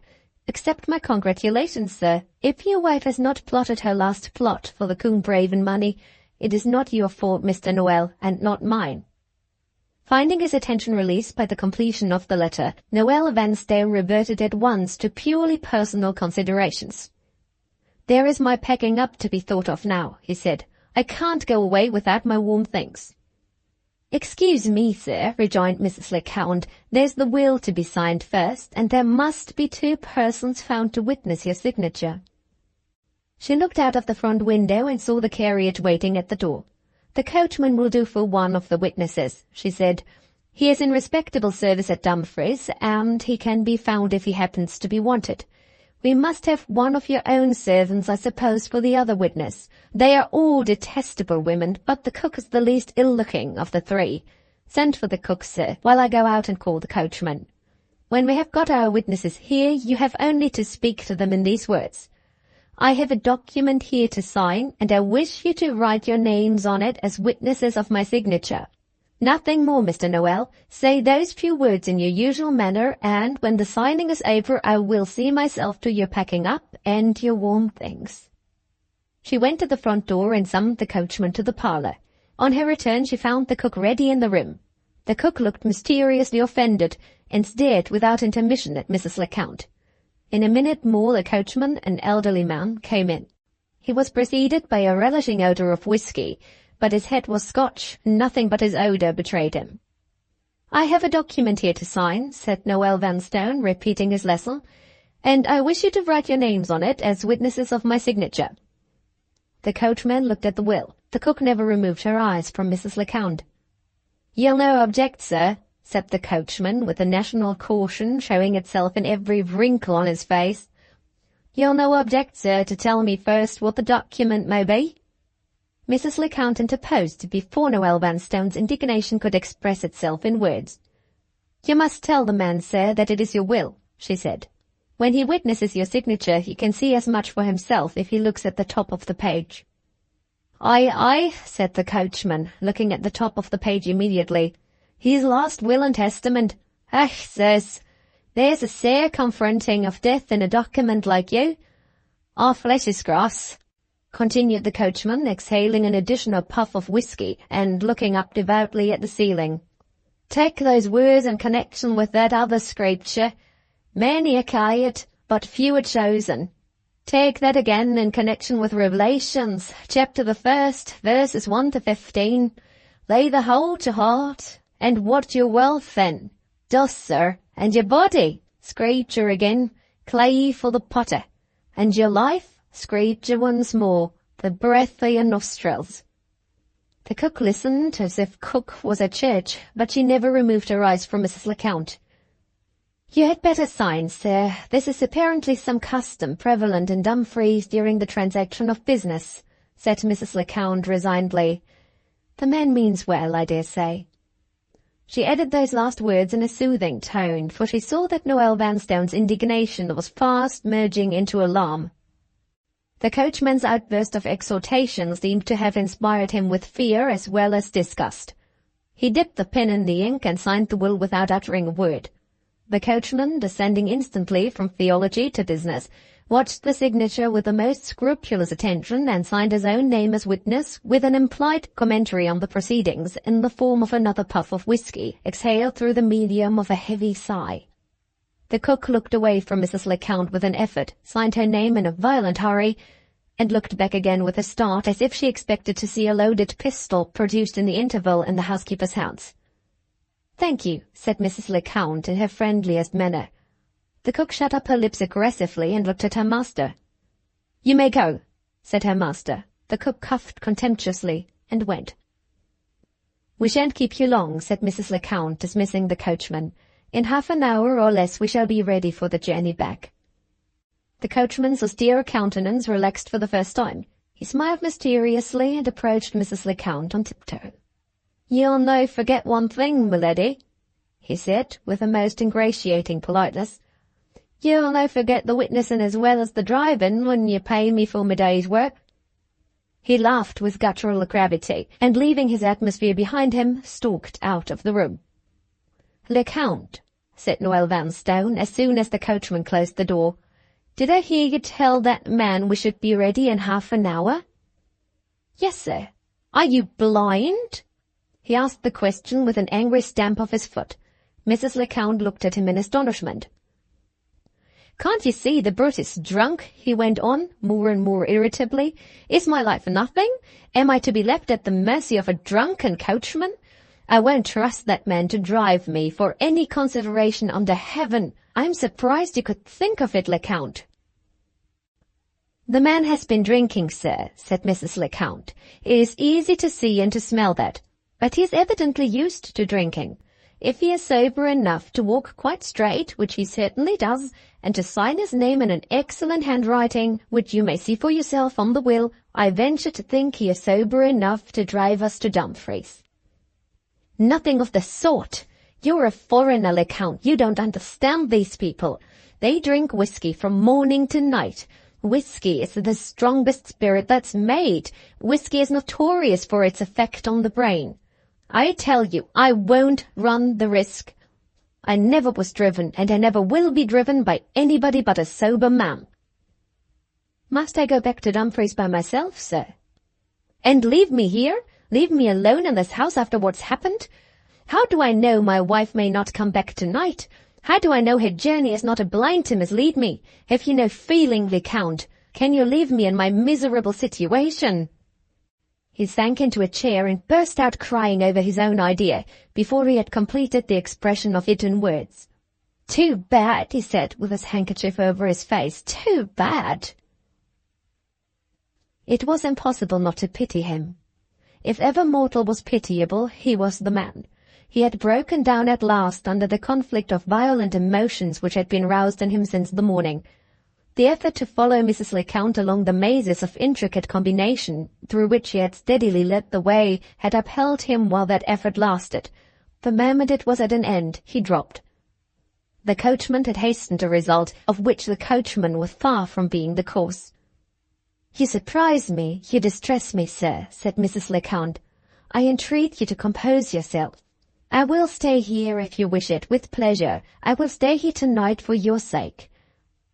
You want rest and quiet after this dreadful day. The coachman shall be instantly sent away, Mr. Noel. I will give him a note to the landlord of the hotel, and the carriage shall come back for us tomorrow morning with another man to drive it." The prospect which those words presented cheered him. He wiped his eyes and kissed Mrs. Lecount's hand. "Yes," he said faintly, "send the coachman away, and you stop here. You good creature, you excellent Lecount. Send the drunken brute away and come back directly. We will be comfortable by the fire, Lecount, and have a nice little dinner, and try to make it like old times." His weak voice faltered. He returned to the fireside and melted into tears again under the pathetic influence of his own idea. Mrs. Lecount left him for a minute to dismiss the coachman. When she returned to the parlour, she found him with his hand on the bell. "What do you want, sir?" she asked. "I want to tell the servants to get your room ready," he answered. "I wish to show you every attention, Lecount." "You are all kindness, Mr. Noel, but wait one moment. It may be well to have these papers put out of the way before the servant comes in again. If you will place the will and the sealed letter together in one envelope, and if you will direct it to the Admiral, I will take care that the enclosure so addressed is safely placed in his own hands. Will you come to the table, Mr. Noel, only for 1 minute more?" No, he was obstinate. He refused to move from the fire. He was sick and tired of writing. He wished he had never been born, and he loathed the sight of pen and ink. All Mrs. Lecount's patience and all Mrs. Lecount's persuasion were required to induce him to write the Admiral's address for the second time. She only succeeded by bringing the blank envelope to him upon the paper case and putting it coaxingly on his lap. He grumbled, he even swore, but he directed the envelope at last in these terms: "To Admiral Bartram's and Crux on the Marsh, favoured by Mrs. Lecount." With that final act of compliance his docility came to an end. He refused in the fiercest terms to seal the envelope. There was no need to press this proceeding on him. His seal lay ready on the table, and it mattered nothing whether he used it or whether a person in his confidence used it for him. Mrs. Lecount sealed the envelope, with its 2 important enclosures placed safely inside. She opened the travelling bag for the last time, and pausing for a moment before she put the sealed packet away, looked at it with a triumph too deep for words. She smiled as she dropped it into the bag.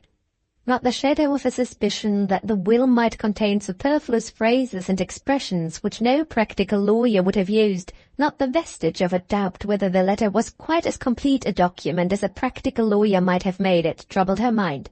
In blind reliance, born of her hatred for Magdalen and her hunger for revenge, in blind reliance on her own abilities and on her friend's law, she trusted the future implicitly to the promise of the morning's work. As she locked her travelling bag, Noel Vanstone rang the bell. On this occasion the summons was answered by Louisa. "Get the spare room ready," said her master. "This lady will sleep here tonight. And air my warm things. This lady and I are going away tomorrow morning." The civil and submissive Louisa received her orders in sullen silence, darted an angry look at her master's impenetrable guest, and left the room. The servants were evidently all attached to their mistress's interests, and were all of one opinion on the subject of Mrs. Lecount. "That's done," said Noah Vanstone, with a sigh of infinite relief. "Come and sit down, Lecount. Let's be comfortable. Let's gossip over the fire." Mrs. Lecount accepted the invitation and drew an easy chair to his side. He took her hand with a confidential tenderness, and held it in his while the talk went on. A stranger looking in through the window would have taken them for mother and son, and would have thought to himself, "What a happy home." The gossip, led by Noah Vanstone, consisted as usual of an endless string of questions, and was devoted entirely to the subject of himself and his future prospects. Where would Lecount take him to when they went away the next morning? Why to London? Why should he be left in London while Lecount went on to St. Crux to give the Admiral a letter and the will? Because his wife might follow him if he went to the Admiral's. Well, there was something in that. And because he ought to be safely concealed from her in some comfortable lodging near Mr. Loscombe. Why near Mr. Loscombe? Ah, yes, to be sure, to know what the law would do to help him. Would the law set him free from the wretch who had deceived him? How tiresome of Lecount not to know. Would the law say he had gone and married himself a second time because he had been living with the wretch like husband and wife in Scotland? Anything that publicly assumed to be a marriage was a marriage, he had heard in Scotland. How excessively tiresome of Lecount to sit there and say she knew nothing about it. Was he to stay long in London by himself, with nobody but Mr. Loscombe to speak to? Would Lecount come back to him as soon as she had put those important papers in the Admiral's own hands? Would Lecount consider herself still in his service? The good Lecount, the excellent Lecount. And after all the law business was over, what then? Why not leave this horrid England and go abroad again? Why not go to France, to some cheap place near Paris?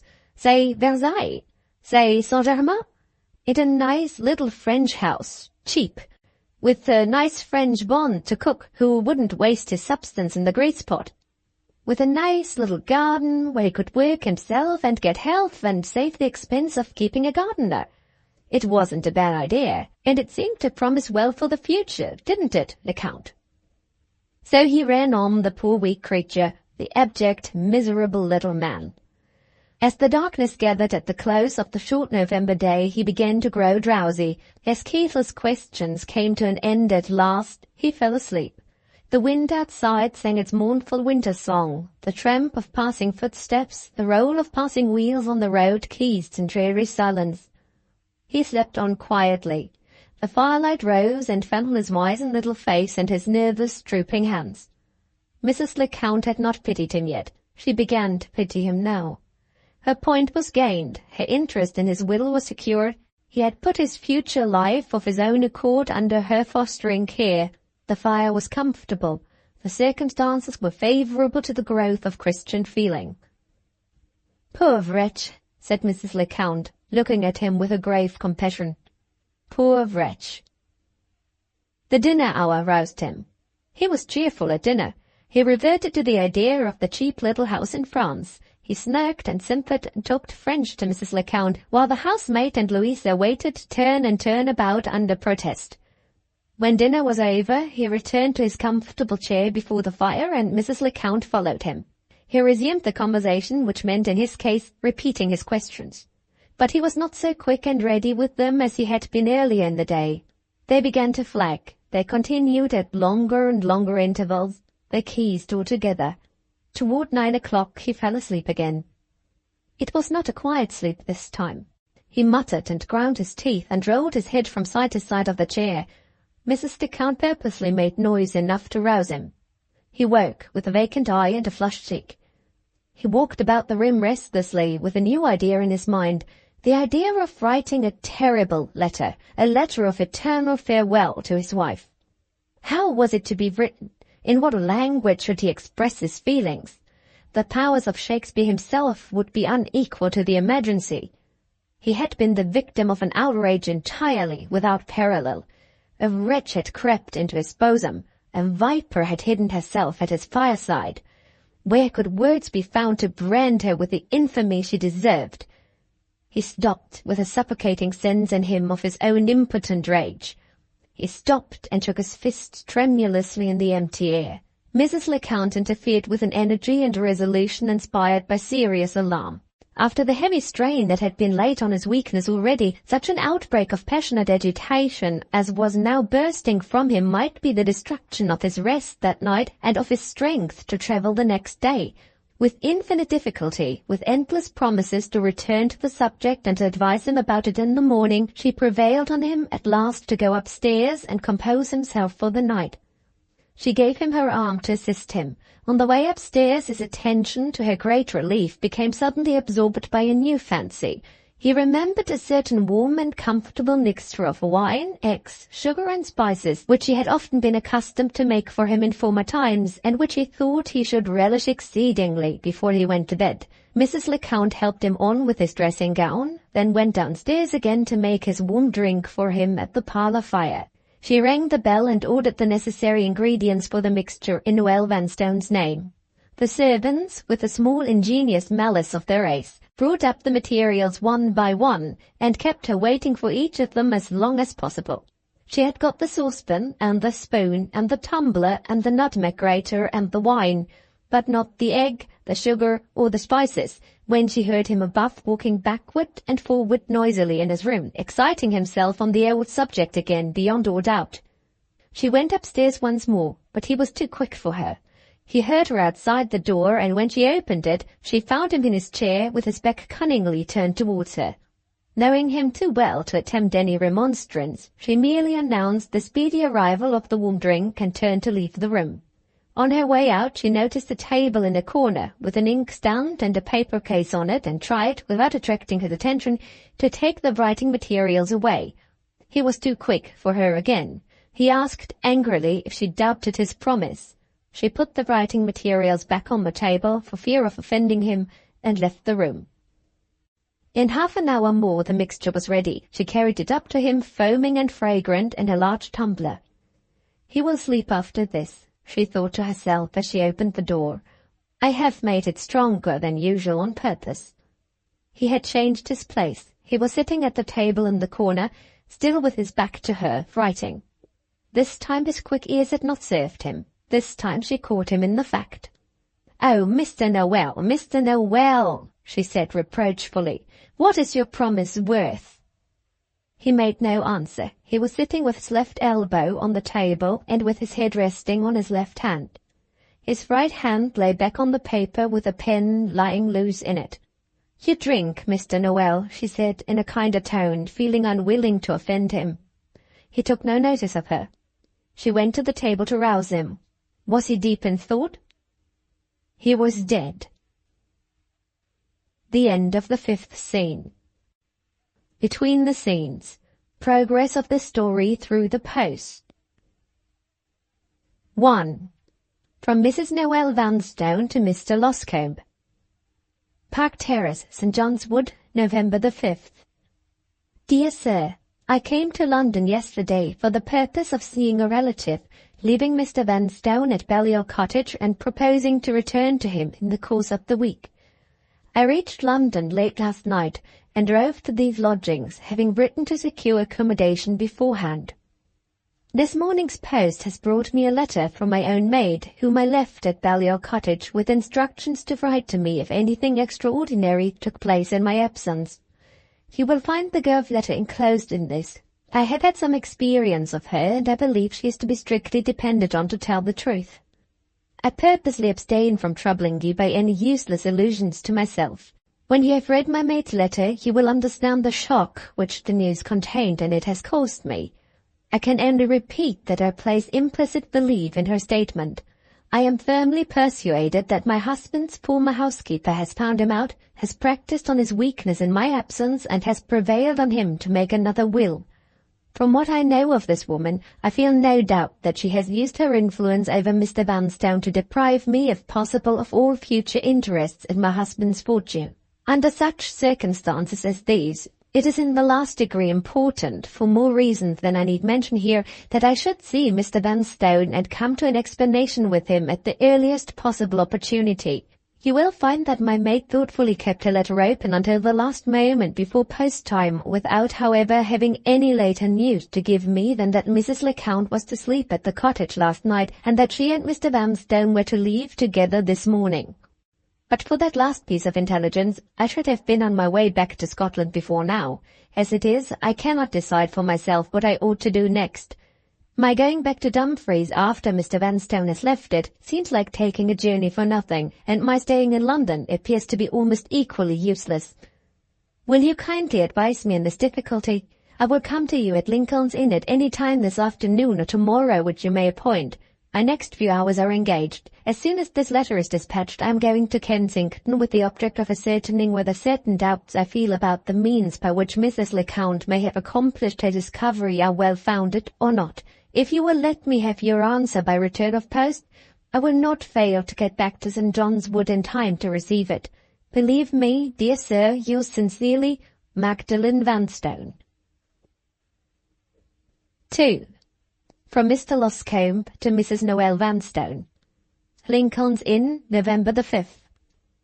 Dear Madam, your letter and its enclosure have caused me great concern and surprise. Pressure of business allows me no hope of being able to see you either today or tomorrow morning, but if 3 o'clock tomorrow afternoon will suit you, at that hour you will find me at your service. I cannot pretend to offer a positive opinion until I know more of the particulars connected with this extraordinary business that I find communicated either in your letter or in your maid's. But with this reserve, I venture to suggest that your remaining in London until tomorrow may possibly lead to other results besides your consultation at my chambers. There is at least a chance that you or I may hear something further in this strange matter by the morning's post. I remain, dear Madame, faithfully yours, John Loscombe. 3. From Mrs. Noel Vanstone to Miss Garth. November the 5th, 2 o'clock. I have just returned from Westmoreland House after purposely leaving it in secret and purposely avoiding you under your own roof. You shall know why I came and why I went away. It is due to my remembrance of old times not to treat you like a stranger, although I can never again treat you like a friend. I set forth on the 3rd from the north to London. My only object in taking this journey was to see Norah. I had been suffering for many weary weeks past such remorse as only miserable women like me can feel. Perhaps the suffering weakened me. Perhaps it roused some old forgotten tenderness. God knows, I can't explain it. I can only tell you that I began to think of Norah by day and to dream of Norah by night till I was almost heartbroken. I have no better reason than this to give for running all the risks which I ran and coming to London to see her. I don't wish to claim more for myself than I deserve. I don't wish to tell you I was the reformed and repenting creature whom you might approve of. I had only one feeling in me that I know of. I wanted to put my arms round Norah's neck and cry my heart out at Norah's bosom. Childish enough, I dare say. Something might have come of it. Nothing might have come of it. Who knows? I had no means of finding Norah without your assistance. However you might disapprove of what I had done, I thought you would not refuse to help me find my sister.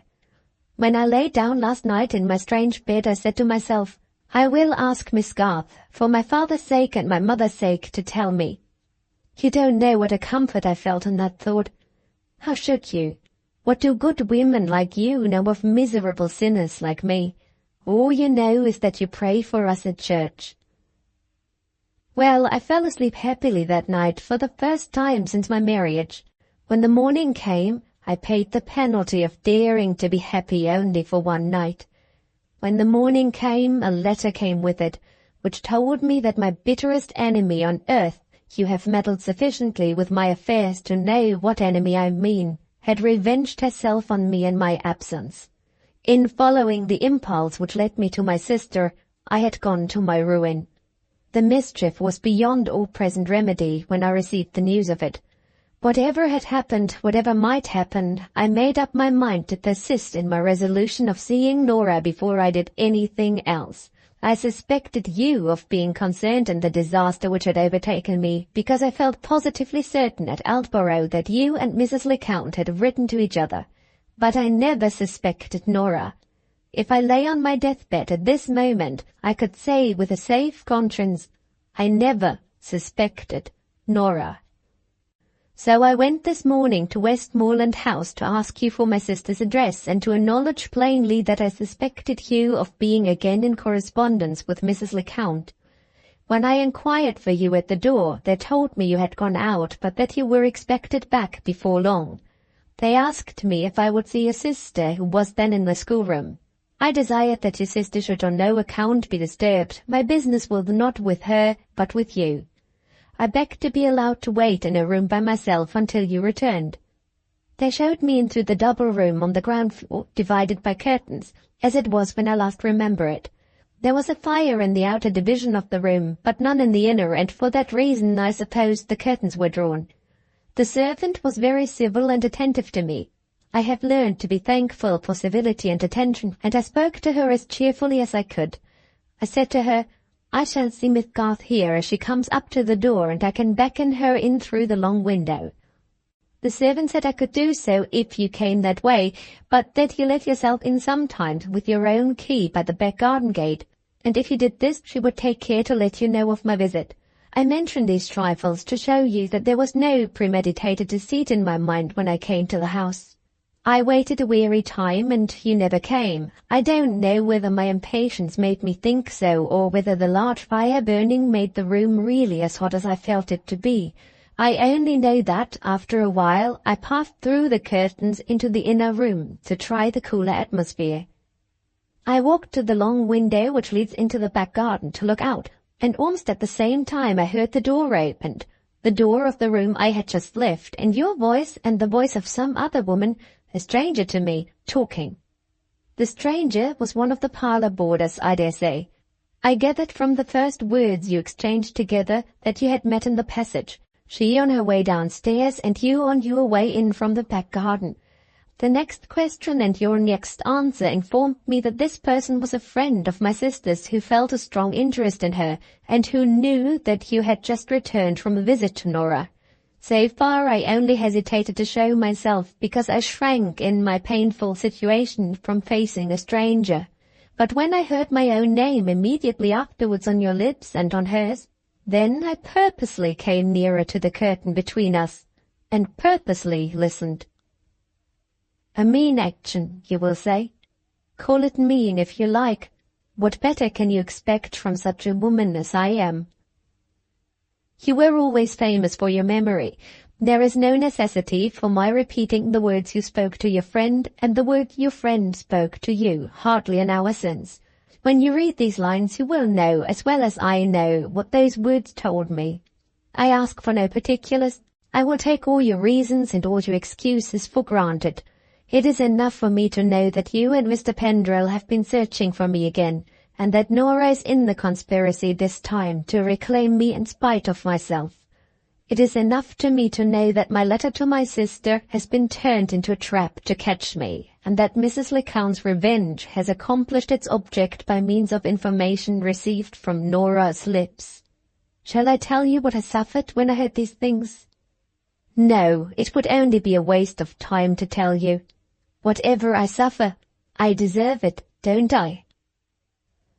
I waited in that inner room, knowing my own violent temper and not trusting myself to see you after what I had heard. I waited in that inner room, trembling lest the servant should tell you of my visit before I could find an opportunity of leaving the house. No such misfortune happened. The servant no doubt heard the voices upstairs and supposed that we had met each other in the passage. I don't know how long or how short a time it was before you left the room to go and take off your bonnet. You went, and your friend went with you. I raised the long window softly and stepped into the back garden. The way by which you returned to the house was the way by which I left it. No blame attaches to the servant. As usual, where I am concerned, nobody is to blame but me. Time enough has passed now to quiet my mind a little. You know how strong I am. You remember how I used to fight against all my illnesses when I was a child. Now I am a woman, I fight against my miseries in the same way. Don't pity me, Miss Garth. Don't pity me.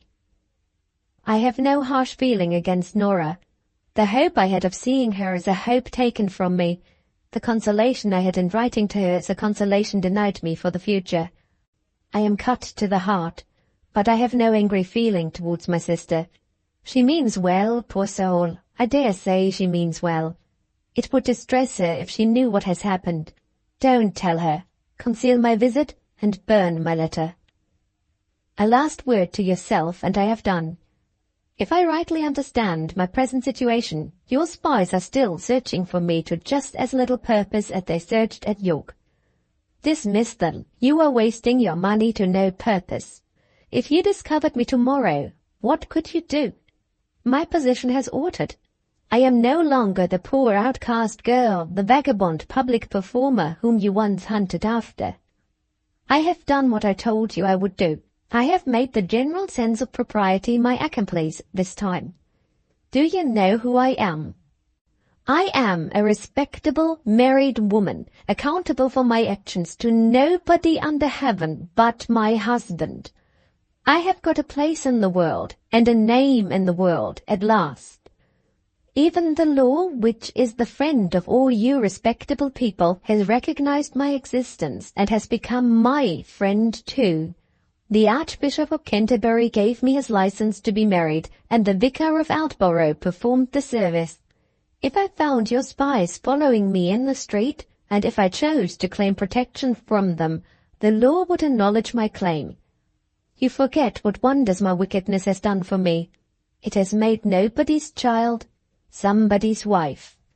If you will give these considerations that you wait, if you will exert your excellent common sense, I have no fear of being obliged to appeal to my newly found friend and protector, the law.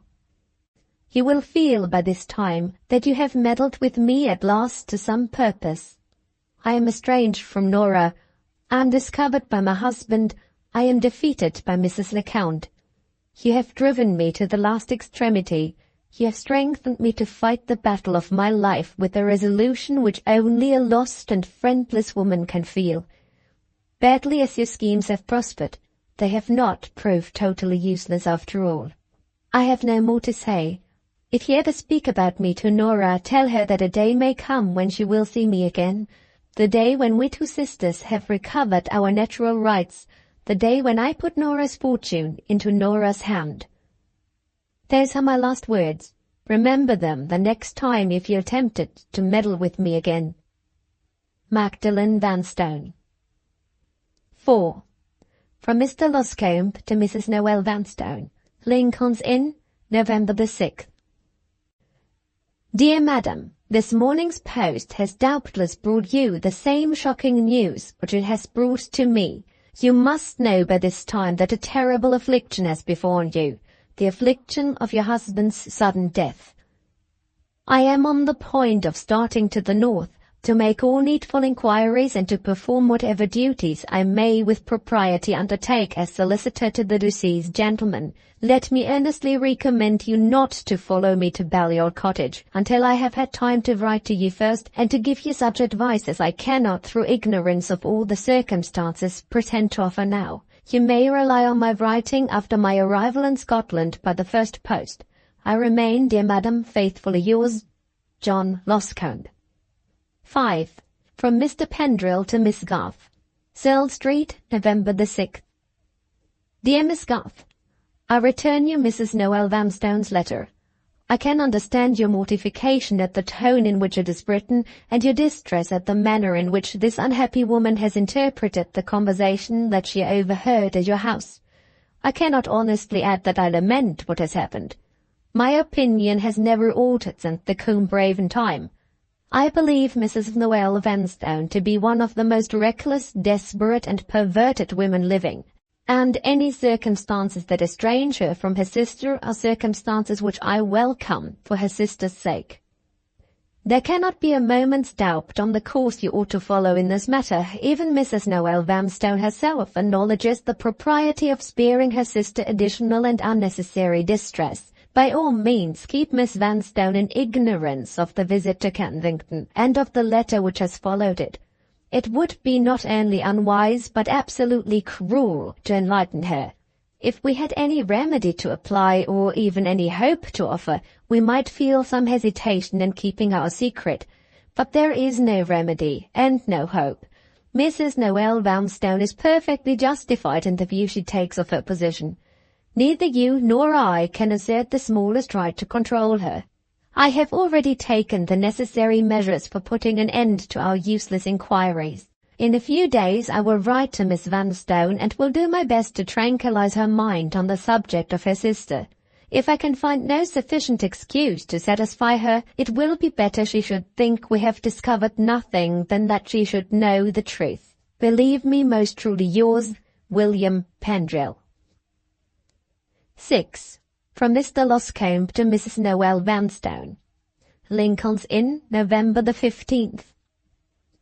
Dear Madam, in compliance with your request, I now proceed to communicate to you in writing what, but for the calamity which has so recently befallen you, I should have preferred communicating by word of mouth. Be pleased to consider this letter as strictly confidential between yourself and me. I enclose, as you desire, a copy of the will executed by your late husband on the 3rd of this month. There can be no question of the genuineness of the original document. I protested as a matter of form against Admiral Bartram's solicitor assuming a position of authority at Balliol Cottage, but he took the position nevertheless, acting as legal representative of the sole executor under the second will. I am bound to say I should have done the same myself in his place. The serious question follows, what can we do for the best in your interest? The will executed under my professional superintendence on the 30th of September last is at present superseded and revoked by the second and later will executed on the 3rd of November. Can we dispute this document? I doubt the possibility of disputing the new will on the face of it. It is no doubt irregularly expressed, but it is dated, signed, and witnessed as the law directs, and the perfectly simple and straightforward provisions that it contains are in no respect that I can see technically open to attack. This being the case, can we dispute the will on the ground that it has been executed when the testator was not in a fit state to dispose of his own property, or when the testator was subjected to undue and improper influence? In the first of these cases, the medical evidence would put an obstacle in our way. We cannot assert that previous illness had weakened the testator's mind. It is clear that he died suddenly, as the doctors had all along declared he would die, of disease of the heart. He was out walking in his garden as usual on the day of his death. He ate a hearty dinner. None of the persons in his service noticed any change in him. He was a little more irritable with them than usual, but that was all. It is impossible to attack the state of his faculties. There is no case to go into court with so far. Can we declare that he acted under undue influence, or, in plainer terms, under the influence of Mrs. Lecount? There are serious difficulties again in the way of taking this course. We cannot assert, for example, that Mrs. Lecount has assumed a place in the will which she has no fair claim to occupy.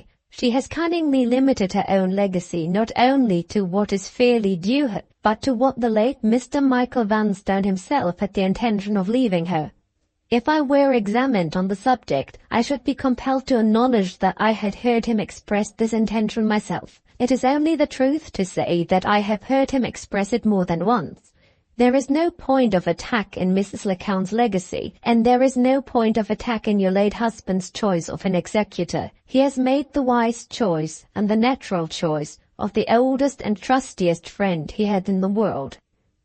One more consideration remains, the most important which I have yet approached, and therefore the consideration which I have reserved to the last. On the 30th of September, the testator executes a will, leaving his widow sole executrix, with a legacy of £80,000. On the 3rd of November following, he expressly revokes this will and leaves another in its stead, in which his widow is never once mentioned, and in which the whole residue of his estate, after payment of one comparatively trifling legacy, is left to a friend. It rests entirely with you to say whether any valid reason can or cannot be produced to explain such an extraordinary proceeding as this. If no reason can be assigned, and I know of none myself, I think we have a point here which deserves our careful consideration, for it may be a point which is open to attack. Pray understand that I am now appealing to you solely as a lawyer who is obliged to look all possible eventualities in the face. I have no wish to intrude on your private affairs. I have no wish to write a word which could be construed into any indirect reflection on yourself. If you tell me that, so far as you know, your husband capriciously struck you out of his will, without assignable reason or motive for doing so, and without other obvious explanation of his conduct than that he acted in this matter entirely under the influence of Mrs. Lecount, I will immediately take counsel's opinion touching the propriety of disputing the will on this ground. If, on the other hand, you tell me that there are reasons known to yourself, though unknown to me, for not taking the course I propose, I will accept that intimation without troubling you, unless you wish it to explain yourself further. In this latter event, I will write to you again, for I shall then have something more to say, which may greatly surprise you, on the subject of the will. Faithfully yours, John Loscombe. 7. From Mrs. Noel Vanstone to Mr. Loscombe. November the 16th. Dear Sir, accept my best thanks for the kindness and consideration with which you have treated me, and let the anxieties under which I am now suffering plead my excuse if I reply to your letter without ceremony and the fewest possible words.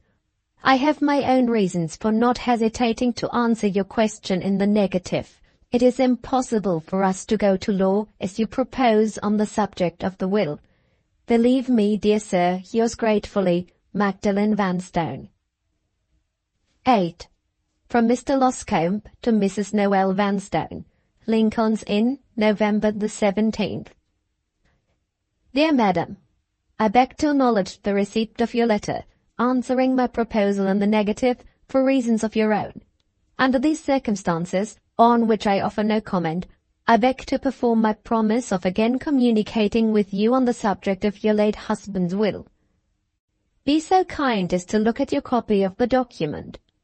You will find that the clause which devises the whole residue of your husband's estate to Admiral Bartram ends in these terms: to be by him applied to such uses as he may think fit. Simple as these may seem to you, they are very remarkable words. In the first place, no practical lawyer would have used them in drawing your husband's will. In the second place, they are utterly useless to serve any plain, straightforward purpose. The legacy is left unconditionally to the Admiral, and in the same breath he is told that he may do what he likes with it. The phrase points clearly to one of two conclusions. It has either dropped from the writer's pen in pure ignorance, or it has been carefully set where it appears to serve the purpose of a snare. I am firmly persuaded that the latter explanation is the right one. The words are expressly intended to mislead some person, yourself in all probability, and the cunning which has put them to that use is a cunning which, as constantly happens when uninstructed persons meddle with law, has overreached itself. My 30 years' experience reads those words in a sense exactly opposite to the sense which they are intended to convey. I say that Admiral Bartram is not free to apply his legacy to such purposes as he may think fit. I believe he is privately controlled by a supplementary document in the shape of a secret trust. I can easily explain to you what I mean by secret trust. It is usually contained in the form of a letter from a testator to his executors, privately informing them of testamentary intentions on his part which he has not thought proper openly to acknowledge in his will. I leave you £100, and I write a private letter enjoining you, on taking the legacy, not to devote it to your own purposes, but to give it to some third person, whose name I have my own reasons for not mentioning in my will. That is a secret trust. If I am right in my own persuasion that such a document as I here describe is at this moment in Admiral Bartram's possession, a persuasion based in the first instance on the extraordinary words that I have quoted to you, and in the second instance on purely legal considerations with which it is needless to encumber my letter, if I am right in this opinion, the discovery of the secret trust would be in all probability a most important discovery to your interests. I will not trouble you with technical reasons, or with references to my experience in these matters which only a professional man could understand. I will merely say that I don't give up your cause as utterly lost until the conviction now impressed on my mind is proved to be wrong. I can add no more while this important question still remains involved in doubt, neither can I suggest any means of solving that doubt. If the existence of the trust was proved, and if the nature of the stipulations contained in it was made known to me, I could then say positively what the legal chances were of you being able to set up a case on the strength of it, and I could also tell you whether I should or should not feel justified in personally undertaking that case under a private arrangement with yourself. As things are, I can make no arrangement and offer no advice. I can only put you confidentially in possession of my private opinion, leaving you entirely free to draw your own inferences from it and regretting that I cannot write more confidently and more definitely than I have written here. All that I can conscientiously say on this very difficult and delicate subject, I have said. Believe me, dear madam, faithfully yours, John Loscombe. P.S. I omitted one consideration in my last letter, which I may mention here in order to show you that no point in connection with the case has escaped me. If it had been possible to show that Mr. Vanstone was domiciled in Scotland at the time of his death, we might have asserted your interests by means of the Scotch law, which does not allow a husband the power of absolutely disinheriting his wife. But it is impossible to assert that Mr. Vanstone was legally domiciled in Scotland. He came there as a visitor only, he occupied a furnished house for the season, and he never expressed, either by word or deed, the slightest intention of settling permanently in the north. 9. From Mrs. Noel Vanstone to Mr. Loscombe. Dear Sir, I have read your letter more than once with the deepest interest and attention, and the oftener I read it, the more firmly I believe that there is really such a letter as you mentioned in Admiral Bartram's hand. It is my interest that the discovery should be made, and I at once acknowledge to you that I am determined to find the means of secretly and certainly making it. My resolution rests on other motives than the motives which you might naturally suppose would influence me. I only tell you this, in case you feel inclined to remonstrate. There is good reason for what I say, when I assure you that remonstrance will be useless. I ask for no assistance in this matter. I will trouble nobody for advice. You shall not be involved in any rash proceedings on my part. Whatever danger there may be, I will risk it. Whatever delays may happen, I will bear them patiently. I am lonely and friendless and surely troubled in mind, but I am strong enough to win my way through worse trials than these. My spirits will rise again, and my time will come. If that secret trust is in Admiral Bartram's possession, when you next see me, you shall see me with it in my own hands. Yours gratefully, Magdalen Vanstone. The 6th Scene, St. John's Wood, Chapter 1. It wanted little more than a fortnight to Christmas, but the weather showed no signs yet of the frost and snow conventionally associated with the coming season. The atmosphere was unnaturally warm, and the old year was dying feebly in sapping rain and enervating mist. Toward the close of the December afternoon, Magdalen sat alone in the lodging which she had occupied since her arrival in London. The fire burned sluggishly in the narrow little grate. The view of the wet houses and soaking gardens opposite was darkening fast, and the bell of the suburban muffin boy tinkled in the distance drearily. Sitting close over the fire, with a little money lying loose in her lap, Magdalen absently shifted the coins to and fro on the smooth surface of her dress, incessantly altering their positions toward each other, as if they were pieces of a child's puzzle which she was trying to put together. The dim firelight flaming up on her faintly from time to time showed changes which would have told their own tale sadly to friends of former days. Her dress had become loose through the wasting of her figure, but she had not cared to alter it. The old restlessness in her movement, the old mobility in her expression appeared no more. Her face passively maintained its haggard composure, its changeless unnatural calm. Mr. Pendrell might have softened his hard sentence on her if he had seen her now, and Mrs. Lecount, in the plenitude of her triumph, might have pitied her fallen enemy at last. Hardly 4 months had passed since the wedding day at Aldborough, and the penalty for that day was paid already, paid in unavailing remorse, in hopeless isolation, in irredeemable defeat. Let this be said for her. Let the truth which has been told of her fault be told of her expiation as well. Let it be recorded of her that she enjoyed no secret triumph on the day of her success. The horror of herself with which her own act had inspired her had risen to its climax when the design of her marriage was achieved. She had never suffered in secret, as she suffered when the Combe money was left to her in her husband's will. She had never felt the means taken to accomplish her end so unutterably degrading to herself as she felt them on the day when the end was reached. Out of that feeling had grown the remorse which had hurried her to seek pardon and consolation in her sister's love. Never since it had first entered her heart, never since she had first felt it sacred to her at her father's grave, had the purpose to which she had vowed herself so nearly lost its hold on her as at this time. Never might Norah's influence have achieved such good as on the day when that influence was lost, the day when the fatal words were overheard at Miss Garth's, the day when the fatal letter from Scotland told of Mrs. Lecount's revenge. The harm was done, the chance was gone. Time and hope alike had both passed her by. Faintly and more faintly the inner voices now pleaded with her to pause on the downward way.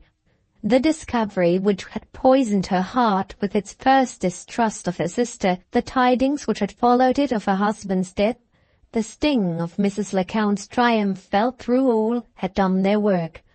The remorse which had embittered her married life was deadened now to a dull despair.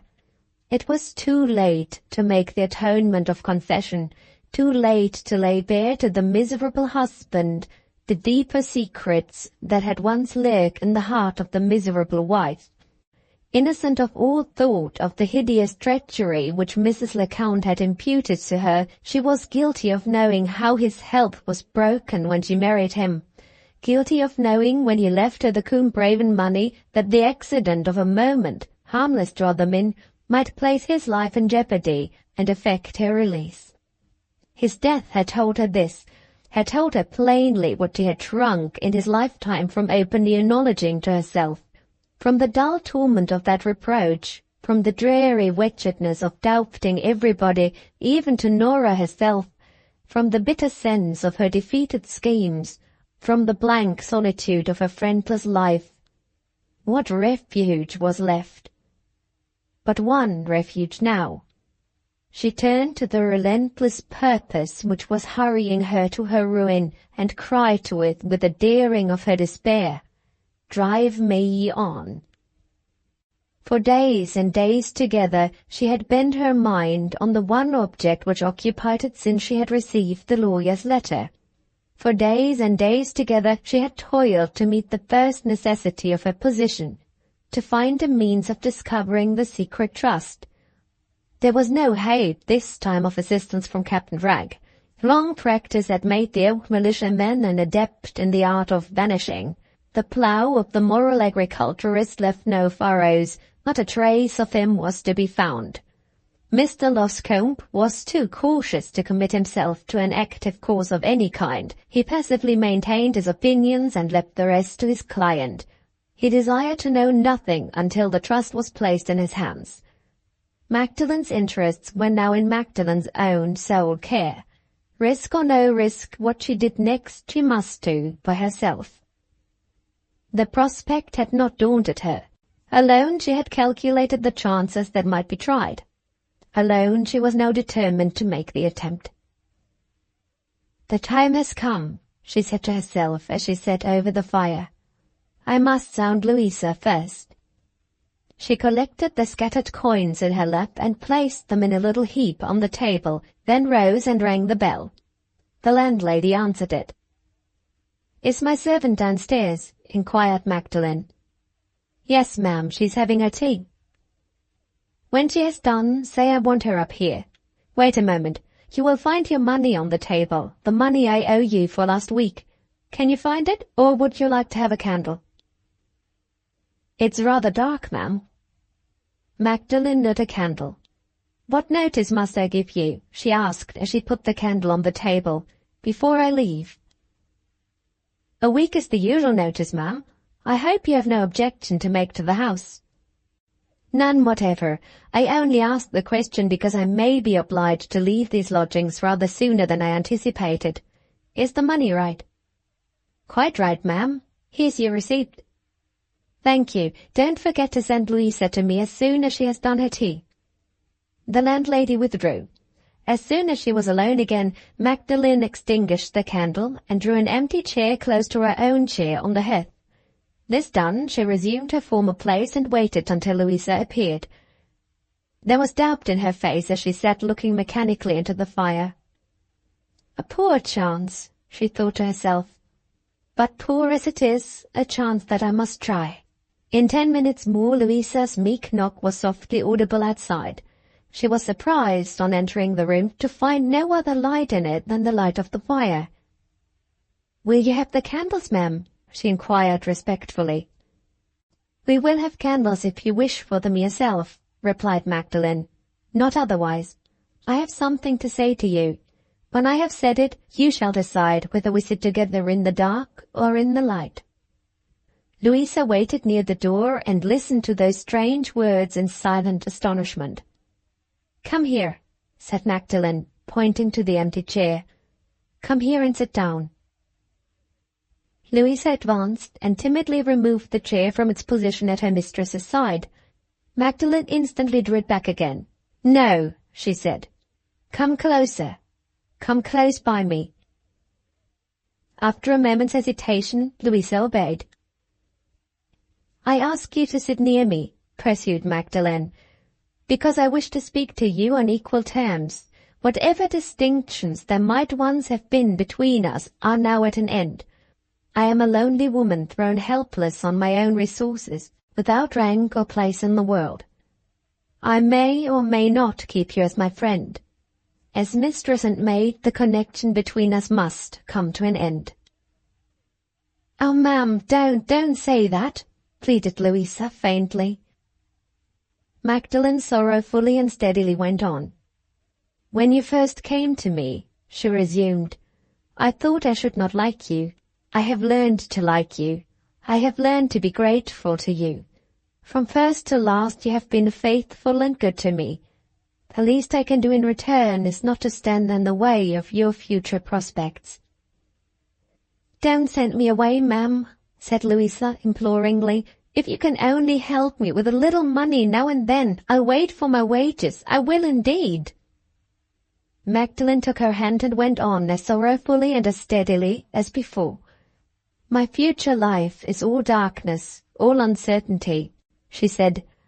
"The next step I may take may lead me to prosperity or may lead me to my ruin. Can I ask you to share such a prospect as this? If your future was as uncertain as mine is, if you too were a friendless woman thrown on the world, my conscience might be easy in letting you cast your lot with mine. I might accept your attachment, for I might feel I was not wronging you. How can I feel this in your case? You have a future to look to. You are an excellent servant. You can get another place, a far better place than mine. You can refer to me, and if the character I give is not considered sufficient, you can refer to the mistress who served before me."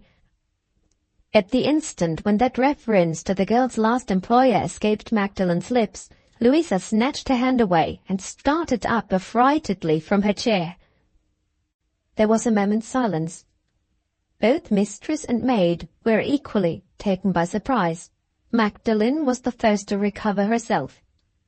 "Is it getting too dark?" she asked significantly.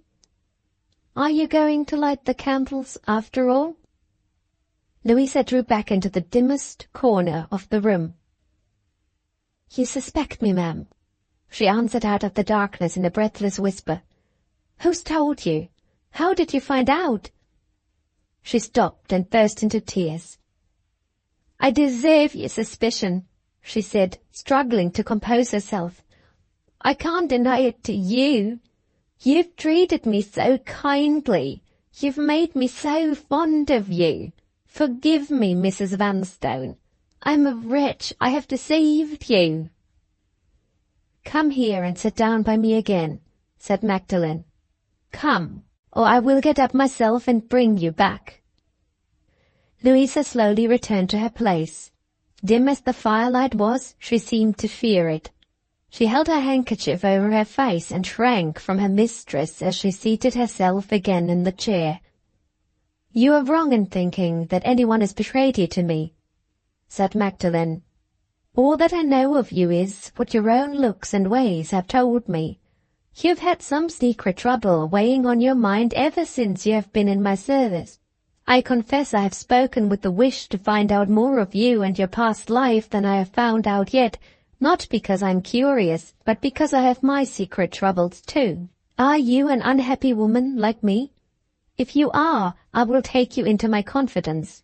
If you have nothing to tell me, if you choose to keep your secret, I don't blame you. I only say let us part. I won't ask how you have deceived me. I will only remember that you have been an honest and faithful and competent servant while I have employed you, and I will say as much in your favor to any new mistress you like to send to me." She waited for the reply. For a moment, and only for a moment, Louisa hesitated. The girl's nature was weak, but not depraved. She was honestly attached to her mistress, and she spoke with a courage which Magdalen had not expected from her. "If you send me away, ma'am," she said, "I won't take my character from you till I have told you the truth. I won't return your kindness by deceiving you a second time. Did my master ever tell you how he engaged me?" "No, I never asked him, and he never told me." "He engaged me, ma'am, with a written character." "Yes, the character was a false one." Magdalen drew back in amazement. The confession she heard was not the confession she had anticipated. "Did your mistress refuse to give you a character?" she asked. "Why?" Louisa dropped on her knees and hid her face in her mistress's lap. "Don't ask me," she said. "I am a miserable, degraded creature. I'm not fit to be in the same room with you." Magdalen bent over her and whispered a question in her ear. Louisa whispered back the one sad word of reply. "Has he deserted you?" asked Magdalen, after waiting a moment and thinking first. "No." "Do you love him?" "Dearly." The remembrance of her own loveless marriage stung Magdalen to the quick. "For God's sake, don't kneel to me," she cried passionately. "If there is a degraded woman in this room, I am the woman, not you." She raised the girl by main force from her knees and put her back in the chair. They both waited a little in silence. Keeping her hand on Louisa's shoulder, Magdalen seated herself again and looked with unutterable bitterness of sorrow into the dying fire. "Oh," she thought, "what happy women there are in the world! Wives who love their husbands, mothers who are not ashamed to own their children." "Are you quieter?" she asked, gently addressing Louisa once more. "Can you answer me if I ask you something else? Where is the child?" "The child is out at nurse." "Does the father help to support it?" "He does all he can, ma'am." "What is he? Is he in service? Is he in a trade?" "His father is a master carpenter. He works in his father's yard."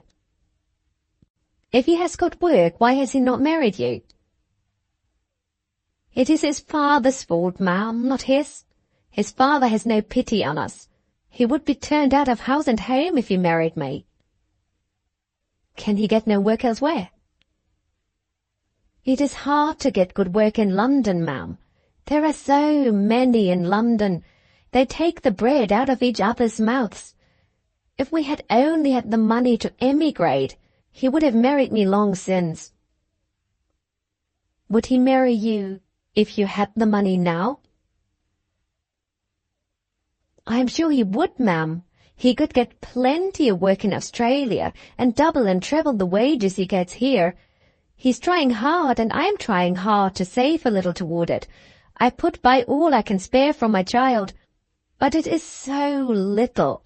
If we live for years to come, there seems no hope for us.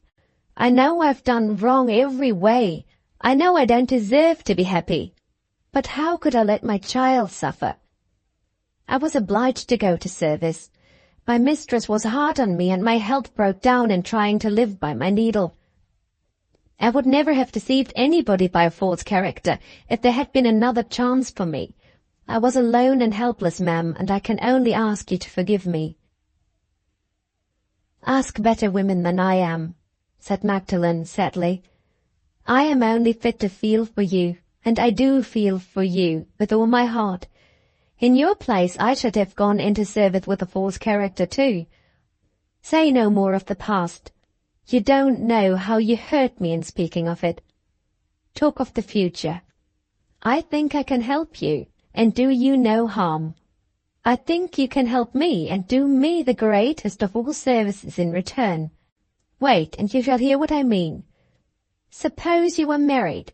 How much would it cost for you and your husband to emigrate? Louisa mentioned the cost of a steerage passage to Australia for a man and his wife. She spoke in low, hopeless tones. Moderate as the sum was, it looked like unattainable wealth in her eyes. Magdalen started in her chair and took the girl's hand once more. Louisa, she said earnestly, if I gave you the money, what would you do for me in return? The proposal seemed to strike Louisa speechless with astonishment. She trembled violently and said nothing. Magdalen repeated her words. "Oh, ma'am, do you mean it?" said the girl. "Do you really mean it?" "Yes," replied Magdalen. "I really mean it. What would you do for me in return?" "Do," repeated Louisa. "Oh, what is there I would not do?" She tried to kiss her mistress's hand, but Magdalen would not permit it. She resolutely, almost roughly, drew her hand away.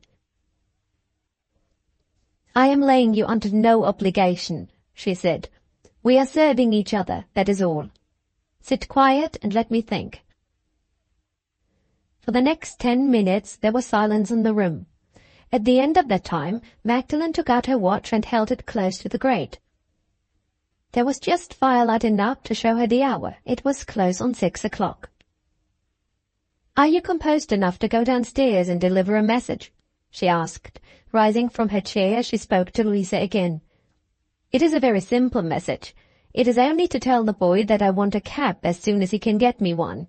I must go out immediately. You shall know why later in the evening. I have much more to say to you, but there's no time to say it now. When I am gone, bring your work up here and wait for my return. I shall be back before bedtime." Without another word of explanation, she hurriedly lit a candle and withdrew into the bedroom to put on her bonnet and shawl. 6th scene, Chapter 2. Between 9 and 10 o'clock the same evening, Louisa, waiting anxiously, heard the long-expected knock at the house door. She ran downstairs at once and let her mistress in. Magdalen's face was flushed. She showed far more agitation on returning to the house than she had shown on leaving it. "Keep your place at the table," she said to Louisa impatiently, "but lay aside your work. I want you to attend carefully to what I am going to say." Louisa obeyed. Magdalen seated herself at the opposite side of the table and moved the candles, so as to obtain a clear and uninterrupted view of her servant's face. "Have you noticed a respectable elderly woman," she began abruptly, "who has been here once or twice in the last fortnight to pay me a visit?" "Yes, ma'am. I think I let her in the second time she came. An elderly person named Mrs. Atwood?" "That is the person I mean. Mrs. Atwood is Mr. Loscombe's housekeeper. Not the housekeeper at his private residence, but the housekeeper at his offices in Lincoln's Inn. I promised to go and drink tea with her some evening this week, and I have been tonight. It is strange of me, is it not, to be on these familiar terms with a woman in Mrs. Atwood's situation?" Louisa made no answer in words. Her face spoke for her. She could hardly avoid thinking it strange. "I had a motive for making friends with Mrs. Atwood," Magdalen went on. "She is a widow with a large family of daughters. Her daughters are all in service. One of them is an under-housemaid in the service of Admiral Bartram at St. Crux in the Marsh. I found that out from Mrs. Atwood's master, and as soon as I arrived at the discovery, I privately determined to make Mrs. Atwood's acquaintance. Stranger still, is it not?" Louisa began to look a little uneasy. Her mistress's manner was at variance with her mistress's words. It was plainly suggestive of something startling to come. "What attraction Mrs. Atwood finds in my society," Magdalen continued, "I cannot presume to say. I can only tell you she has seen better days. She is an educated person, and she may like my society on that account. At any rate, she has readily met my advances toward her. What attraction I find in this good woman on my side is soon told. I have a great curiosity, an unaccountable curiosity, you will think, about the present course of affairs at St. Crux in the Marsh. Mrs. Atwood's daughter is a good girl, and constantly writes to her mother. Her mother is proud of the letters and proud of the girl, and is ready enough to talk about her daughter and her daughter's place. That is Mrs. Atwood's attraction to me. You understand so far?" Yes, Louisa understood. Magdalen went on. "Thanks to Mrs. Atwood and to Mrs. Atwood's daughter," she said, "I know some curious particulars already of the household at St. Crux.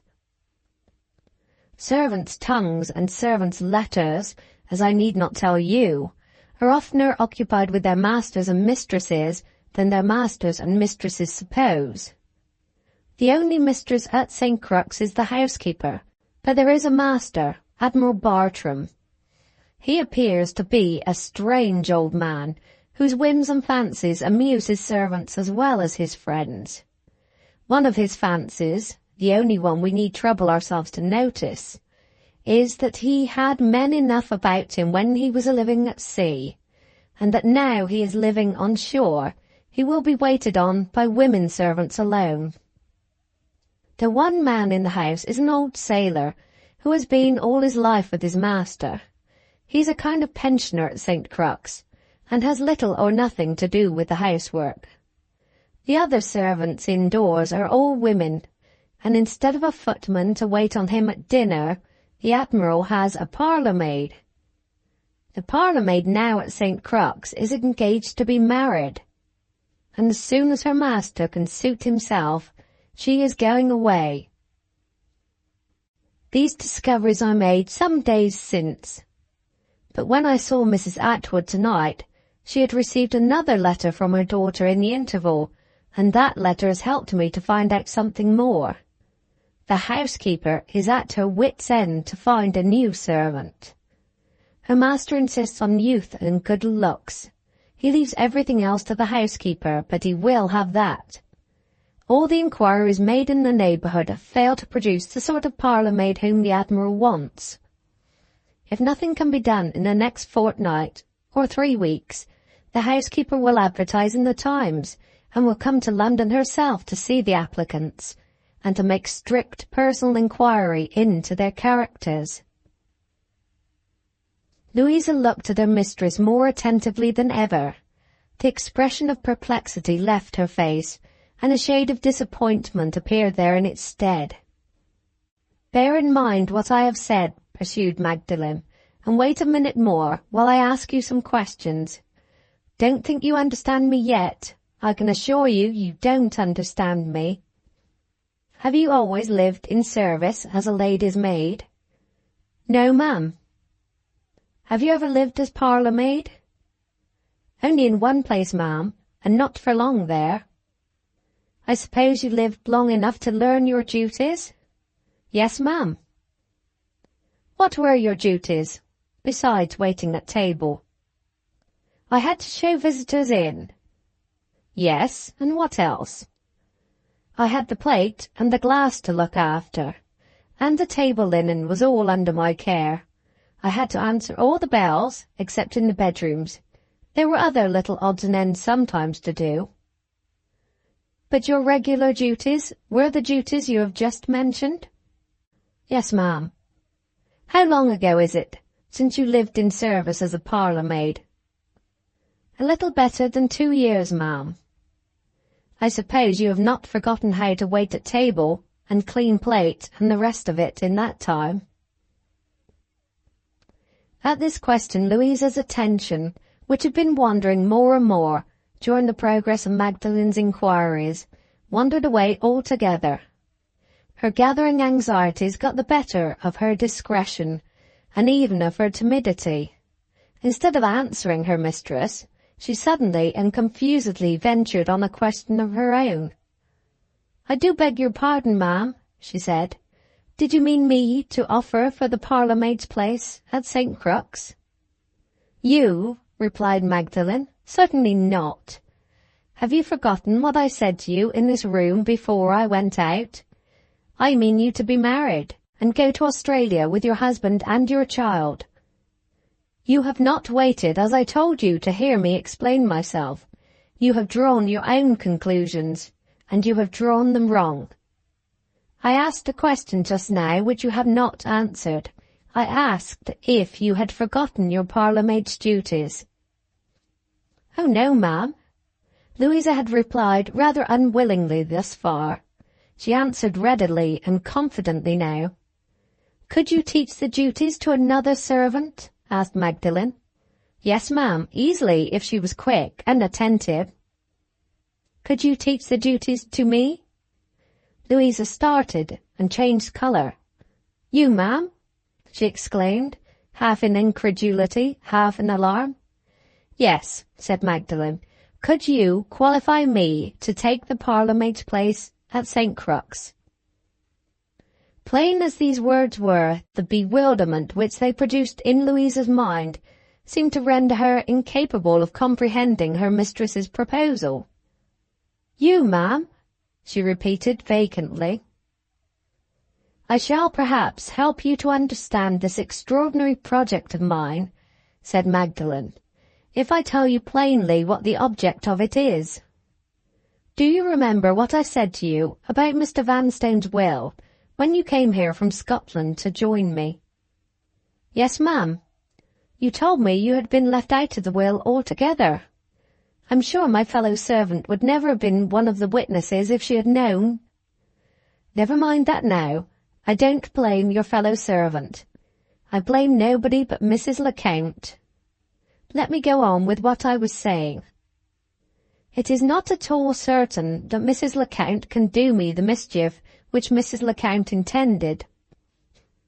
There is a chance that my lawyer, Mr. Loscombe, may be able to gain me what is fairly my due, in spite of the will. The chance turns on my discovering a letter which Mr. Loscombe believes, and which I believe, to be kept privately in Admiral Bartram's possession. I have not the least hope of getting at that letter if I make the attempt in my own person. Mrs. Lecount has poisoned the Admiral's mind against me, and Mr. Vanstone has given him a secret to keep from me. If I wrote to him, he would not answer my letter. If I went to his house, the door would be closed in my face. I must find my way into St. Crux as a stranger. I must be in a position to look about the house unsuspected. I must be there with plenty of time on my hands. All the circumstances are in my favour, if I am received into the house as a servant, and as a servant I mean to go." "But you are a lady, ma'am," objected Louisa, in the greatest perplexity. "The servants at St. Crux would find you out." "I am not at all afraid of their finding me out," said Magdalen. "I know how to disguise myself in other people's characters more cleverly than you suppose. Leave me to face the chances of discovery. That is my risk. Let us talk of nothing now but what concerns you. Don't decide yet whether you will or will not give me the help I want. Wait and hear first what the help is. You are quick and clever at your needle. Can you make me the sort of gown which it is proper for a servant to wear? And can you alter one of my best silk dresses so as to make it fit yourself, in a week's time?" "I think I could get them done in a week, ma'am, but why am I to wear—" "Wait a little, and you will see. I shall give the landlady her week's notice tomorrow. In the interval, while you are making the dresses, I can be learning the parlour-maid's duties. When the house servant here has brought up the dinner, and when you and I are alone in the room, instead of your waiting on me as usual, I will wait on you. I am quite serious. Don't interrupt me. Whatever I can learn besides, without hindering you, I will practice carefully at every opportunity. When the week is over and the dresses are done, we will leave this place and go into other lodgings, you as the mistress and I as the maid." "I should be found out, ma'am," interposed Louisa, trembling at the prospect before her. "I am not a lady." "And I am," said Magdalen bitterly. "Shall I tell you what a lady is? A lady is a woman who wears a silk gown and has a sense of her own importance. I shall put the gown on your back and the sense in your head. You speak good English. You are naturally quiet and self-restrained. If you can only conquer your timidity, I have not the least fear of you. There will be time enough in the new lodging for you to practice your character and for me to practice mine. There will be time enough to make some more dresses, another gown for me and your wedding dress, which I mean to give you, for yourself. I shall have the newspaper sent every day. When the advertisement appears, I shall answer it, in any name I can take on the spur of the moment, in your name, if you like to lend it to me. And when the housekeeper asks me for my character, I shall refer her to you. She will see you in the position of mistress, and me in the position of maid. No suspicion can possibly enter her mind unless you put it there. If you only have the courage to follow my instructions, and to say what I shall tell you to say, the interview will be over in 10 minutes. You frighten me, ma'am, said Louisa, still trembling. You take my breath away with surprise. Courage, where shall I find courage? Where I keep it for you, said Magdalen, in the passage money to Australia. Look at the new prospect which gives you a husband and restores you to your child, and you will find your courage there. Louisa's sad face brightened. Louisa's faint heart beat quick. A spark of her mistress's spirit flew up into her eyes as she thought of the golden future. If you accept my proposal, pursued Magdalen, you can be asked in church at once if you like. I promise you the money on the day when the advertisement appears in the newspaper. The risk of the housekeeper's rejecting me is my risk, not yours. My good looks are sadly gone off, I know, but I think I can still hold my place against the other servants. I think I can still look the parlour maid whom Admiral Bartram wants. There is nothing for you to fear in this matter. I should not have mentioned it if there had been. The only danger is the danger of my being discovered at St. Crux, and that falls entirely on me. By the time I'm in the Admiral's house, you will be married, and the ship will be taking you to your new life. Louisa's face, now brightening with hope, now clouding again with fear, showed plain signs of the struggle which it cost her to decide. She tried to gain time. She attempted confusedly to speak a few words of gratitude, but her mistress silenced her. "You owe me no thanks," said Magdalen. "I tell you again, we are only helping each other. I have very little money, but it is enough for your purpose, and I give it to you freely. I have led a wretched life. I have made others wretched about me. I can't even make you happy, except by tempting you to a new deceit. There, it's not your fault. Worse women than you are will help me if you refuse. Decide as you like, but don't be afraid of taking the money. If I succeed, I shall not want it. If I fail—" She stopped, rose abruptly from her chair, and hid her face from Louisa by walking away to the fireplace. "If I fail," she resumed, warming her foot carelessly at the fender, "all the money in the world will be of no use to me. Never mind why. Never mind me. Think of yourself. I won't take advantage of the confession you have made to me. I won't influence you against your will. Do as you yourself think best, but remember one thing, my mind is made up. Nothing you can say or do will change it." Her sudden removal from the table, the altered tones of her voice as she spoke the last words, appeared to renew Louisa's hesitation. She clasped her hands together in her lap and wrung them hard. "This has come on me very suddenly, ma'am," said the girl. "I am sorely tempted to say yes, and yet I am almost afraid."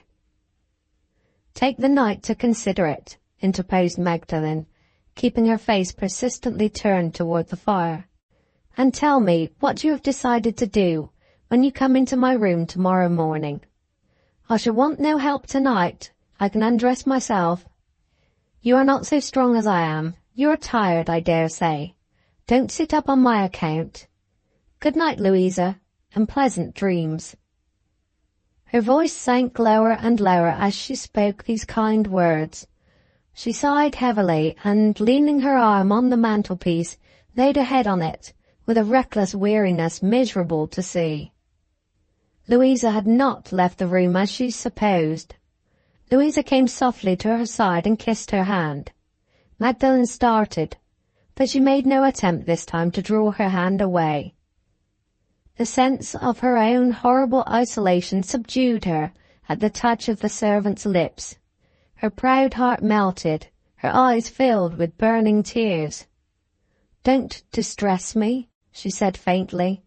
"The time for kindness has gone by. It only overpowers me now.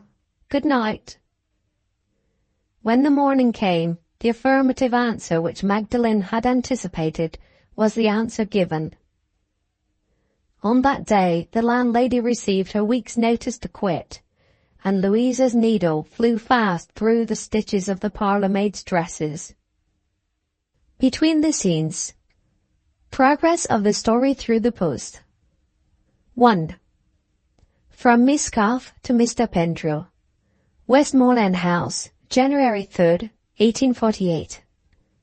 Dear Mr. Pendrell, I write, as you kindly requested, to report how Norah is going on, and to tell you what changes I see for the better in the state of her mind on the subject of her sister. I cannot say that she is becoming resigned to Magdalen's continued silence. I know her faithful nature too well to say it. I can only tell you that she is beginning to find relief from the heavy pressure of sorrow and suspense in new thoughts and new hopes. I doubt if she has yet realized this in her own mind, but I see the result, although she is not conscious of it herself. I see her heart opening to the consolation of another interest and another love. She has not said a word to me on the subject, nor have I said a word to her. But as certainly as I know that Mr. George Bartram's visits have lately grown more and more frequent to the family at Portland Place, so certainly I can assure you that Norah is finding a relief under her suspense, which is not of my bringing, and a hope in the future, which I have not taught her to feel. It is needless for me to say that I tell you this in the strictest confidence. God knows whether the happy prospect, which seems to me to be just dawning, will grow brighter or not as time goes on. The oftener I see Mr. George Bartram, and he has called on me more than once, the stronger my liking for him grows. To my poor judgment he seems to be a gentleman in the highest and truest sense of the word. If I could live to see Norah his wife, I should almost feel that I had lived long enough. But who can discern the future? We have suffered so much that I am afraid to hope. Have you heard anything of Magdalen? I don't know why or how it is, but since I have known of her husband's death, my old tenderness for her seems to cling to me more obstinately than ever. Always yours truly, Harriet Garth. 2. From Mr. Pendrell to Miss Garth. Searle Street, January 4th, 1848. Dear Miss Garth, of Mrs. Norah Vanstone herself I have heard nothing, but I have learned, since I saw you, that the report of the position in which she is left by the death of her husband may be depended upon as the truth. No legacy of any kind is bequeathed to her. Her name is not once mentioned in her husband's will. Knowing what we know, it is not to be concealed that this circumstance threatens us with more embarrassment, and perhaps with more distress. Mrs. Norah Vanstone is not the woman to submit, without a desperate resistance, to the total overthrow of all her schemes and all her hopes. The mere fact that nothing whatever has been heard of her since her husband's death is suggestive to my mind of serious mischief to come. In her situation, and with her temper, the quieter she is now, the more inveterately I, for one, distrust her in the future. It is impossible to say to what violent measures her present extremity may not drive her. It is impossible to feel sure that she may not be the cause of some public scandal this time, which may affect her innocent sister as well as herself. I know you will not misinterpret the motive which has led me to write these lines. I know you will not think that I am inconsiderate enough to cause you unnecessary alarm. My sincere anxiety to see that happy prospect realized to which your letter alludes has caused me to write far less reservedly than I might otherwise have written. I strongly urge you to use your influence on every occasion when you can fairly exert it, to strengthen that growing attachment, and to place it beyond the reach of any coming disasters, while you have the opportunity of doing so. When I tell you that the fortune of which Mrs. Norah Vanstone has been deprived is entirely bequeathed to Admiral Bartram, and when I add that Mr. George Bartram is generally understood to be his uncle's heir, you will, I think, acknowledge that I am not warning you without a cause. Yours most truly, William Pendrell. 3. From Admiral Bartram to Mrs. Drake, housekeeper at St. Crux. St. Crux, January 10th, 1848. Mrs. Drake, I have received your letter from London, stating that you have found me a new parlour-maid at last, and that the girl is ready to return with you to St. Crux when your other errands in town allow you to come back. This arrangement must be altered immediately, for a reason which I am heartily sorry to have to write. The illness of my niece, Mrs. Girdlestone, which appeared to be so slight as to alarm none of us, doctors included, has ended fatally. I received this morning the shocking news of her death. Her husband is said to be quite frantic with grief. Mr. George has already gone to his brother-in-law's to superintend the last melancholy duties, and I must follow him before the funeral takes place. We propose to take Mr. Girdlestone away afterward, and to try the effect on him of change of place and new scenes. Under these sad circumstances, I may be absent from St. Crux a month or 6 weeks at least. The house will be shut up, and the new servant will not be wanted until my return. You will therefore tell the girl, on receiving this letter, that a death in the family has caused a temporary change in our arrangements. If she is willing to wait, you may safely engage her to come here in 6 weeks' time. I shall be back then, if Mr. George is not.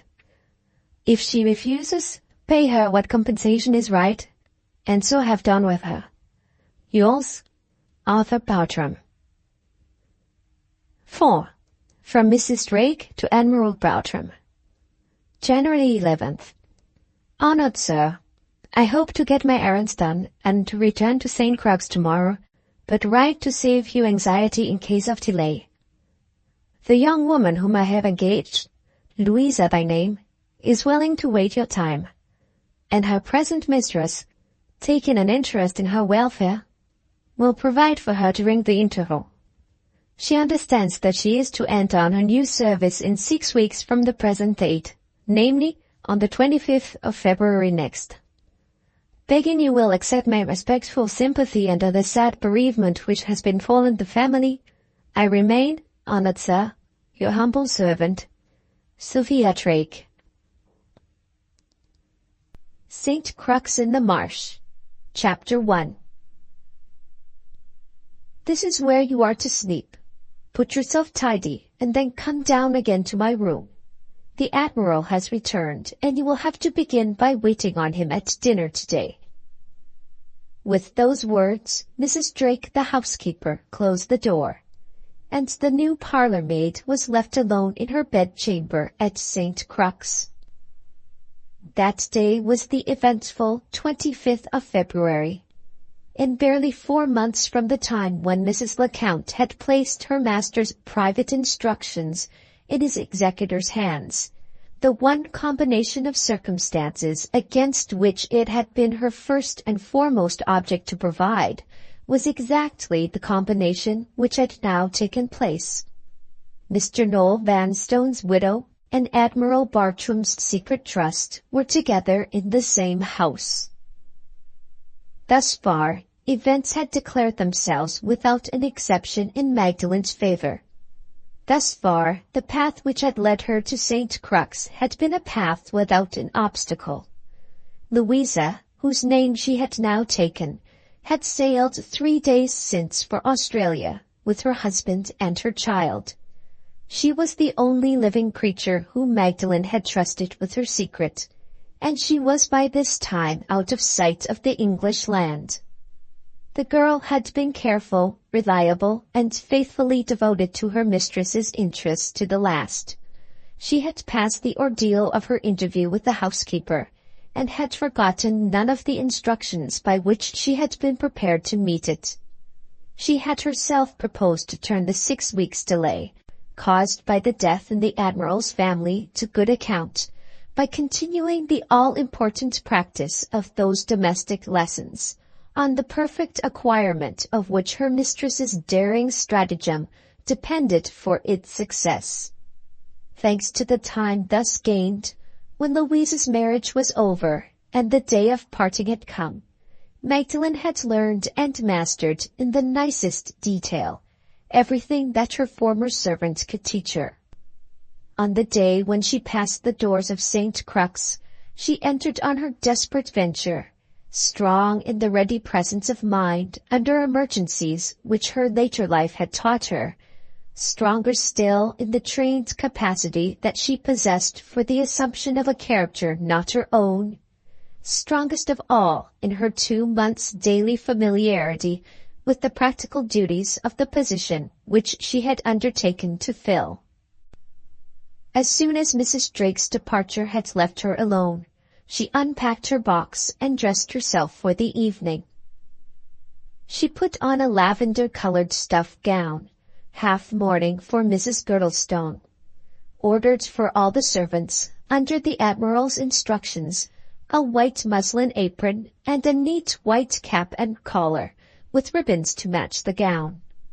In this servant's costume, in the plain gown fastening high round her neck, in the neat little white cap at the back of her head, in this simple dress, to the eyes of all men, not linen drapers, at once the most modest and the most alluring that a woman can wear, the sad changes which mental suffering had wrought in her beauty almost disappeared from view. In the evening costume of a lady, with her bosom uncovered, With her figure armed, rather than dressed, in unpliable silk, the Admiral might have passed her by without notice in his own drawing-room. In the evening costume of a servant, no admirer of beauty could have looked at her once and not have turned again to look at her for the second time.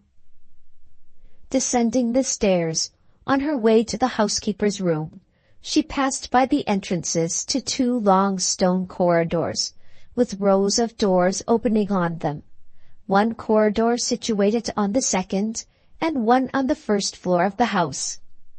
Many rooms, she thought as she looked at the doors. Weary work searching here for what I have come to find. On reaching the ground floor, she was met by a weather-beaten old man, who stopped and stared at her with an appearance of great interest. He was the same old man whom Captain Ragg had seen in the backyard at St. Crux, at work on the model of a ship. All round the neighborhood he was known far and wide as the Admiral's coxswain. His name was Maisie.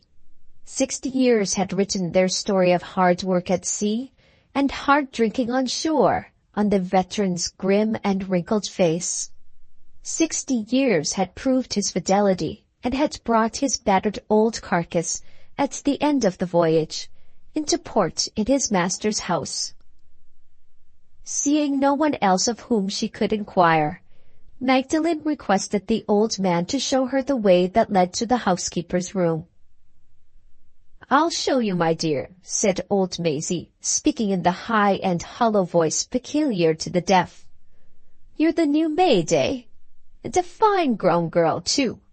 His Honor the Admiral likes a parlour-maid with a clean run fore and aft. You'll do, my dear, you'll do." "You must not mind what Mr. Maisie says to you," remarked the housekeeper, opening her door as the old sailor expressed his approval of Magdalen in these terms.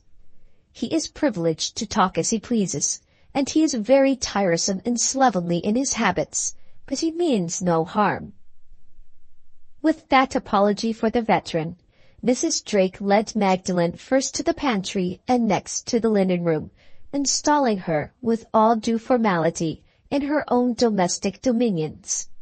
This ceremony completed, the new parlour-maid was taken upstairs and was shown the dining-room, which opened out of the corridor on the first floor. Here she was directed to lay the cloth and to prepare the table for one person only, Mr. George Bartram not having returned with his uncle to St. Crux. Mrs. Drake's sharp eyes watched Magdalen attentively as she performed this introductory duty, and Mrs. Drake's private convictions, when the table was spread, forced her to acknowledge so far that the new servant thoroughly understood her work. An hour later the soup tureen was placed on the table, and Magdalen stood alone behind the Admiral's empty chair, waiting her master's first inspection of her when he entered the dining-room. A large bell rang in the lower regions. Quick, shambling footsteps pattered on the stone corridor outside. The door opened suddenly, and a tall, lean, yellow old man, sharp as to his eyes, shrewd as to his lips, fussily restless as to all his movements, entered the room with 2 huge Labrador dogs at his heels, and took his seat in a violent hurry. The dogs followed him, and placed themselves, with the utmost gravity and composure, one on each side of his chair. This was Admiral Bartram, and these were the companions of his solitary meal. Aye, here's the new parlour-maid, to be sure," he began, looking sharply, but not at all unkindly at Magdalen. "What's your name, my good girl? Louisa, is it? I shall call you Lucy, if you don't mind. Take off the cover, my dear. I'm a minute or 2 late today. Don't be unpunctual tomorrow on that account. I am as regular as clockwork generally. How are you after your journey? Did my spring cart bump you about much in bringing you from the station? Capital soup, this. Hot as fire. Reminds me of the soup we used to have in the West Indies in the year 3. Have you got your half-mourning on? Stand there and let me see. Ah, yes, very neat and nice and tidy. Poor Mrs. Girdlestone. Oh, dear, dear, poor Mrs. Girdlestone. You're not afraid of dogs, are you, Lucy? Eh? What? You like dogs? That's right. Always be kind to dumb animals. These 2 dogs dine with me every day, except when there's company. The dog with the black nose is Brutus, and the dog with the white nose is Cassius. Did you ever hear who Brutus and Cassius were? Ancient Romans? That's right. Good girl. Mind your book and your needle, and we'll get you a good husband one of these days. Take away the soup, my dear. Take away the soup. This was the man whose secret it was now the one interest of Magdalen's life to surprise. This was the man whose name had supplanted hers in Noah Vanstone's will. The fish and the roast meat followed, and the Admiral's talk rambled on, now in soliloquy, now addressed to the parlour-maid, and now directed to the dogs, as familiarly and as discontentedly as ever. Magdalen observed with some surprise that the companions of the Admiral's dinner had thus far received no scraps from their master's plate. The 2 magnificent brutes sat squatted on their haunches, with their great heads over the table, watching the progress of the meal with the profoundest attention, but apparently expecting no share in it. The roast meat was removed, the Admiral's plate was changed, and Magdalen took the silver covers off the 2 maids' dishes on either side of the table. As she handed the first of the savory dishes to her master, the dogs suddenly exhibited a breathless personal interest in the proceedings. Brutus gluttonously watered at the mouth, and the tongue of Cassius, protruding in unutterable expectation, smoked again between his enormous jaws. The Admiral helped himself liberally from the dish, sent Magdalen to the side table to get him some bread, and when he thought her eye was off him, furtively tumbled the whole contents of his plate into Brutus's mouth. Cassius whined faintly as his fortunate comrade swallowed the savory mess at a gulp. "Hush, you fool," whispered the Admiral. "Your turn next." Magdalen presented the second dish. Once more the old gentleman helped himself largely. Once more he sent her away to the side table. Once more he tumbled the entire contents of the plate down the dog's throat, selecting Cassius this time, as became a considerate master and an impartial man. When the next course followed, consisting of a plain pudding and an unwholesome cream, Magdalen's suspicion of the function of the dogs at the dinner table was confirmed. While the master took the simple pudding, the dogs swallowed the elaborate cream. The Admiral was plainly afraid of offending his cook on the one hand, and of offending his digestion on the other, and Brutus and Cassius were the 2 trained accomplices who regularly helped him every day off the horns of his dilemma. "Very good," said the old gentleman with the most transparent duplicity. "Tell the cook, my dear, a capital cream." Having placed the wine and dessert on the table, Magdalen was about to withdraw. Before she could leave the room, her master called her back. "Stop, stop," said the Admiral. "You don't know the ways of the house yet, Lucy. Put another wine-glass here, at my right hand, the largest you can find, my dear. I've got a 3rd dog who comes in at dessert, a drunken old sea-dog who has followed my fortunes afloat and ashore for 50 years and more. Yes, that's the sort of glass we want. You're a good girl. You're a neat, handy girl. Steady, my dear. There's nothing to be frightened at." A sudden thump on the outside of the door, followed by one mighty bark from each of the dogs, had made Magdalen start. "Come in," shouted the Admiral. The door opened. The tails of Brutus and Cassius cheerfully thumped the floor, and old Maisie marched straight up to the right-hand side of his master's chair. The veteran stood there, with his legs wide apart, and his balance carefully adjusted, as if the dining-room had been a cabin, and the house a ship pitching in a seaway. The Admiral filled the large glass with port, filled his own glass with claret, and raised it to his lips. "God bless the Queen, Maisie," said the Admiral. "God bless the Queen, your honour," said old Maisie, swallowing his port as the dogs swallowed the made dishes at a gulp. "How's the wind, Maisie?" "West and by north, your honour." "Any report tonight, Maisie?" "No report, your honour."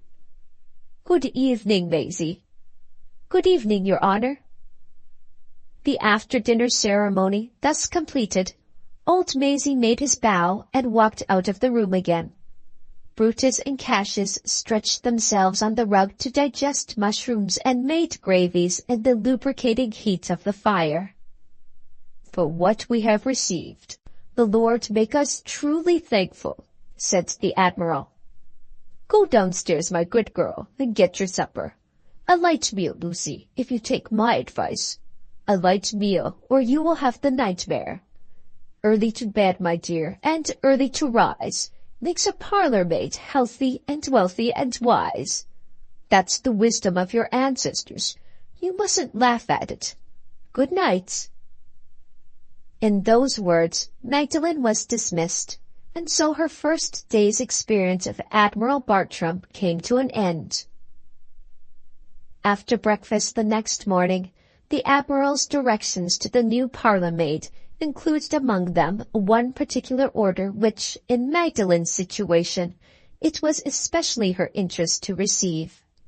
In the old gentleman's absence from home that day, on local business which took him to Ossory, she was directed to make herself acquainted with the whole inhabited quarter of the house, and to learn the positions of the various rooms, so as to know where the bells called her when the bells rang. Mrs. Drake was charged with the duty of superintending the voyage of domestic discovery, unless she happened to be otherwise engaged, in which case any one of the inferior servants would be equally competent to act as Magdalen's guide. At noon the Admiral left for Ossory, and Magdalen presented herself in Mrs. Drake's room to be shown over the house. Mrs. Drake happened to be otherwise engaged, and referred her to the head housemaid. The head housemaid happened on that particular morning to be in the same condition as Mrs. Drake, and referred her to the under-housemaids. The under-housemaids declared they were all behindhand, and had not a minute to spare. They suggested, not too civilly, that old Maisie had nothing on earth to do, and that he knew the house as well, or better, than he knew his ABC. Magdalen took the hint, with a secret indignation and contempt which it cost her a hard struggle to conceal. She had suspected on the previous night, and she was certain now, that the women-servants all incomprehensibly resented her presence among them with the same sullen unanimity of distrust. Mrs. Drake, as she had seen for herself, was really engaged that morning over her accounts. But of all the servants under her who had made their excuses, not one had even affected to be more occupied than usual. Their looks said plainly, "We don't like you, and we won't show you over the house." She found her way to old Maisie, not by the scanty directions given her, but by the sound of the veteran's cracked and quavering voice, singing in some distant seclusion a verse of the immortal sea-song, Tom Bowling. Just as she stopped among the rambling stone passages on the basement story of the house, uncertain which way to turn next, she heard the tuneless old voice in the distance singing these lines.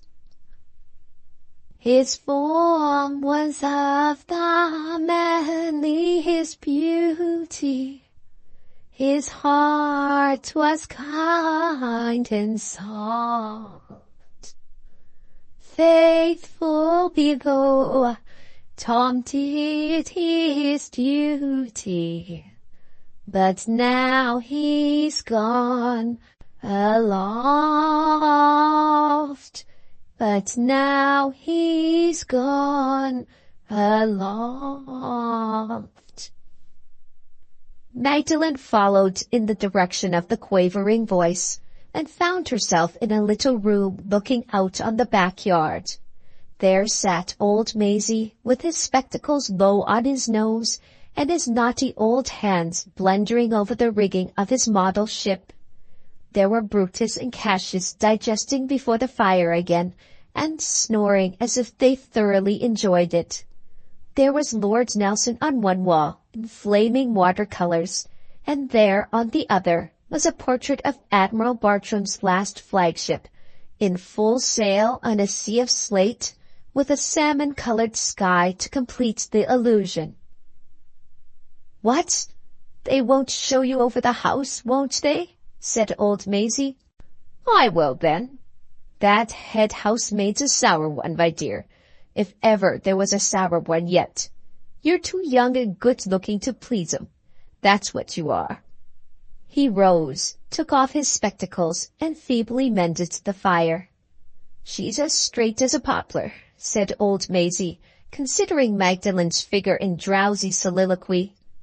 "I say she's as straight as a poplar, and His Honor the Admiral says so too. Come along, my dear," he proceeded, addressing himself to Magdalen again. "I'll teach you your pints of the compass first. When you know your pints, blow high, blow low. You'll find it plain sailing all over the house." He led the way to the door, stopped, and suddenly bethinking himself of his miniature ship, went back to put his model away in an empty cupboard, led the way to the door again, stopped once more, remembered that some of the rooms were chilly, and pottered about, swearing and grumbling and looking for his hat. Magdalen sat down patiently to wait for him. She gratefully contrasted his treatment of her with the treatment she had received from the women. Resist it as firmly, despise it as proudly as we may, all studied unkindness, no matter how contemptible it may be, has a stinging power in it which reaches to the quick. Magdalen only knew how she had felt the small malice of the female servants by the effect which the rough kindness of the old sailor produced on her afterward. The dumb welcome of the dogs, when the movements in the room had roused them from their sleep, touched her more acutely still. Brutus pushed his mighty muzzle companionably into her hand, and Cassius laid his friendly forepaw on her lap. Her heart yearned over the two creatures as she patted and caressed them. It seemed only yesterday since she and the dogs at Combe Raven had roamed the garden together, and had idled away the summer mornings luxuriously on the shady lawn. Old Maisie found his hat at last, and they started on their exploring expedition with the dogs after them. Leaving the basement story of the house, which was entirely devoted to the servants' offices, they ascended to the first floor, and entered the long corridor with which Magdalen's last night's experience had already made her acquainted. "Put your back again this wall," said old Maisie, pointing to the long wall, pierced at irregular intervals with windows looking out over a courtyard and fish pond, which formed the right-hand side of the corridor as Magdalen now stood.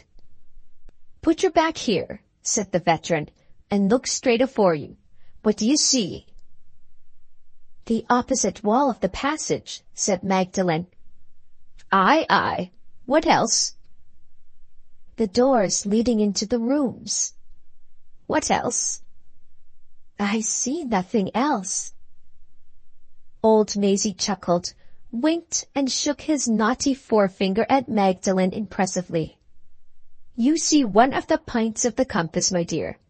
When you've got your back agin this wall, and when you look straight afore you, you look north. If you ever get lost hereaway, put your back agin the wall, look out straight afore you, and say to yourself, I look nose. You do that like a good girl, and you will lose your bearings." After administering this preliminary dose of instruction, old Maisie opened the first of the doors on the left-hand side of the passage. It led into the dining room, with which Magdalen was already familiar. The second room was fitted up as a library, and the third as a morning room. The fourth and fifth doors, both belonging to dismantled and uninhabited rooms, and both locked, brought them to the end of the north wing of the house and to the opening of a second and shorter passage placed at a right angle to the first. Here old Maisie, who had divided his time pretty equally during the investigation of the rooms, in talking of His Honor the Admiral and whistling to the dogs, returned with all possible expedition to the points of the compass, and gravely directed Magdalen to repeat the ceremony of putting her back against the wall. She attempted to shorten the proceedings by declaring, quite correctly, that in her present position she knew she was looking east. "Don't you talk about the east, my dear," said old Maisie, proceeding unmoved with his own system of instruction, "till you know the east first. Put your back again this wall, and look straight afore you. What do you see?" The remainder of the catechism proceeded as before. When the end was reached, Magdalen's instructor was satisfied. He chuckled and winked at her once more. "Now you may talk about the east, my dear," said the veteran, "for now you know it." The east passage, after leading them on for a few yards only, terminated in a vestibule with a high door in it which faced them as they advanced.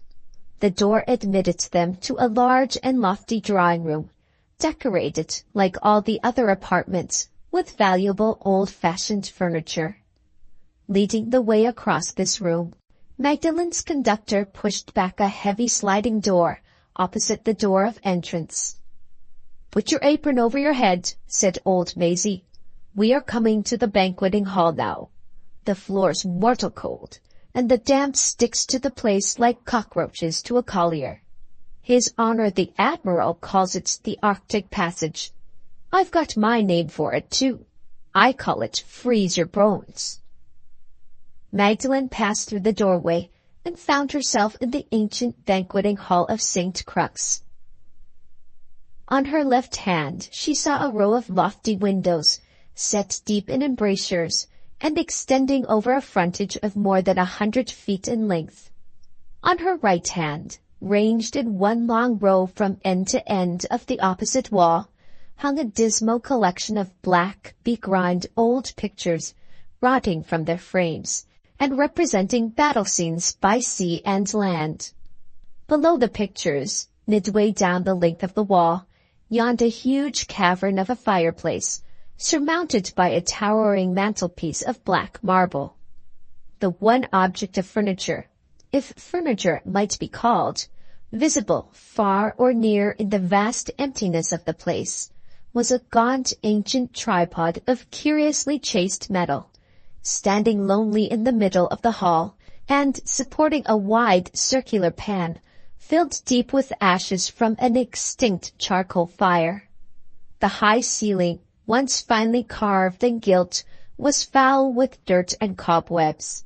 The naked walls at either end of the room were stained with damp, and the cold of the marble floor struck through the narrow strip of matting laid down, parallel with the windows, as a footpath for passengers across the wilderness of the room.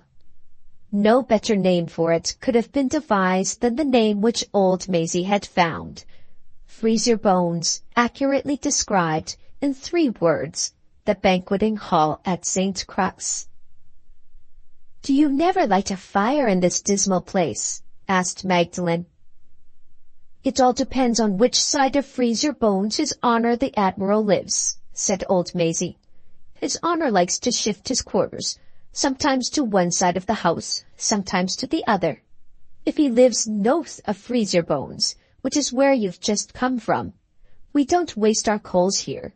If he lives south of Freeze Your Bones, which is where we are going to next, we light the fire in the grate and the charcoal in the pan. Every night, when we do that, the damp gets the better of us. Every morning, we turn to again and get the better of the damp." With this remarkable explanation, old Maisie led the way to the lower end of the hall, opened more doors, and showed Magdalen through another suite of rooms, 4 in number, all of moderate size, and all furnished in much the same manner as the rooms in the northern wing. She looked out of the windows and saw the neglected gardens of St. Crux, overgrown with brambles and weeds. Here and there, at no great distance in the grounds, the smoothly curving line of one of the tidal streams peculiar to the locality wound its way, gleaming in the sunlight, through gaps in the brambles and trees. The more distant view ranged over the flat eastward country beyond, speckled with its scattered little villages, crossed and recrossed by its network of backwaters, and terminated abruptly by the long straight line of sea-wall which protects the defenseless coast of Essex from invasion by the sea. "Have we more rooms still to see?" asked Magdalen, turning from the view of the garden and looking about her for another door. "No more, my dear. We've run aground here, and we may as well wear round and put back again," said old Maisie. "There's another side of the house, due south of you as you stand now, which is all tumbling about our ears. You must go out into the garden if you want to see it. It's built off from us by a brick bulkhead, t'other side of this wall here. The monks lived due south of us, my dear, hundreds of years afore His Honour the Admiral was born, or thought of, and a fine time of it they had, as I've heard. They sang in the church all the morning, and drank grog in the orchard all the afternoon. They slept off their grog on the best of feather beds, and they fattened on the neighbourhood all the year round. Lucky beggars! Lucky beggars!" Apostrophizing the monks in these terms, and evidently regretting that he had not lived himself in those good old times, the veteran led the way back through the rooms. On the return passage across Freeze-your-Bones, Magdalen preceded him. "She's as straight as a poplar," mumbled old Maisie to himself, hobbling along after his youthful companion, and wagging his venerable head in cordial approval. "I never was particular what nation they belonged to, but I always did like 'em straight and fine-grown, and I always shall like 'em straight and fine-grown, to my dying day." "Are there more rooms to see upstairs on the second floor?" asked Magdalen, when they had returned to the point from which they had started. The naturally clear, distinct tones of her voice had hitherto reached the old sailor's imperfect sense of hearing easily enough. Rather to her surprise, he became stone-deaf on a sudden to her last question. "Are you sure of your pints of the compass?" he inquired. "If you're not sure, put your back agin the wall, and we'll go all over 'em again, my dear, beginning with the noath." Magdalen assured him that she felt quite familiar by this time with all the points, the noath included, and then repeated her question in louder tones. The veteran obstinately matched her by becoming deafer than ever. "Yes, my dear," he said, "you're right. It is chilly in these passages, and unless I go back to my fire'll go out, won't it? If you don't feel sure of your pints of the compass, come in to me and I'll put you right again." He winked benevolently, whistled to the dogs, and hobbled off. Magdalen heard him chuckle over his own success in balking her curiosity on the subject of the second floor. "I know how to deal with 'em," said old Maisie to himself in high triumph. "Tall and short, native and foreign, sweethearts and wives. I know how to deal with 'em." Left by herself, Magdalen exemplified the excellence of the old sailor's method of treatment in her particular case, by ascending the stairs immediately to make her own observations on the second floor. The stone passage here was exactly similar, except that more doors opened out of it to the passage on the first floor. She opened the 2 nearest doors, one after another, at a venture, and discovered that both rooms were bedchambers. The fear of being discovered by one of the women servants in a part of the house with which she had no concern warned her not to push her investigations on the bedroom floor too far at starting. She hurriedly walked down the passage to see where it ended, discovered that it came to its termination in a lumber room, answering to the position of the vestibule downstairs, and retraced her steps immediately. On her way back, she noticed an object which had previously escaped her attention. It was a low truckle bed, placed parallel with the wall and close to one of the doors on the bedroom side. In spite of its strange and comfortless situation, the bed was apparently occupied at night by a sleeper. The sheets were on it, and the end of a thick red fisherman's cap peeped out from under the pillow. She ventured on opening the door near which the bed was placed, and found herself, as she conjectured from certain signs and tokens, in the Admiral's sleeping chamber. A moment's observation of the room was all she dared risk, and softly closing the door again, she returned to the kitchen regions. The truckle bed, and the strange position in which it was placed, dwelt on her mind all through the afternoon. Who could possibly sleep in it? The remembrance of the red fisherman's cap, and the knowledge she had already gained of Maisie's dog-like fidelity to his master, helped her to guess that the old sailor might be the occupant of the truckle bed. But why, with bedrooms enough and to spare, should he occupy that cold and comfortless situation at night? Why should he sleep on guard outside his master's door? Was there some nocturnal danger in the house of which the Admiral was afraid? The question seemed absurd, and yet the position of the bed forced it irresistibly on her mind. Stimulated by her own ungovernable curiosity on this subject, Magdalen ventured to question the housekeeper. She acknowledged having walked from end to end of the passage on the second floor to see if it was as long as the passage on the first, and she mentioned having noticed with astonishment the position of the truckle bed. Mrs. Drake answered her implied inquiry shortly and sharply. "I don't blame a young girl like you," said the old lady, "for being a little curious when she first comes into such a strange house as this. But remember, for the future, that your business does not lie on the bedroom story. Mr. Maisie sleeps on that bed you noticed. It is his habit at night to sleep outside his master's door." With that meager explanation, Mrs. Drake's lips closed and opened no more. Later in the day, Magdalen found an opportunity of applying to old Maisie himself. She discovered the veteran in high good humor, smoking his pipe, and warming a tin mug of ale at his own snug fire. "Mr. Maisie," she asked boldly, "why do you put your bed in that cold passage?" "What, you've been upstairs, you young jade, have you?" said old Maisie, looking up from his mug with a leer. Magdalen smiled and nodded. "Come, come, tell me," she said coaxingly. "Why do you sleep outside the Admiral's door?" "Why do you part your hair in the middle, my dear?" asked old Maisie with another leer. "I suppose because I am accustomed to do it," answered Magdalen. "Aye, aye," said the veteran. "That's why, is it? Well, my dear, the reason why you part your hair in the middle is the reason why I sleep outside the Admiral's door. I know how to deal with them," chuckled old Maisie, lapsing into soliloquy, and stirring up his ale in high triumph.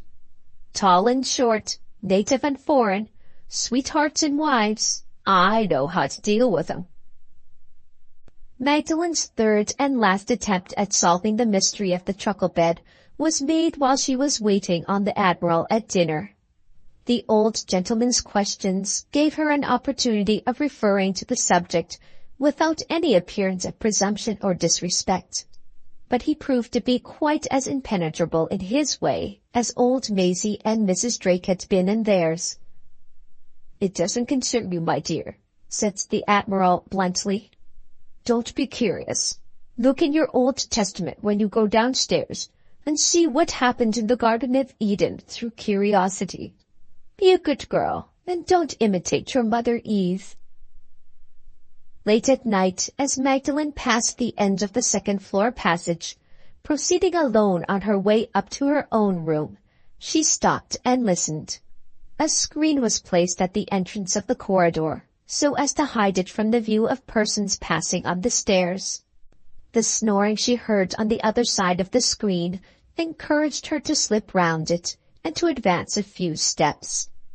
Shading the light of her candle with her hand, she ventured close to the Admiral's door and saw, to her surprise, that the bed had been moved since she had seen it in the daytime, so as to stand exactly across the door and to bar the way entirely to anyone who might attempt to enter the Admiral's room.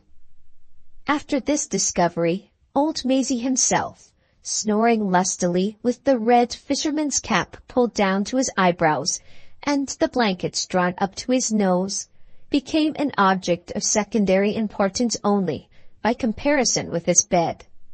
That the veteran did actually sleep on guard before his master's door, and that he and the Admiral and the housekeeper were in the secret of this unaccountable proceeding, was now beyond all doubt.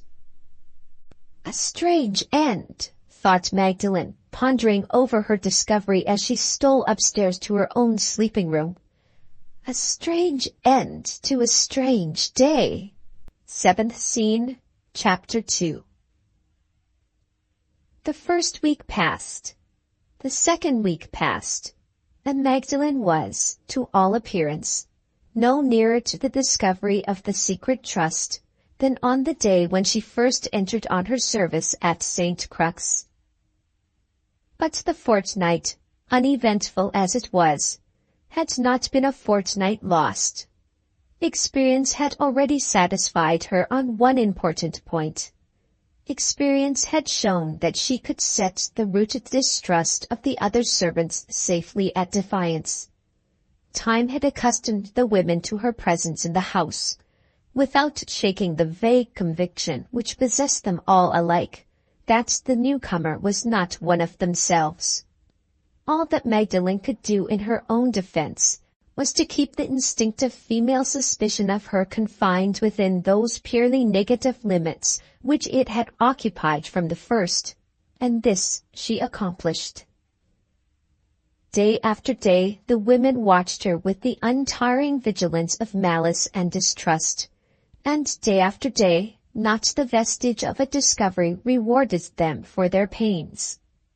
Silently, intelligently, and industriously, with an ever-present remembrance of herself and her place, the new parlour-maid did her work. Her only intervals of rest and relaxation were the intervals passed occasionally in the day with old Maisie and the dogs, and the precious interval of the night, during which she was secure from observation in the solitude of her room. Thanks to the superfluity of bed-chambers at St. Crux, each one of the servants had the choice, if she pleased, of sleeping in a room of her own. Alone in the night, Magdalen might dare to be herself again, might dream of the past, and wake from the dream, encountering no curious eyes to notice that she was in tears, might ponder over the future, and be roused by no whisperings in corners, which tainted her with the suspicion of having something on her mind. Satisfied thus far of the perfect security of her position in the house, she profited next by a second chance in her favor, which, before the fortnight was at an end, relieved her mind of all doubt on the formidable subject of Mrs. Lecount. Partly from the accidental gossip of the women at the table in the servants' hall, partly from a marked paragraph in a Swiss newspaper, which she had found one morning lying open on the Admiral's easy-chair, she gained the welcome assurance that no danger was to be dreaded this time from the housekeeper's presence on the scene. Mrs. Lecount had, as it appeared, passed a week or more at St. Crux after the date of her master's death, and had then left England to live on the interest of her legacy in honorable and prosperous retirement in her native place. The paragraph in the Swiss newspaper describes the fulfillment of this laudable project. Mrs. Lecount had not only established herself at Zurich, but, wisely mindful of the uncertainty of life, had also settled the charitable uses to which her fortune was to be applied after her death. One half of it was to go to the founding of a Lecomte scholarship for poor students in the University of Geneva. The other half was to be employed by the municipal authorities of Zurich in the maintenance and education of a certain number of orphan girls, natives of the city, who were to be trained for domestic service in later life.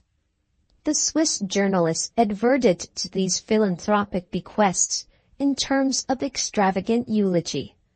Zurich was congratulated on the possession of a paragon of public virtue, and William Tell, in the character of benefactor to Switzerland, was compared disadvantageously with Mrs. Lecount. The third week began, and Magdalen was now at liberty to take her first step forward on the way to the discovery of the secret trust.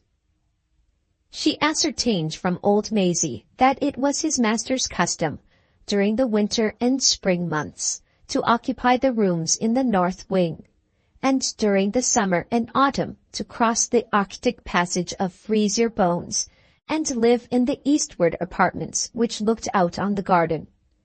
While the banqueting hall remained, owing to the Admiral's inadequate pecuniary resources, in its damp and dismantled state, and while the interior of St. Crux was thus comfortlessly divided into two separate residences, no more convenient arrangement than this could well have been devised. Now and then, as Magdalen understood from her informant, there were days, both in winter and summer, when the Admiral became anxious about the condition of the rooms which he was not occupying at the time, and when he insisted on investigating the state of the furniture, the pictures, and the books with his own eyes. On these occasions, in summer as in winter, a blazing fire was kindled for some days previously in the large grate, and the charcoal was lighted in the tripod pan, to keep the banqueting hall as warm as circumstances would admit. As soon as the old gentleman's anxieties were set at rest, the rooms were shut up again, and Freezer Bones was once more abandoned for weeks and weeks together to damp, desolation, and decay. The last of these temporary migrations had taken place only a few days since. The Admiral had satisfied himself that the rooms in the east wing were none the worse for the absence of their master, and he might now be safely reckoned on as settled in the north wing for weeks, and perhaps, if the season was cold, for months to come. Trifling as they might be in themselves, these particulars were of serious importance to Magdalen, for they helped her to fix the limits of the field of search. Assuming that the Admiral was likely to keep all his important documents within easy reach of his own hand, she might now feel certain that the secret trust was secured in one or other of the rooms in the north wing. In which room? That question was not easy to answer.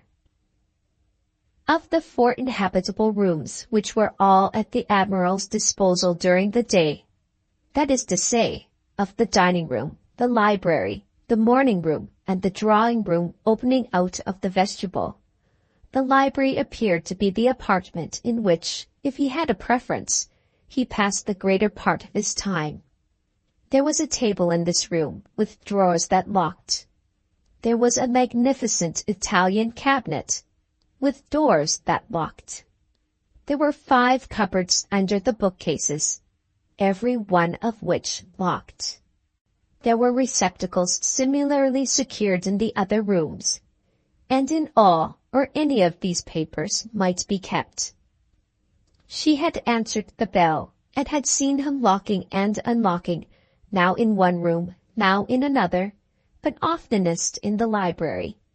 She had noticed occasionally that his expression was fretful and impatient when he looked round at her from an open cabinet or cupboard and gave his orders. And she inferred that something in connection with his papers and possessions, it might or might not be the secret trust, irritated and annoyed him from time to time. She had heard him more than once lock something up in one of the rooms, come out and go into another room, wait there a few minutes, then return to the first room with his keys in his hand, and sharply turn the locks and turn them again. This fidgety anxiety about his keys and his cupboards might be the result of the inbred restlessness of his disposition, aggravated in a naturally active man by the aimless indolence of a life in retirement, a life drifting backward and forward among trifles, with no regular employment to steady it at any given hour of the day. On the other hand, it was just as probable that these comings and goings, these lockings and unlockings, might be attributable to the existence of some private responsibility which had unexpectedly intruded itself into the old man's easy existence, and which tormented him with a sense of oppression new to the experience of his later years. Either one of these interpretations might explain his conduct as reasonably and as probably as the other. Which was the right interpretation of the two? It was, in Magdalen's position, impossible to say. The one certain discovery at which she arrived was made in her first day's observation of him. The Admiral was a rigidly careful man with his keys. All the smaller keys he kept on a ring in the breast pocket of his coat. The larger he locked up together, generally, but not always, in one of the drawers of the library table. Sometimes he left them secured in this way at night. Sometimes he took them up to the bedroom with him in a little basket.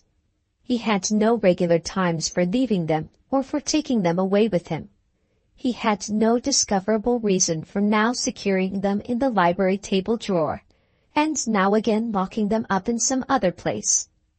The inveterate willfulness and caprice of his proceedings in these particulars defied every effort to reduce them to a system, and baffled all attempts at calculating on them beforehand. The hope of gaining positive information to act on, by laying artful snares for him which he might fall into in his talk, proved, from the outset, to be utterly futile. In Magdalen's situation, all experiments of this sort would have been in the last degree difficult and dangerous with any man.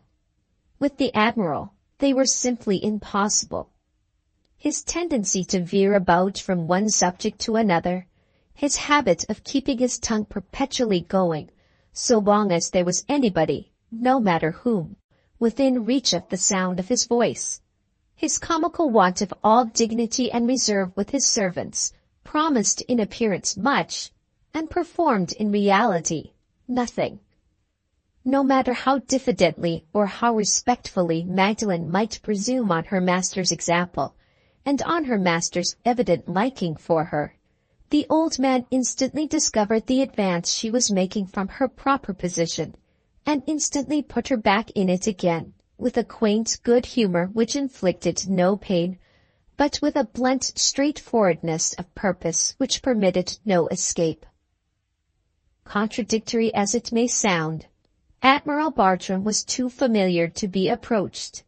He kept the distance between himself and his servant more effectually than if he had been the proudest man in England. The systematic reserve of a superior toward an inferior may be occasionally overcome. The systematic familiarity, never. Slowly the time dragged on.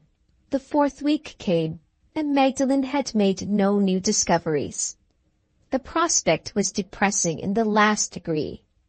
Even in the apparently hopeless event of her devising a means of getting at the Admiral's keys, she could not count on retaining possession of them unsuspected more than a few hours.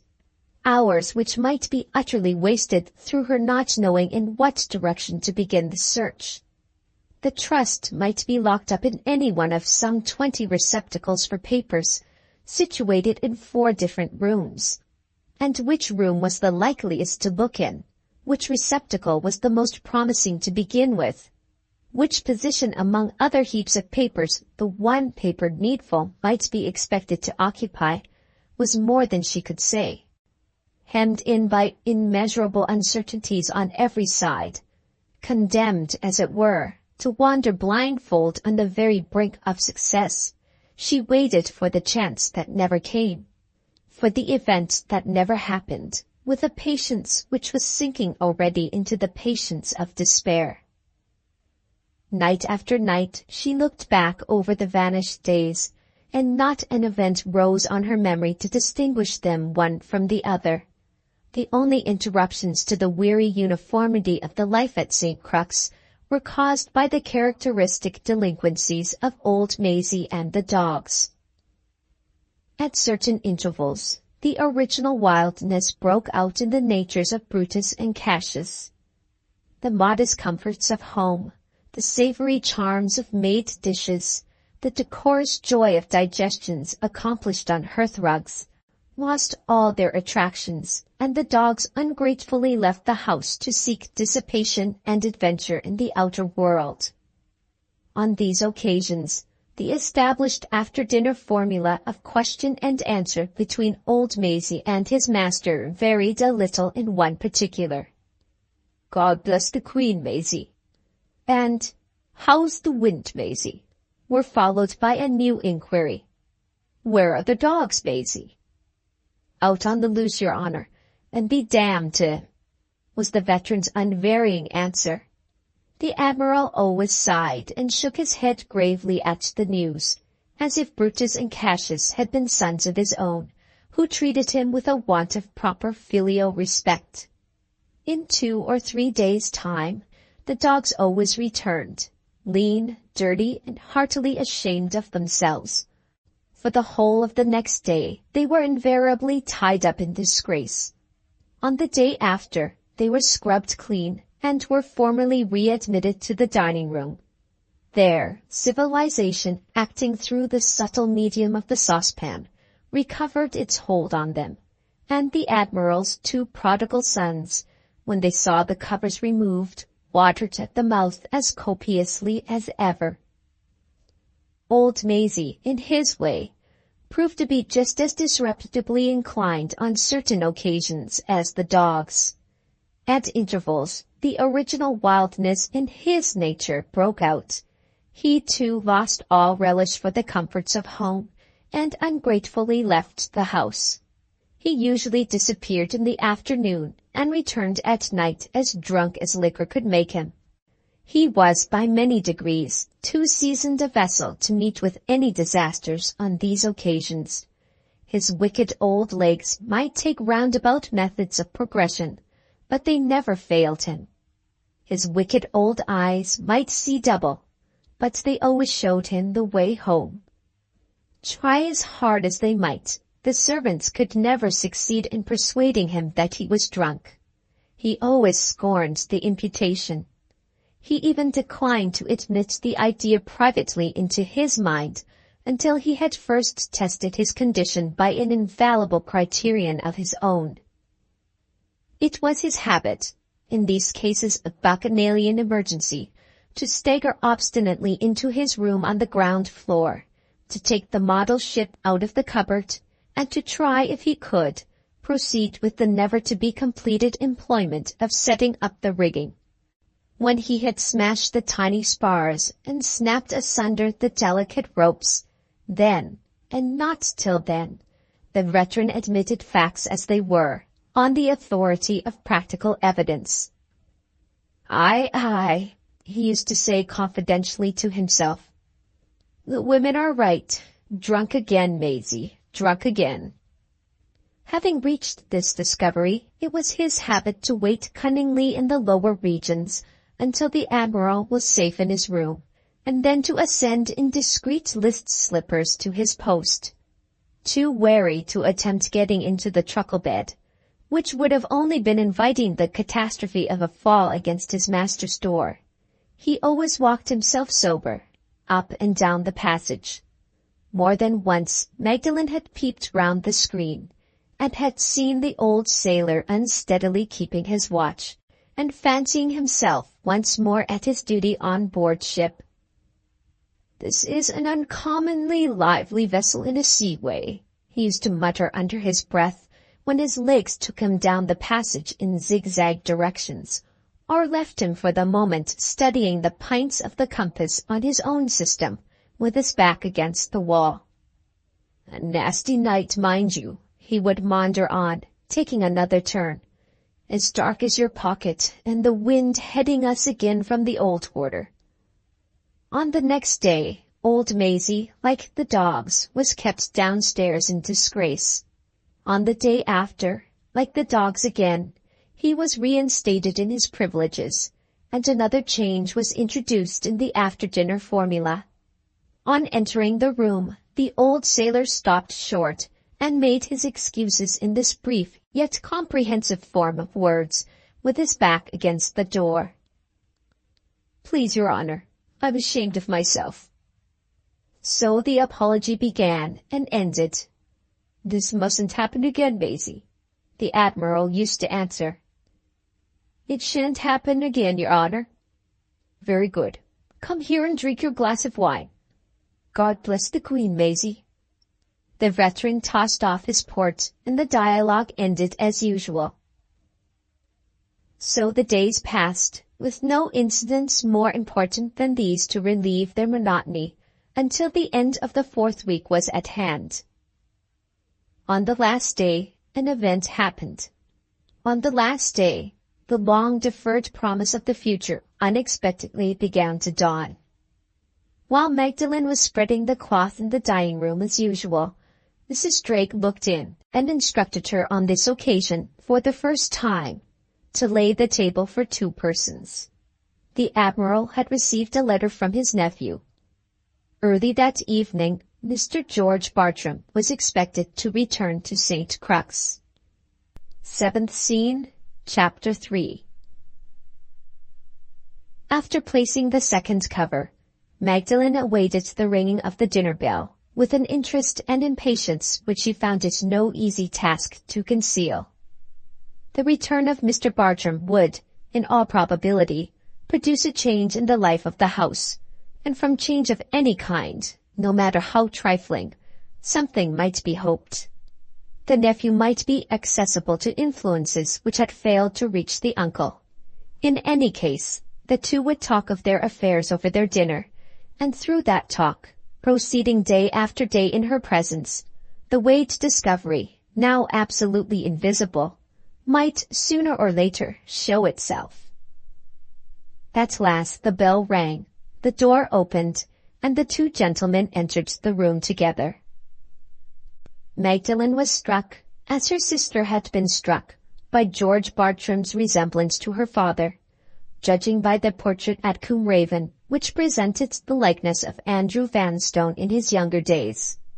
The light hair and florid complexion, the bright blue eyes and hardy upright figure, familiar to her in the picture, were all recalled to her memory, as the nephew followed the uncle across the room and took his place at table. She was not prepared for this sudden revival of the lost associations of home. Her attention wandered as she tried to conceal its effect on her, and she made a blunder in waiting at table, for the first time since she had entered the house. A quaint reprimand from the Admiral, half in jest, half in earnest, gave her time to recover herself. She ventured another look at George Bartram. The impression which he produced on her this time roused her curiosity immediately. His face and manner plainly expressed anxiety and preoccupation of mind.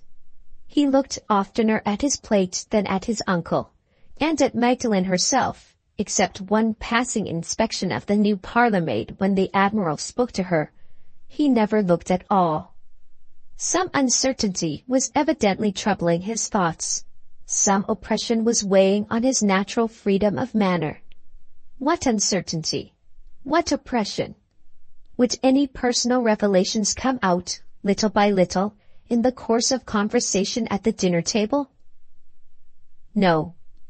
One set of dishes followed another set of dishes, and nothing in the shape of a personal revelation took place. The conversation halted on irregularly, between public affairs on one side and trifling private topics on the other. Politics, home and foreign, took their turn with the small household history of St. Crux.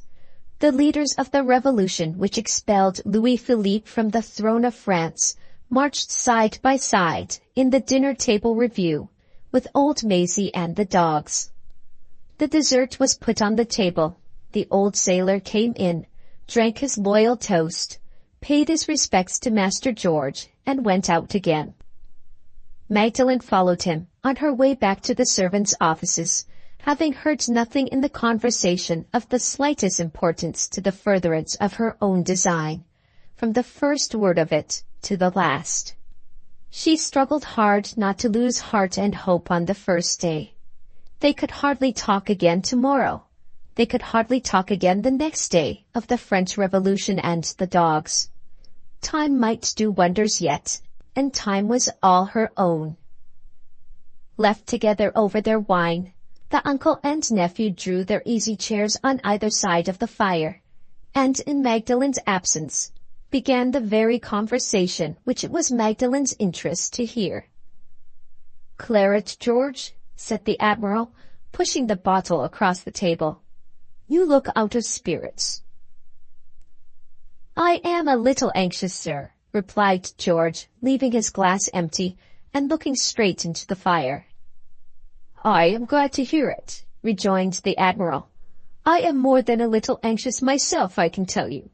Here we are at the last days of March, and nothing done. Your time comes to an end on the 3rd of May, and there you sit, as if you had years still before you to turn round in." George smiled and resignedly helped himself to some wine. "Am I really to understand, sir," he asked, "that you are serious in what you said to me last November? Are you actually resolved to bind me to that incomprehensible condition?"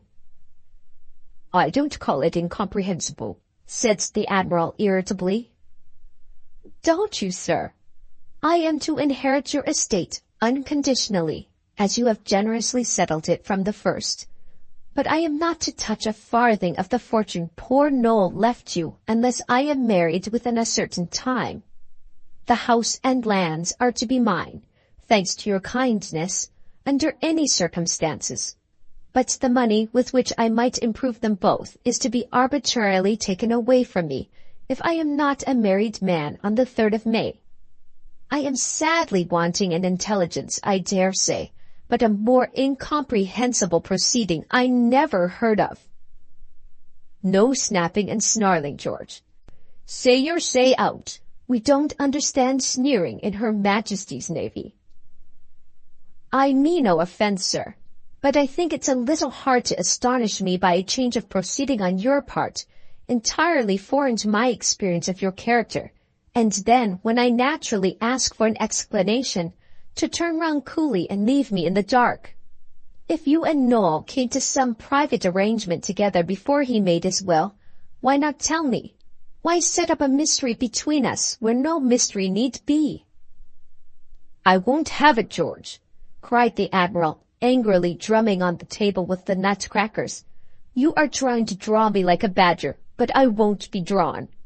I'll make any conditions I please, and I'll be accountable to nobody for them unless I like. It's quite bad enough to have worries and responsibilities laid on my unlucky shoulders that I never bargained for. Never mind what worries. They're not yours, they're mine, without being questioned and cross-questioned as if I was a witness in a box. Here's a pretty fellow," continued the Admiral, apostrophizing his nephew in red-hot irritation and addressing himself to the dogs on the hearth-rug for want of a better audience. "Here's a pretty fellow. He is asked to help himself to 2 uncommonly comfortable things in their way, a fortune and a wife. He is allowed 6 months to get the wife in. We should have got her in the Navy, bag and baggage, in 6 days. He has a round dozen of nice girls, to my certain knowledge, in one part of the country and another, all at his disposal to choose from. And what does he do? He sits month after month, with his lazy legs crossed before him. He leaves the girls to pine on the stem, and he bothers his uncle to know the reason why. I pity the poor unfortunate women. Men were made of flesh and blood, and plenty of it too in my time. They're made of machinery now. I can only repeat, sir, I am sorry to have offended you, said George. Pooh-pooh, you needn't look at me in that languishing way if you are, retorted the Admiral. Stick to your wine, and I'll forgive you. Your good health, George. I'm glad to see you again at St. Crux. Look at that plateful of sponge cakes. The cook has sent them up in honor of your return. We can't hurt her feelings, and we can't spoil our wine. Here. The Admiral tossed 4 sponge cakes in quick succession down the accommodating throats of the dogs. I am sorry, George, the old gentleman gravely proceeded. I am really sorry you haven't got your eye on one of those nice girls. You don't know what a loss you're inflicting on yourself. You don't know what trouble and mortification you're causing me by this shilly-shally conduct of yours. If you would only allow me to explain myself, sir, you would view my conduct in a totally different light. I am ready to marry tomorrow, if the lady will have me. The devil you are! So you have got a lady in your eye after all. Why in heaven's name couldn't you tell me so before? Never mind, I'll forgive you everything now I know you have laid your hand on a wife. Fill your glass again. Here's her health in a bumper. By the by, who is she? I'll tell you directly, Admiral. When we began this conversation, I mentioned that I was a little anxious. She's not one of my round dozen of nice girls. Aha, Master George, I see that in your face already. Why are you anxious? I am afraid you will disapprove of my choice, sir. Don't beat about the bush. How the deuce can I say whether I disapprove or not, if you won't tell me who she is? She is the eldest daughter of Andrew Vanstone, of Combe Raven. Who? Miss Vanstone, sir. The Admiral put down his glass of wine untasted. You're right, George, he said. I do disapprove of your choice. Strongly disapprove of it. Is it the misfortune of her birth, sir, that you object to? God forbid. The misfortune of her birth is not her fault, poor thing. You know as well as I do, George, what I object to. You object to her sister. Certainly. The most liberal man alive might object to her sister, I think. It's hard, sir, to make Miss Vanstone suffer for her sister's faults. Faults, do you call them? You have a mighty convenient memory, George, when your own interests are concerned. Call them crimes if you like, sir. I say again, it's hard on Miss Vanstone. Miss Vanstone's life is pure of all reproach. From first to last, she has borne her hard lot with such patience and sweetness and courage as not one woman in 1,000 would have shown in her place. Ask Miss Garth, who has known her from childhood. Ask Mrs. Tyrrell, who blesses the day when she came into the house. Ask a fiddlestick's end. I beg your pardon, George, but you are enough to try the patience of a saint. My good fellow, I don't deny Miss Vanstone's virtues. I'll admit, if you like, she's the best woman that ever put on a petticoat. That is not the question. Excuse me, Admiral. It is the question, if she is to be my wife. Hear me out, George. Look at it from my point of view, as well as your own. What did your cousin Noel do? Your cousin Noel fell a victim, poor fellow, to one of the vilest conspiracies I ever heard of, and the prime mover of that conspiracy was Miss Vanstone's damnable sister. She deceived him in the most infamous manner, and as soon as she was down for a handsome legacy in his will, she had the poison ready to take his life. This is the truth. We know it from Mrs. Lecount, who found the bottle locked up in her own room. If you marry Miss Vanstone, you make this wretch your sister-in-law. She becomes a member of our family. All the disgrace of what she has done, all the disgrace of what she may do, and the devil who possesses her only knows what lengths she may go to next, becomes our disgrace. Good heavens, George, consider what a position that is. Consider what pitch you touch if you make this woman your sister-in-law. You have put your side of the question, Admiral, said George resolutely. Now let me put mine. A certain impression is produced on me by a young lady whom I meet with under very interesting circumstances. I don't act headlong on that impression as I might have done if I had been some years younger. I wait and put it to trial. Every time I see this young lady, the impression strengthens. Her beauty grows on me. Her character grows on me. When I am away from her, I am restless and dissatisfied. When I am with her, I am the happiest man alive. All I hear of her conduct from those who know her best more than confirms the high opinion I have formed of her. The one drawback I can discover is caused by a misfortune for which she is not responsible. The misfortune of having a sister who is utterly unworthy of her.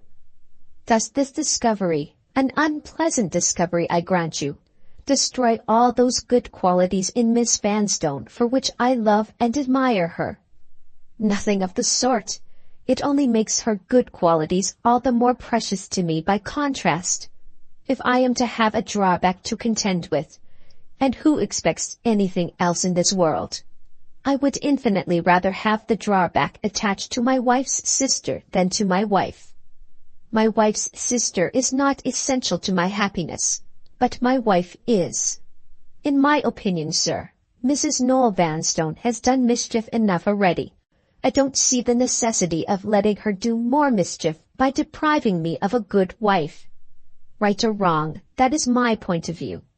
I don't wish to trouble you with any questions of sentiment. All I wish to say is that I am old enough by this time to know my own mind, and that my mind is made up. If my marriage is essential to the execution of your intentions on my behalf, there is only one woman in the world whom I can marry, and that woman is Miss Vanstone. There was no resisting this plain declaration. Admiral Bartram rose from his chair without making any reply, and walked perturbedly up and down the room. The situation was emphatically a serious one. Mrs. Girdlestone's death had already produced the failure of one of the two objects contemplated by the secret trust. If the 3rd of May arrived and found George a single man, the second and last of the objects would then have failed in its turn. In little more than a fortnight, at the very latest, the banns must be published in Ossory Church, or the time would fail for compliance with one of the stipulations insisted on in the trust.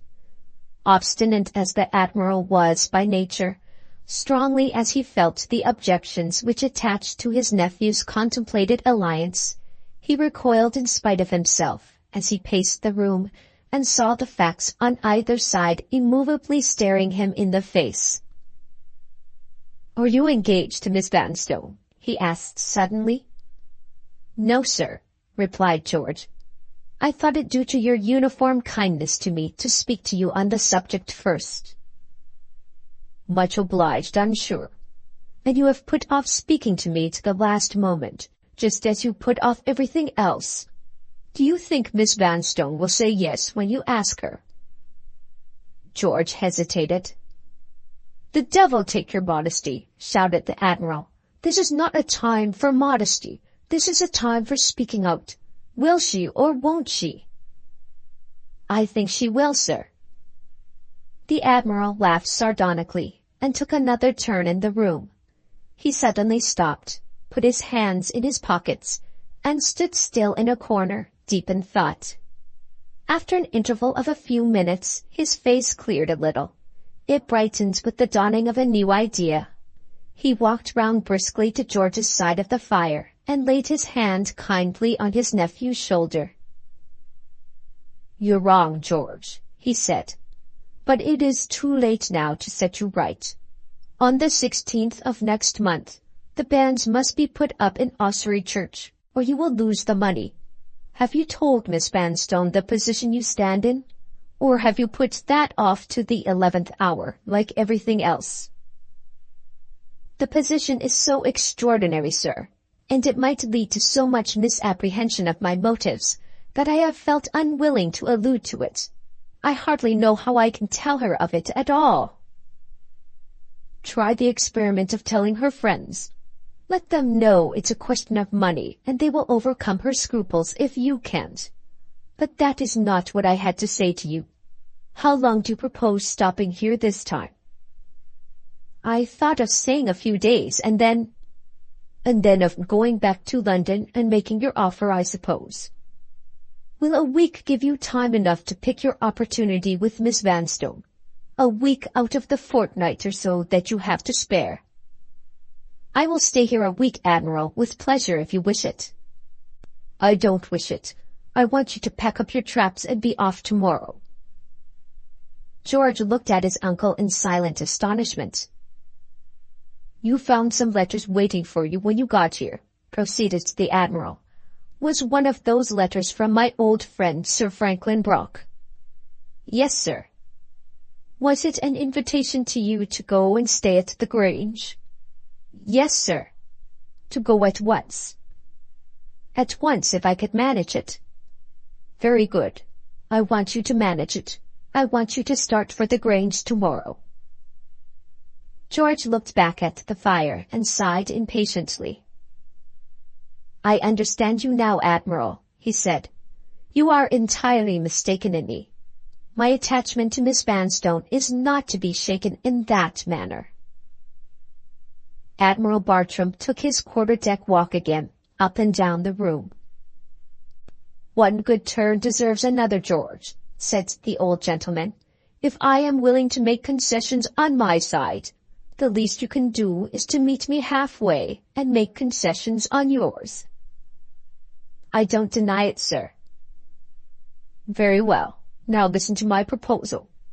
Give me a fair hearing, George. A fair hearing is every man's privilege.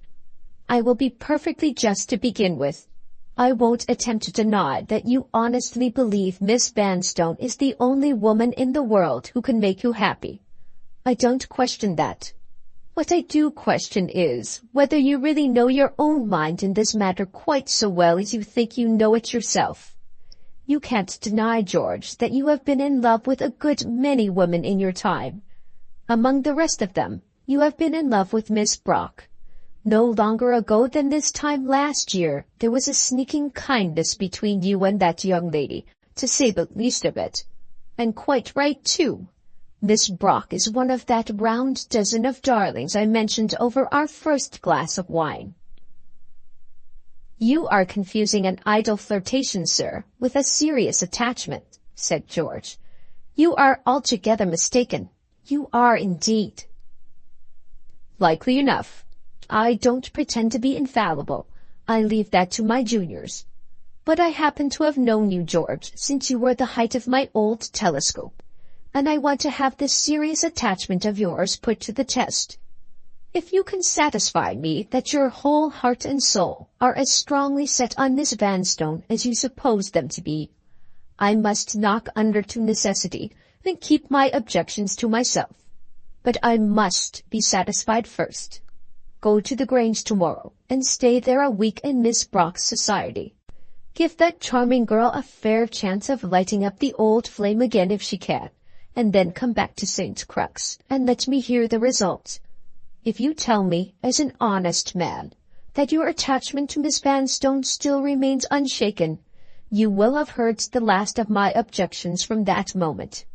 Whatever misgivings I may feel in my own mind, I will say nothing, and do nothing adverse to your wishes. There is my proposal. I dare say it looks like an old man's folly in your eyes, but the old man won't trouble you much longer, George. And it may be a pleasant reflection when you have got sons of your own, to remember that you humored him in his last days. He came back to the fireplace as he said those words, and laid his hand once more on his nephew's shoulder. George took the hand and pressed it affectionately. In the tenderest and best sense of the word, his uncle had been a father to him. "I will do what you ask me, sir," he replied, "if you seriously wish it. But it is only right to tell you that the experiment will be perfectly useless. However, if you prefer my passing a week at the Grange to my passing it here, to the Grange I will go." "Thank you, George," said the Admiral bluntly. "I expected as much from you, and you have not disappointed me." "If Miss Brock doesn't get us out of this mess," thought the wily old gentleman, as he resumed his place at the table, "my nephew's weathercock of a head has turned steady with a vengeance." "We'll consider the question settled for tonight, George," he continued aloud, "and call another subject. These family anxieties don't improve the flavor of my old claret. The bottle stands with you. What are they doing at the theatres in London? We always patronized the theatres in my time, in the Navy. We used to like a good tragedy to begin with, and a hornpipe to cheer us up at the end of the entertainment." For the rest of the evening, the talk flowed in the ordinary channels. Admiral Bartram only returned to the forbidden subject when he and his nephew parted for the night. "You won't forget tomorrow, George?" "Certainly not, sir. I'll take the dog cart and drive myself over after breakfast." Before noon the next day, Mr. George Bartram had left the house, and the last chance in Magdalen's favor had left it with him. 7th Scene, Chapter 4, Part 1. When the servants' dinner bell at St. Crux rang as usual on the day of George Bartram's departure, it was remarked that the new parlour-maid's place at table remained empty. One of the inferior servants was sent to her room to make inquiries, and returned with the information that Louisa felt a little faint, and begged that her attendance at table might be excused for that day. Upon this, the superior authority of the housekeeper was invoked, and Mrs. Drake went upstairs immediately to ascertain the truth for herself. Her first look of inquiry satisfied her that the parlour-maid's indisposition, whatever the cause of it might be, was certainly not assumed to serve any idle or sullen purpose of her own. She respectfully declined taking any of the remedies which the housekeeper offered, and merely requested permission to try the efficacy of a walk in the fresh air. "I have been accustomed to more exercise, ma'am, than I take here," she said. "Might I go into the garden and try what the air will do for me?" "Certainly. Can you walk by yourself, or shall I send someone with you?" "I will go by myself, if you please, ma'am." "Very well. Put on your bonnet and shawl, and when you go out, keep in the east garden. The Admiral sometimes walks in the north garden, and he might feel surprised at seeing you there. Come to my room when you have had air and exercise enough, and let me see how you are." In a few minutes more, Magdalen was out in the east garden.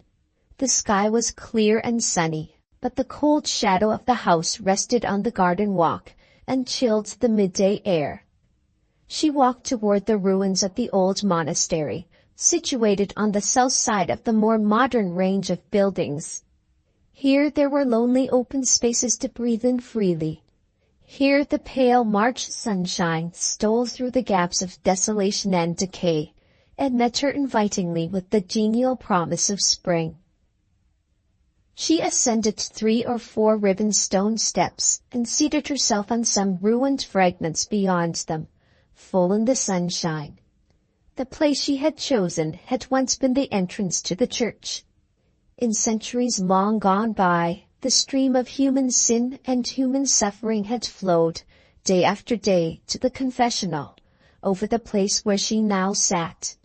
Of all the miserable women who had trodden those old stones in the bygone time, no more miserable creature had touched them than the woman whose feet rested on them now. Her hands trembled as she placed them on either side of her, to support herself on the stone seat. She laid them on her lap. They trembled there. She held them out and looked at them wonderingly. They trembled as she looked.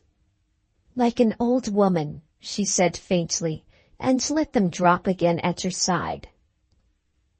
For the first time, that morning, the cruel discovery had forced itself on her mind. The discovery that her strength was failing her, at the time when she had most confidently trusted to it, at the time when she wanted it most. She had felt the surprise of Mr. Bartram's unexpected departure, as if it had been the shock of the severest calamity that could have befallen her. That one check to her hopes, a check which at other times would only have roused the resisting power in her to new efforts, had struck her with as suffocating a terror, had prostrated her with as all-mastering a despair, as if she had been overwhelmed by the crowning disaster of expulsion from St. Crux. But one warning could be read in such a change as this. Into the space of little more than a year, she had crowded the wearing and wasting emotions of a life. The bountiful gifts of health and strength, so prodigally heaped on her by nature, so long abused with impunity, were failing her at last. She looked up at the far, faint blue of the sky. She heard the joyous singing of birds among the ivy that clothed the ruins. Oh, the cold distance of the heavens! Oh, the pitiless happiness of the birds! Oh, the lonely horror of sitting there, and feeling old and weak and worn, in the heyday of her youth! She rose with a last effort of resolution, and tried to keep back the hysterical passions swelling at her heart by moving and looking about her. Rapidly and more rapidly she walked to and fro in the sunshine. The exercise helped her, through the very fatigue that she felt from it. She forced the rising tears desperately back to their sources. She fought with the clinging pain and wrenched it from its hold. Little by little, her mind began to clear again. The despairing fear of herself grew less vividly present to her thoughts. There were reserves of youth and strength in her still to be wasted. There was a spirit sorely wounded, but not yet subdued. She gradually extended the limits of her walk. She gradually recovered the exercise of her observation. At the western extremity, the remains of the monastery were in a less ruinous condition than at the eastern. In certain places, where the stout old walls still stood, repairs had been made at some former time. Roofs of red tile had been laid roughly over 4 of the ancient cells. Wooden doors had been added, and the old monastic chambers had been used as sheds to hold the multifarious lumber of St. Crux. No padlocks guarded any of the doors. Magdalen had only to push them to let the daylight in on the litter inside. She resolved to investigate the sheds one after the other, not from curiosity, not with the idea of making discoveries of any sort. Her only object was to fill up the vacant time, and to keep the thoughts that unnerved her from returning to her mind. The first shed she opened contained the gardener's utensils, large and small. The second was littered with fragments of broken furniture, empty picture frames of worm-eaten wood, shattered vases, boxes without covers, and books torn from their bindings. As Magdalen turned to leave the shed, after one careless glance round her at the lumber that it contained, her foot struck something on the ground which tinkled against a fragment of china lying near it. She stooped and discovered that the tinkling substance was a rusty key. She picked up the key and looked at it. She walked out into the air and considered a little. More old forgotten keys were probably lying about among the lumber in the sheds. What if she collected all she could find and tried them, one after another, in the locks of the cabinets and cupboards now closed against her? Was there chance enough that any one of them might fit to justify her in venturing on the experiment? If the locks at St. Crux were as old-fashioned as the furniture, if there were no protective niceties of modern invention to contend against, there was chance enough beyond all question. Who could say whether the very key in her hand might not be the lost duplicate of one of the keys on the Admiral's bunch? In the dearth of all other means of finding the way to her end, the risk was worth running.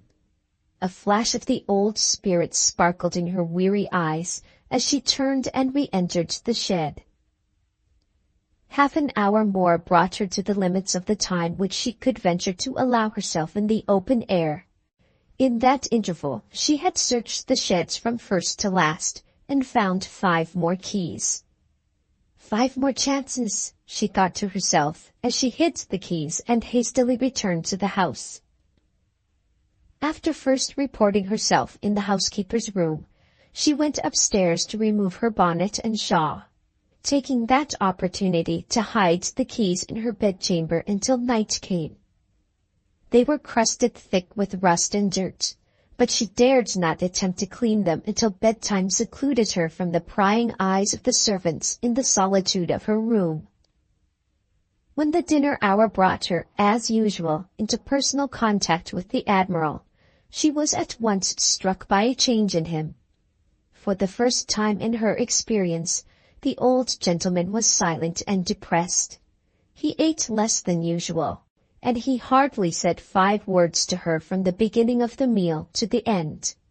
Some unwelcome subject of reflection had evidently fixed itself on his mind, and remained there persistently, in spite of his efforts to shake it off. At intervals through the evening, she wondered with an ever-growing perplexity what the subject could be. At last the lagging hours reached their end, and bedtime came. Before she slept that night, Magdalen had cleaned the keys from all impurities and had oiled the wards, to help them smoothly into the locks. The last difficulty that remained was the difficulty of choosing the time when the experiment might be tried with the least risk of interruption and discovery. After carefully considering the question overnight, Magdalen could only resolve to wait and be guided by the events of the next day. The morning came, and for the first time at St. Crux, events justified the trust she had placed in them. The morning came, and the one remaining difficulty that perplexed her was unexpectedly smoothed away by no less a person than the Admiral himself. To the surprise of everyone in the house, he announced at breakfast that he had arranged to start for London in an hour, that he should pass the night in town, and that he might be expected to return to St. Crux in time for dinner on the next day. He volunteered no further explanations to the housekeeper or to anyone else, but it was easy to see that his errand to London was of no ordinary importance in his own estimation. He swallowed his breakfast in a violent hurry, and he was impatiently ready for the carriage before it came to the door. Experience had taught Magdalen to be cautious.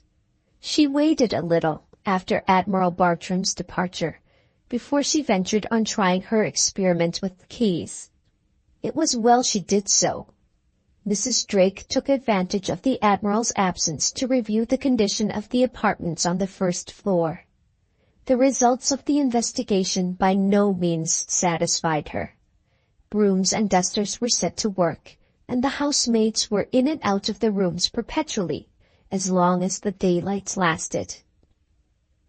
The evening passed, and still the safe opportunity for which Magdalen was on the watch never presented itself.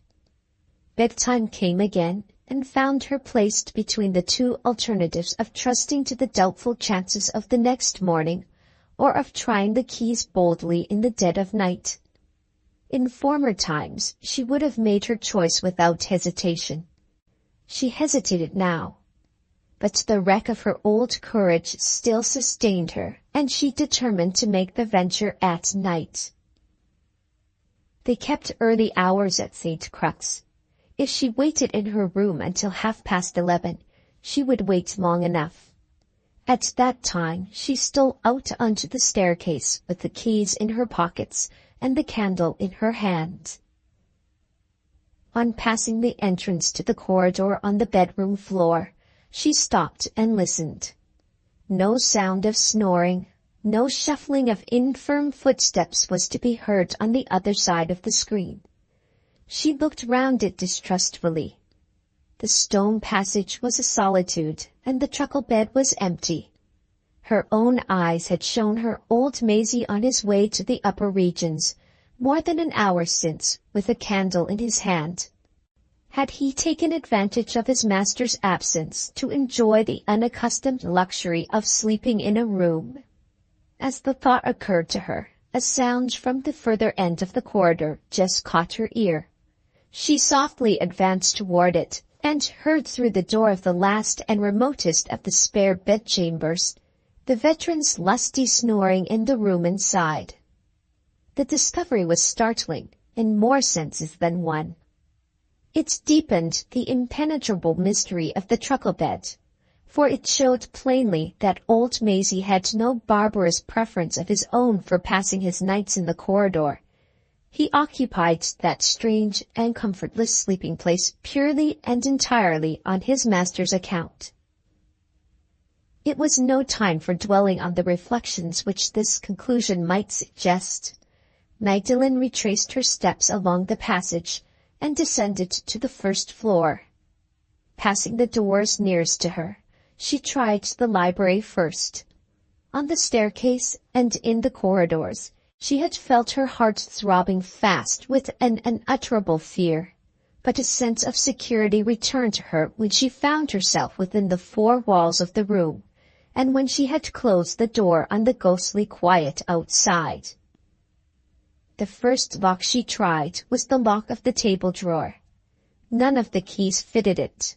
Her next experiment was on the cabinet. Would the second attempt fail like the first? No! One of the keys fitted. One of the keys, with a little patient management, turned the lock. She looked in eagerly. There were open shelves above and one long drawer under them.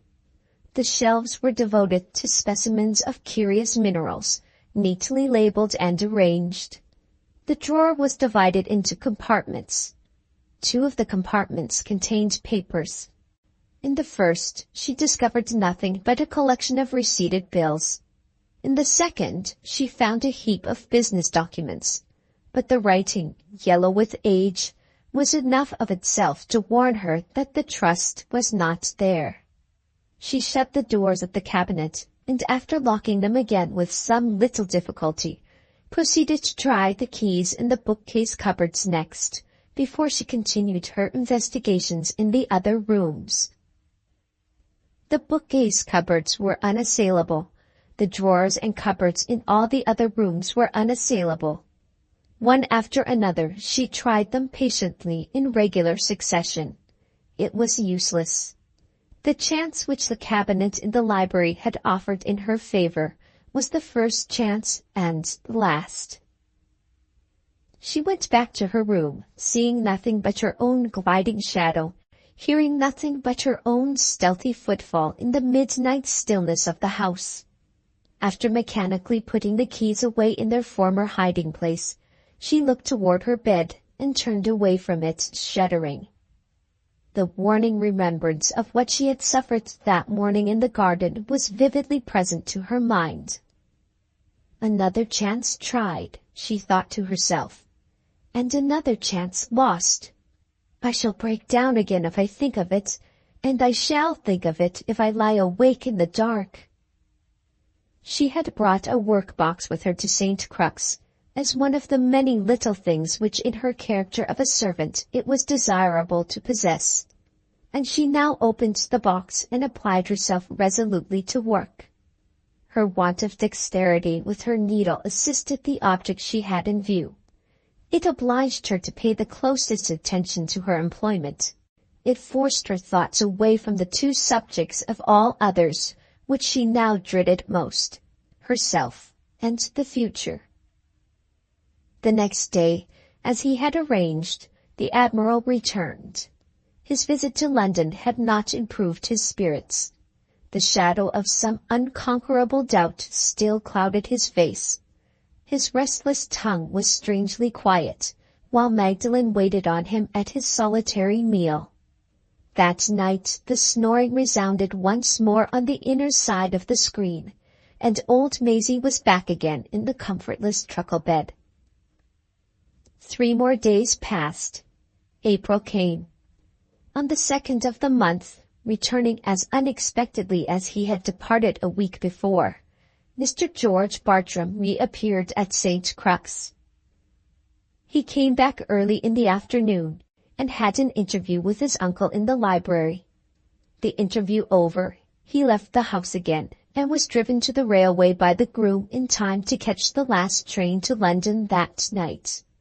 The groom noticed, on the road, that Mr. George seemed to be rather pleased than otherwise at leaving St. Crux. He also remarked, on his return, that the Admiral swore at him for overdriving the horses, an indication of ill temper on the part of his master, which he described as being entirely without precedent in all his former experience. Magdalen, in her department of service, had suffered in like manner under the old man's irritable humor. He had been dissatisfied with everything she did in the dining-room, and he had found fault with all the dishes, one after another, from the mutton broth to the toasted cheese. The next 2 days passed as usual. On the 3rd day an event happened. In appearance, it was nothing more important than a ring at the drawing-room bell. In reality, it was the forerunner of approaching catastrophe, the formidable herald of the end. It was Magdalen's business to answer the bell. On reaching the drawing-room door, she knocked as usual. There was no reply. After again knocking, and again receiving no answer, she ventured into the room and was instantly met by a current of cold air flowing full on her face. The heavy sliding door in the opposite wall was pushed back, and the arctic atmosphere of freezer bones was pouring unhindered into the empty room. She waited near the door, doubtful what to do next. It was certainly the drawing-room bell that had rung, and no other. She waited, looking through the open doorway opposite, down the wilderness of the dismantled hall. A little consideration satisfied her that it would be best to go downstairs again, and wait there for a second summons from the bell. On turning to leave the room, she happened to look back once more, and exactly at that moment she saw the door open at the opposite extremity of the banqueting hall, the door leading into the first of the apartments in the east wing. A tall man came out, wearing his greatcoat and his hat, and rapidly approached the drawing-room. His gait betrayed him, while he was still too far off for his features to be seen. Before he was quite halfway across the hall, Magdalen had recognized the Admiral. He looked, not irritated only, but surprised as well, at finding his parlour-maid waiting for him in the drawing-room, and inquired, sharply and suspiciously, what she wanted there. Magdalen replied that she had come there to answer the bell. His face cleared a little when he heard the explanation. "Yes, to be sure," he said. "I did ring, and then I forgot it." He pulled the sliding door back into its place as he spoke. "Coals," he resumed impatiently, pointing to the empty scuttle. "I rang for coals." Magdalen went back to the kitchen regions. After communicating the Admiral's order to the servant whose special duty it was to attend to the fires, she returned to the pantry, and gently closing the door, sat down alone to think. It had been her impression in the drawing-room, and it was her impression still, that she had accidentally surprised Admiral Bartram on a visit to the east rooms, which, for some urgent reason of his own, he wished to keep a secret. Haunted day and night by the one dominant idea that now possessed her, she leaped all logical difficulties at a bound, and at once associated the suspicion of a secret proceeding on the Admiral's part with the kindred suspicion which pointed to him as the depository of the secret trust. Up to this time, it had been her settled belief that he kept all his important documents in one or other of the suite of rooms which he happened to be occupying for the time being. Why? She now asked herself, with a sudden distrust of the conclusion which had hitherto satisfied her mind. Why might he not lock some of them up in the other rooms as well? The remembrance of the keys still concealed in their hiding-place in her room sharpened her sense of the reasonableness of this new view. With one unimportant exception, those keys had all failed when she tried them in the rooms on the north side of the house. Might they not succeed with the cabinets and cupboards in the east rooms, on which she had never tried them, or thought of trying them yet? If there was a chance, however small, of turning them to better account than she had turned them thus far, it was a chance to be tried. If there was a possibility, however remote, that the trust might be hidden in any one of the locked repositories in the east wing, it was a possibility to be put to the test. When? Her own experience answered the question. At the time when no prying eyes were open, and no accidents were to be feared, when the house was quiet, in the dead of night. She knew enough of her changed self to dread the enervating influence of delay. She determined to run the risk headlong that night. More blunders escaped her when dinner time came. The Admiral's criticisms on her waiting at table were sharper than ever. His hardest words inflicted no pain on her. She scarcely heard him. Her mind was dull to every sense but the sense of the coming trial. The evening which had passed slowly to her on the night of her first experiment with the keys passed quickly now. When bedtime came, bedtime took her by surprise. She waited longer on this occasion than she had waited before. The Admiral was at home. He might alter his mind and go downstairs again, after he had gone up to his room. He might have forgotten something in the library and might return to fetch it. Midnight struck from the clock in the servants' hall before she ventured out of her room, with the keys again in her pockets, with the candle again in her hand. At the first of the stairs on which she set her foot to descend, an all-mastering hesitation, an unintelligible shrinking from some peril unknown, seized her on a sudden. She waited and reasoned with herself. She had recoiled from no sacrifices. She had yielded to no fears, in carrying out the stratagem by which she had gained admission to St. Crux. And now, when the long array of difficulties at the outset had been patiently conquered, now when by sheer force of resolution the starting point was gained, she hesitated to advance. "I shrank from nothing to get here," she said to herself. "What madness possesses me that I shrink now?" Every pulse in her quickened at the thought, with an animating shame that nerved her to go on. She descended the stairs from the third floor to the second, from the second to the first, without trusting herself to pause again within easy reach of her own room. In another minute she had reached the end of the corridor, had crossed the vestibule, and had entered the drawing-room. It was only when her grasp was on the heavy brass handle of the sliding door, it was only at the moment before she pushed the door back, that she waited to take breath. The banqueting hall was close on the other side of the wooden partition against which she stood. Her excited imagination felt the death-like chill of it flowing over her already.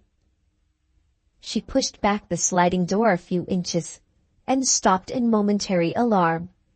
When the Admiral had closed it in her presence that day, she had heard no noise.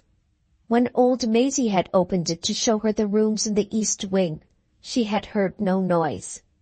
Now, in the night silence, she noticed for the first time that the door made a sound, a dull, rushing sound like the wind. She roused herself and pushed it further back, pushed it halfway into the hollow chamber in the wall constructed to receive it. She advanced boldly into the gap and met the night view of the banqueting hall face to face. The moon was rounding the southern side of the house. Her paling beams streamed through the nearer windows and lay in long strips of slanting light on the marble pavement of the hall. The black shadows of the pediments between each window, alternating with the strips of light, heightened the wan glare of the moonshine on the floor.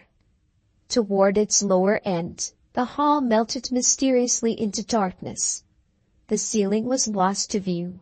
The yawning fireplace, the overhanging mantelpiece, the long row of battle pictures above, were all swallowed up in night.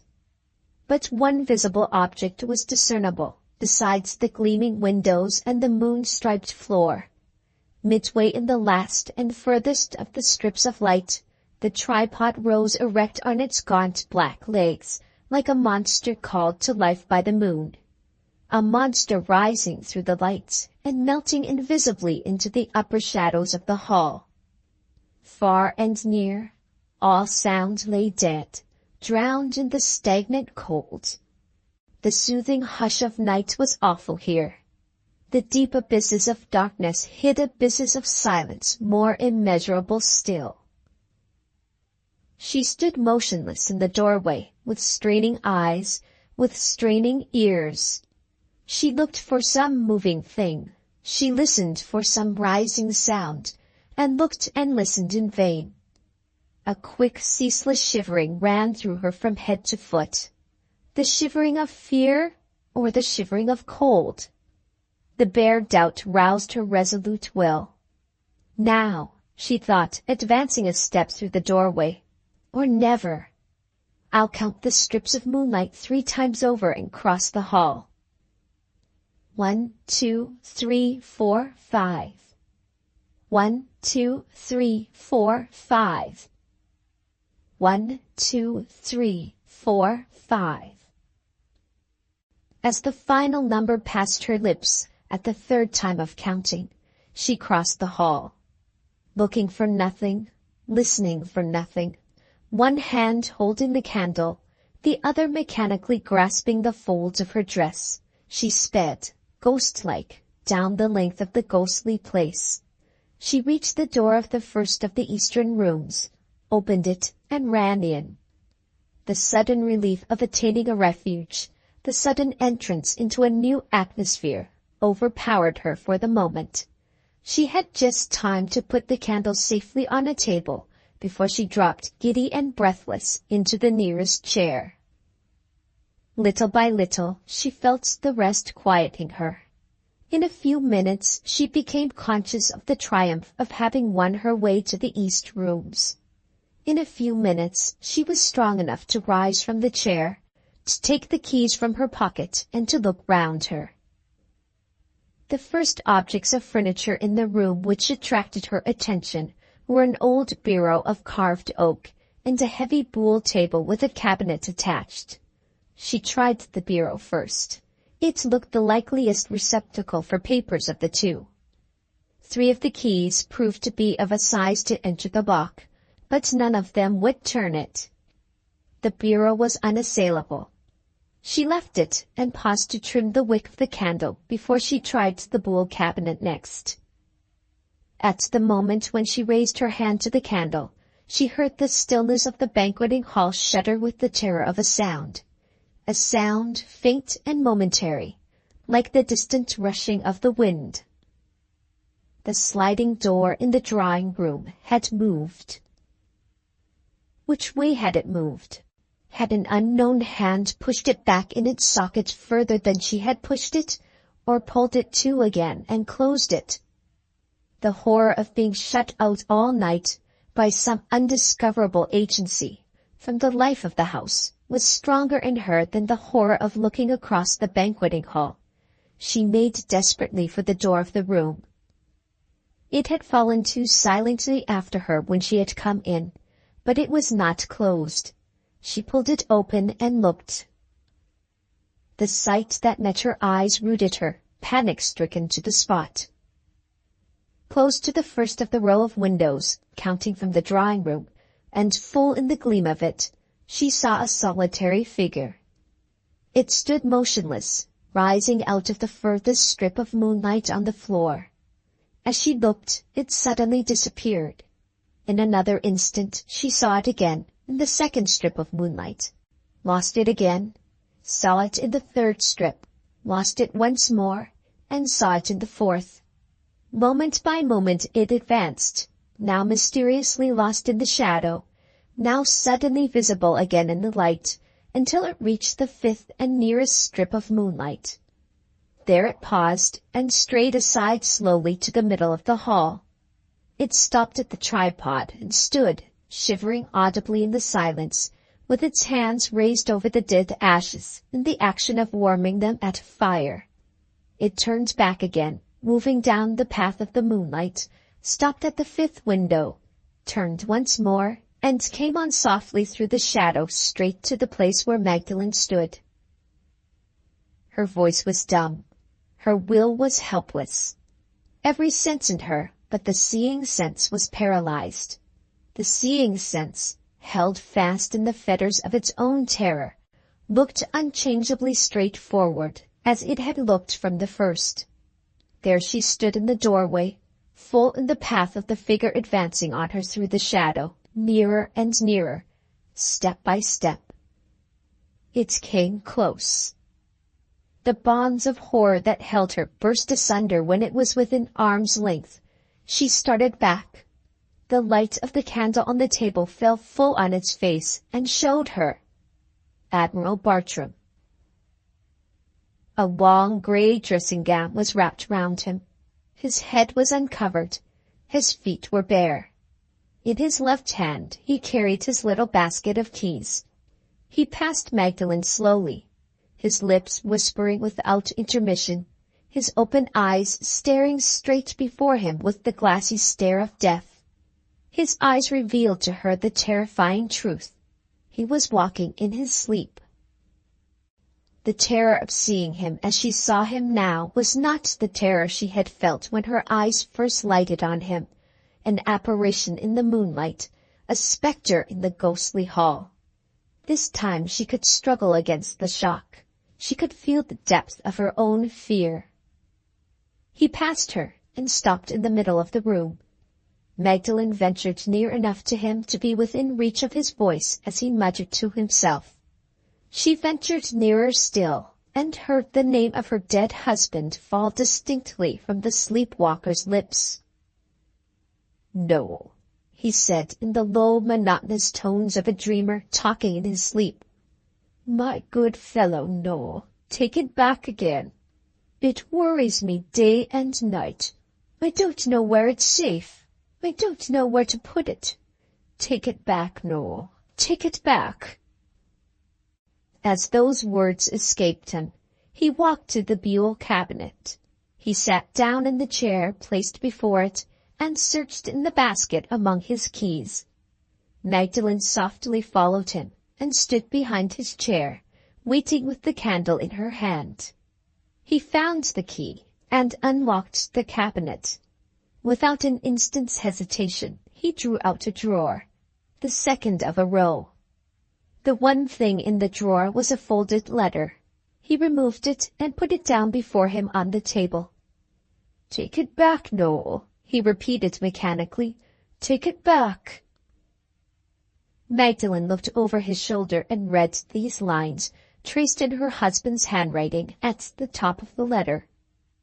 "To be kept in your own possession, and to be opened by yourself only on the day of my decease, Noel Vanstone." She saw the words plainly, with the Admiral's name and the Admiral's address written under them. The trust within reach of her hand! The trust traced to its hiding place at last! She took one step forward, to steal round his chair, and to snatch the letter from the table. At the instant when she moved, he took it up once more, locked the cabinet, and rising, turned and faced her. In the impulse of the moment, she stretched out her hand toward the hand in which he held the letter. The yellow candlelight fell full on him. The awful death in life of his face, the mystery of the sleeping body, moving in unconscious obedience to the dreaming mind, daunted her. Her hand trembled and dropped again at her side. He put the key of the cabinet back in the basket and crossed the room to the bureau, with the basket in one hand and the letter in the other. Magdalen set the candle on the table again and watched him. As he had opened the cabinet, so he now opened the bureau. Once more Magdalen stretched out her hand, and once more she recoiled before the mystery and the terror of his sleep. He put the letter in a drawer at the back of the bureau and closed the heavy oaken lid again. "Yes," he said. "Safer there, as you say, Noel. Safer there." So he spoke. So time after time, the words that betrayed him revealed the dead man living and speaking again in the dream.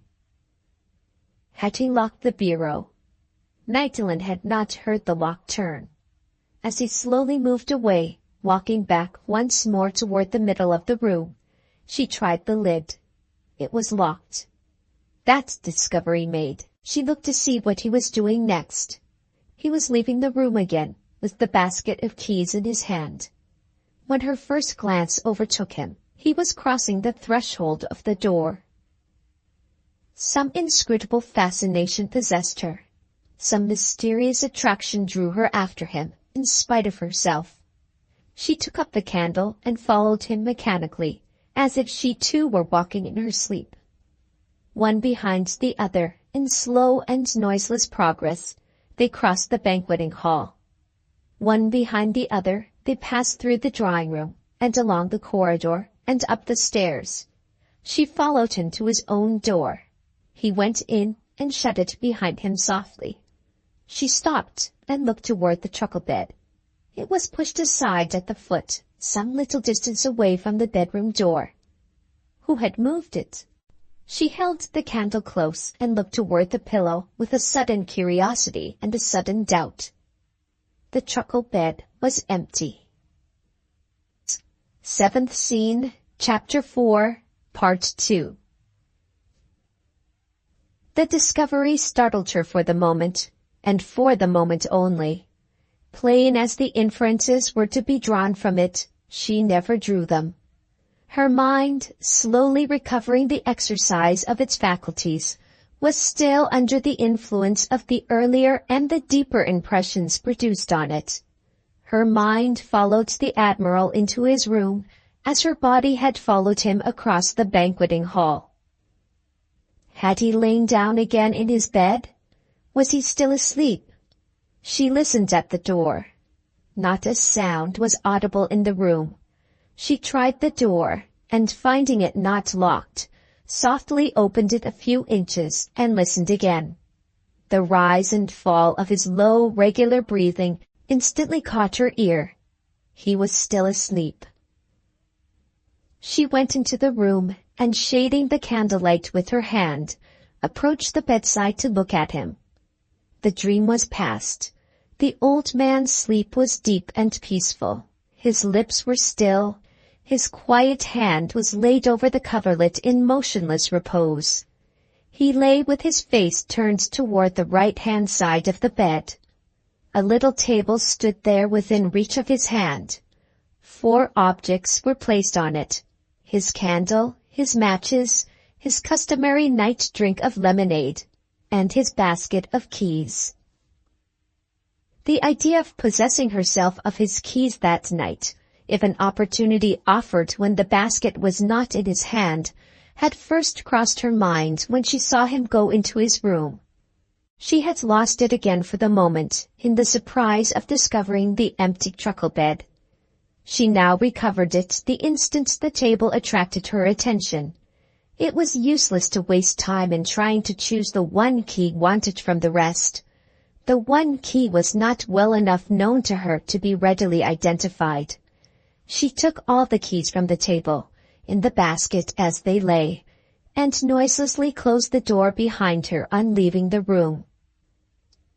The truckle bed, as she passed it, obtruded itself again on her attention, and forced her to think of it.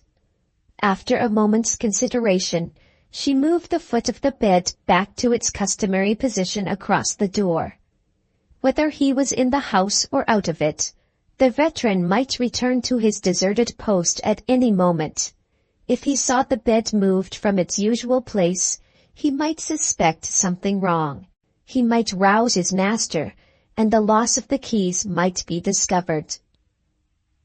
Nothing happened as she descended the stairs. Nothing happened as she passed along the corridor. The house was as silent and as solitary as ever. She crossed the banqueting hall this time without hesitation. The events of the night had hardened her mind against all imaginary terrors.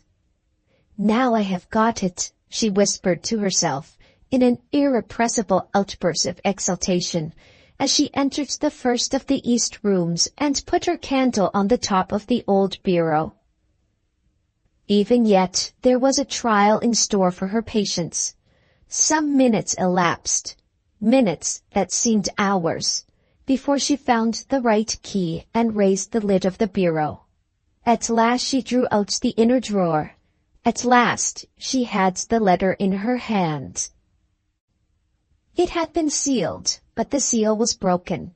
She opened it on the spot, to make sure that she had actually possessed herself of the trust before leaving the room. The end of the letter was the first part of it she turned to. It came to its conclusion high on the third page, and it was signed by Norah Vanstone. Below the name these lines were added in the Admiral's handwriting. "This letter was received by me at the same time with the will of my friend Norah Vanstone. In the event of my death, without leaving any other directions respecting it, I beg my nephew and my executors to understand that I consider the requests made in this document as absolutely binding on me. Arthur Everard Bartram." She left those lines unread. She just noticed that they were not in Norah Vanstone's handwriting, and passing over them instantly, as immaterial to the object in view, turned the leaves of the letter and transferred her attention to the opening sentences on the first page. She read these words: "Dear Admiral Bartram, when you open my will, in which you are named my sole executor, you will find that I have bequeathed the whole residue of my estate, after payment of one legacy of £5,000, to yourself. It is the purpose of my letter to tell you privately what the object is for which I have left you the fortune which is now placed in your hands. I beg you to consider this large legacy as intended." She had proceeded thus far with breathless curiosity and interest, when her attention suddenly failed her. Something, she was too deeply absorbed to know what, had got between her and the letter. Was it a sound in the banqueting hall again? She looked over her shoulder at the door behind her and listened. Nothing was to be heard. Nothing was to be seen. She returned to the letter. The writing was cramped and close. In her impatient curiosity to read more, she failed to find the lost place again. Her eyes, attracted by a blot, lighted on a sentence lower in the page than the sentence at which she had left off. The first 3 words she saw riveted her attention anew. They were the first words she had met with in the letter which directly referred to George Bartram. In the sudden excitement of that discovery, she read the rest of the sentence eagerly, before she made any second attempt to return to the lost place. "If your nephew fails to comply with these conditions, that is to say, if, being either a bachelor or a widower at the time of my decease, he fails to marry in all respects as I have here instructed him to marry, within 6 calendar months from that time, it is my desire that he shall not receive." She had read to that point, to that last word and no further, when a hand passed suddenly from behind her between the letter and her eye, and gripped her fast by the wrist in an instant. She turned with a shriek of terror and found herself face to face with old Maisie. The veteran's eyes were bloodshot. His hand was heavy. His list slippers were twisted crookedly on his feet, and his body swayed to and fro on his widely parted legs. If he had tested his condition that night by the unfailing criterion of the model ship, he must have inevitably pronounced sentence on himself in the usual form. "Drunk again, Maisie, drunk again." "You young Jezebel," said the old sailor, with a leer on one side of his face and a frown on the other. "The next time you take to night walking in the neighborhood of Freeze Your Bones, use those sharp eyes of yours first, and make sure there's nobody else night walking in the garden outside. Drop it, Jezebel, drop it." Keeping fast hold of Magdalen's arm with one hand, he took the letter from her with the other, put it back into the open drawer, and locked the bureau. She never struggled with him. She never spoke. Her energy was gone. Her powers of resistance were crushed. The terrors of that horrible night, following one close on the other in reiterated shocks, had struck her down at last. She yielded as submissively, she trembled as helplessly, as the weakest woman living. Old Maisie dropped her arm and pointed with drunken solemnity to a chair in an inner corner of the room. She sat down, still without uttering a word. The veteran, breathing very hard over it, steadied himself on both elbows against the slanting top of the bureau, and from that commanding position addressed Magdalen once more. "Come and be locked up," said old Maisie, wagging his venerable head with judicial severity. "There'll be a court of inquiry tomorrow morning, and I'm witness. Worse luck, I'm witness. You young jade, you've committed burglary. That's what you've done. His Honor the Admiral's keys stolen, His Honor the Admiral's desk ransacked, and His Honor the Admiral's private letters broke open. Burglary, burglary. Come and be locked up." He slowly recovered an upright position, with the assistance of his hands, backed by the solid resisting power of the bureau, and lapsed into lachrymose soliloquy. "Who'd have thought it?" said old Maisie, paternally watering at the eyes. "Take the outside of her, and she's as straight as a poplar. Take the inside of her, and she's as crooked as sin. Such a fine grown girl, too. What a pity, what a pity."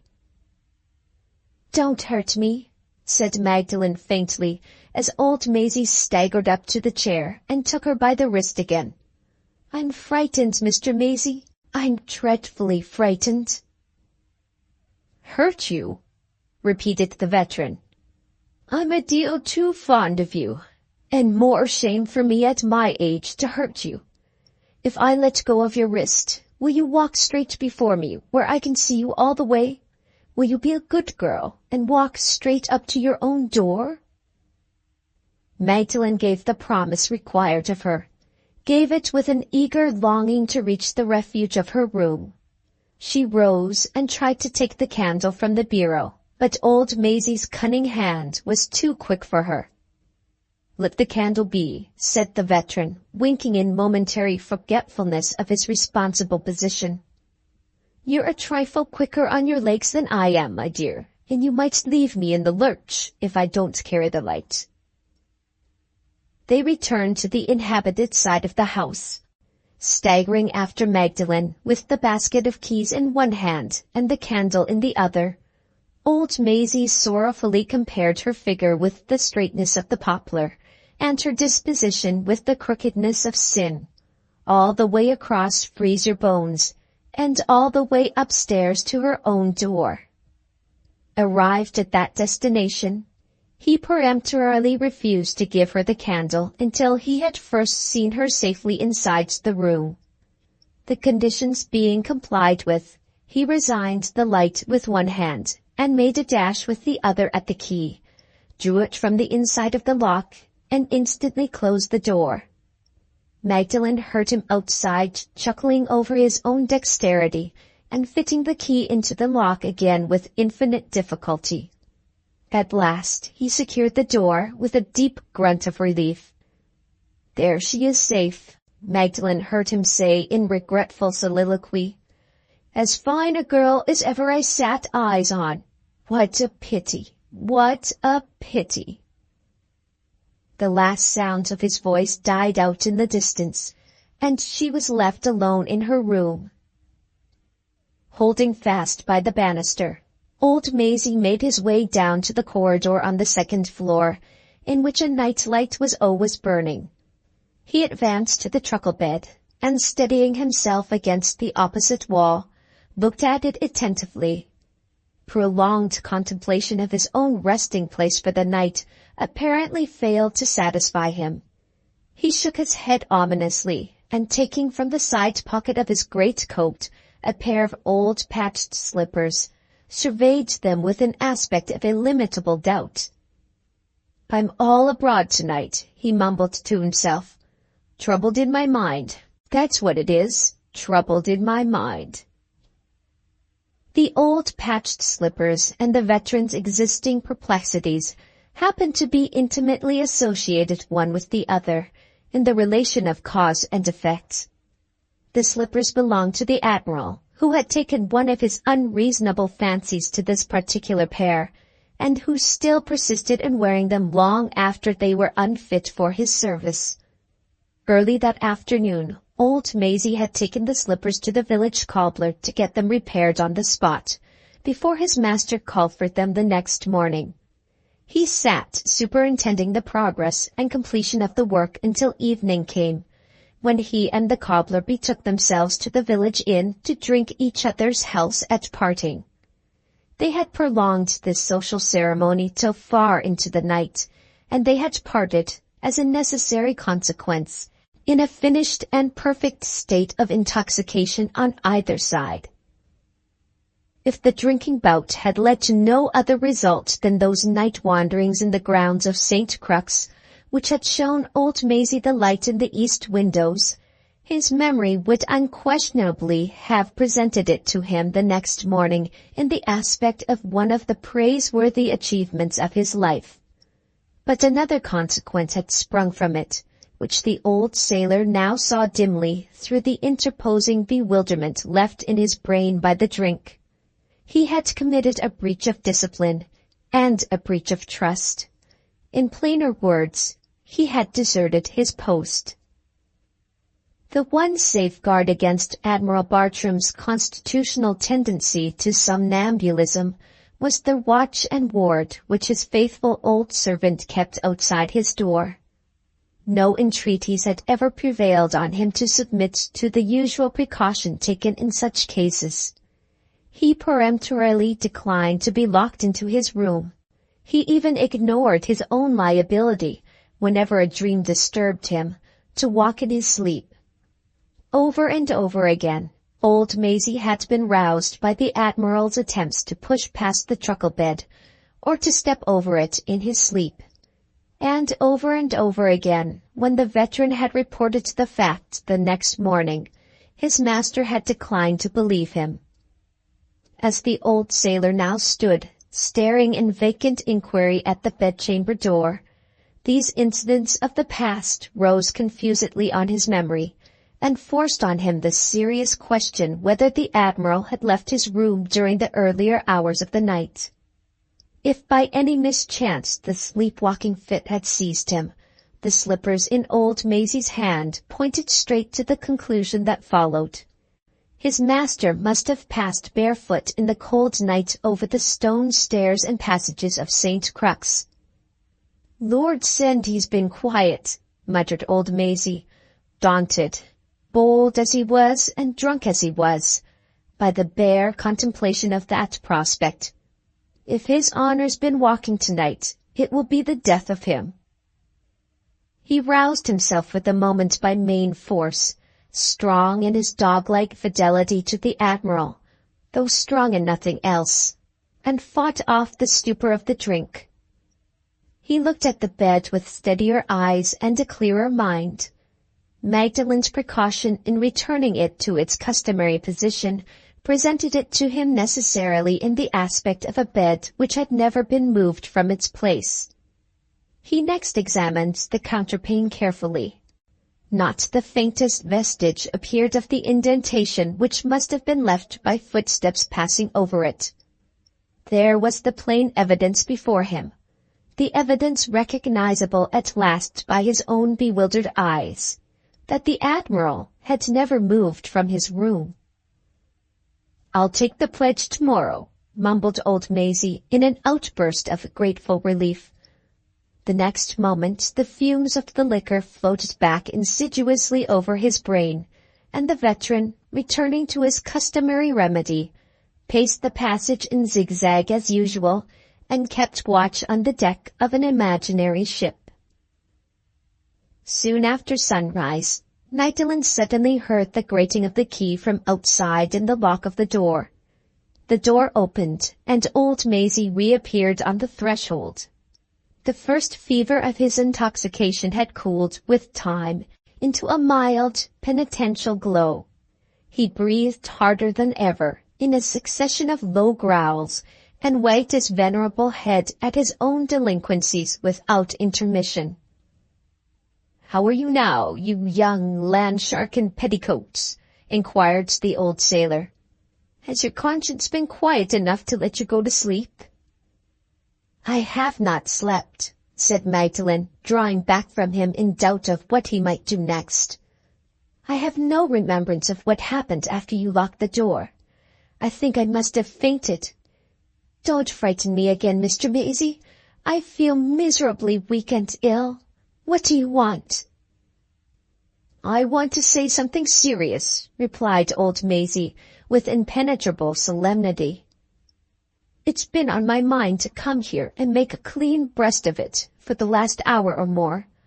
Mark my words, young woman, I'm going to disgrace myself." Magdalen drew further and further back, and looked at him in rising alarm.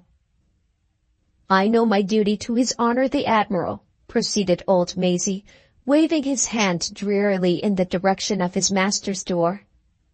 "But try as hard as I may, I can't find it in my heart, you young jade, to be witness against you.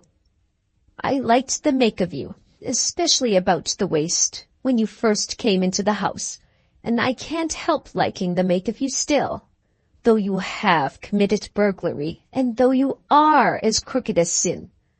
I've cast the eyes of indulgence on fine grown girls all my life, and it's too late in the day to cast the eyes of severity on 'em now. I'm 77 or 78, I don't rightly know which. I'm a battered old hulk, with my seams opening and my pumps choked, and the waters of death powering in on me as fast as they can. I'm as miserable a sinner as you'll meet with anywhere in these parts. Thomas Nagle the cobbler only excepted, and he's worse than I am, for he's the younger of the two, and he ought to know better. But the long and short of it is, I shall go down to my grave with an eye of indulgence for a fine grown girl. More shame for me, you young Jezebel, more shame for me." The veteran's unmanageable eyes began to leer again in spite of him, as he concluded his harangue in these terms. The last reserves of austerity left in his face entrenched themselves dismally round the corners of his mouth. Magdalen approached him again and tried to speak. He solemnly motioned her back with another dreary wave of his hand. "No carneying," said old Maisie. "I'm bad enough already without that. It's my duty to make my report to His Honor the Admiral, and I will make it. But if you like to give the house the slip before the burglary's reported, and the court of inquiry begins, I'll disgrace myself by letting you go. It's market morning at Ossory, and Dawkes will be driving the light cart over in a quarter of an hour's time. Dawkes will take you if I ask him. I know my duty. My duty is to turn the key on you and see Dawkes damned first. but I can't find it in my heart to be hard on a fine girl like you. It's bred in the bone, and it won't come out of the flesh. More shame for me, I tell you again, more shame for me." The proposal thus strangely and suddenly presented to her took Magdalen completely by surprise. She had been far too seriously shaken by the events of the night to be capable of deciding on any subject at a moment's notice. "You are very good to me, Mr. Maisie," she said. "May I have a minute by myself to think?" "Yes, you may," replied the veteran, facing about forthwith and leaving the room. "They're all alike," proceeded old Maisie, with his head still running on the sex. "Whatever you offer 'em, they always want something more. Tall and short, native and foreign, sweethearts and wives, they're all alike." Left by herself, Magdalen reached her decision with far less difficulty than she had anticipated. If she remained in the house, there were only two courses before her: to charge old Maisie with speaking under the influence of a drunken delusion, or to submit to circumstances. Though she owed to the old sailor her defeat in the very hour of success, his consideration for her at that moment forbade the idea of defending herself at his expense, even supposing, what was in the last degree improbable, that the defense would be credited. In the second of the two cases, the case of submission to circumstances, but one result could be expected: instant dismissal, and perhaps discovery as well. What object was to be gained by braving that degradation? By leaving the house publicly disgraced in the eyes of the servants who had hated and distrusted her from the first? The accident which had literally snatched the trust from her possession when she had it in her hand was irreparable.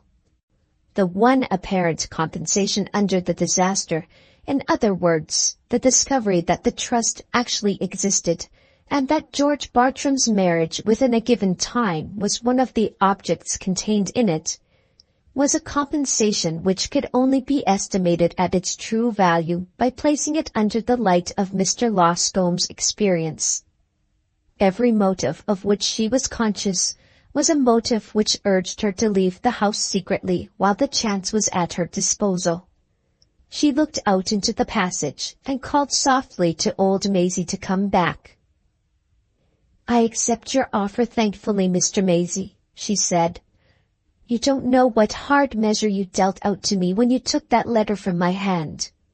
But you did your duty, and I can be grateful to you for sparing me this morning, hard as you were upon me last night.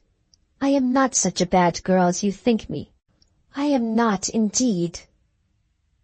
Old Maisie dismissed the subject with another dreary wave of his hand.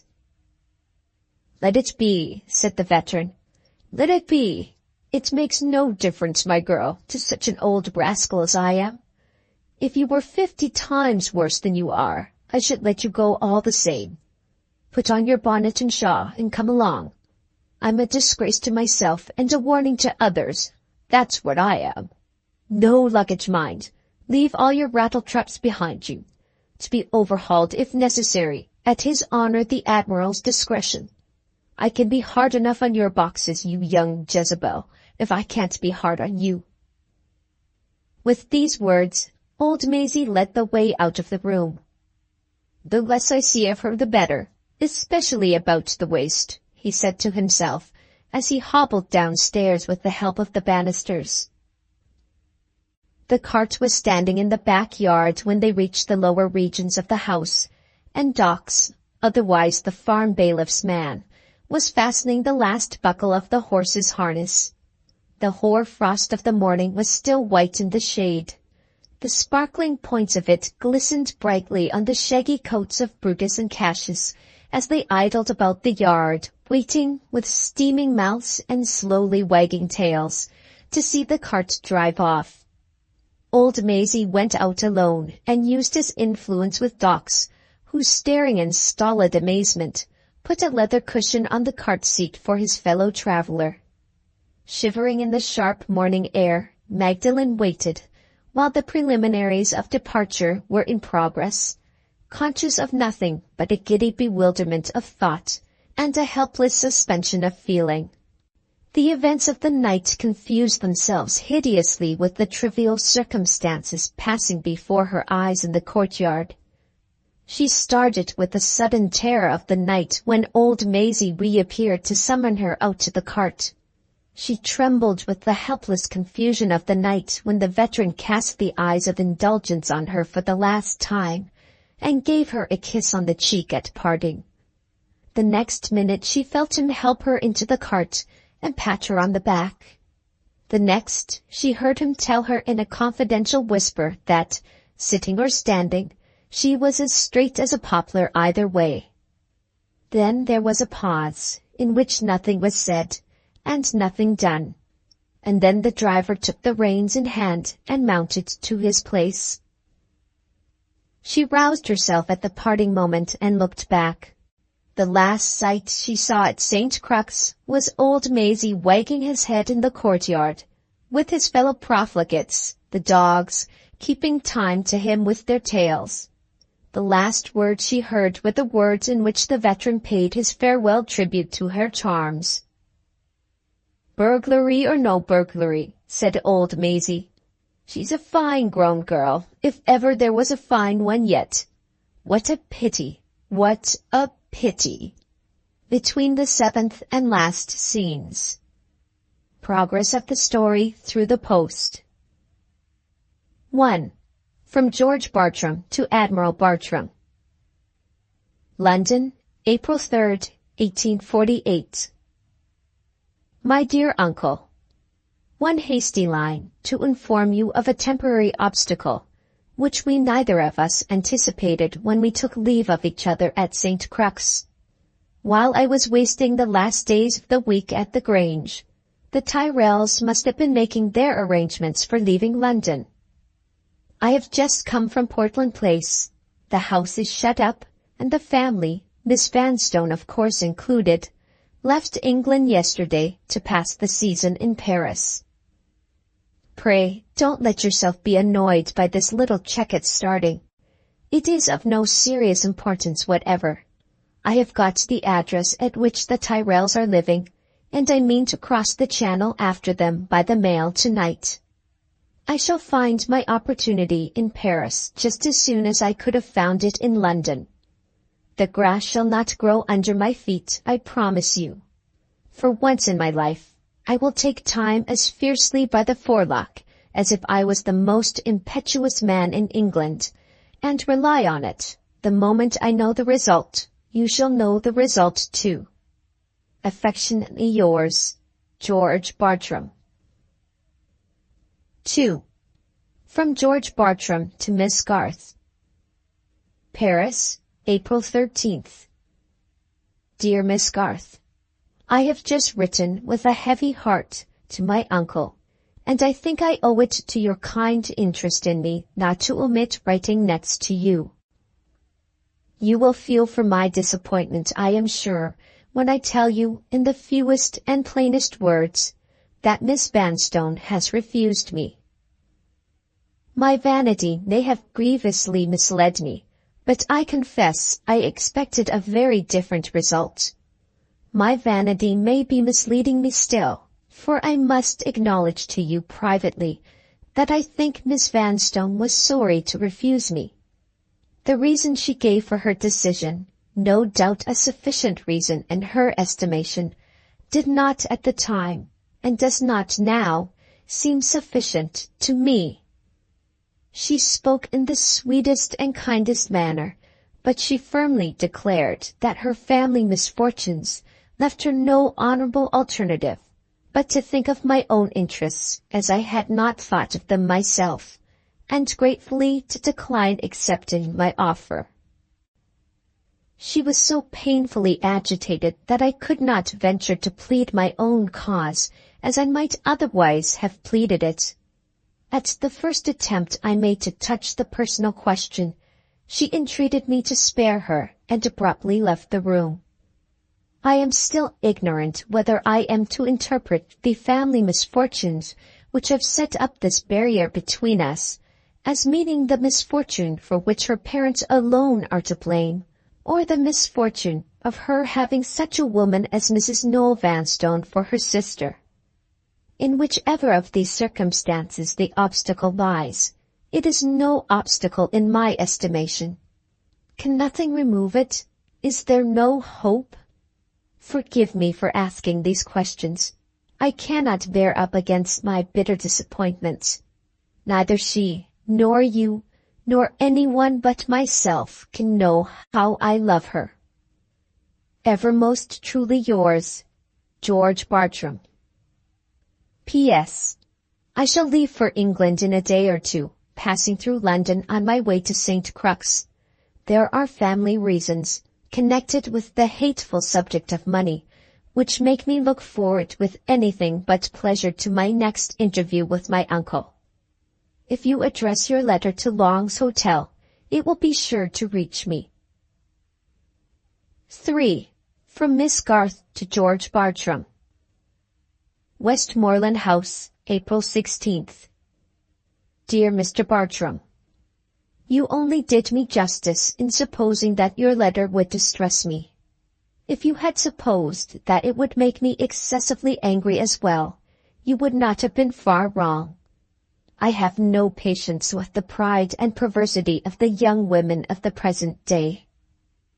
I have heard from Norah. It is a long letter, stating the particulars in full detail. I am now going to put all the confidence in your honor and your discretion which I really feel. For your sake, and for Norah's, I am going to let you know what the scruple really is which has misled her into the pride and folly of refusing you. I am old enough to speak out, and I can tell you, if she had been only wise enough to let her own wishes guide her, she would have said yes, and gladly too. The original cause of all the mischief is no less a person than your worthy uncle, Admiral Bartram. It seems that the Admiral took it into his head, I suppose during your absence, to go to London by himself, and to satisfy some curiosity of his own about Norah by calling in Portland Place, under pretence of renewing his old friendship with the Tyrrells. He came at luncheon time, and saw Norah, and from all I can hear, was apparently better pleased with her than he expected, or wished to be when he came into the house. So far, this is mere guesswork, but it is unluckily certain that he and Mrs. Tyrrell had some talk together alone when luncheon was over.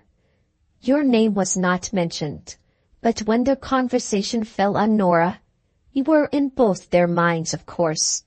The Admiral, doing her full justice personally, declared himself smitten with pity for her hard lot in life. The scandalous conduct of her sister must always stand, he feared, in the way of her future advantage.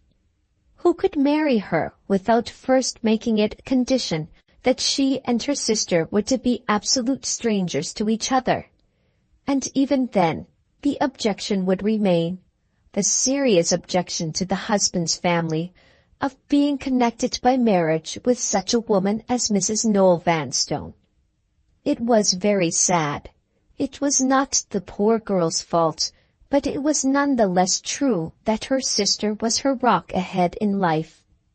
So he ran on with no real ill feeling toward Norah, but with an obstinate belief in his own prejudices, which bore the aspect of ill feeling, and which people with more temper than judgment would be but too readily disposed to resent accordingly. Unfortunately, Mrs. Tyrrell is one of those people. She is an excellent, warm-hearted woman, with a quick temper and very little judgment, strongly attached to Norah, and heartily interested in Norah's welfare. From all I can learn, she first resented the expression of the Admiral's opinion, in his presence, as worldly and selfish in the last degree, and then interpreted it behind his back as a hint to discourage his nephew's visits, which was a downright insult offered to a lady in her own house. This was foolish enough so far, but worse folly was to come. As soon as your uncle was gone, Mrs. Tyrrell, most unwisely and improperly, sent for Norah, and repeating the conversation that had taken place, warned her of the reception she might expect from the man who stood toward you in the position of a father, if she accepted an offer of marriage on your part. When I tell you that Norah's faithful attachment to her sister still remains unshaken, and that there lies hidden under her noble submission to the unhappy circumstances of her life, a proud susceptibility to slights of all kinds, which is deeply seated in her nature, you will understand the true motive of the refusal which has so naturally and so justly disappointed you. They are all three equally to blame in this matter. Your uncle was wrong to state his objections so roundly and inconsiderately as he did. Mrs. Tyrrell was wrong to let her temper get the better of her, and to suppose herself insulted where no insult was intended. And Norah was wrong to place a scruple of pride and a hopeless belief in her sister, which no strangers can be expected to share, above the higher claims of an attachment which might have secured the happiness and the prosperity of her future life. But the mischief has been done. The next question is, can the harm be remedied? I hope and believe it can. My advice is this: don't take no for an answer. Give her time enough to reflect on what she has done, and to regret it, as I believe she will regret it, in secret.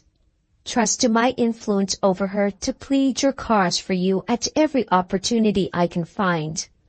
Wait patiently for the right moment and ask her again. Men, being accustomed to act on reflection themselves, are a great deal too apt to believe that women act on reflection too. Women do nothing of the sort. They act on impulse, and in 9 cases out of 10, they are heartily sorry for it afterward. In the meanwhile, you must help your own interests by inducing your uncle to alter his opinion, or at least to make the concession of keeping his opinion to himself. Mrs. Tyrrell has rushed to the conclusion that the harm he has done he did intentionally, which is as much to say, in so many words, that he had a prophetic conviction, when he came into the house, of what she would do when he left it. My explanation of the matter is a much simpler one. I believe that the knowledge of your attachment naturally aroused his curiosity to see the object of it, and that Mrs. Tyrrell's injudicious praises of Norah irritated his objections into openly declaring themselves. Anyway, your course lies equally plain before you. Use your influence over your uncle to persuade him into setting matters right again. Trust my settled resolution to see Norah your wife before 6 months more are over our heads, and believe me, your friend and well-wisher, Harriet Garth. 4. From Mrs. Drake to George Bartram. St. Crux, April 17th. Sir, I direct these lines to the hotel you usually stay at in London, hoping that you may return soon enough from foreign parts to receive my letter without delay. I am sorry to say that some unpleasant events have taken place at St. Crux since you left it, and that my honored master, the Admiral, is far from enjoying his usual good health. On both these accounts, I venture to write to you on my own responsibility, for I think your presence is needed in the house. Early in the month, a most regrettable circumstance took place. Our new parlour-maid was discovered by Mr. Maisie at a late hour of the night, with her master's basket of keys in her possession, prying into the private documents kept in the East Library.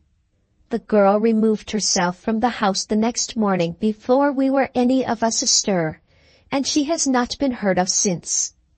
This event has annoyed and alarmed my master very seriously, and to make matters worse, on the day when the girl's treacherous conduct was discovered, the Admiral was seized with the first symptoms of a severe inflammatory cold. He was not himself aware, nor was anyone else, how he had caught the chill. The doctor was sent for, and kept the inflammation down until the day before yesterday, when it broke out again, under circumstances which I am sure you will be sorry to hear, as I am truly sorry to write of them. On the date I have just mentioned, I mean the 15th of the month, my master himself informed me that he had been dreadfully disappointed by a letter received from you, which had come in the morning from foreign parts, and had brought him bad news. He did not tell me what the news was, but I have never, in all the years I have passed in the Admiral's service, seen him so distressingly upset and so unlike himself as he was on that day. At night his uneasiness seemed to increase. He was in such a state of irritation that he could not bear the sound of Mr. Maisie's hard breathing outside his door, and he laid his positive orders on the old man to go into one of the bedrooms for that night. Mr. Maisie, to his own great regret, was of course obliged to obey. Our only means of preventing the Admiral from leaving his room in his sleep, if the fit unfortunately took him, being now removed, Mr. Maisie and I agreed to keep watch by turns through the night, sitting with the door ajar, in one of the empty rooms near our master's bedchamber. We could think of nothing better to do than this, knowing he would not allow us to lock him in, and not having the door key in our possession, even if we could have ventured to secure him in his room without his permission. I kept watch for the first 2 hours, and then Mr. Maisie took my place. After having been some little time in my own room, it occurred to me that the old man was hard of hearing, and that if his eyes grew at all heavy in the night, his ears were not to be trusted to warn him if anything happened. I slipped on my clothes again, and went back to Mr. Maisie. He was neither asleep nor awake. He was between the two. My mind misgave me, and I went on to the Admiral's room. The door was open, and the bed was empty. Mr. Maisie and I went downstairs instantly. We looked in all the north rooms, one after another, and found no traces of him. I thought of the drawing-room next, and being the more active of the two, went first to examine it. The moment I turned the sharp corner of the passage, I saw my master coming towards me through the open drawing-room door, asleep and dreaming, with his keys in his hands. The sliding door behind him was open also, and the fear came to me then, and has remained with me ever since, that his dream had led him through the banqueting hall into the east rooms. We abstained from waking him, and followed his steps until he returned of his own accord to his bedchamber. The next morning, I grieve to say, all the bad symptoms came back, and none of the remedies employed have succeeded in getting the better of them yet. By the doctor's advice, we refrained from telling the Admiral what had happened.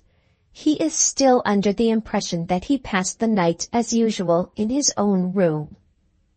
I have been careful to enter into all the particulars of this unfortunate accident, because neither Mr. Maisie nor myself desire to screen ourselves from blame, if blame we have deserved. We both acted for the best, and we both beg and pray you will consider our responsible situation, and come as soon as possible to St. Crux. Our honored master is very hard to manage, and the doctor thinks, as we do, that your presence is wanted in the house. I remain, sir, with Mr. Maisie's respects and my own, your humble servant, Sophia Drake. 5. From George Bartram to Miss Garth. St. Crux, April 22nd. Dear Miss Garth, pray excuse my not thanking you sooner for your kind and consoling letter. We are in sad trouble at St. Crux. Any little irritation I might have felt at my poor uncle's unlucky interference in Portland Place is all forgotten in the misfortune of his serious illness. He is suffering from internal inflammation produced by cold, and symptoms have shown themselves which are dangerous at his age. A physician from London is now in the house. You shall hear more in a few days. Meantime, believe me with sincere gratitude, yours most truly, George Bartram. 6. From Mr. Loscombe to Mrs. Noel Vanstone. Lincoln's Inn Fields, May 6th. Dear Madame, I have unexpectedly received some information which is of the most vital importance to your interests. The news of Admiral Bartram's death has reached me this morning. He expired at his own house on the 4th of the present month.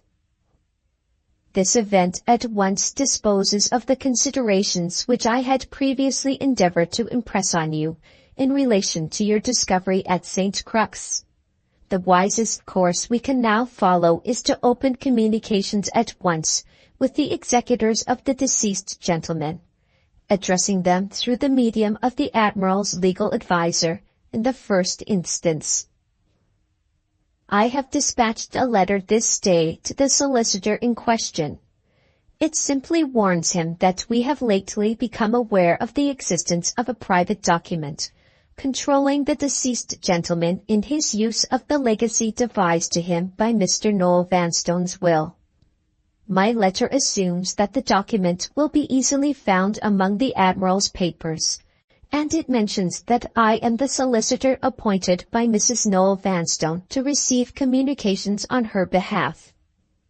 My object in taking this step is to cause a search to be instituted for the trust, in the very probable event of the executors not having met with it yet, before the usual measures are adopted for the administration of the Admiral's estate. We will threaten legal proceedings if we find that the object does not succeed. But I anticipate no such necessity. Admiral Bartram's executors must be men of high standing and position, and they will do justice to you and to themselves in this matter by looking for the trust. Under these circumstances, you will naturally ask, what are our prospects when the document is found? Our prospects have a bright side and a dark side. Let us take the bright side to begin with. What do we actually know? We know first that the trust does really exist. Secondly, that there is a provision in it relating to the marriage of Mr. George Bartram in a given time. Thirdly, that the time, 6 months from the date of your husband's death, expired on the 3rd of this month. Fourthly, that Mr. George Bartram, as I have found out by inquiry in the absence of any positive information on the subject possessed by yourself, is, at the present moment, a single man. The conclusion naturally follows that the object contemplated by the trust, in this case, is an object that has failed. If no other provisions have been inserted in the document, or if, being inserted, those other provisions should be discovered to have failed also, I believe it to be impossible, especially if evidence can be found that the Admiral himself considered the trust binding on him, for the executors to deal with your husband's fortune as legally forming part of Admiral Bartram's estate. The legacy is expressly declared to have been left to him on the understanding that he applies it to certain stated objects, and those objects have failed. What is to be done with the money? It was not left to the Admiral himself on the testator's own showing, and the purposes for which it was left have not been and cannot be carried out. I believe, if the case here supposed really happens, that the money must revert to the testator's estate. In that event, the law, dealing with it as a matter of necessity, divides it into 2 equal portions. 1/2 goes to Mr. Noel Vanstone's childless widow, and the other half is divided among Mr. Noel Vanstone's next of kin. You will no doubt discover the obvious objection to the case in our favor, as I have here put it. You will see that it depends for its practical realization not on one contingency, but on a series of contingencies, which must all happen exactly as we wish them to happen. I admit the force of the objection, but I can tell you at the same time that these said contingencies are by no means so improbable as they may look on the face of them. We have every reason to believe that the trust, like the will, was not drawn by a lawyer. That is one circumstance in our favor that is enough of itself to cast a doubt on the soundness of all or any of the remaining provisions which we may not be acquainted with. Another chance which we may count on is to be found, as I think, in that strange handwriting placed under the signature on the 3rd page of the letter, which you saw, but which you unhappily omitted to read. All the probabilities point to those lines as written by Admiral Bartram, and the position which they occupy is certainly consistent with the theory that they touch the important subject of his own sense of obligation under the trust. I wish to raise no false hopes in your mind. I only desire to satisfy you that we have a case worth trying. As for the dark side of the prospect, I need not enlarge on it. After what I have already written, you will understand that the existence of a sound provision, unknown to us in the trust, which has been properly carried out by the Admiral, or which can be properly carried out by his representatives, would be necessarily fatal to our hopes. The legacy would be, in this case, devoted to the purpose or purposes contemplated by your husband, and from that moment you would have no claim. I have only to add that as soon as I hear from the late Admiral's man of business, you shall know the result. Believe me, dear Madame, faithfully yours, John Loscombe. 7. From George Bartram to Miss Garth. St. Crux, May 15th. Dear Miss Garth, I trouble you with another letter, partly to thank you for your kind expression of sympathy with me under the loss I have sustained, and partly to tell you of an extraordinary application made to my uncle's executors, in which you and Miss Vanstone may both feel interested, as Mrs. Noah Vanstone is directly concerned in it. Knowing my own ignorance of legal technicalities, I enclose a copy of the application, instead of trying to describe it. You will notice as suspicious that no explanation is given of the manner in which the alleged discovery of one of my uncle's secrets was made by persons who are total strangers to him. On being made acquainted with the circumstances, the executors at once applied to me. I could give them no positive information, for my uncle never consulted me on matters of business, but I felt in honor bound to tell them that during the last 6 months of his life, the Admiral had occasionally let fall expressions of impatience in my hearing, which led to the conclusion that he was annoyed by a private responsibility of some kind. I also mentioned that he had imposed a very strange condition on me, a condition which, in spite of his own assurances to the contrary, I was persuaded could not have emanated from himself, of marrying within a given time, which time has now expired, or of not receiving from him a certain sum of money, which I believe to be the same in amount as the sum bequeathed to him in my cousin's will. The executors agreed with me that these circumstances gave a color of probability to an otherwise incredible story, and they decided that a search should be instituted for the secret trust, nothing in the slightest degree resembling this same trust having been discovered up to that time among the Admiral's papers.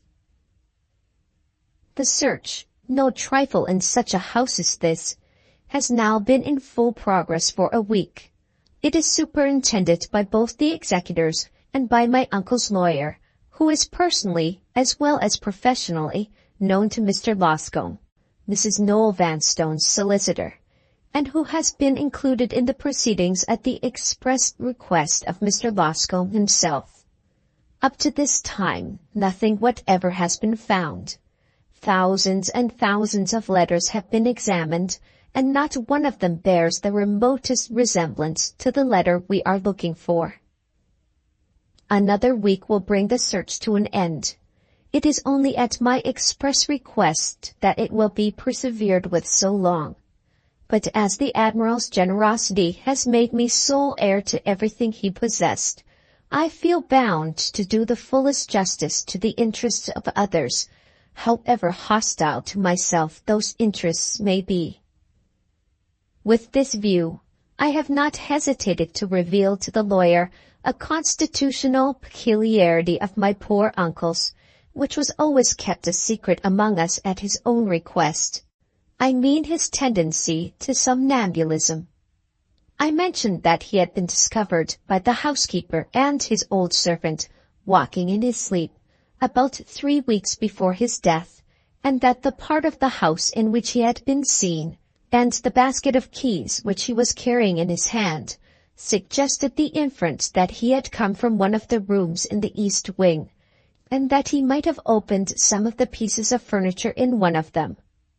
I surprised the lawyer, who seemed to be quite ignorant of the extraordinary actions constantly performed by somnambulists, by informing him that my uncle could find his way about the house, lock and unlock doors, and remove objects of all kinds from one place to another, as easily in his sleep as in his waking hours. And I declared that, while I felt the faintest doubt in my own mind whether he might not have been dreaming of the trust on the night in question, and putting the dream in action in his sleep, I should not feel satisfied unless the rooms in the east wing were searched again. It is only right to add that there is not the least foundation in fact for this idea of mine. During the latter part of his fatal illness, my poor uncle was quite incapable of speaking on any subject whatever. From the time of my arrival at St. Crux in the middle of last month to the time of his death, not a word dropped from him which referred in the remotest way to the secret trust. Here, then, for the present, the matter rests. If you think it right to communicate the contents of this letter to Miss Vanstone, pray tell her that it will not be my fault if her sister's assertion, however preposterous it may seem to my uncle's executors, is not fairly put to the proof. Believe me, dear Miss Garth, always truly yours, George Bartram. P.S. As soon as all business matters are settled, I am going abroad for some months to try the relief of change of scene. The house will be shut up and left under the charge of Mrs. Drake. I have not forgotten your once telling me that you should like to see St. Crux if you ever found yourself in this neighborhood.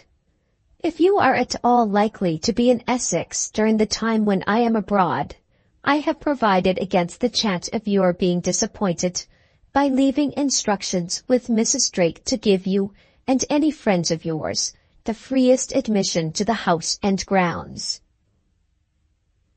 8. From Mr. Loscombe to Mrs. Noah Vanstone. Lincoln's Inn Fields, May 24th.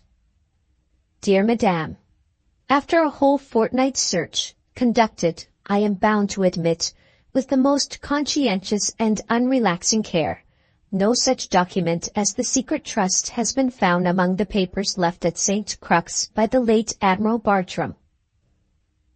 Under these circumstances, the executors have decided on acting under the only recognizable authority which they have to guide them, the Admiral's own will. This document, executed some years since, bequeaths the whole of his estate, both real and personal, that is to say, all the lands he possesses and all the money he possesses at the time of his death, to his nephew. The will is plain, and the result is inevitable. Your husband's fortune is lost to you from this moment. Mr. George Bartram legally inherits it, as he legally inherits the house and estate of St. Crux. I make no comment upon this extraordinary close to the proceedings. The trust may have been destroyed, but the trust may be hidden in some place of concealment inaccessible to discovery. Either way, it is, in my opinion, impossible to found any valid legal declaration on a knowledge of the document so fragmentary and so incomplete as the knowledge which you possess. If other lawyers differ from me on this point, by all means consult them. I have devoted money enough and time enough to the unfortunate attempt to assert your interests, and my connection with the matter must, from this moment, be considered at an end. Your obedient servant, John Loscombe. 9. From Mrs. Ruddock, lodging housekeeper, to Mr. Loscombe. Park Terrace, St. John's Wood, June 2nd. Sir, having, by Mrs. Noah Vanstone's directions, taken letters for her to the post addressed to you, and knowing no one else to apply to, I beg to inquire whether you are acquainted with any of her friends, for I think it right that they should be stirred up to take some steps about her. Mrs. Vanstone first came to me in November last, when she and her maid occupied my apartments. On that occasion, and again on this, she has given me no cause to complain of her. She has behaved like a lady and paid me my due. I am writing, as a mother of a family, under a sense of responsibility. I am not writing with any interested motive. After proper warning given, Mrs. Vanstone, who is now quite alone, leaves me tomorrow. She has not concealed from me that her circumstances are fallen very low, and that she cannot afford to remain in my house. This is all she has told me. I know nothing of where she is going or what she means to do next. But I have every reason to believe she desires to destroy all traces by which she might be found after leaving this place. For I discovered her in tears yesterday, burning letters which were doubtless letters from her friends. In looks and conduct, she has altered most shockingly in the last week. I believe there is some dreadful trouble on her mind, and I am afraid, from what I see of her, that she is on the eve of a serious illness. It is very sad to see such a young woman so utterly deserted and friendless as she is now. Excuse my troubling you with this letter. It is on my conscience to write it. If you know any of her relations, please warn them that time is not to be wasted. If they lose tomorrow, they may lose the last chance of finding her. Your humble servant, Catherine Ruddock. 10. From Mr. Loscombe to Mrs. Ruddock. Lincoln's Inn Fields, June 2nd. Madame, my only connection with Mrs. Noah Vanstone was a professional one, and that connection is now at an end. I am not acquainted with any of her friends, and I cannot undertake to interfere personally, either with her present or future proceedings. Regretting my inability to afford you any assistance, I remain your obedient servant, John Loscombe. The Last Scene, Aaron's Buildings, Chapter 1. On the 7th of June, the owners of the merchantman Deliverance received news that the ship had touched at Plymouth to land passengers, and had then continued her homeward voyage to the port of London. 5 days later, the vessel was in the river and was towed into the East India Docks. Having transacted the business on shore for which he was personally responsible, Captain Kirk made the necessary arrangements, by letter, for visiting his brother-in-law's parsonage in Suffolk, on the 17th of the month. As usual in such cases, he received a list of commissions to execute for his sister on the day before he left London. One of these commissions took him into the neighborhood of Camden Town. He drove to his destination from the docks, and then, dismissing the vehicle, set forth to walk back southward towards the new road. He was not well acquainted with the district, and his attention wandered further and further away from the scene around him as he went on. His thoughts, roused by the prospect of seeing his sister again, had led his memory back to the night when he had parted from her, leaving the house on foot. The spell so strangely laid on him in that past time had kept its hold through all after events. The face that had haunted him on the lonely road had haunted him again on the lonely sea. The woman who had followed him, as in a dream, to his sister's door, had followed him, thought of his thought and spirit of his spirit, to the deck of his ship. Through storm and calm on the voyage out, through storm and calm on the voyage home, she had been with him. In the ceaseless turmoil of the London streets, she was with him now.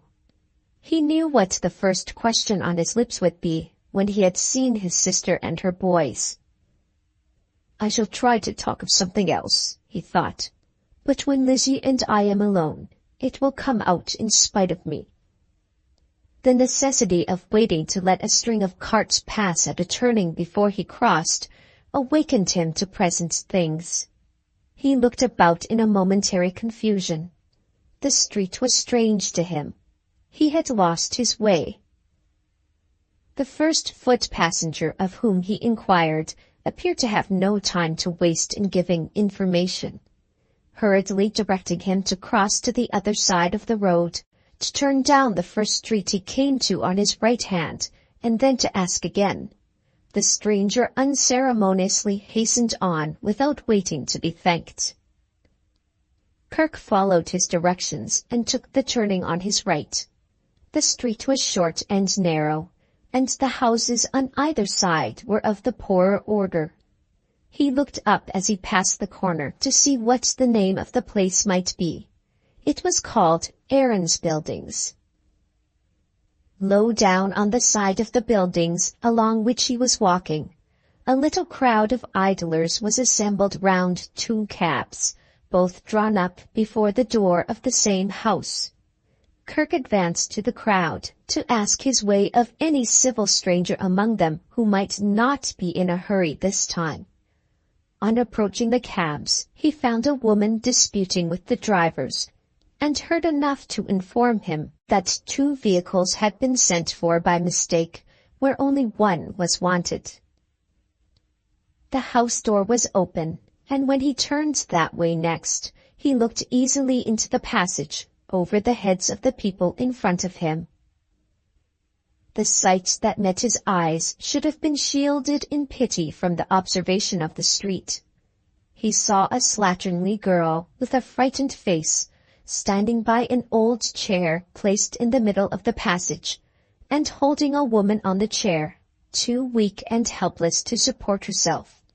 A woman apparently in the last stage of illness, who was about to be removed, when the dispute outside was ended, in one of the cabs. Her head was drooping when he first saw her, and an old shawl which covered it had fallen forward so as to hide the upper part of her face. Before he could look away again, the girl in charge of her raised her head and restored the shawl to its place. The action disclosed her face to view, for an instant only, before her head drooped once more on her bosom. In that instant he saw the woman whose beauty was the haunting remembrance of his life, whose image had been vivid in his mind not 5 minutes since. The shock of the double recognition, the recognition at the same moment of the face and of the dreadful change in it, struck him speechless and helpless. The steady presence of mind in all emergencies which had become a habit of his life failed him for the first time. The poverty-stricken street, the squalid mob round the door, swam before his eyes. He staggered back and caught at the iron railings of the house behind him. "Where are they taking her to?" he heard a woman ask, close at his side. "To the hospital, if they will have her," was the reply, "and to the workhouse if they won't."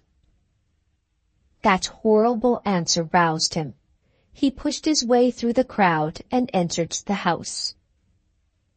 The misunderstanding on the pavement had been set right, and one of the cabs had driven off. As he crossed the threshold of the door, he confronted the people of the house at the moment when they were moving her. The cabman who had remained was on one side of the chair, and the woman who had been disputing with the two drivers was on the other. They were just lifting her when Kirk's tall figure darkened the door. "What are you doing with that lady?" he asked. The cabman looked up with the insolence of his reply visible in his eyes before his lips could utter it. But the woman, quicker than he, saw the suppressed agitation in Kirk's face and dropped her hold of the chair in an instant. "Do you know her, sir?" asked the woman eagerly. "Are you one of her friends?" "Yes," said Kirk without hesitation. "It's not my fault, sir," pleaded the woman, shirking under the look he fixed on her. "I would have waited patiently till her friends found her. I would indeed." Kirk made no reply. He turned and spoke to the cabman. "Go out," he said, "and close the door after you. I'll send you down your money directly. What room in the house did you take her from when you brought her here?" he resumed, addressing himself to the woman again. "The first floor back, sir." "Show me the way to it." He stooped and lifted Magdalen in his arms. Her head rested gently on the sailor's breast. Her eyes looked up wonderingly into the sailor's face. She smiled and whispered to him vacantly. Her mind had wandered back to old days at home, and her few broken words showed that she fancied herself a child again in her father's arms. "Poor Papa," she said softly. "Why do you look so sorry? Poor Papa." The woman led the way into the back room on the first floor. It was very small. It was miserably furnished. But the little bed was clean, and the few things in the room were neatly kept. Kirk laid her tenderly on the bed. She caught one of his hands in her burning fingers. "Don't distress Mama about me," she said. "Send for Norah." Kirk tried gently to release his hand, but she only clasped it the more eagerly. He sat down by the bedside to wait until it pleased her to release him. The woman stood looking at them and crying in a corner of the room.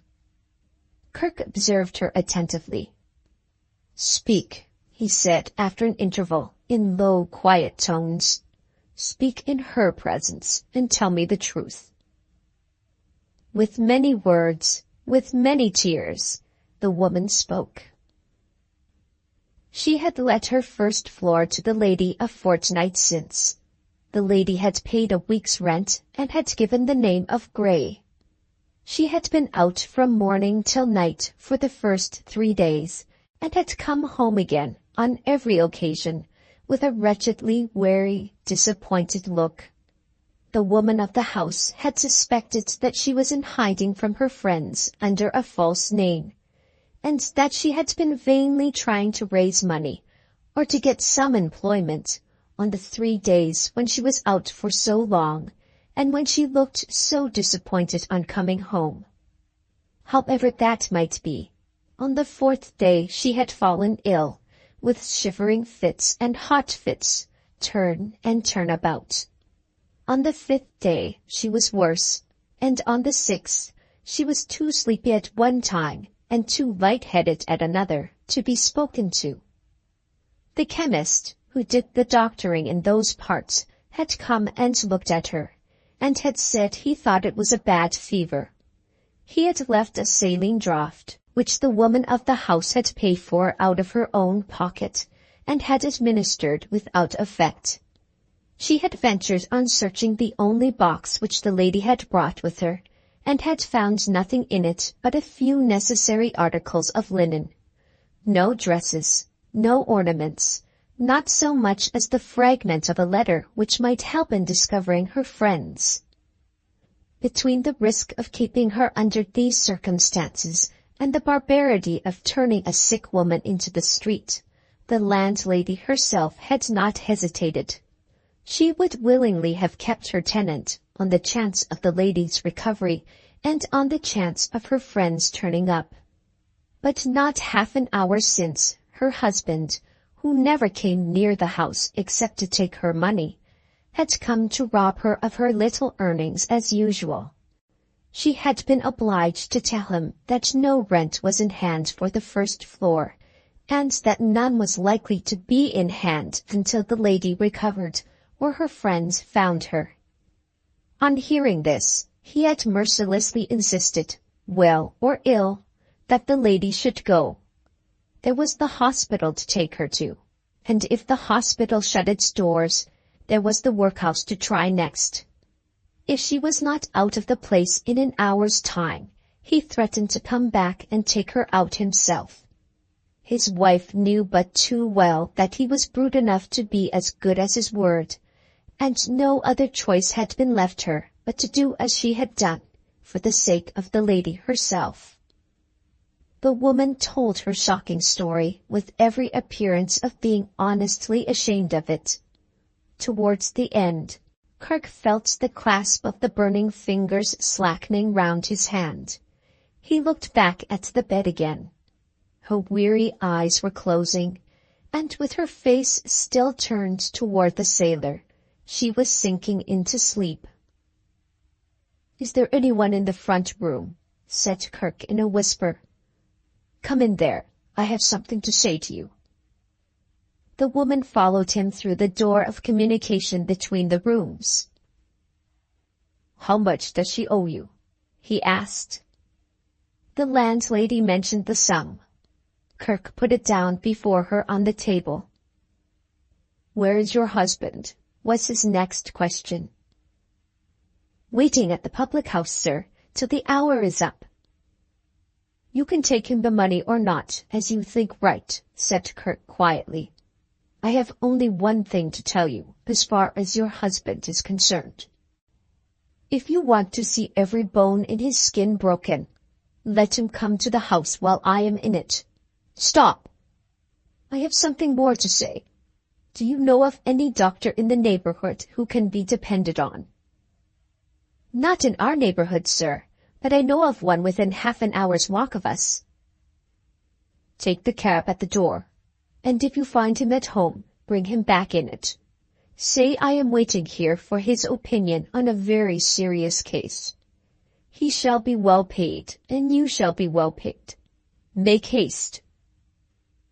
The woman left the room. Kirk sat down alone to wait for her return. He hid his face in his hands and tried to realize the strange and touching situation in which the accident of a moment had placed him. Hidden in the squalid byways of London under a false name, cast, friendless and helpless, on the mercy of strangers by illness which had struck her prostrate, mind and body alike. So he met her again, the woman who had opened a new world of beauty to his mind, the woman who had called love to life in him by a book. What horrible misfortune had struck her so cruelly and struck her so low? What mysterious destiny had guided him to the last refuge of her poverty and despair in the hour of her sorest need?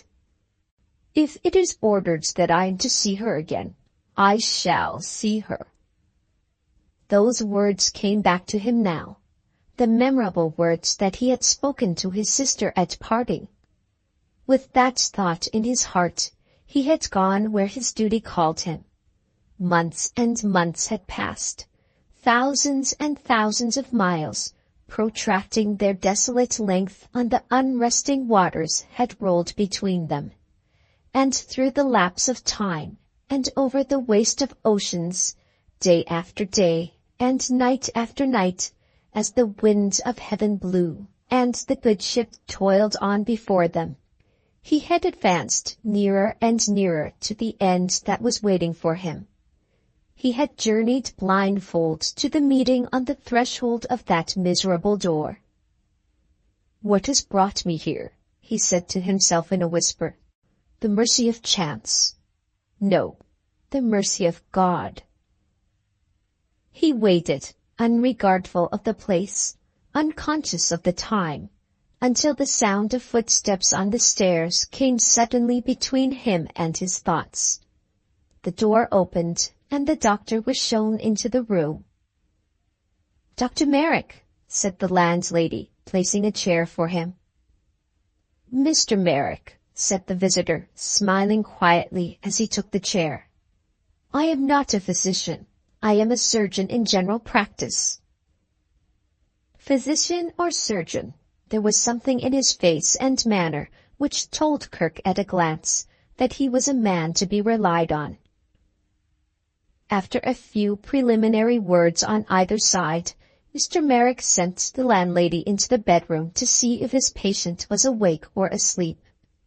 The woman returned and said she was betwixt the two, light in the head again and burning hot. The doctor went at once into the bedroom, telling the landlady to follow him and to close the door behind her. A weary time passed before he came back into the front room. When he reappeared, his face spoke for him before any question could be asked. "Is it a serious illness?" said Kirk, his voice sinking low, his eyes anxiously fixed on the doctor's face. "It is a dangerous illness," said Mr. Merrick, with an emphasis on the word. He drew his chair nearer to Kirk and looked at him attentively. "May I ask you some questions which are not strictly medical?" he inquired. Kirk bowed. "Can you tell me what your life has been before she came into this house, and before she fell ill?" "I have no means of knowing. I have just returned to England after a long absence." "Did you know of her coming here?" "I only discovered it by accident." "Has she no female relations, no mother, no sister, no one to take care of her but yourself?" "No one. In this I can succeed in tracing her relations. No one but myself." Mr. Merrick was silent. He looked at Kirk more attentively than ever. "Strange," thought the doctor. "He is here, in sole charge of her, and is this all he knows?" Kirk saw the doubt in his face and addressed himself straight to that doubt before another word passed between them. "I see my position here surprises you," he said simply. "Will you consider it the position of a relation, the position of her brother or her father, until her friends can be found?" His voice faltered, and he laid his hand earnestly on the doctor's arm. "I have taken this trust on myself," he said, "and as God shall judge me, I will not be unworthy of it." The poor weary head lay on his breast again. The poor fevered fingers clasped his hand once more as he spoke those words. "I believe you," said the doctor warmly. "I believe you are an honest man. Pardon me if I have seemed to intrude myself on your confidence. I respect your reserve. From this moment it is sacred to me. In justice to both of us, let me say that the questions I have asked were not prompted by mere curiosity. No common cause will account for the illness which has laid my patient on that bed. She has suffered some long-continued mental trial, some wearing and terrible suspense, and she has broken down under it. It might have helped me if I could have known what the nature of the trial was, and how long or how short a time elapsed before she sank under it. In that hope I spoke." "When you told me she was dangerously ill," said Kirk, "did you mean danger to her reason or to her life?" "To both," replied Mr. Merrick. "Her whole nervous system has given way. All the ordinary functions of her brain are in a state of collapse. I can give you no plainer explanation than that of the nature of the malady. The fever which frightens the people of the house is merely the effect. The cause is what I have told you.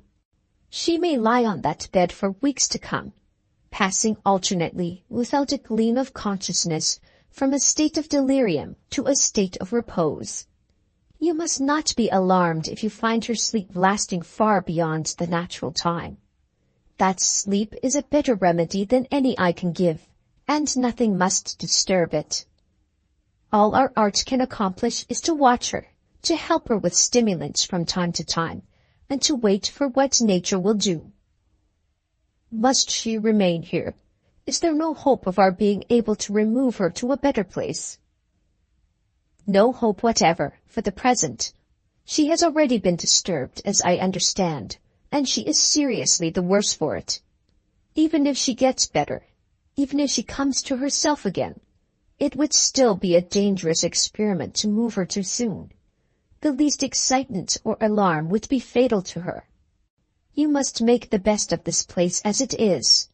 The landlady has my directions, and I will send a good nurse to help her. There is nothing more to be done. So far as her life can be said to be in any human hands, it is as much in your hands now as in mine. Everything depends on the care that is taken of her under your direction in this house. With those farewell words, he rose and quitted the room. Left by himself, Kirk walked to the door of communication and, knocking at it softly, told the landlady he wished to speak with her. He was far more composed, far more like his own resolute self, after his interview with the doctor, than he had been before it. A man living in the artificial social atmosphere which this man had never breathed would have felt painfully the worldly side of the situation, its novelty and strangeness, the serious present difficulty in which it placed him, the numberless misinterpretations in the future to which it might lead. Kirk never gave the situation a thought. He saw nothing but the duty it claimed from him, a duty which the doctor's farewell words had put plainly before his mind. Everything depended on the care taken of her, under his direction, in that house. There was his responsibility, and he unconsciously acted under it, exactly as he would have acted in a case of emergency with women and children on board his own ship. He questioned the landlady in short, sharp sentences. The only change in him was in the lowered tone of his voice, and in the anxious looks which he cast from time to time at the room where she lay. "Do you understand what the doctor has told you?" "Yes, sir." "The house must be kept quiet. Who lives in the house?" "Only me and my daughter, sir. We live in the parlors. Times have gone badly with us since Lady Day. Both the rooms above this are to be let." "I will take them both, and the 2 rooms down here as well. Do you know of any active, trustworthy man who can run on errands for me?" "Yes, sir. Shall I go?" "No. Let your daughter go. You must not leave the house until the nurse comes. Don't send the messenger up here. Men of that sort tread heavily. I'll go down and speak to him at the door." He went down when the messenger came, and sent him first to purchase pen, ink, and paper. The man's next errand dispatched him to make inquiries for a person who could provide for deadening the sound of passing wheels in the street by laying down tam before the house in the usual way. This object accomplished, the messenger received 2 letters to post. The first was addressed to Kirk's brother-in-law. It told him in few and plain words what had happened, and left him to break the news to his wife as he thought best. The second letter was directed to the landlord of the Aldeboro Hotel. Magdalen's assumed name at North Shingles was the only name by which Kirk knew her, and the one chance of tracing her relatives that he could discern was the chance of discovering her reputed uncle and aunt by means of inquiries starting from Aldeboro.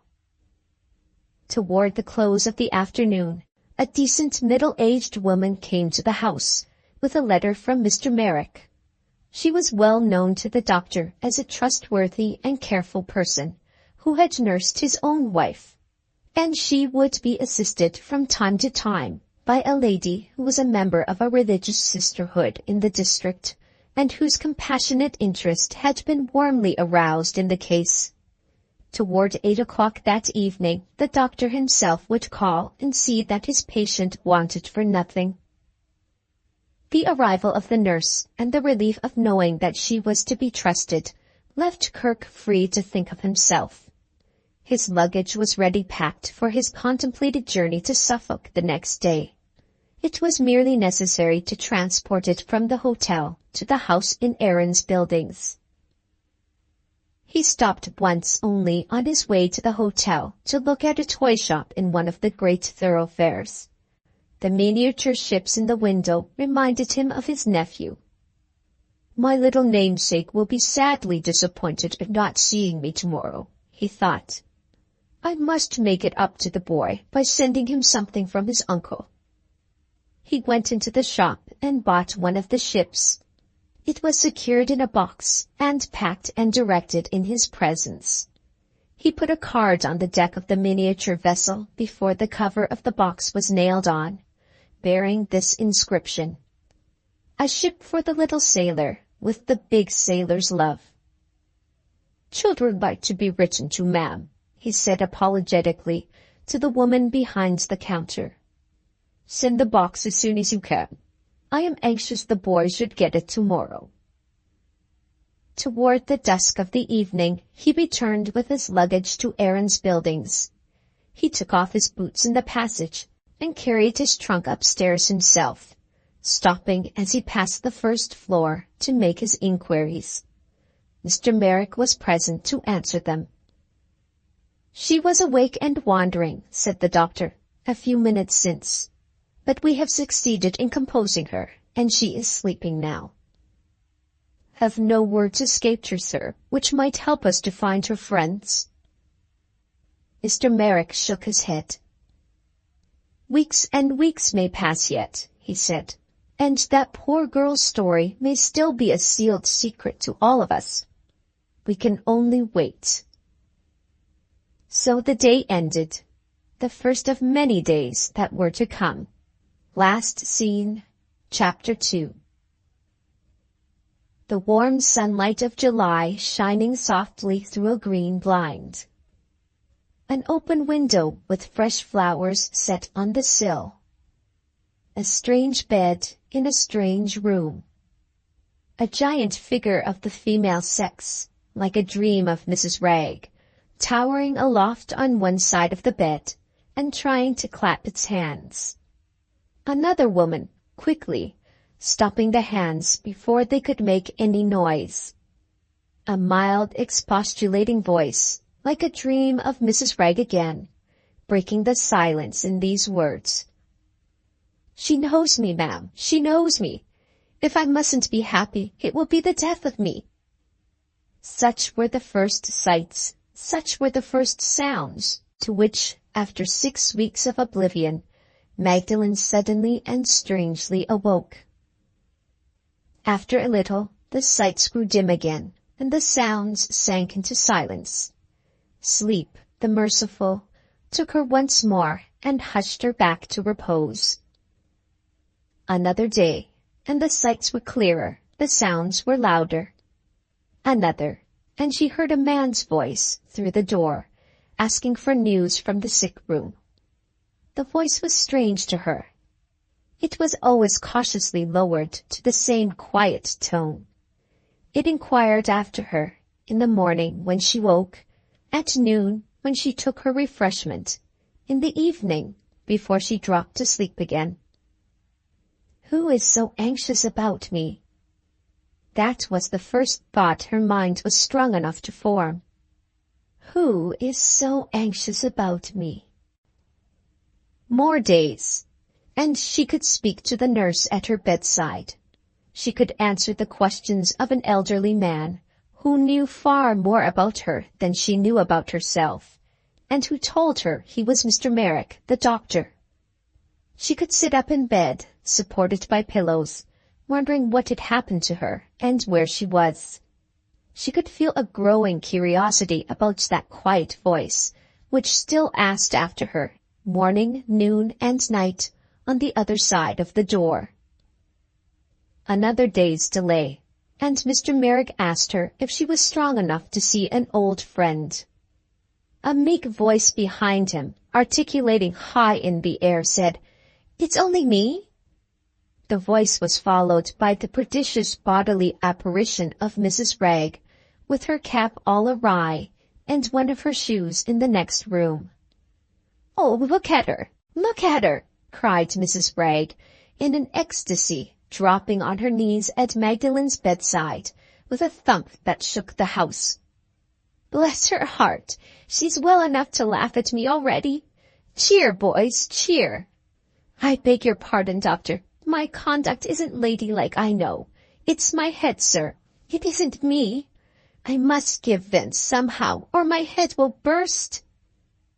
No coherent sentence, in answer to any sort of question put to her, could be extracted that morning from Mrs. Ragg. She rose from one climax of verbal confusion to another, and finished her visit under the bed, groping inscrutably for the second shoe. The morrow came, and Mr. Merrick promised that she should see another old friend on the next day. In the evening, when the inquiring voice asked after her, as usual, and when the door was opened a few inches to give the reply, she answered faintly for herself, "I am better, thank you." There was a moment of silence, and then, just as the door was shut again, the voice sank to a whisper and said fervently, "Thank God." Who was he? She had asked them all, and no one would tell her. Who was he? The next day came, and she heard her door open softly. Brisk footsteps tripped into the room. A lithe little figure advanced to the bedside. Was it a dream again? No. There he was in his own evergreen reality, with the copious flow of language pouring smoothly from his lips, with the lambent dash of humor twinkling in his party-colored eyes. There he was, more audacious, more persuasive, more respectable than ever, in a suit of glossy black, with a speckless white cravat and a rampant shirt frill, the unblushing, the invincible, unchangeable Ragg. "Not a word, my dear girl," said the captain, seating himself comfortably at the bedside in his old confidential way. "I am to do all the talking, and I think you will own a more competent man for the purpose could not possibly have been found. I am really delighted, honestly delighted, if I may use such an apparently inappropriate word, to see you again, and to see you getting well. I have often thought of you. I have often missed you. I have often said to myself, never mind what. Clear the stage and drop the curtain on the past. Dum vivimus vivamus. Pardon the pedantry of a Latin quotation, my dear, and tell me how I look. Am I, or am I not, the picture of a prosperous man?" Magdalen attempted to answer him. The captain's deluge of words flowed over her again in a moment. "Don't exert yourself," he said. "I'll put all your questions for you. What have I been about? Why do I look so remarkably well off? And how in the world did I find my way to this house? My dear girl, I have been occupied, since we last saw each other, in slightly modifying my old professional habits. I have shifted from moral agriculture to medical agriculture. Formerly I preyed on the public sympathy. Now I prey on the public stomach. Stomach and sympathy, sympathy and stomach.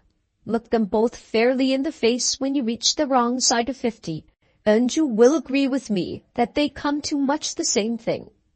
However that may be, here I am, incredible as it may appear, a man with an income at last. The founders of my fortune are 3 in number. Their names are Aloes, Scamony and gambage. In plainer words, I am now living on a pill. I made a little money, if you remember, by my friendly connection with you. I made a little more by the happy decease, requiescat in pace, of that female relative of Mrs. Rags from whom, as I told you, my wife had expectations. Very good. What do you think I did? I invested the whole of my capital at one fell swoop in advertisements, and purchased my drugs and my pill-boxes on credit. The result is now before you. Here I am, a grand financial fact. Here I am with my clothes positively paid for, with a balance at my banker's, with my servant in livery and my gig at the door, solvent, flourishing, popular, and all on a pill. Magdalen smiled. The captain's face assumed an expression of mock gravity. He looked as if there was a serious side to the question, and as if he meant to put it next. "It's no laughing matter to the public, my dear," he said. "They can't get rid of me and my pill. They must take us. There is not a single form of appeal in the whole range of human advertisement which I am not making to the unfortunate public at this moment. Hire the last new novel, there I am, inside the boards of the book. Send for the last new song. The instant you open the leaves, I drop out of it. Take a cab. I fly in at the window in red. Buy a box of tooth powder at the chemist's. I wrap it up for you in blue. Show yourself at the theater. I flutter down on you in yellow. The mere titles of my advertisements are quite irresistible. Let me quote a few from last week's issue. Proverbial title, A Pill in Time Saves 9. Familiar title, Excuse me, how is your stomach? Patriotic title, What are the 3 characteristics of a true-born Englishman? His hearth, his home, and his pill. Title in the form of a nursery dialogue. Mamma, I am not well. What is the matter, my pet? I want a pill. Title in the form of a historical anecdote. New discovery in the mine of English history. When the princes were smothered in the Tower, their faithful attendant collected all their little possessions left behind them. Among the touching trifles dear to the poor boys, he found a tiny box. It contained the pill of the period. Is it necessary to say how inferior that pill was to its successor, which prince and peasant alike may now obtain? Etc., etc. The place in which my pill is made is an advertisement in itself. I have got one of the largest shops in London. Behind one counter, visible to the public through the lucid medium of plate glass, are 24 young men in white aprons making the pill. Behind another counter are 24 young men in white cravats making the boxes. At the bottom of the shop are 3 elderly accountants posting the vast financial transactions accruing from the pill in 3 enormous ledgers. Over the door are my name, portrait, and autograph, expanded to colossal proportions and surrounded in flowing letters by the motto of the establishment, Down with the doctors. Even Mrs. Ragg contributes her quota to this prodigious enterprise. She is the celebrated woman whom I have cured of indescribable agonies from every complaint under the sun. Her portrait is engraved on all the wrappers, with the following inscription beneath it. Before she took the pill, you might have blown this patient away with a feather. Look at her now. Last, not least, my dear girl, the pill is the cause of my finding my way to this house.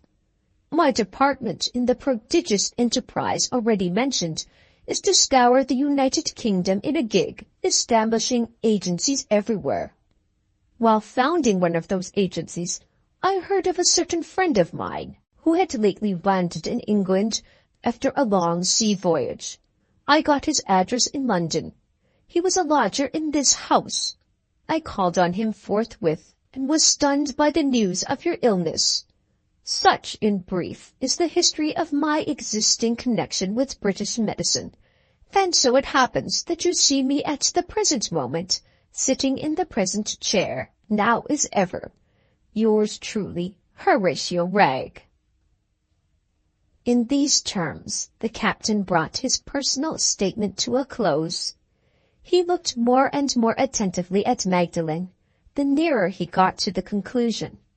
Was there some latent importance attaching to his last words, which did not appear on the face of them? There was.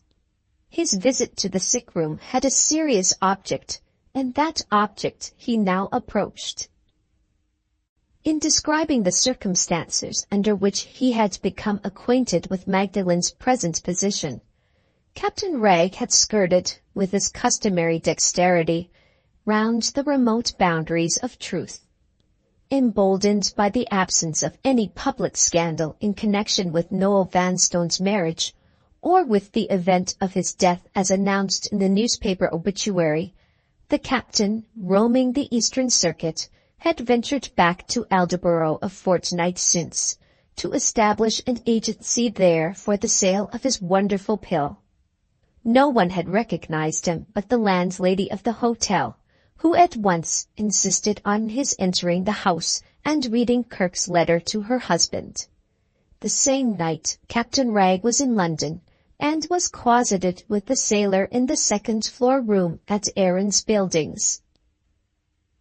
The serious nature of the situation, the indisputable certainty that Kirk must fail in tracing Magdalen's friends unless he first knew who she really was, had decided the captain on disclosing part, at least, of the truth. Declining to enter into any particulars, for family reasons, which Magdalen might explain on her recovery if she pleased, he astounded Kirk by telling him that the friendless woman whom he had rescued, and whom he had only known up to that moment as Miss Bygrave, was no other than the youngest daughter of Andrew Vanstone. The disclosure, on Kirk's side, of his father's connection with the young officer in Canada, had followed naturally on the revelation of Magdalen's real name. Captain Wragge had expressed his surprise, but had made no further remark at the time. A fortnight later, however, when the patient's recovery forced the serious difficulty on the doctor of meeting the questions which Magdalen was sure to ask, the captain's ingenuity had come, as usual, to the rescue. "You can't tell her the truth," he said, "without awakening painful recollections of her stay at Aldborough, into which I am not at liberty to enter. Don't acknowledge just yet that Mr. Kirk only knew her as Miss Bygrave of North Shingles when he found her in this house. Tell her boldly that he knew who she was, and that he felt what she must feel, that he had a hereditary right to help and protect her as his father's son. I am, as I have already told you," continued the captain, sticking fast to his old assertion, "a distant relative of the Coomraven family, and if there is nobody else at hand to help you through this difficulty, my services are freely at your disposal." No one else was at hand, and the emergency was a serious one. Strangers undertaking the responsibility might ignorantly jar on past recollections, which it would, perhaps, be the death of her to revive too soon. Near relatives might, by their premature appearance at the bedside, produce the same deplorable result. The alternative lay between irritating and alarming her by leaving her inquiries unanswered, or trusting Captain Wragge. In the doctor's opinion, the second risk was the least serious risk of the two, and the captain was now seated at Magdalen's bedside in discharge of the trust confided to him. Would she ask the question which it had been the private object of all Captain Wragge's preliminary talk lightly and pleasantly to provoke? Yes. As soon as his silence gave her the opportunity, she asked it. Who was that friend of his living in the house? You ought by rights to know him as well as I do, said the captain. "He is the son of one of your father's old military friends, when your father was quartered with his regiment in Canada. Your cheeks mustn't flush up. If they do, I shall go away." She was astonished, but not agitated. Captain Wragge had begun by interesting her in the remote past, which she only knew by hearsay, before he ventured on the delicate ground of her own experience. In a moment more she advanced to her next question. "What was his name?" "Kirk," proceeded the captain. "Did you never hear of his father, Major Kirk, commanding officer of the regiment in Canada? Did you never hear that the major helped your father through a great difficulty, like the best of good fellows and good friends?" Yes, she faintly fancied she had heard something about her father and an officer who had once been very good to him when he was a young man. But she could not look back so long. Was Mr. Kirk poor? Even Captain Wragge's penetration was puzzled by that question. He gave the true answer at hazard. "No," he said, "not poor." Her next inquiry showed what she had been thinking of. If Mr. Kirk was not poor, why did he come to live in that house? "She has caught me," thought the captain. "There is only one way out of it. I must administer another dose of truth. Mr. Kirk discovered you here by chance," he proceeded aloud. "Very ill, and not nicely attended to. Somebody was wanted to take care of you while you were not able to take care of yourself. Why not Mr. Kirk? He was the son of your father's old friend, which is the next thing to being your old friend. Who had a better claim to send for the right doctor and get the right nurse when I was not here to cure you with my wonderful pill? Gently, gently.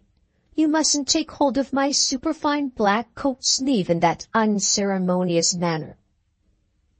He put her hand back on the bed, but she was not to be checked in that way. She persisted in asking another question. How came Mr. Kirk to know her? She had never seen him. She had never heard of him in her life. "Very likely," said Captain Wragge. "But your never having seen him is no reason why he should not have seen you." "When did he see me?" The captain corked up his doses of truth on the spot without a moment's hesitation. "Some time ago, my dear. I can't exactly say when." "Only once?" Captain Wragge suddenly saw his way to the administration of another dose. "Yes," he said, "only once." She reflected a little. The next question involved the simultaneous expression of two ideas, and the next question cost her an effort. "He only saw me once," she said.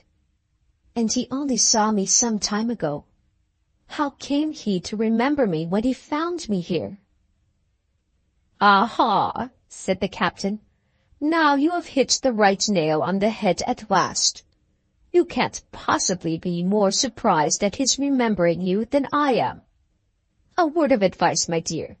When you are well enough to get up and see Mr. Kirk, try how that sharp question of yours sounds in his ears, and insist on his answering it himself." Slipping out of the dilemma in that characteristically adroit manner, Captain Wragge got briskly on his legs again and took up his hat. "Wait," she pleaded. "I want to ask you." "Not another word," said the captain. "I have given you quite enough to think of for one day. My time is up, and my gig is waiting for me. I am off to scour the country as usual. I am off to cultivate the field of public indigestion with the triple ploughshare of aloes, scammony, and gamboge." He stopped and turned round at the door. "By the by, a message from my unfortunate wife. If you will allow her to come and see you again, Mrs. Wragge solemnly promises not to lose her shoe next time. I don't believe her. What do you say? May she come?" Yes, whenever she likes, said Magdalen. If I ever get well again, may poor Mrs. Ragg come and stay with me? Certainly, my dear.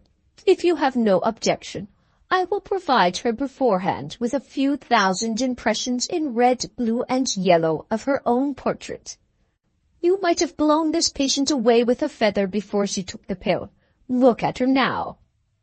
She is sure to drop herself about perpetually wherever she goes, and the most gratifying results, in an advertising point of view, must inevitably follow.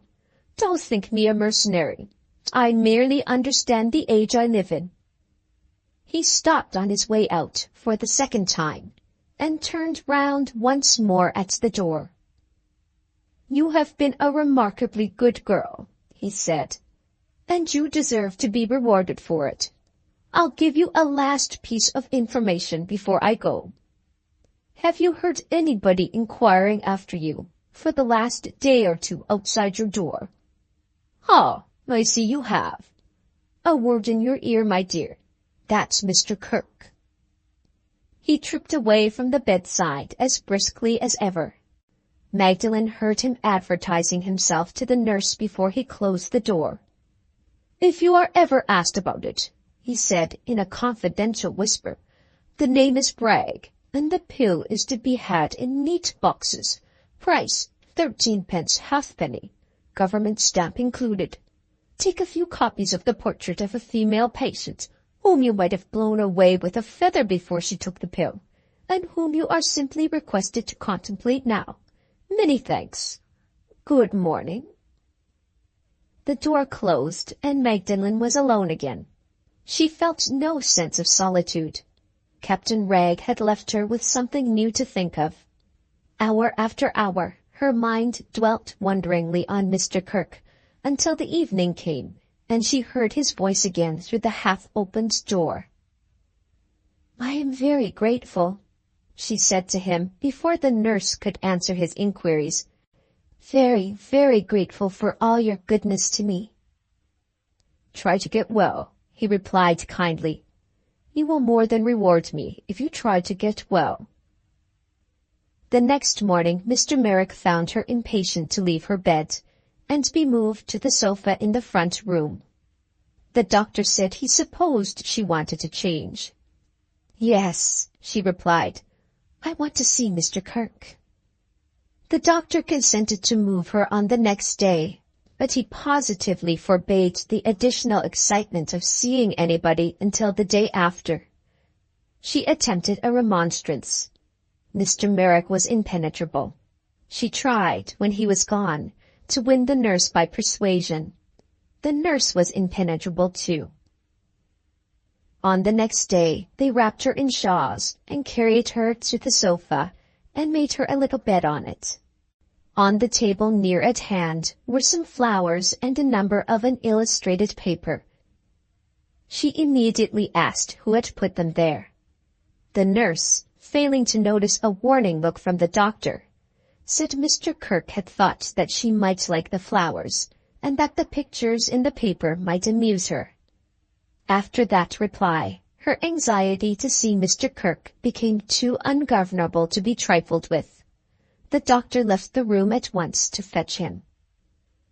She looked eagerly at the opening door. Her first glance at him as he came in raised a doubt in her mind whether she now saw that tall figure and that open sunburned face for the first time. But she was too weak and too agitated to follow her recollections as far back as Aldborough. She resigned the attempt and only looked at him. He stopped at the foot of the sofa and said a few cheering words. She beckoned to him to come nearer and offered him her wasted hand. He tenderly took it in his and sat down by her. They were both silent. His face told her of the sorrow and the sympathy which his silence would fain have concealed. She still held his hand, consciously now, as persistently as she had held it on the day when he found her. Her eyes closed after a vain effort to speak to him, and the tears rolled slowly over her wan, white cheeks. The doctor signed to Kirk to wait and give her time. She recovered a little and looked at him. "How kind you have been to me," she murmured, "and how little I have deserved it." "Hush, hush," he said. "You don't know what a happiness it was to me to help you."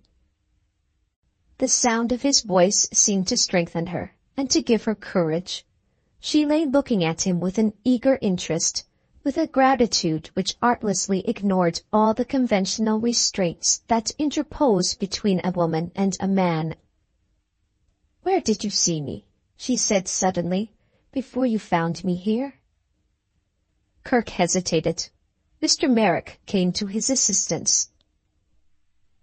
"I forbid you to say a word about the past to Mr. Kirk," interposed the doctor, "and I forbid Mr. Kirk to say a word about it to you. You are beginning a new life today, and the only recollections I sanction are recollections 5 minutes old." She looked at the doctor and smiled. "I must ask him one question," she said, and turned back again to Kirk. "Is it true that you had only seen me once before you came to this house?"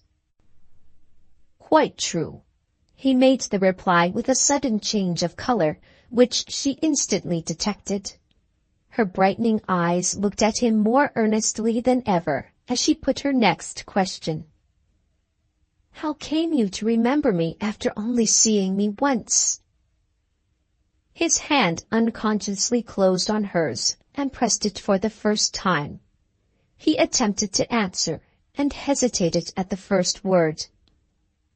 "I have a good memory," he said at last, and suddenly looked away from her with a confusion so strangely unlike his customary self-possession of manner that the doctor and the nurse both noticed it.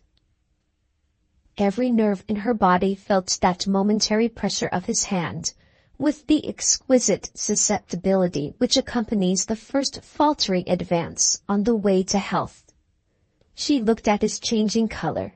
She listened to his hesitating words, with every sensitive perception of her sex and age quickened to seize intuitively on the truth. In the moment when he looked away from her, she gently took her hand from him and turned her head aside on the pillow. "Can it be?" she thought, with a flutter of delicious fear at her heart, with a glow of delicious confusion burning on her cheeks. "Can it be?" The doctor made another sign to Kirk. He understood it and rose immediately. The momentary discomposure in his face and manner had both disappeared. He was satisfied in his own mind that he had successfully kept his secret, and in the relief of feeling that conviction, he had become himself again. "Goodbye till tomorrow," he said as he left the room. "Goodbye," she answered softly, without looking at him. Mr. Merrick took the chair which Kirk had resigned, and laid his hand on her pulse. "Just what I feared," remarked the doctor. "Too quick by half." She petulantly snatched away her wrist. "Don't," she said, shrinking from him. "Pray, don't touch me." Mr. Merrick good-humoredly gave up his place to the nurse. "I'll return in half an hour," he whispered, "and carry her back to bed. Don't let her talk. Show her the pictures in the newspaper, and keep her quiet in that way." When the doctor returned, the nurse reported that the newspaper had not been wanted. The patient's conduct had been exemplary. She had not been at all restless, and she had never spoken a word. The days passed, and the time grew longer and longer which the doctor allowed her to spend in the front room. She was soon able to dispense with the bed on the sofa. She could be dressed and could sit up, supported by pillows, in an armchair. Her hours of emancipation from the bedroom represented the great daily event of her life. They were the hours she passed in Kirk's society. She had a double interest in him now. Her interest in the man whose protecting care had saved her reason and her life. her interest in the man whose heart's deepest secret she had surprised. Little by little, they grew as easy and familiar with each other as old friends. Little by little, she presumed on all her privileges and wound her way unsuspected into the most intimate knowledge of his nature. Her questions were endless. Everything that he could tell her of himself and his life, she drew from him delicately and insensibly. He, the least self-conscious of mankind, became an egotist in her dexterous hands. She found out his pride in his ship and practiced on it without remorse. She drew him into talking of the fine qualities of the vessel, of the great things the vessel had done in emergencies, as he had never in his life talked yet to any living creature on shore. She found him out in private seafaring anxieties and unutterable seafaring exultations, which he had kept a secret from his own mates. She watched his kindling face with a delicious sense of triumph in adding fuel to the fire.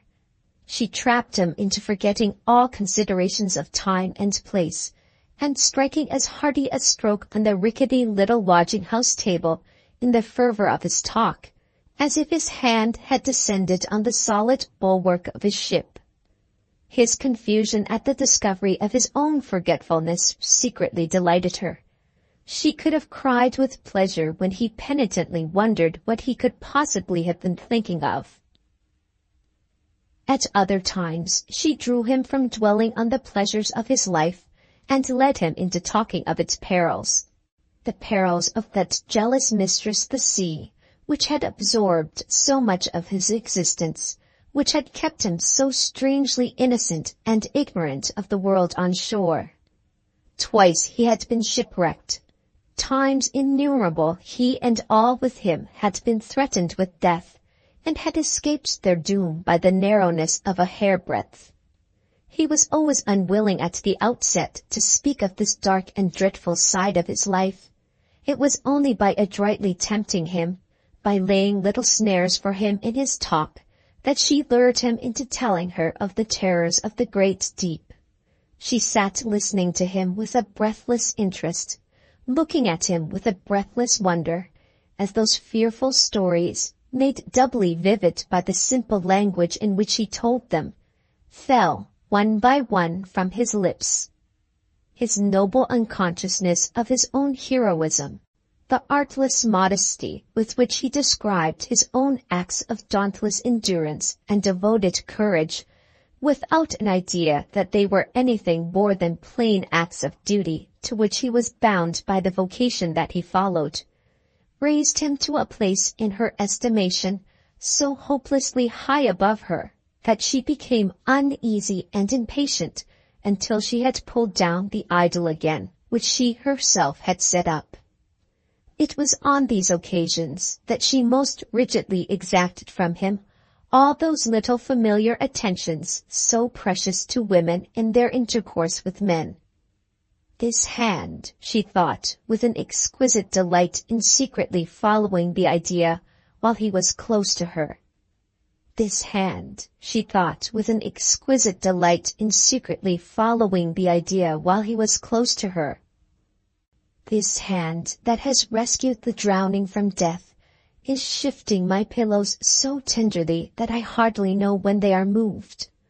This hand that has seized men mad with mutiny and driven them back to their duty by main force is mixing my lemonade and peeling my fruit more delicately and more neatly than I could do it for myself. Oh, if I could be a man, how I should like to be such a man as this. She never allowed her thoughts, while she was in his presence, to lead her beyond that point. It was only when the night had separated them that she ventured to let her mind dwell on the self-sacrificing devotion which had so mercifully rescued her. Kirk little knew how she thought of him, in the secrecy of her own chamber, during the quiet hours that elapsed before she sank to sleep. No suspicion crossed his mind of the influence which he was exerting over her, of the new spirit which he was breathing into that new life, so sensitively open to impression in the first freshness of its recovered sense. She has nobody else to amuse her, poor thing, he used to think sadly, sitting alone in his small second-floor room. If a rough fellow like me can beguile the weary hours till her friends come here, she is heartily welcome to all that I can tell her. He was out of spirits and restless now whenever he was by himself. Little by little, he fell into a habit of taking long, lonely walks at night, when Magdalen thought he was sleeping upstairs. Once he went away abruptly in the daytime, on business, as he said. Something had passed between Magdalen and himself the evening before, which had led her into telling him her age. 20 last birthday, he thought. Take 20 from 41, an easy sum in subtraction, as easy a sum as my little nephew could wish for. He walked to the docks and looked bitterly at the shipping. I mustn't forget how a ship is made, he said. It won't be long before I am back at the old work again. On leaving the docks, he paid a visit to a brother sailor, a married man. In the course of conversation, he asked how much older his friend might be than his friend's wife. There was 6 years difference between them. I suppose that's difference enough, said Kirk. Yes, said his friend. Quite enough. Are you looking out for a wife at last? Try a seasoned woman of 35. That's your mark, Kirk, as near as I can calculate. The time passed smoothly and quickly. The present time in which she was recovering so happily. The present time which he was beginning to distrust already. Early one morning, Mr. Merrick surprised Kirk by a visit in his little room on the second floor. I came to the conclusion yesterday, said the doctor, entering abruptly on his business, that our patient was strong enough to justify us at last in running all risks and communicating with her friends, and I have accordingly followed the clue which that queer fellow, Captain Ragg, put into our hands. You remember he advised us to apply to Mr. Pendrell, the lawyer? I saw Mr. Pendrell 2 days ago, and was referred by him, not over-willingly as I thought, to a lady named Miss Garth. I heard enough from her to satisfy me that we have exercised a wise caution in acting as we have done. It is a very, very sad story, and I am bound to say that I, for one, make great allowances for the poor girl downstairs. Her only relation in the world is her elder sister. I have suggested that the sister shall write to her in the first instance, and then, if the letter does her no harm, follow it personally in a day or 2. I have not given the address, by way of preventing any visits from being paid here without my permission. All I have done is to undertake to forward the letter, and I shall probably find it at my house when I get back. Can you stop at home until I send my man with it? There is not the least hope of my being able to bring it myself. All you need do is watch for an opportunity when she is not in the front room, and to put the letter where she can see it when she comes in. The handwriting on the address will break the news before she opens the letter. Say nothing to her about it. Take care that the landlady is within call, and leave her to herself. I know I can trust you to follow my directions, and that is why I ask you to do us this service. You look out of spirits this morning. Natural enough. You're used to plenty of fresh air, Captain, and you're beginning to pine in this close place. May I ask a question, Doctor? Is she pining in this close place too? When her sister comes, will her sister take her away? Decidedly, if my advice is followed, she will be well enough to be moved in a week or less. Good day. You are certainly out of spirits, and your hand feels feverish. Pining for the blue water, Captain. Pining for the blue water. With that expression of opinion, the doctor cheerfully went out. In an hour, the letter arrived. Kirk took it from the landlady reluctantly, and almost roughly, without looking at it. Having ascertained that Magdalen was still engaged at her toilet, and having explained to the landlady the necessity of remaining within call, he went downstairs immediately and put the letter on the table in the front room. Magdalen heard the sound of the familiar step on the floor. "I shall soon be ready," she called to him through the door. He made no reply.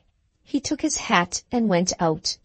After a momentary hesitation, he turned his face eastward and called on the ship owners who employed him at their office in Cornhill. The last scene. Aaron's Buildings. Chapter 3. Magdalen's first glance round the empty room showed her the letter on the table. The address, as the doctor had predicted, broke the news the moment she looked at it. Not a word escaped her. She sat down by the table, pale and silent, with the letter in her lap. Twice she attempted to open it, and twice she put it back again. The bygone time was not alone in her mind as she looked at her sister's handwriting. The fear of Kirk was there with it. "My past life," she thought. "What will he think of me when he knows my past life?" She made another effort and broke the seal. A second letter dropped out of the enclosure, addressed to her in a handwriting with which she was not familiar. She put the second letter aside and read the lines which Norah had written. "Ventnor, Isle of Wight, August 24th. My dearest Magdalen, when you read this letter, try to think that we have only been parted since yesterday, and dismiss from your mind, as I have dismissed from mine, the past and all that belongs to it. I am strictly forbidden to agitate you, to weary you by writing a long letter. Is it wrong to tell you that I am the happiest woman living? I hope not, for I can't keep the secret to myself. My darling, prepare yourself for the greatest surprise I have ever caused you. I am married. It is only a week today since I parted with my old name. It is only a week since I have been the happy wife of George Bartram, of St. Crux. There were difficulties at first in the way of our marriage. Some of them I am afraid of my making. Happily for me, my husband knew from the beginning that I really loved him. He gave me a second chance of telling him so, after I had lost the first, and, as you see, I was wise enough to take it. You ought to be especially interested, my love, in this marriage, for you are the cause of it. If I had not gone to Aldborough to search for the lost trace of you, if George had not been brought there at the same time by circumstances in which you were concerned, my husband and I might never have met. When we look back to our first impressions of each other, we look back to you. I must keep my promise not to weary you. I must bring this letter, sorely against my will, to an end. Patience, patience. I shall see you soon. George and I are both coming to London to take you back with us to Ventnor. This is my husband's invitation, mind, as well as mine. Don't suppose I married him, Magdalen, until I had taught him to think of you as I think, to wish with my wishes, and to hope with my hopes. I could say so much more about this, so much more about George, if I might only give my thoughts and my pen their own way. But I must leave Miss Garth, at her own special request, a blank space to fill up on the last page of this letter, and I must only add one word more before I say goodbye. A word to warn you that I have another surprise in store, which I am keeping in reserve until we meet.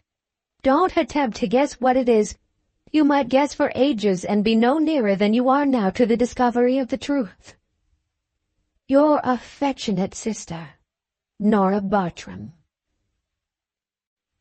Added by Miss Garth.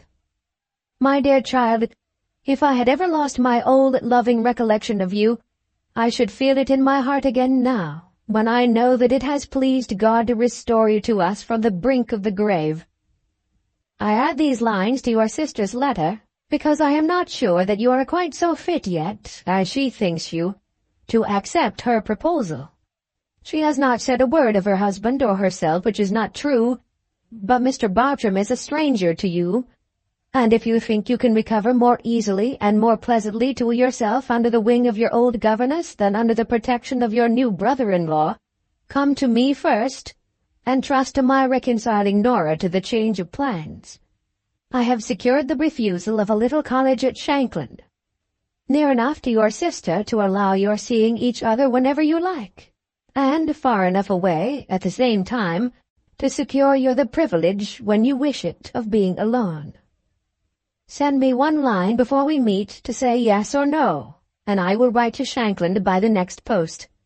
Always yours affectionately, Harriet Garth. The letter dropped from Magdalen's hand. Thoughts, which had never risen in her mind yet, rose in it now. Norah, whose courage under undeserved calamity had been the courage of resignation. Norah, who had patiently accepted her hard lot, who from first to last had meditated no vengeance and stooped to no deceit. Norah had reached the end which all her sister's ingenuity, all her sister's resolution, and all her sister's daring had failed to achieve. Openly and honorably, with love on one side and love on the other, Norah had married the man who possessed the Combe Raven money, and Magdalen's own scheme to recover it had opened the way to the event which had brought husband and wife together. As the light of that overwhelming discovery broke on her mind, the old strife was renewed, and good and evil struggled once more which should win her. But with added forces this time, with the new spirit that had been breathed into her new life, with the nobler sense that had grown with the growth of her gratitude to the man who had saved her, fighting on the better side. All the higher impulses of her nature, which had never, from first to last, let her err with impunity, which had tortured her, before her marriage and after it, with the remorse that no woman inherently heartless and inherently wicked can feel, all the nobler elements in her character gathered their forces for the crowning struggle, and strengthened her to meet, with no unworthy shrinking, the revelation that had opened on her view. Clearer and clearer, in the light of its immortal life, the truth rose before her from the ashes of her dead passions. When she looked at the letter again, when she read the words once more which told her that the recovery of the lost fortune was her sister's triumph, not hers, she had victoriously trampled down all little jealousies and all mean regrets. She could say in her heart of hearts, "Norah has deserved it." The day wore on. She sat absorbed in her own thoughts, and heedless of the second letter which she had not opened yet, until Kirk's return. He stopped on the landing outside, and opening the door a little way only, asked, without entering the room, if she wanted anything that he could send her. She begged him to come in. His face was worn and weary. He looked older than she had seen him look yet. "Did you put my letter on the table for me?" she asked. "Yes, I put it there at the doctor's request." "I suppose the doctor told you that it was from my sister?" "She is coming to see me, and Miss Garth is coming to see me. They will thank you for all your goodness to me better than I can." "I have no claim on their thanks," he answered sternly. "What I have done was not done for them, but for you." He waited a little, and looked at her. His face would have betrayed him in that look, his voice would have betrayed him in the next words he spoke, if she had not guessed the truth already. "When your friends come here," he resumed, "they will take you away, I suppose, to some better place than this?" "They can take me to no place," she said gently, "which I shall think of as I think of the place where you found me. They can take me to no dearer friend than the friend who saved my life." There was a moment's silence between them. "We have been very happy here," he went on in lower and lower tones. "You won't forget me when we have said good-bye?" She turned pale as the words passed his lips, and leaving her chair, knelt down at the table, so as to look up into his face and to force him to look into hers. "Why do you talk of it?" she asked. "We are not going to say goodbye, at least not yet." "I thought—" he began. "Yes? I thought your friends were coming here," she eagerly interrupted him. "Do you think I would go away with anybody," she said, "even with the dearest relation I have in the world, and leave you here, not knowing and not caring whether ever I saw you again? Oh, you don't think that of me," she exclaimed, with the passionate tears springing into her eyes. "I'm sure you don't think that of me." "No," he said. "I have never thought, I never can think, unjustly or unworthily of you." Before he could add another word, she left the table as suddenly as she had approached it, and returned to her chair. He had unconsciously replied in terms that reminded her of the hard necessity which still remained unfulfilled, the necessity of telling him the story of the past. Not an idea of concealing that story from his knowledge crossed her mind. Will he love me when he knows the truth, as he loves me now? That was her only thought, as she tried to approach the subject in his presence without shrinking from it. "That has put my own feelings out of the question," she said. "There is a reason for my not going away unless I first have the assurance of seeing you again. You have a claim, the strongest claim of anyone, to know how I came here, unknown to my friends, and how it was that you found me fallen so low." "I make no claim," he said hastily. "I wish to know nothing which distresses you to tell me." "You have always done your duty," she rejoined with a faint smile. "Let me take example from you, if I can, and try to do mine." "I am old enough to be your father," he said bitterly. "Duty is more easily done at my age than it is at yours." His age was so constantly in his mind that he fancied it must be in her mind too. She had never given it a thought. The reference he just made to it did not divert her for a moment from the subject on which she was speaking to him. "You don't know how I value your good opinion of me," she said, struggling resolutely to sustain her sinking courage. "How can I deserve your kindness? How can I feel that I am worthy of your regard until I have opened my heart to you? Oh, don't encourage me in my miserable weakness. Help me to tell the truth. Force me to tell it, for my own sake, if not for yours." He was deeply moved by the fervent sincerity of that appeal. "You shall tell it," he said. "You are right, and I was wrong." He waited a little and considered. "Would it be easier to you," he asked, with delicate consideration for her, "to write it than to tell it?" She caught gratefully at the suggestion. "Far easier," she replied. "I can be sure of myself. I can be sure of hiding nothing from you, if I write it. Don't write to me on your side," she added, suddenly, seeing with a woman's instinctive quickness of penetration the danger of totally renouncing her personal influence over him. "Wait till we meet, and tell me with your own lips what you think."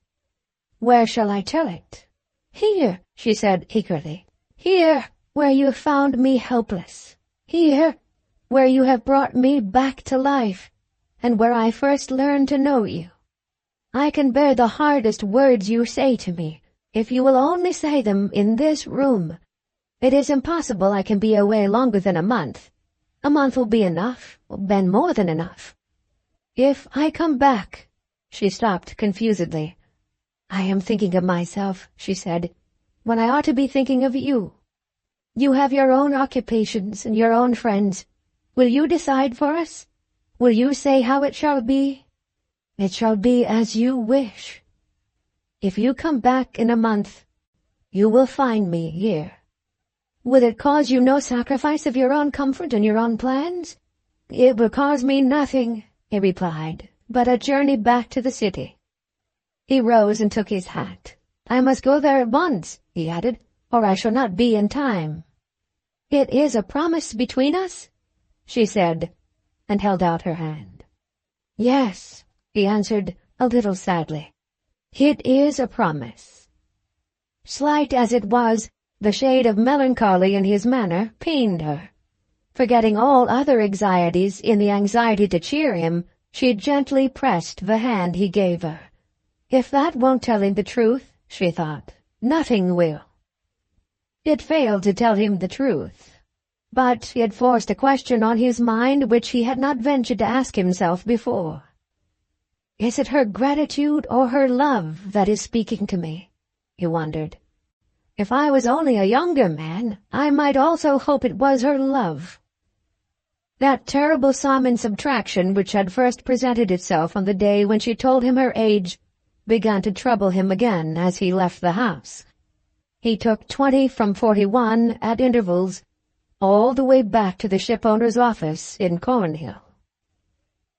Left by herself, Magdalen approached the table to write the line of answer which Miss Garth requested, and gratefully to accept the proposal that had been made to her. The second letter, which she had laid aside and forgotten, was the first object that caught her eye on changing her place. She opened it immediately, and not recognizing the handwriting, looked at the signature. To her unutterable astonishment, her correspondent proved to be no less a person than old Mr. Clare. The philosopher's letter dispensed with all the ordinary forms of address, and entered on the subject without prefatory phrases of any kind, in these uncompromising terms. "I have more news for you of that contemptible cur, my son. Here it is in the fewest possible words. I have always told you, if you remember, that Frank was a sneak. The very first trace recovered of him, after his running away from his employers in China, presents him in that character. Where do you think he turns up next? He turns up, hidden behind a couple of flour barrels, on board an English vessel, bound homeward from Hong Kong to London. The name of the ship was the Deliverance, and the commander was one Captain Kirk. Instead of acting like a sensible man and throwing Frank overboard, Captain Kirk was fool enough to listen to his story. He made the most of his misfortunes, you may be sure. He was half-starved. He was an Englishman lost in a strange country without a friend to help him. His only chance of getting home was to sneak into the hold of an English vessel, and he had sneaked in, accordingly, at Hong Kong 2 days since. That was his story. Any other lout in Frank's situation would have been rope's-ended by any other captain. Deserving no pity from anybody, Frank was, as a matter of course, coddled and compassioned on the spot. The captain took him by the hand, the crew pitied him, and the passengers patted him on the back. He was fed, clothed, and presented with his passage home. Luck enough, so far, you will say. Nothing of the sort. Nothing like luck enough for my despicable son. The ship touched at the Cape of Good Hope. Among his other acts of folly, Captain Kirk took a woman passenger on board at that place. Not a young woman by any means. The elderly widow of a rich colonist. Is it necessary to say that she forthwith became deeply interested in Frank and his misfortunes? Is it necessary to tell you what followed? Look back at my son's career, and you will see that what followed was all of a piece with what went before. He didn't deserve your poor father's interest in him, and he got it. He didn't deserve your attachment, and he got it. He didn't deserve the best place in one of the best offices in London. He didn't deserve an equally good chance in one of the best mercantile houses in China. He didn't deserve food, clothing, pity, and a free passage home. And he got them all. Last, not least, he didn't even deserve to marry a woman old enough to be his grandmother. And he has done it. Not 5 minutes since, I sent his wedding cards out to the dust hole, and tossed the letter that came with them into the fire. The last piece of information which that letter contains is that he and his wife are looking out for a house and estate to suit them. Mark my words, Frank will get one of the best estates in England, A seat in the House of Commons will follow as a matter of course, and one of the legislators of this ass-ridden country will be my lout. If you are the sensible girl I have always taken you for, you have long since learned to rate Frank at his true value, and the news I send you will only confirm your contempt for him. I wish your poor father could but have lived to see this day. Often as I have missed my old gossip, I don't know that I have ever felt the loss of him so keenly as I felt it when Frank's wedding cards and Frank's letter came to this house. Your friend, if you ever want one, Francis Clare, Sr. With one momentary disturbance of her composure, produced by the appearance of Kirk's name in Mr. Clare's singular narrative, Magdalen read the letter steadily through from beginning to end. The time when it could have distressed her was gone by. The scales had long since fallen from her eyes. Mr. Clare himself would have been satisfied if he had seen the quiet contempt on her face as she laid aside his letter. The only serious thought it cost her was the thought in which Kirk was concerned. The careless manner in which he had referred in her presence to the passengers on board his ship, without mentioning any of them by their names, showed her that Frank must have kept silence on the subject of the engagement once existing between them. The confession of that vanished delusion was left for her to make, as part of the story of the past which she had pledged herself unreservedly to reveal. She wrote to Miss Garth, and sent the letter to the post immediately. The next morning brought a line of rejoinder. Miss Garth had written to secure the cottage at Shanklin, and Mr. Merrick had consented to Magdalen's removal on the following day. Norah would be the first to arrive at the house, and Miss Garth would follow, with a comfortable carriage to take the invalid to the railway. Every needful arrangement had been made for her. The effort of moving was the one effort she would have to make. Magdalen read the letter thankfully, but her thoughts wandered from it and followed Kirk on his return to the city. What was the business which had once already taken him there in the morning, and why had the promise exchanged between them obliged him to go to the city again for the second time in one day? Was it, by any chance, business relating to the sea? Were his employers tempting him to go back to his ship? The last scene, Aaron's Buildings, Chapter 4. The first agitation of the meeting between the sisters was over. The first vivid impressions, half pleasurable, half painful, had softened a little, and Norah and Magdalen sat together hand in hand, each wrapped in the silent fullness of her own joy. Magdalen was the first to speak. "You have something to tell me, Norah?" "I have 1,000 things to tell you, my love, and you have 10,000 things to tell me." "Do you mean that second surprise which I told you of in my letter?"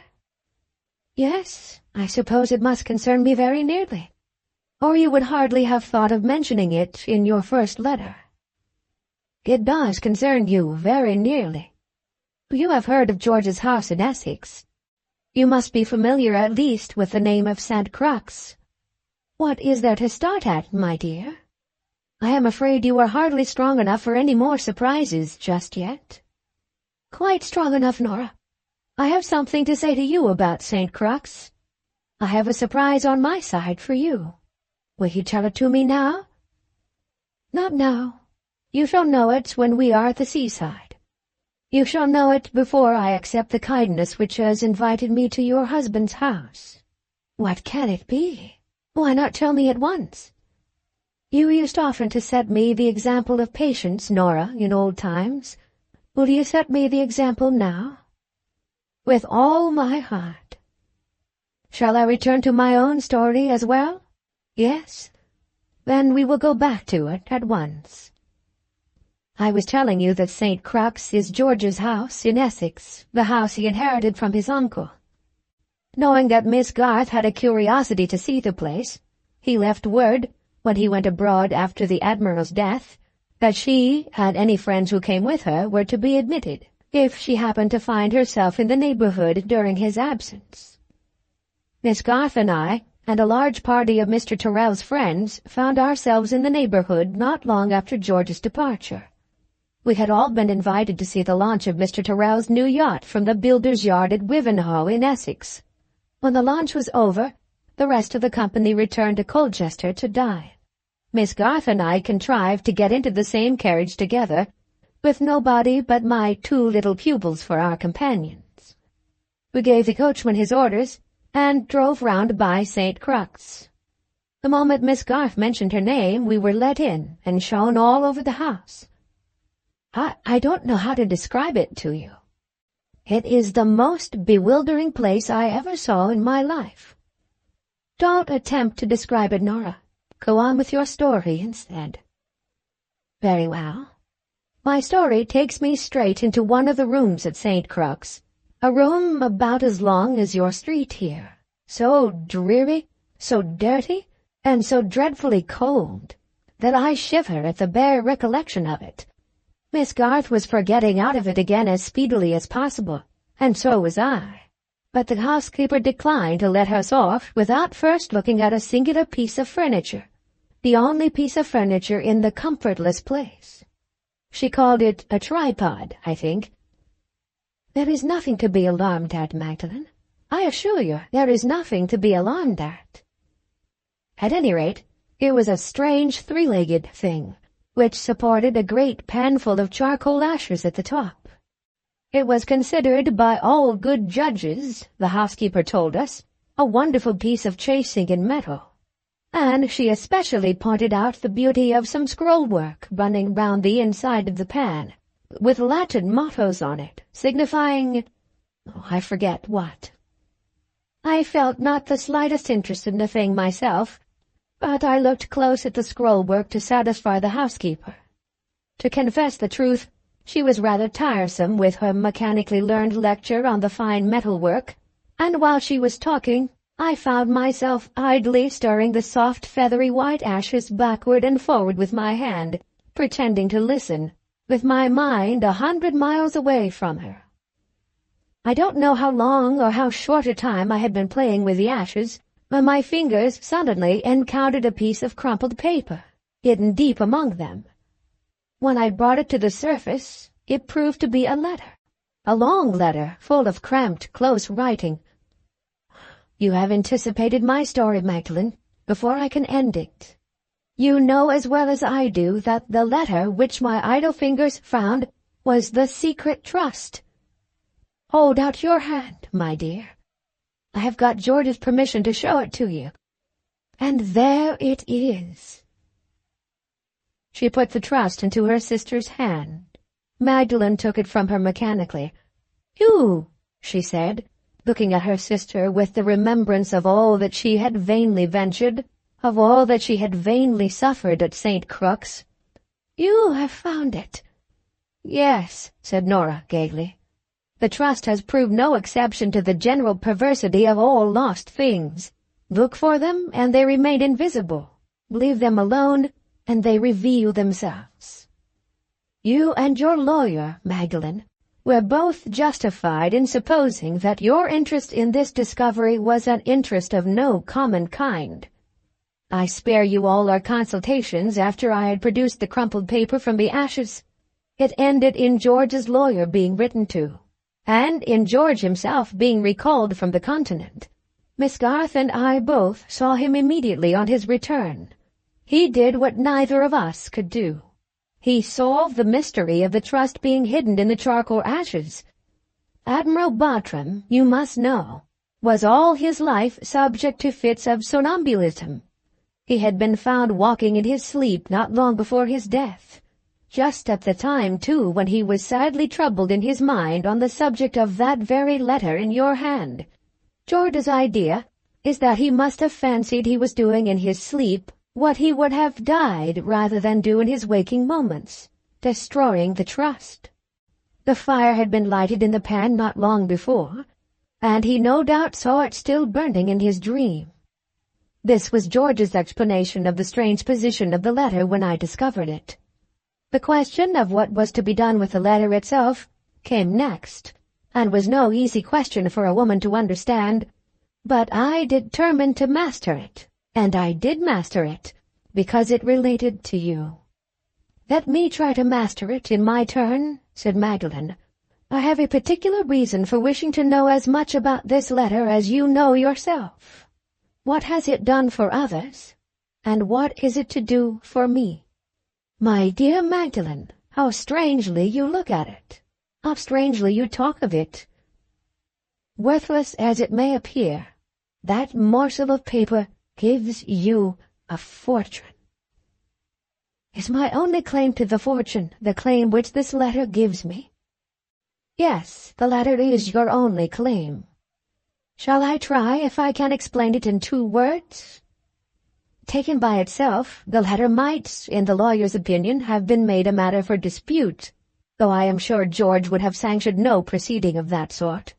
Taken, however, with the postscript which Admiral Bartram attached to it, you will see the lines if you look under the signature on the 3rd page. It becomes legally binding, as well as morally binding, on the Admiral's representatives.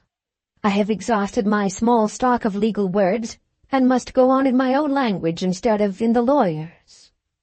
The end of the thing was simply this. All the money went back to Mr. Noel Vanstone's estate.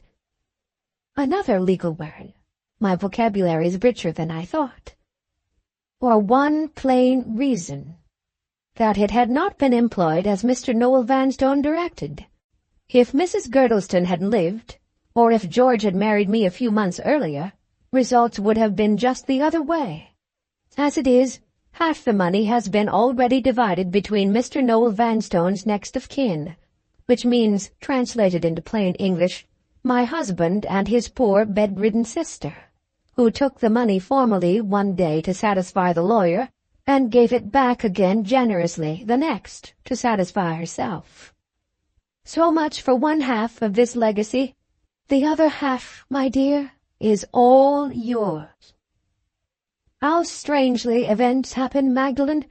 It is only 2 years since you and I were left disinherited orphans, and we are sharing our poor father's fortune between us, after all. Wait a little, Norah. Our shares come to us in very different ways. Do they?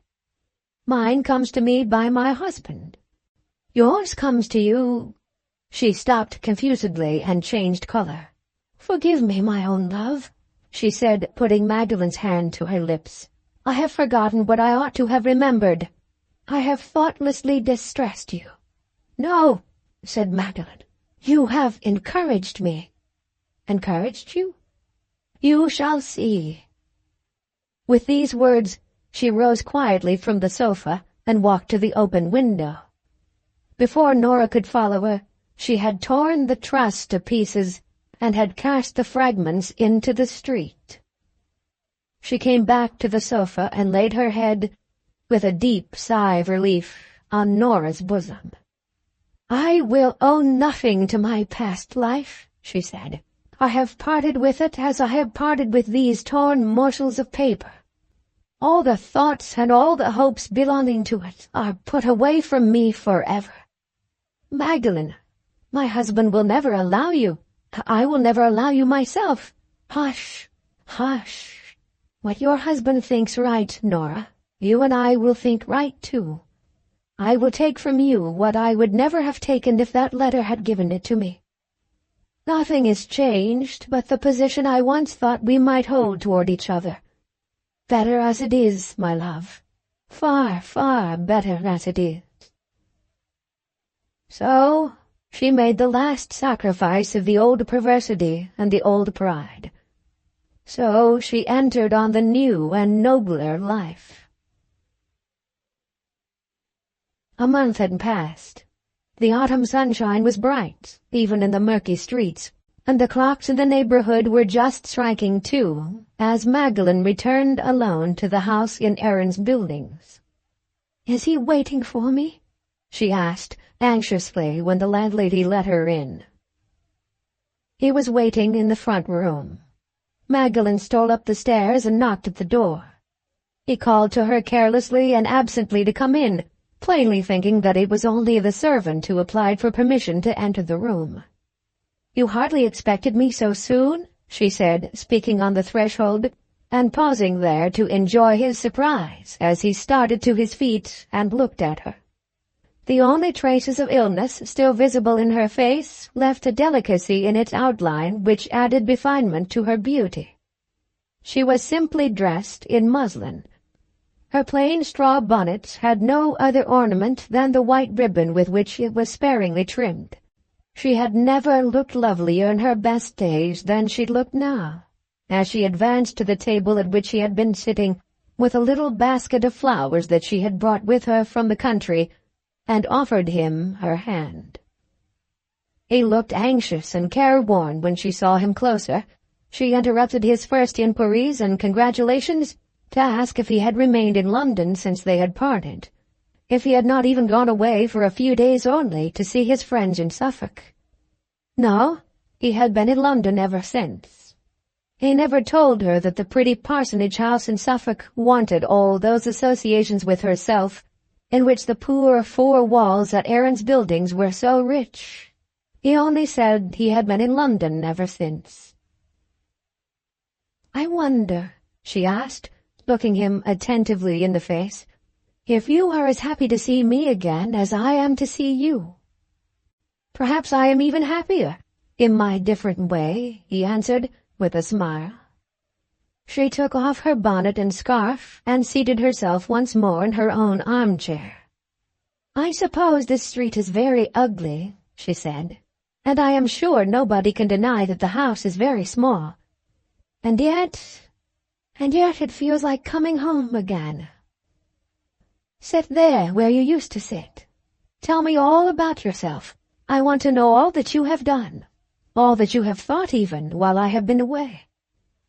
She tried to resume the endless succession of questions by means of which she was accustomed to lure him into speaking of himself, but she put them far less spontaneously, far less adroitly than usual.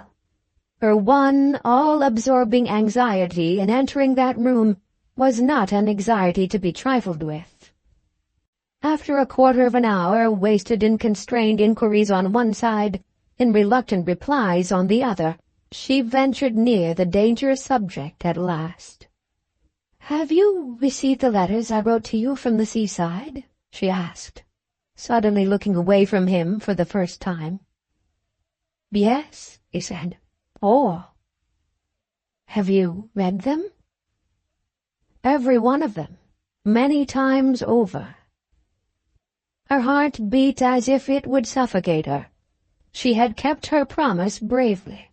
The whole story of her life, from the time of the home wreck at Combe Raven to the time when she had destroyed the secret trust in her sister's presence, had been all laid before him. Nothing that she had done, nothing even that she had thought, had been concealed from his knowledge. As he would have kept a pledged engagement with her, so she had kept her pledged engagement with him. She had not faltered in the resolution to do this. And now she faltered over the one decisive question which she had come there to ask.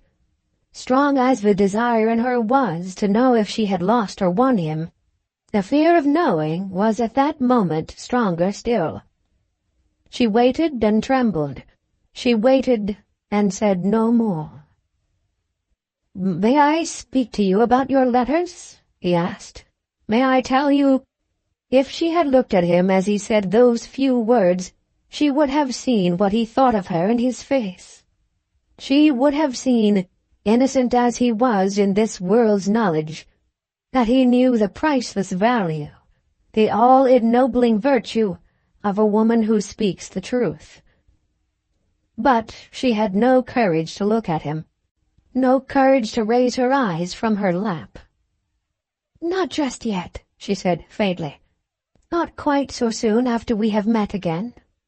She rose hurriedly from her chair and walked to the window, turned back again into the room, and approached the table close to where he was sitting. The writing materials scattered near him offered her a pretext for changing the subject, and she seized on it directly. "Were you writing a letter?" she asked, "when I came in?" "I was thinking about it," he replied. "It was not a letter to be written without thinking first." He rose as he answered her to gather the writing materials together and put them away. "Why should I interrupt you?" she said. "Why not let me try whether I can't help you instead?" "Is it a secret?" "No, not a secret." He hesitated as he answered her. She instantly guessed the truth. "Is it about your ship?" He little knew how she had been thinking in her absence from him of the business which he believed that he had concealed from her. He little knew that she had learned already to be jealous of his ship. "Do they want you to return to your old life?" she went on. "Do they want you to go back to the sea? Must you say yes or no at once?" "At once." "If I had not come in when I did, would you have said yes?" She unconsciously laid her hand on his arm, forgetting all inferior considerations in her breathless anxiety to hear his next words. The confession of his love was within a hairbreadth of escaping him, but he checked the utterance of it even yet. "I don't care for myself," he thought, "but how can I be certain of not distressing her?" "Would you have said yes?" she repeated. "I was doubting," he answered. "I was doubting between yes and no." Her hand tightened on his arm. A sudden trembling seized her in every limb. She could bear it no longer. All her heart went out to him in her next words. "Were you doubting for my sake?" "Yes," he said. "Take my confession in return for yours. I was doubting for your sake." She said no more. She only looked at him. In that look, a truth reached him at last. The next instant, she was folded in his arms and was shedding delicious tears of joy with her face hidden on his bosom. "Do I deserve my happiness?" she murmured, asking the one question at last. "Oh, I know how the poor, narrow people who have never felt and never suffered would answer me if I asked them what I ask you. If they knew my story, they would forget all the provocation and only remember the offense. They would fasten on my sin and pass all my suffering by. But you are not one of them. Tell me if you have any shadow of a misgiving. Tell me if you would doubt that the one dear object of all my life to come is to live worthy of you. I asked you to wait and see me. I asked you, if there was any hard truth to be told, to tell it to me here with your own lips. Tell it, my love, my husband. Tell it to me now." She looked up, still clinging to him as she clung to the hope for her better life to come. "Tell me the truth," she repeated. "With my own lips." "Yes," she answered eagerly.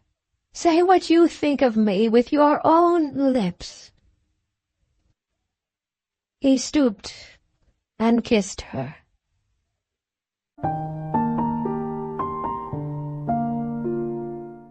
The end. Thank you very much for watching. Please don't forget to subscribe our channel for more stories.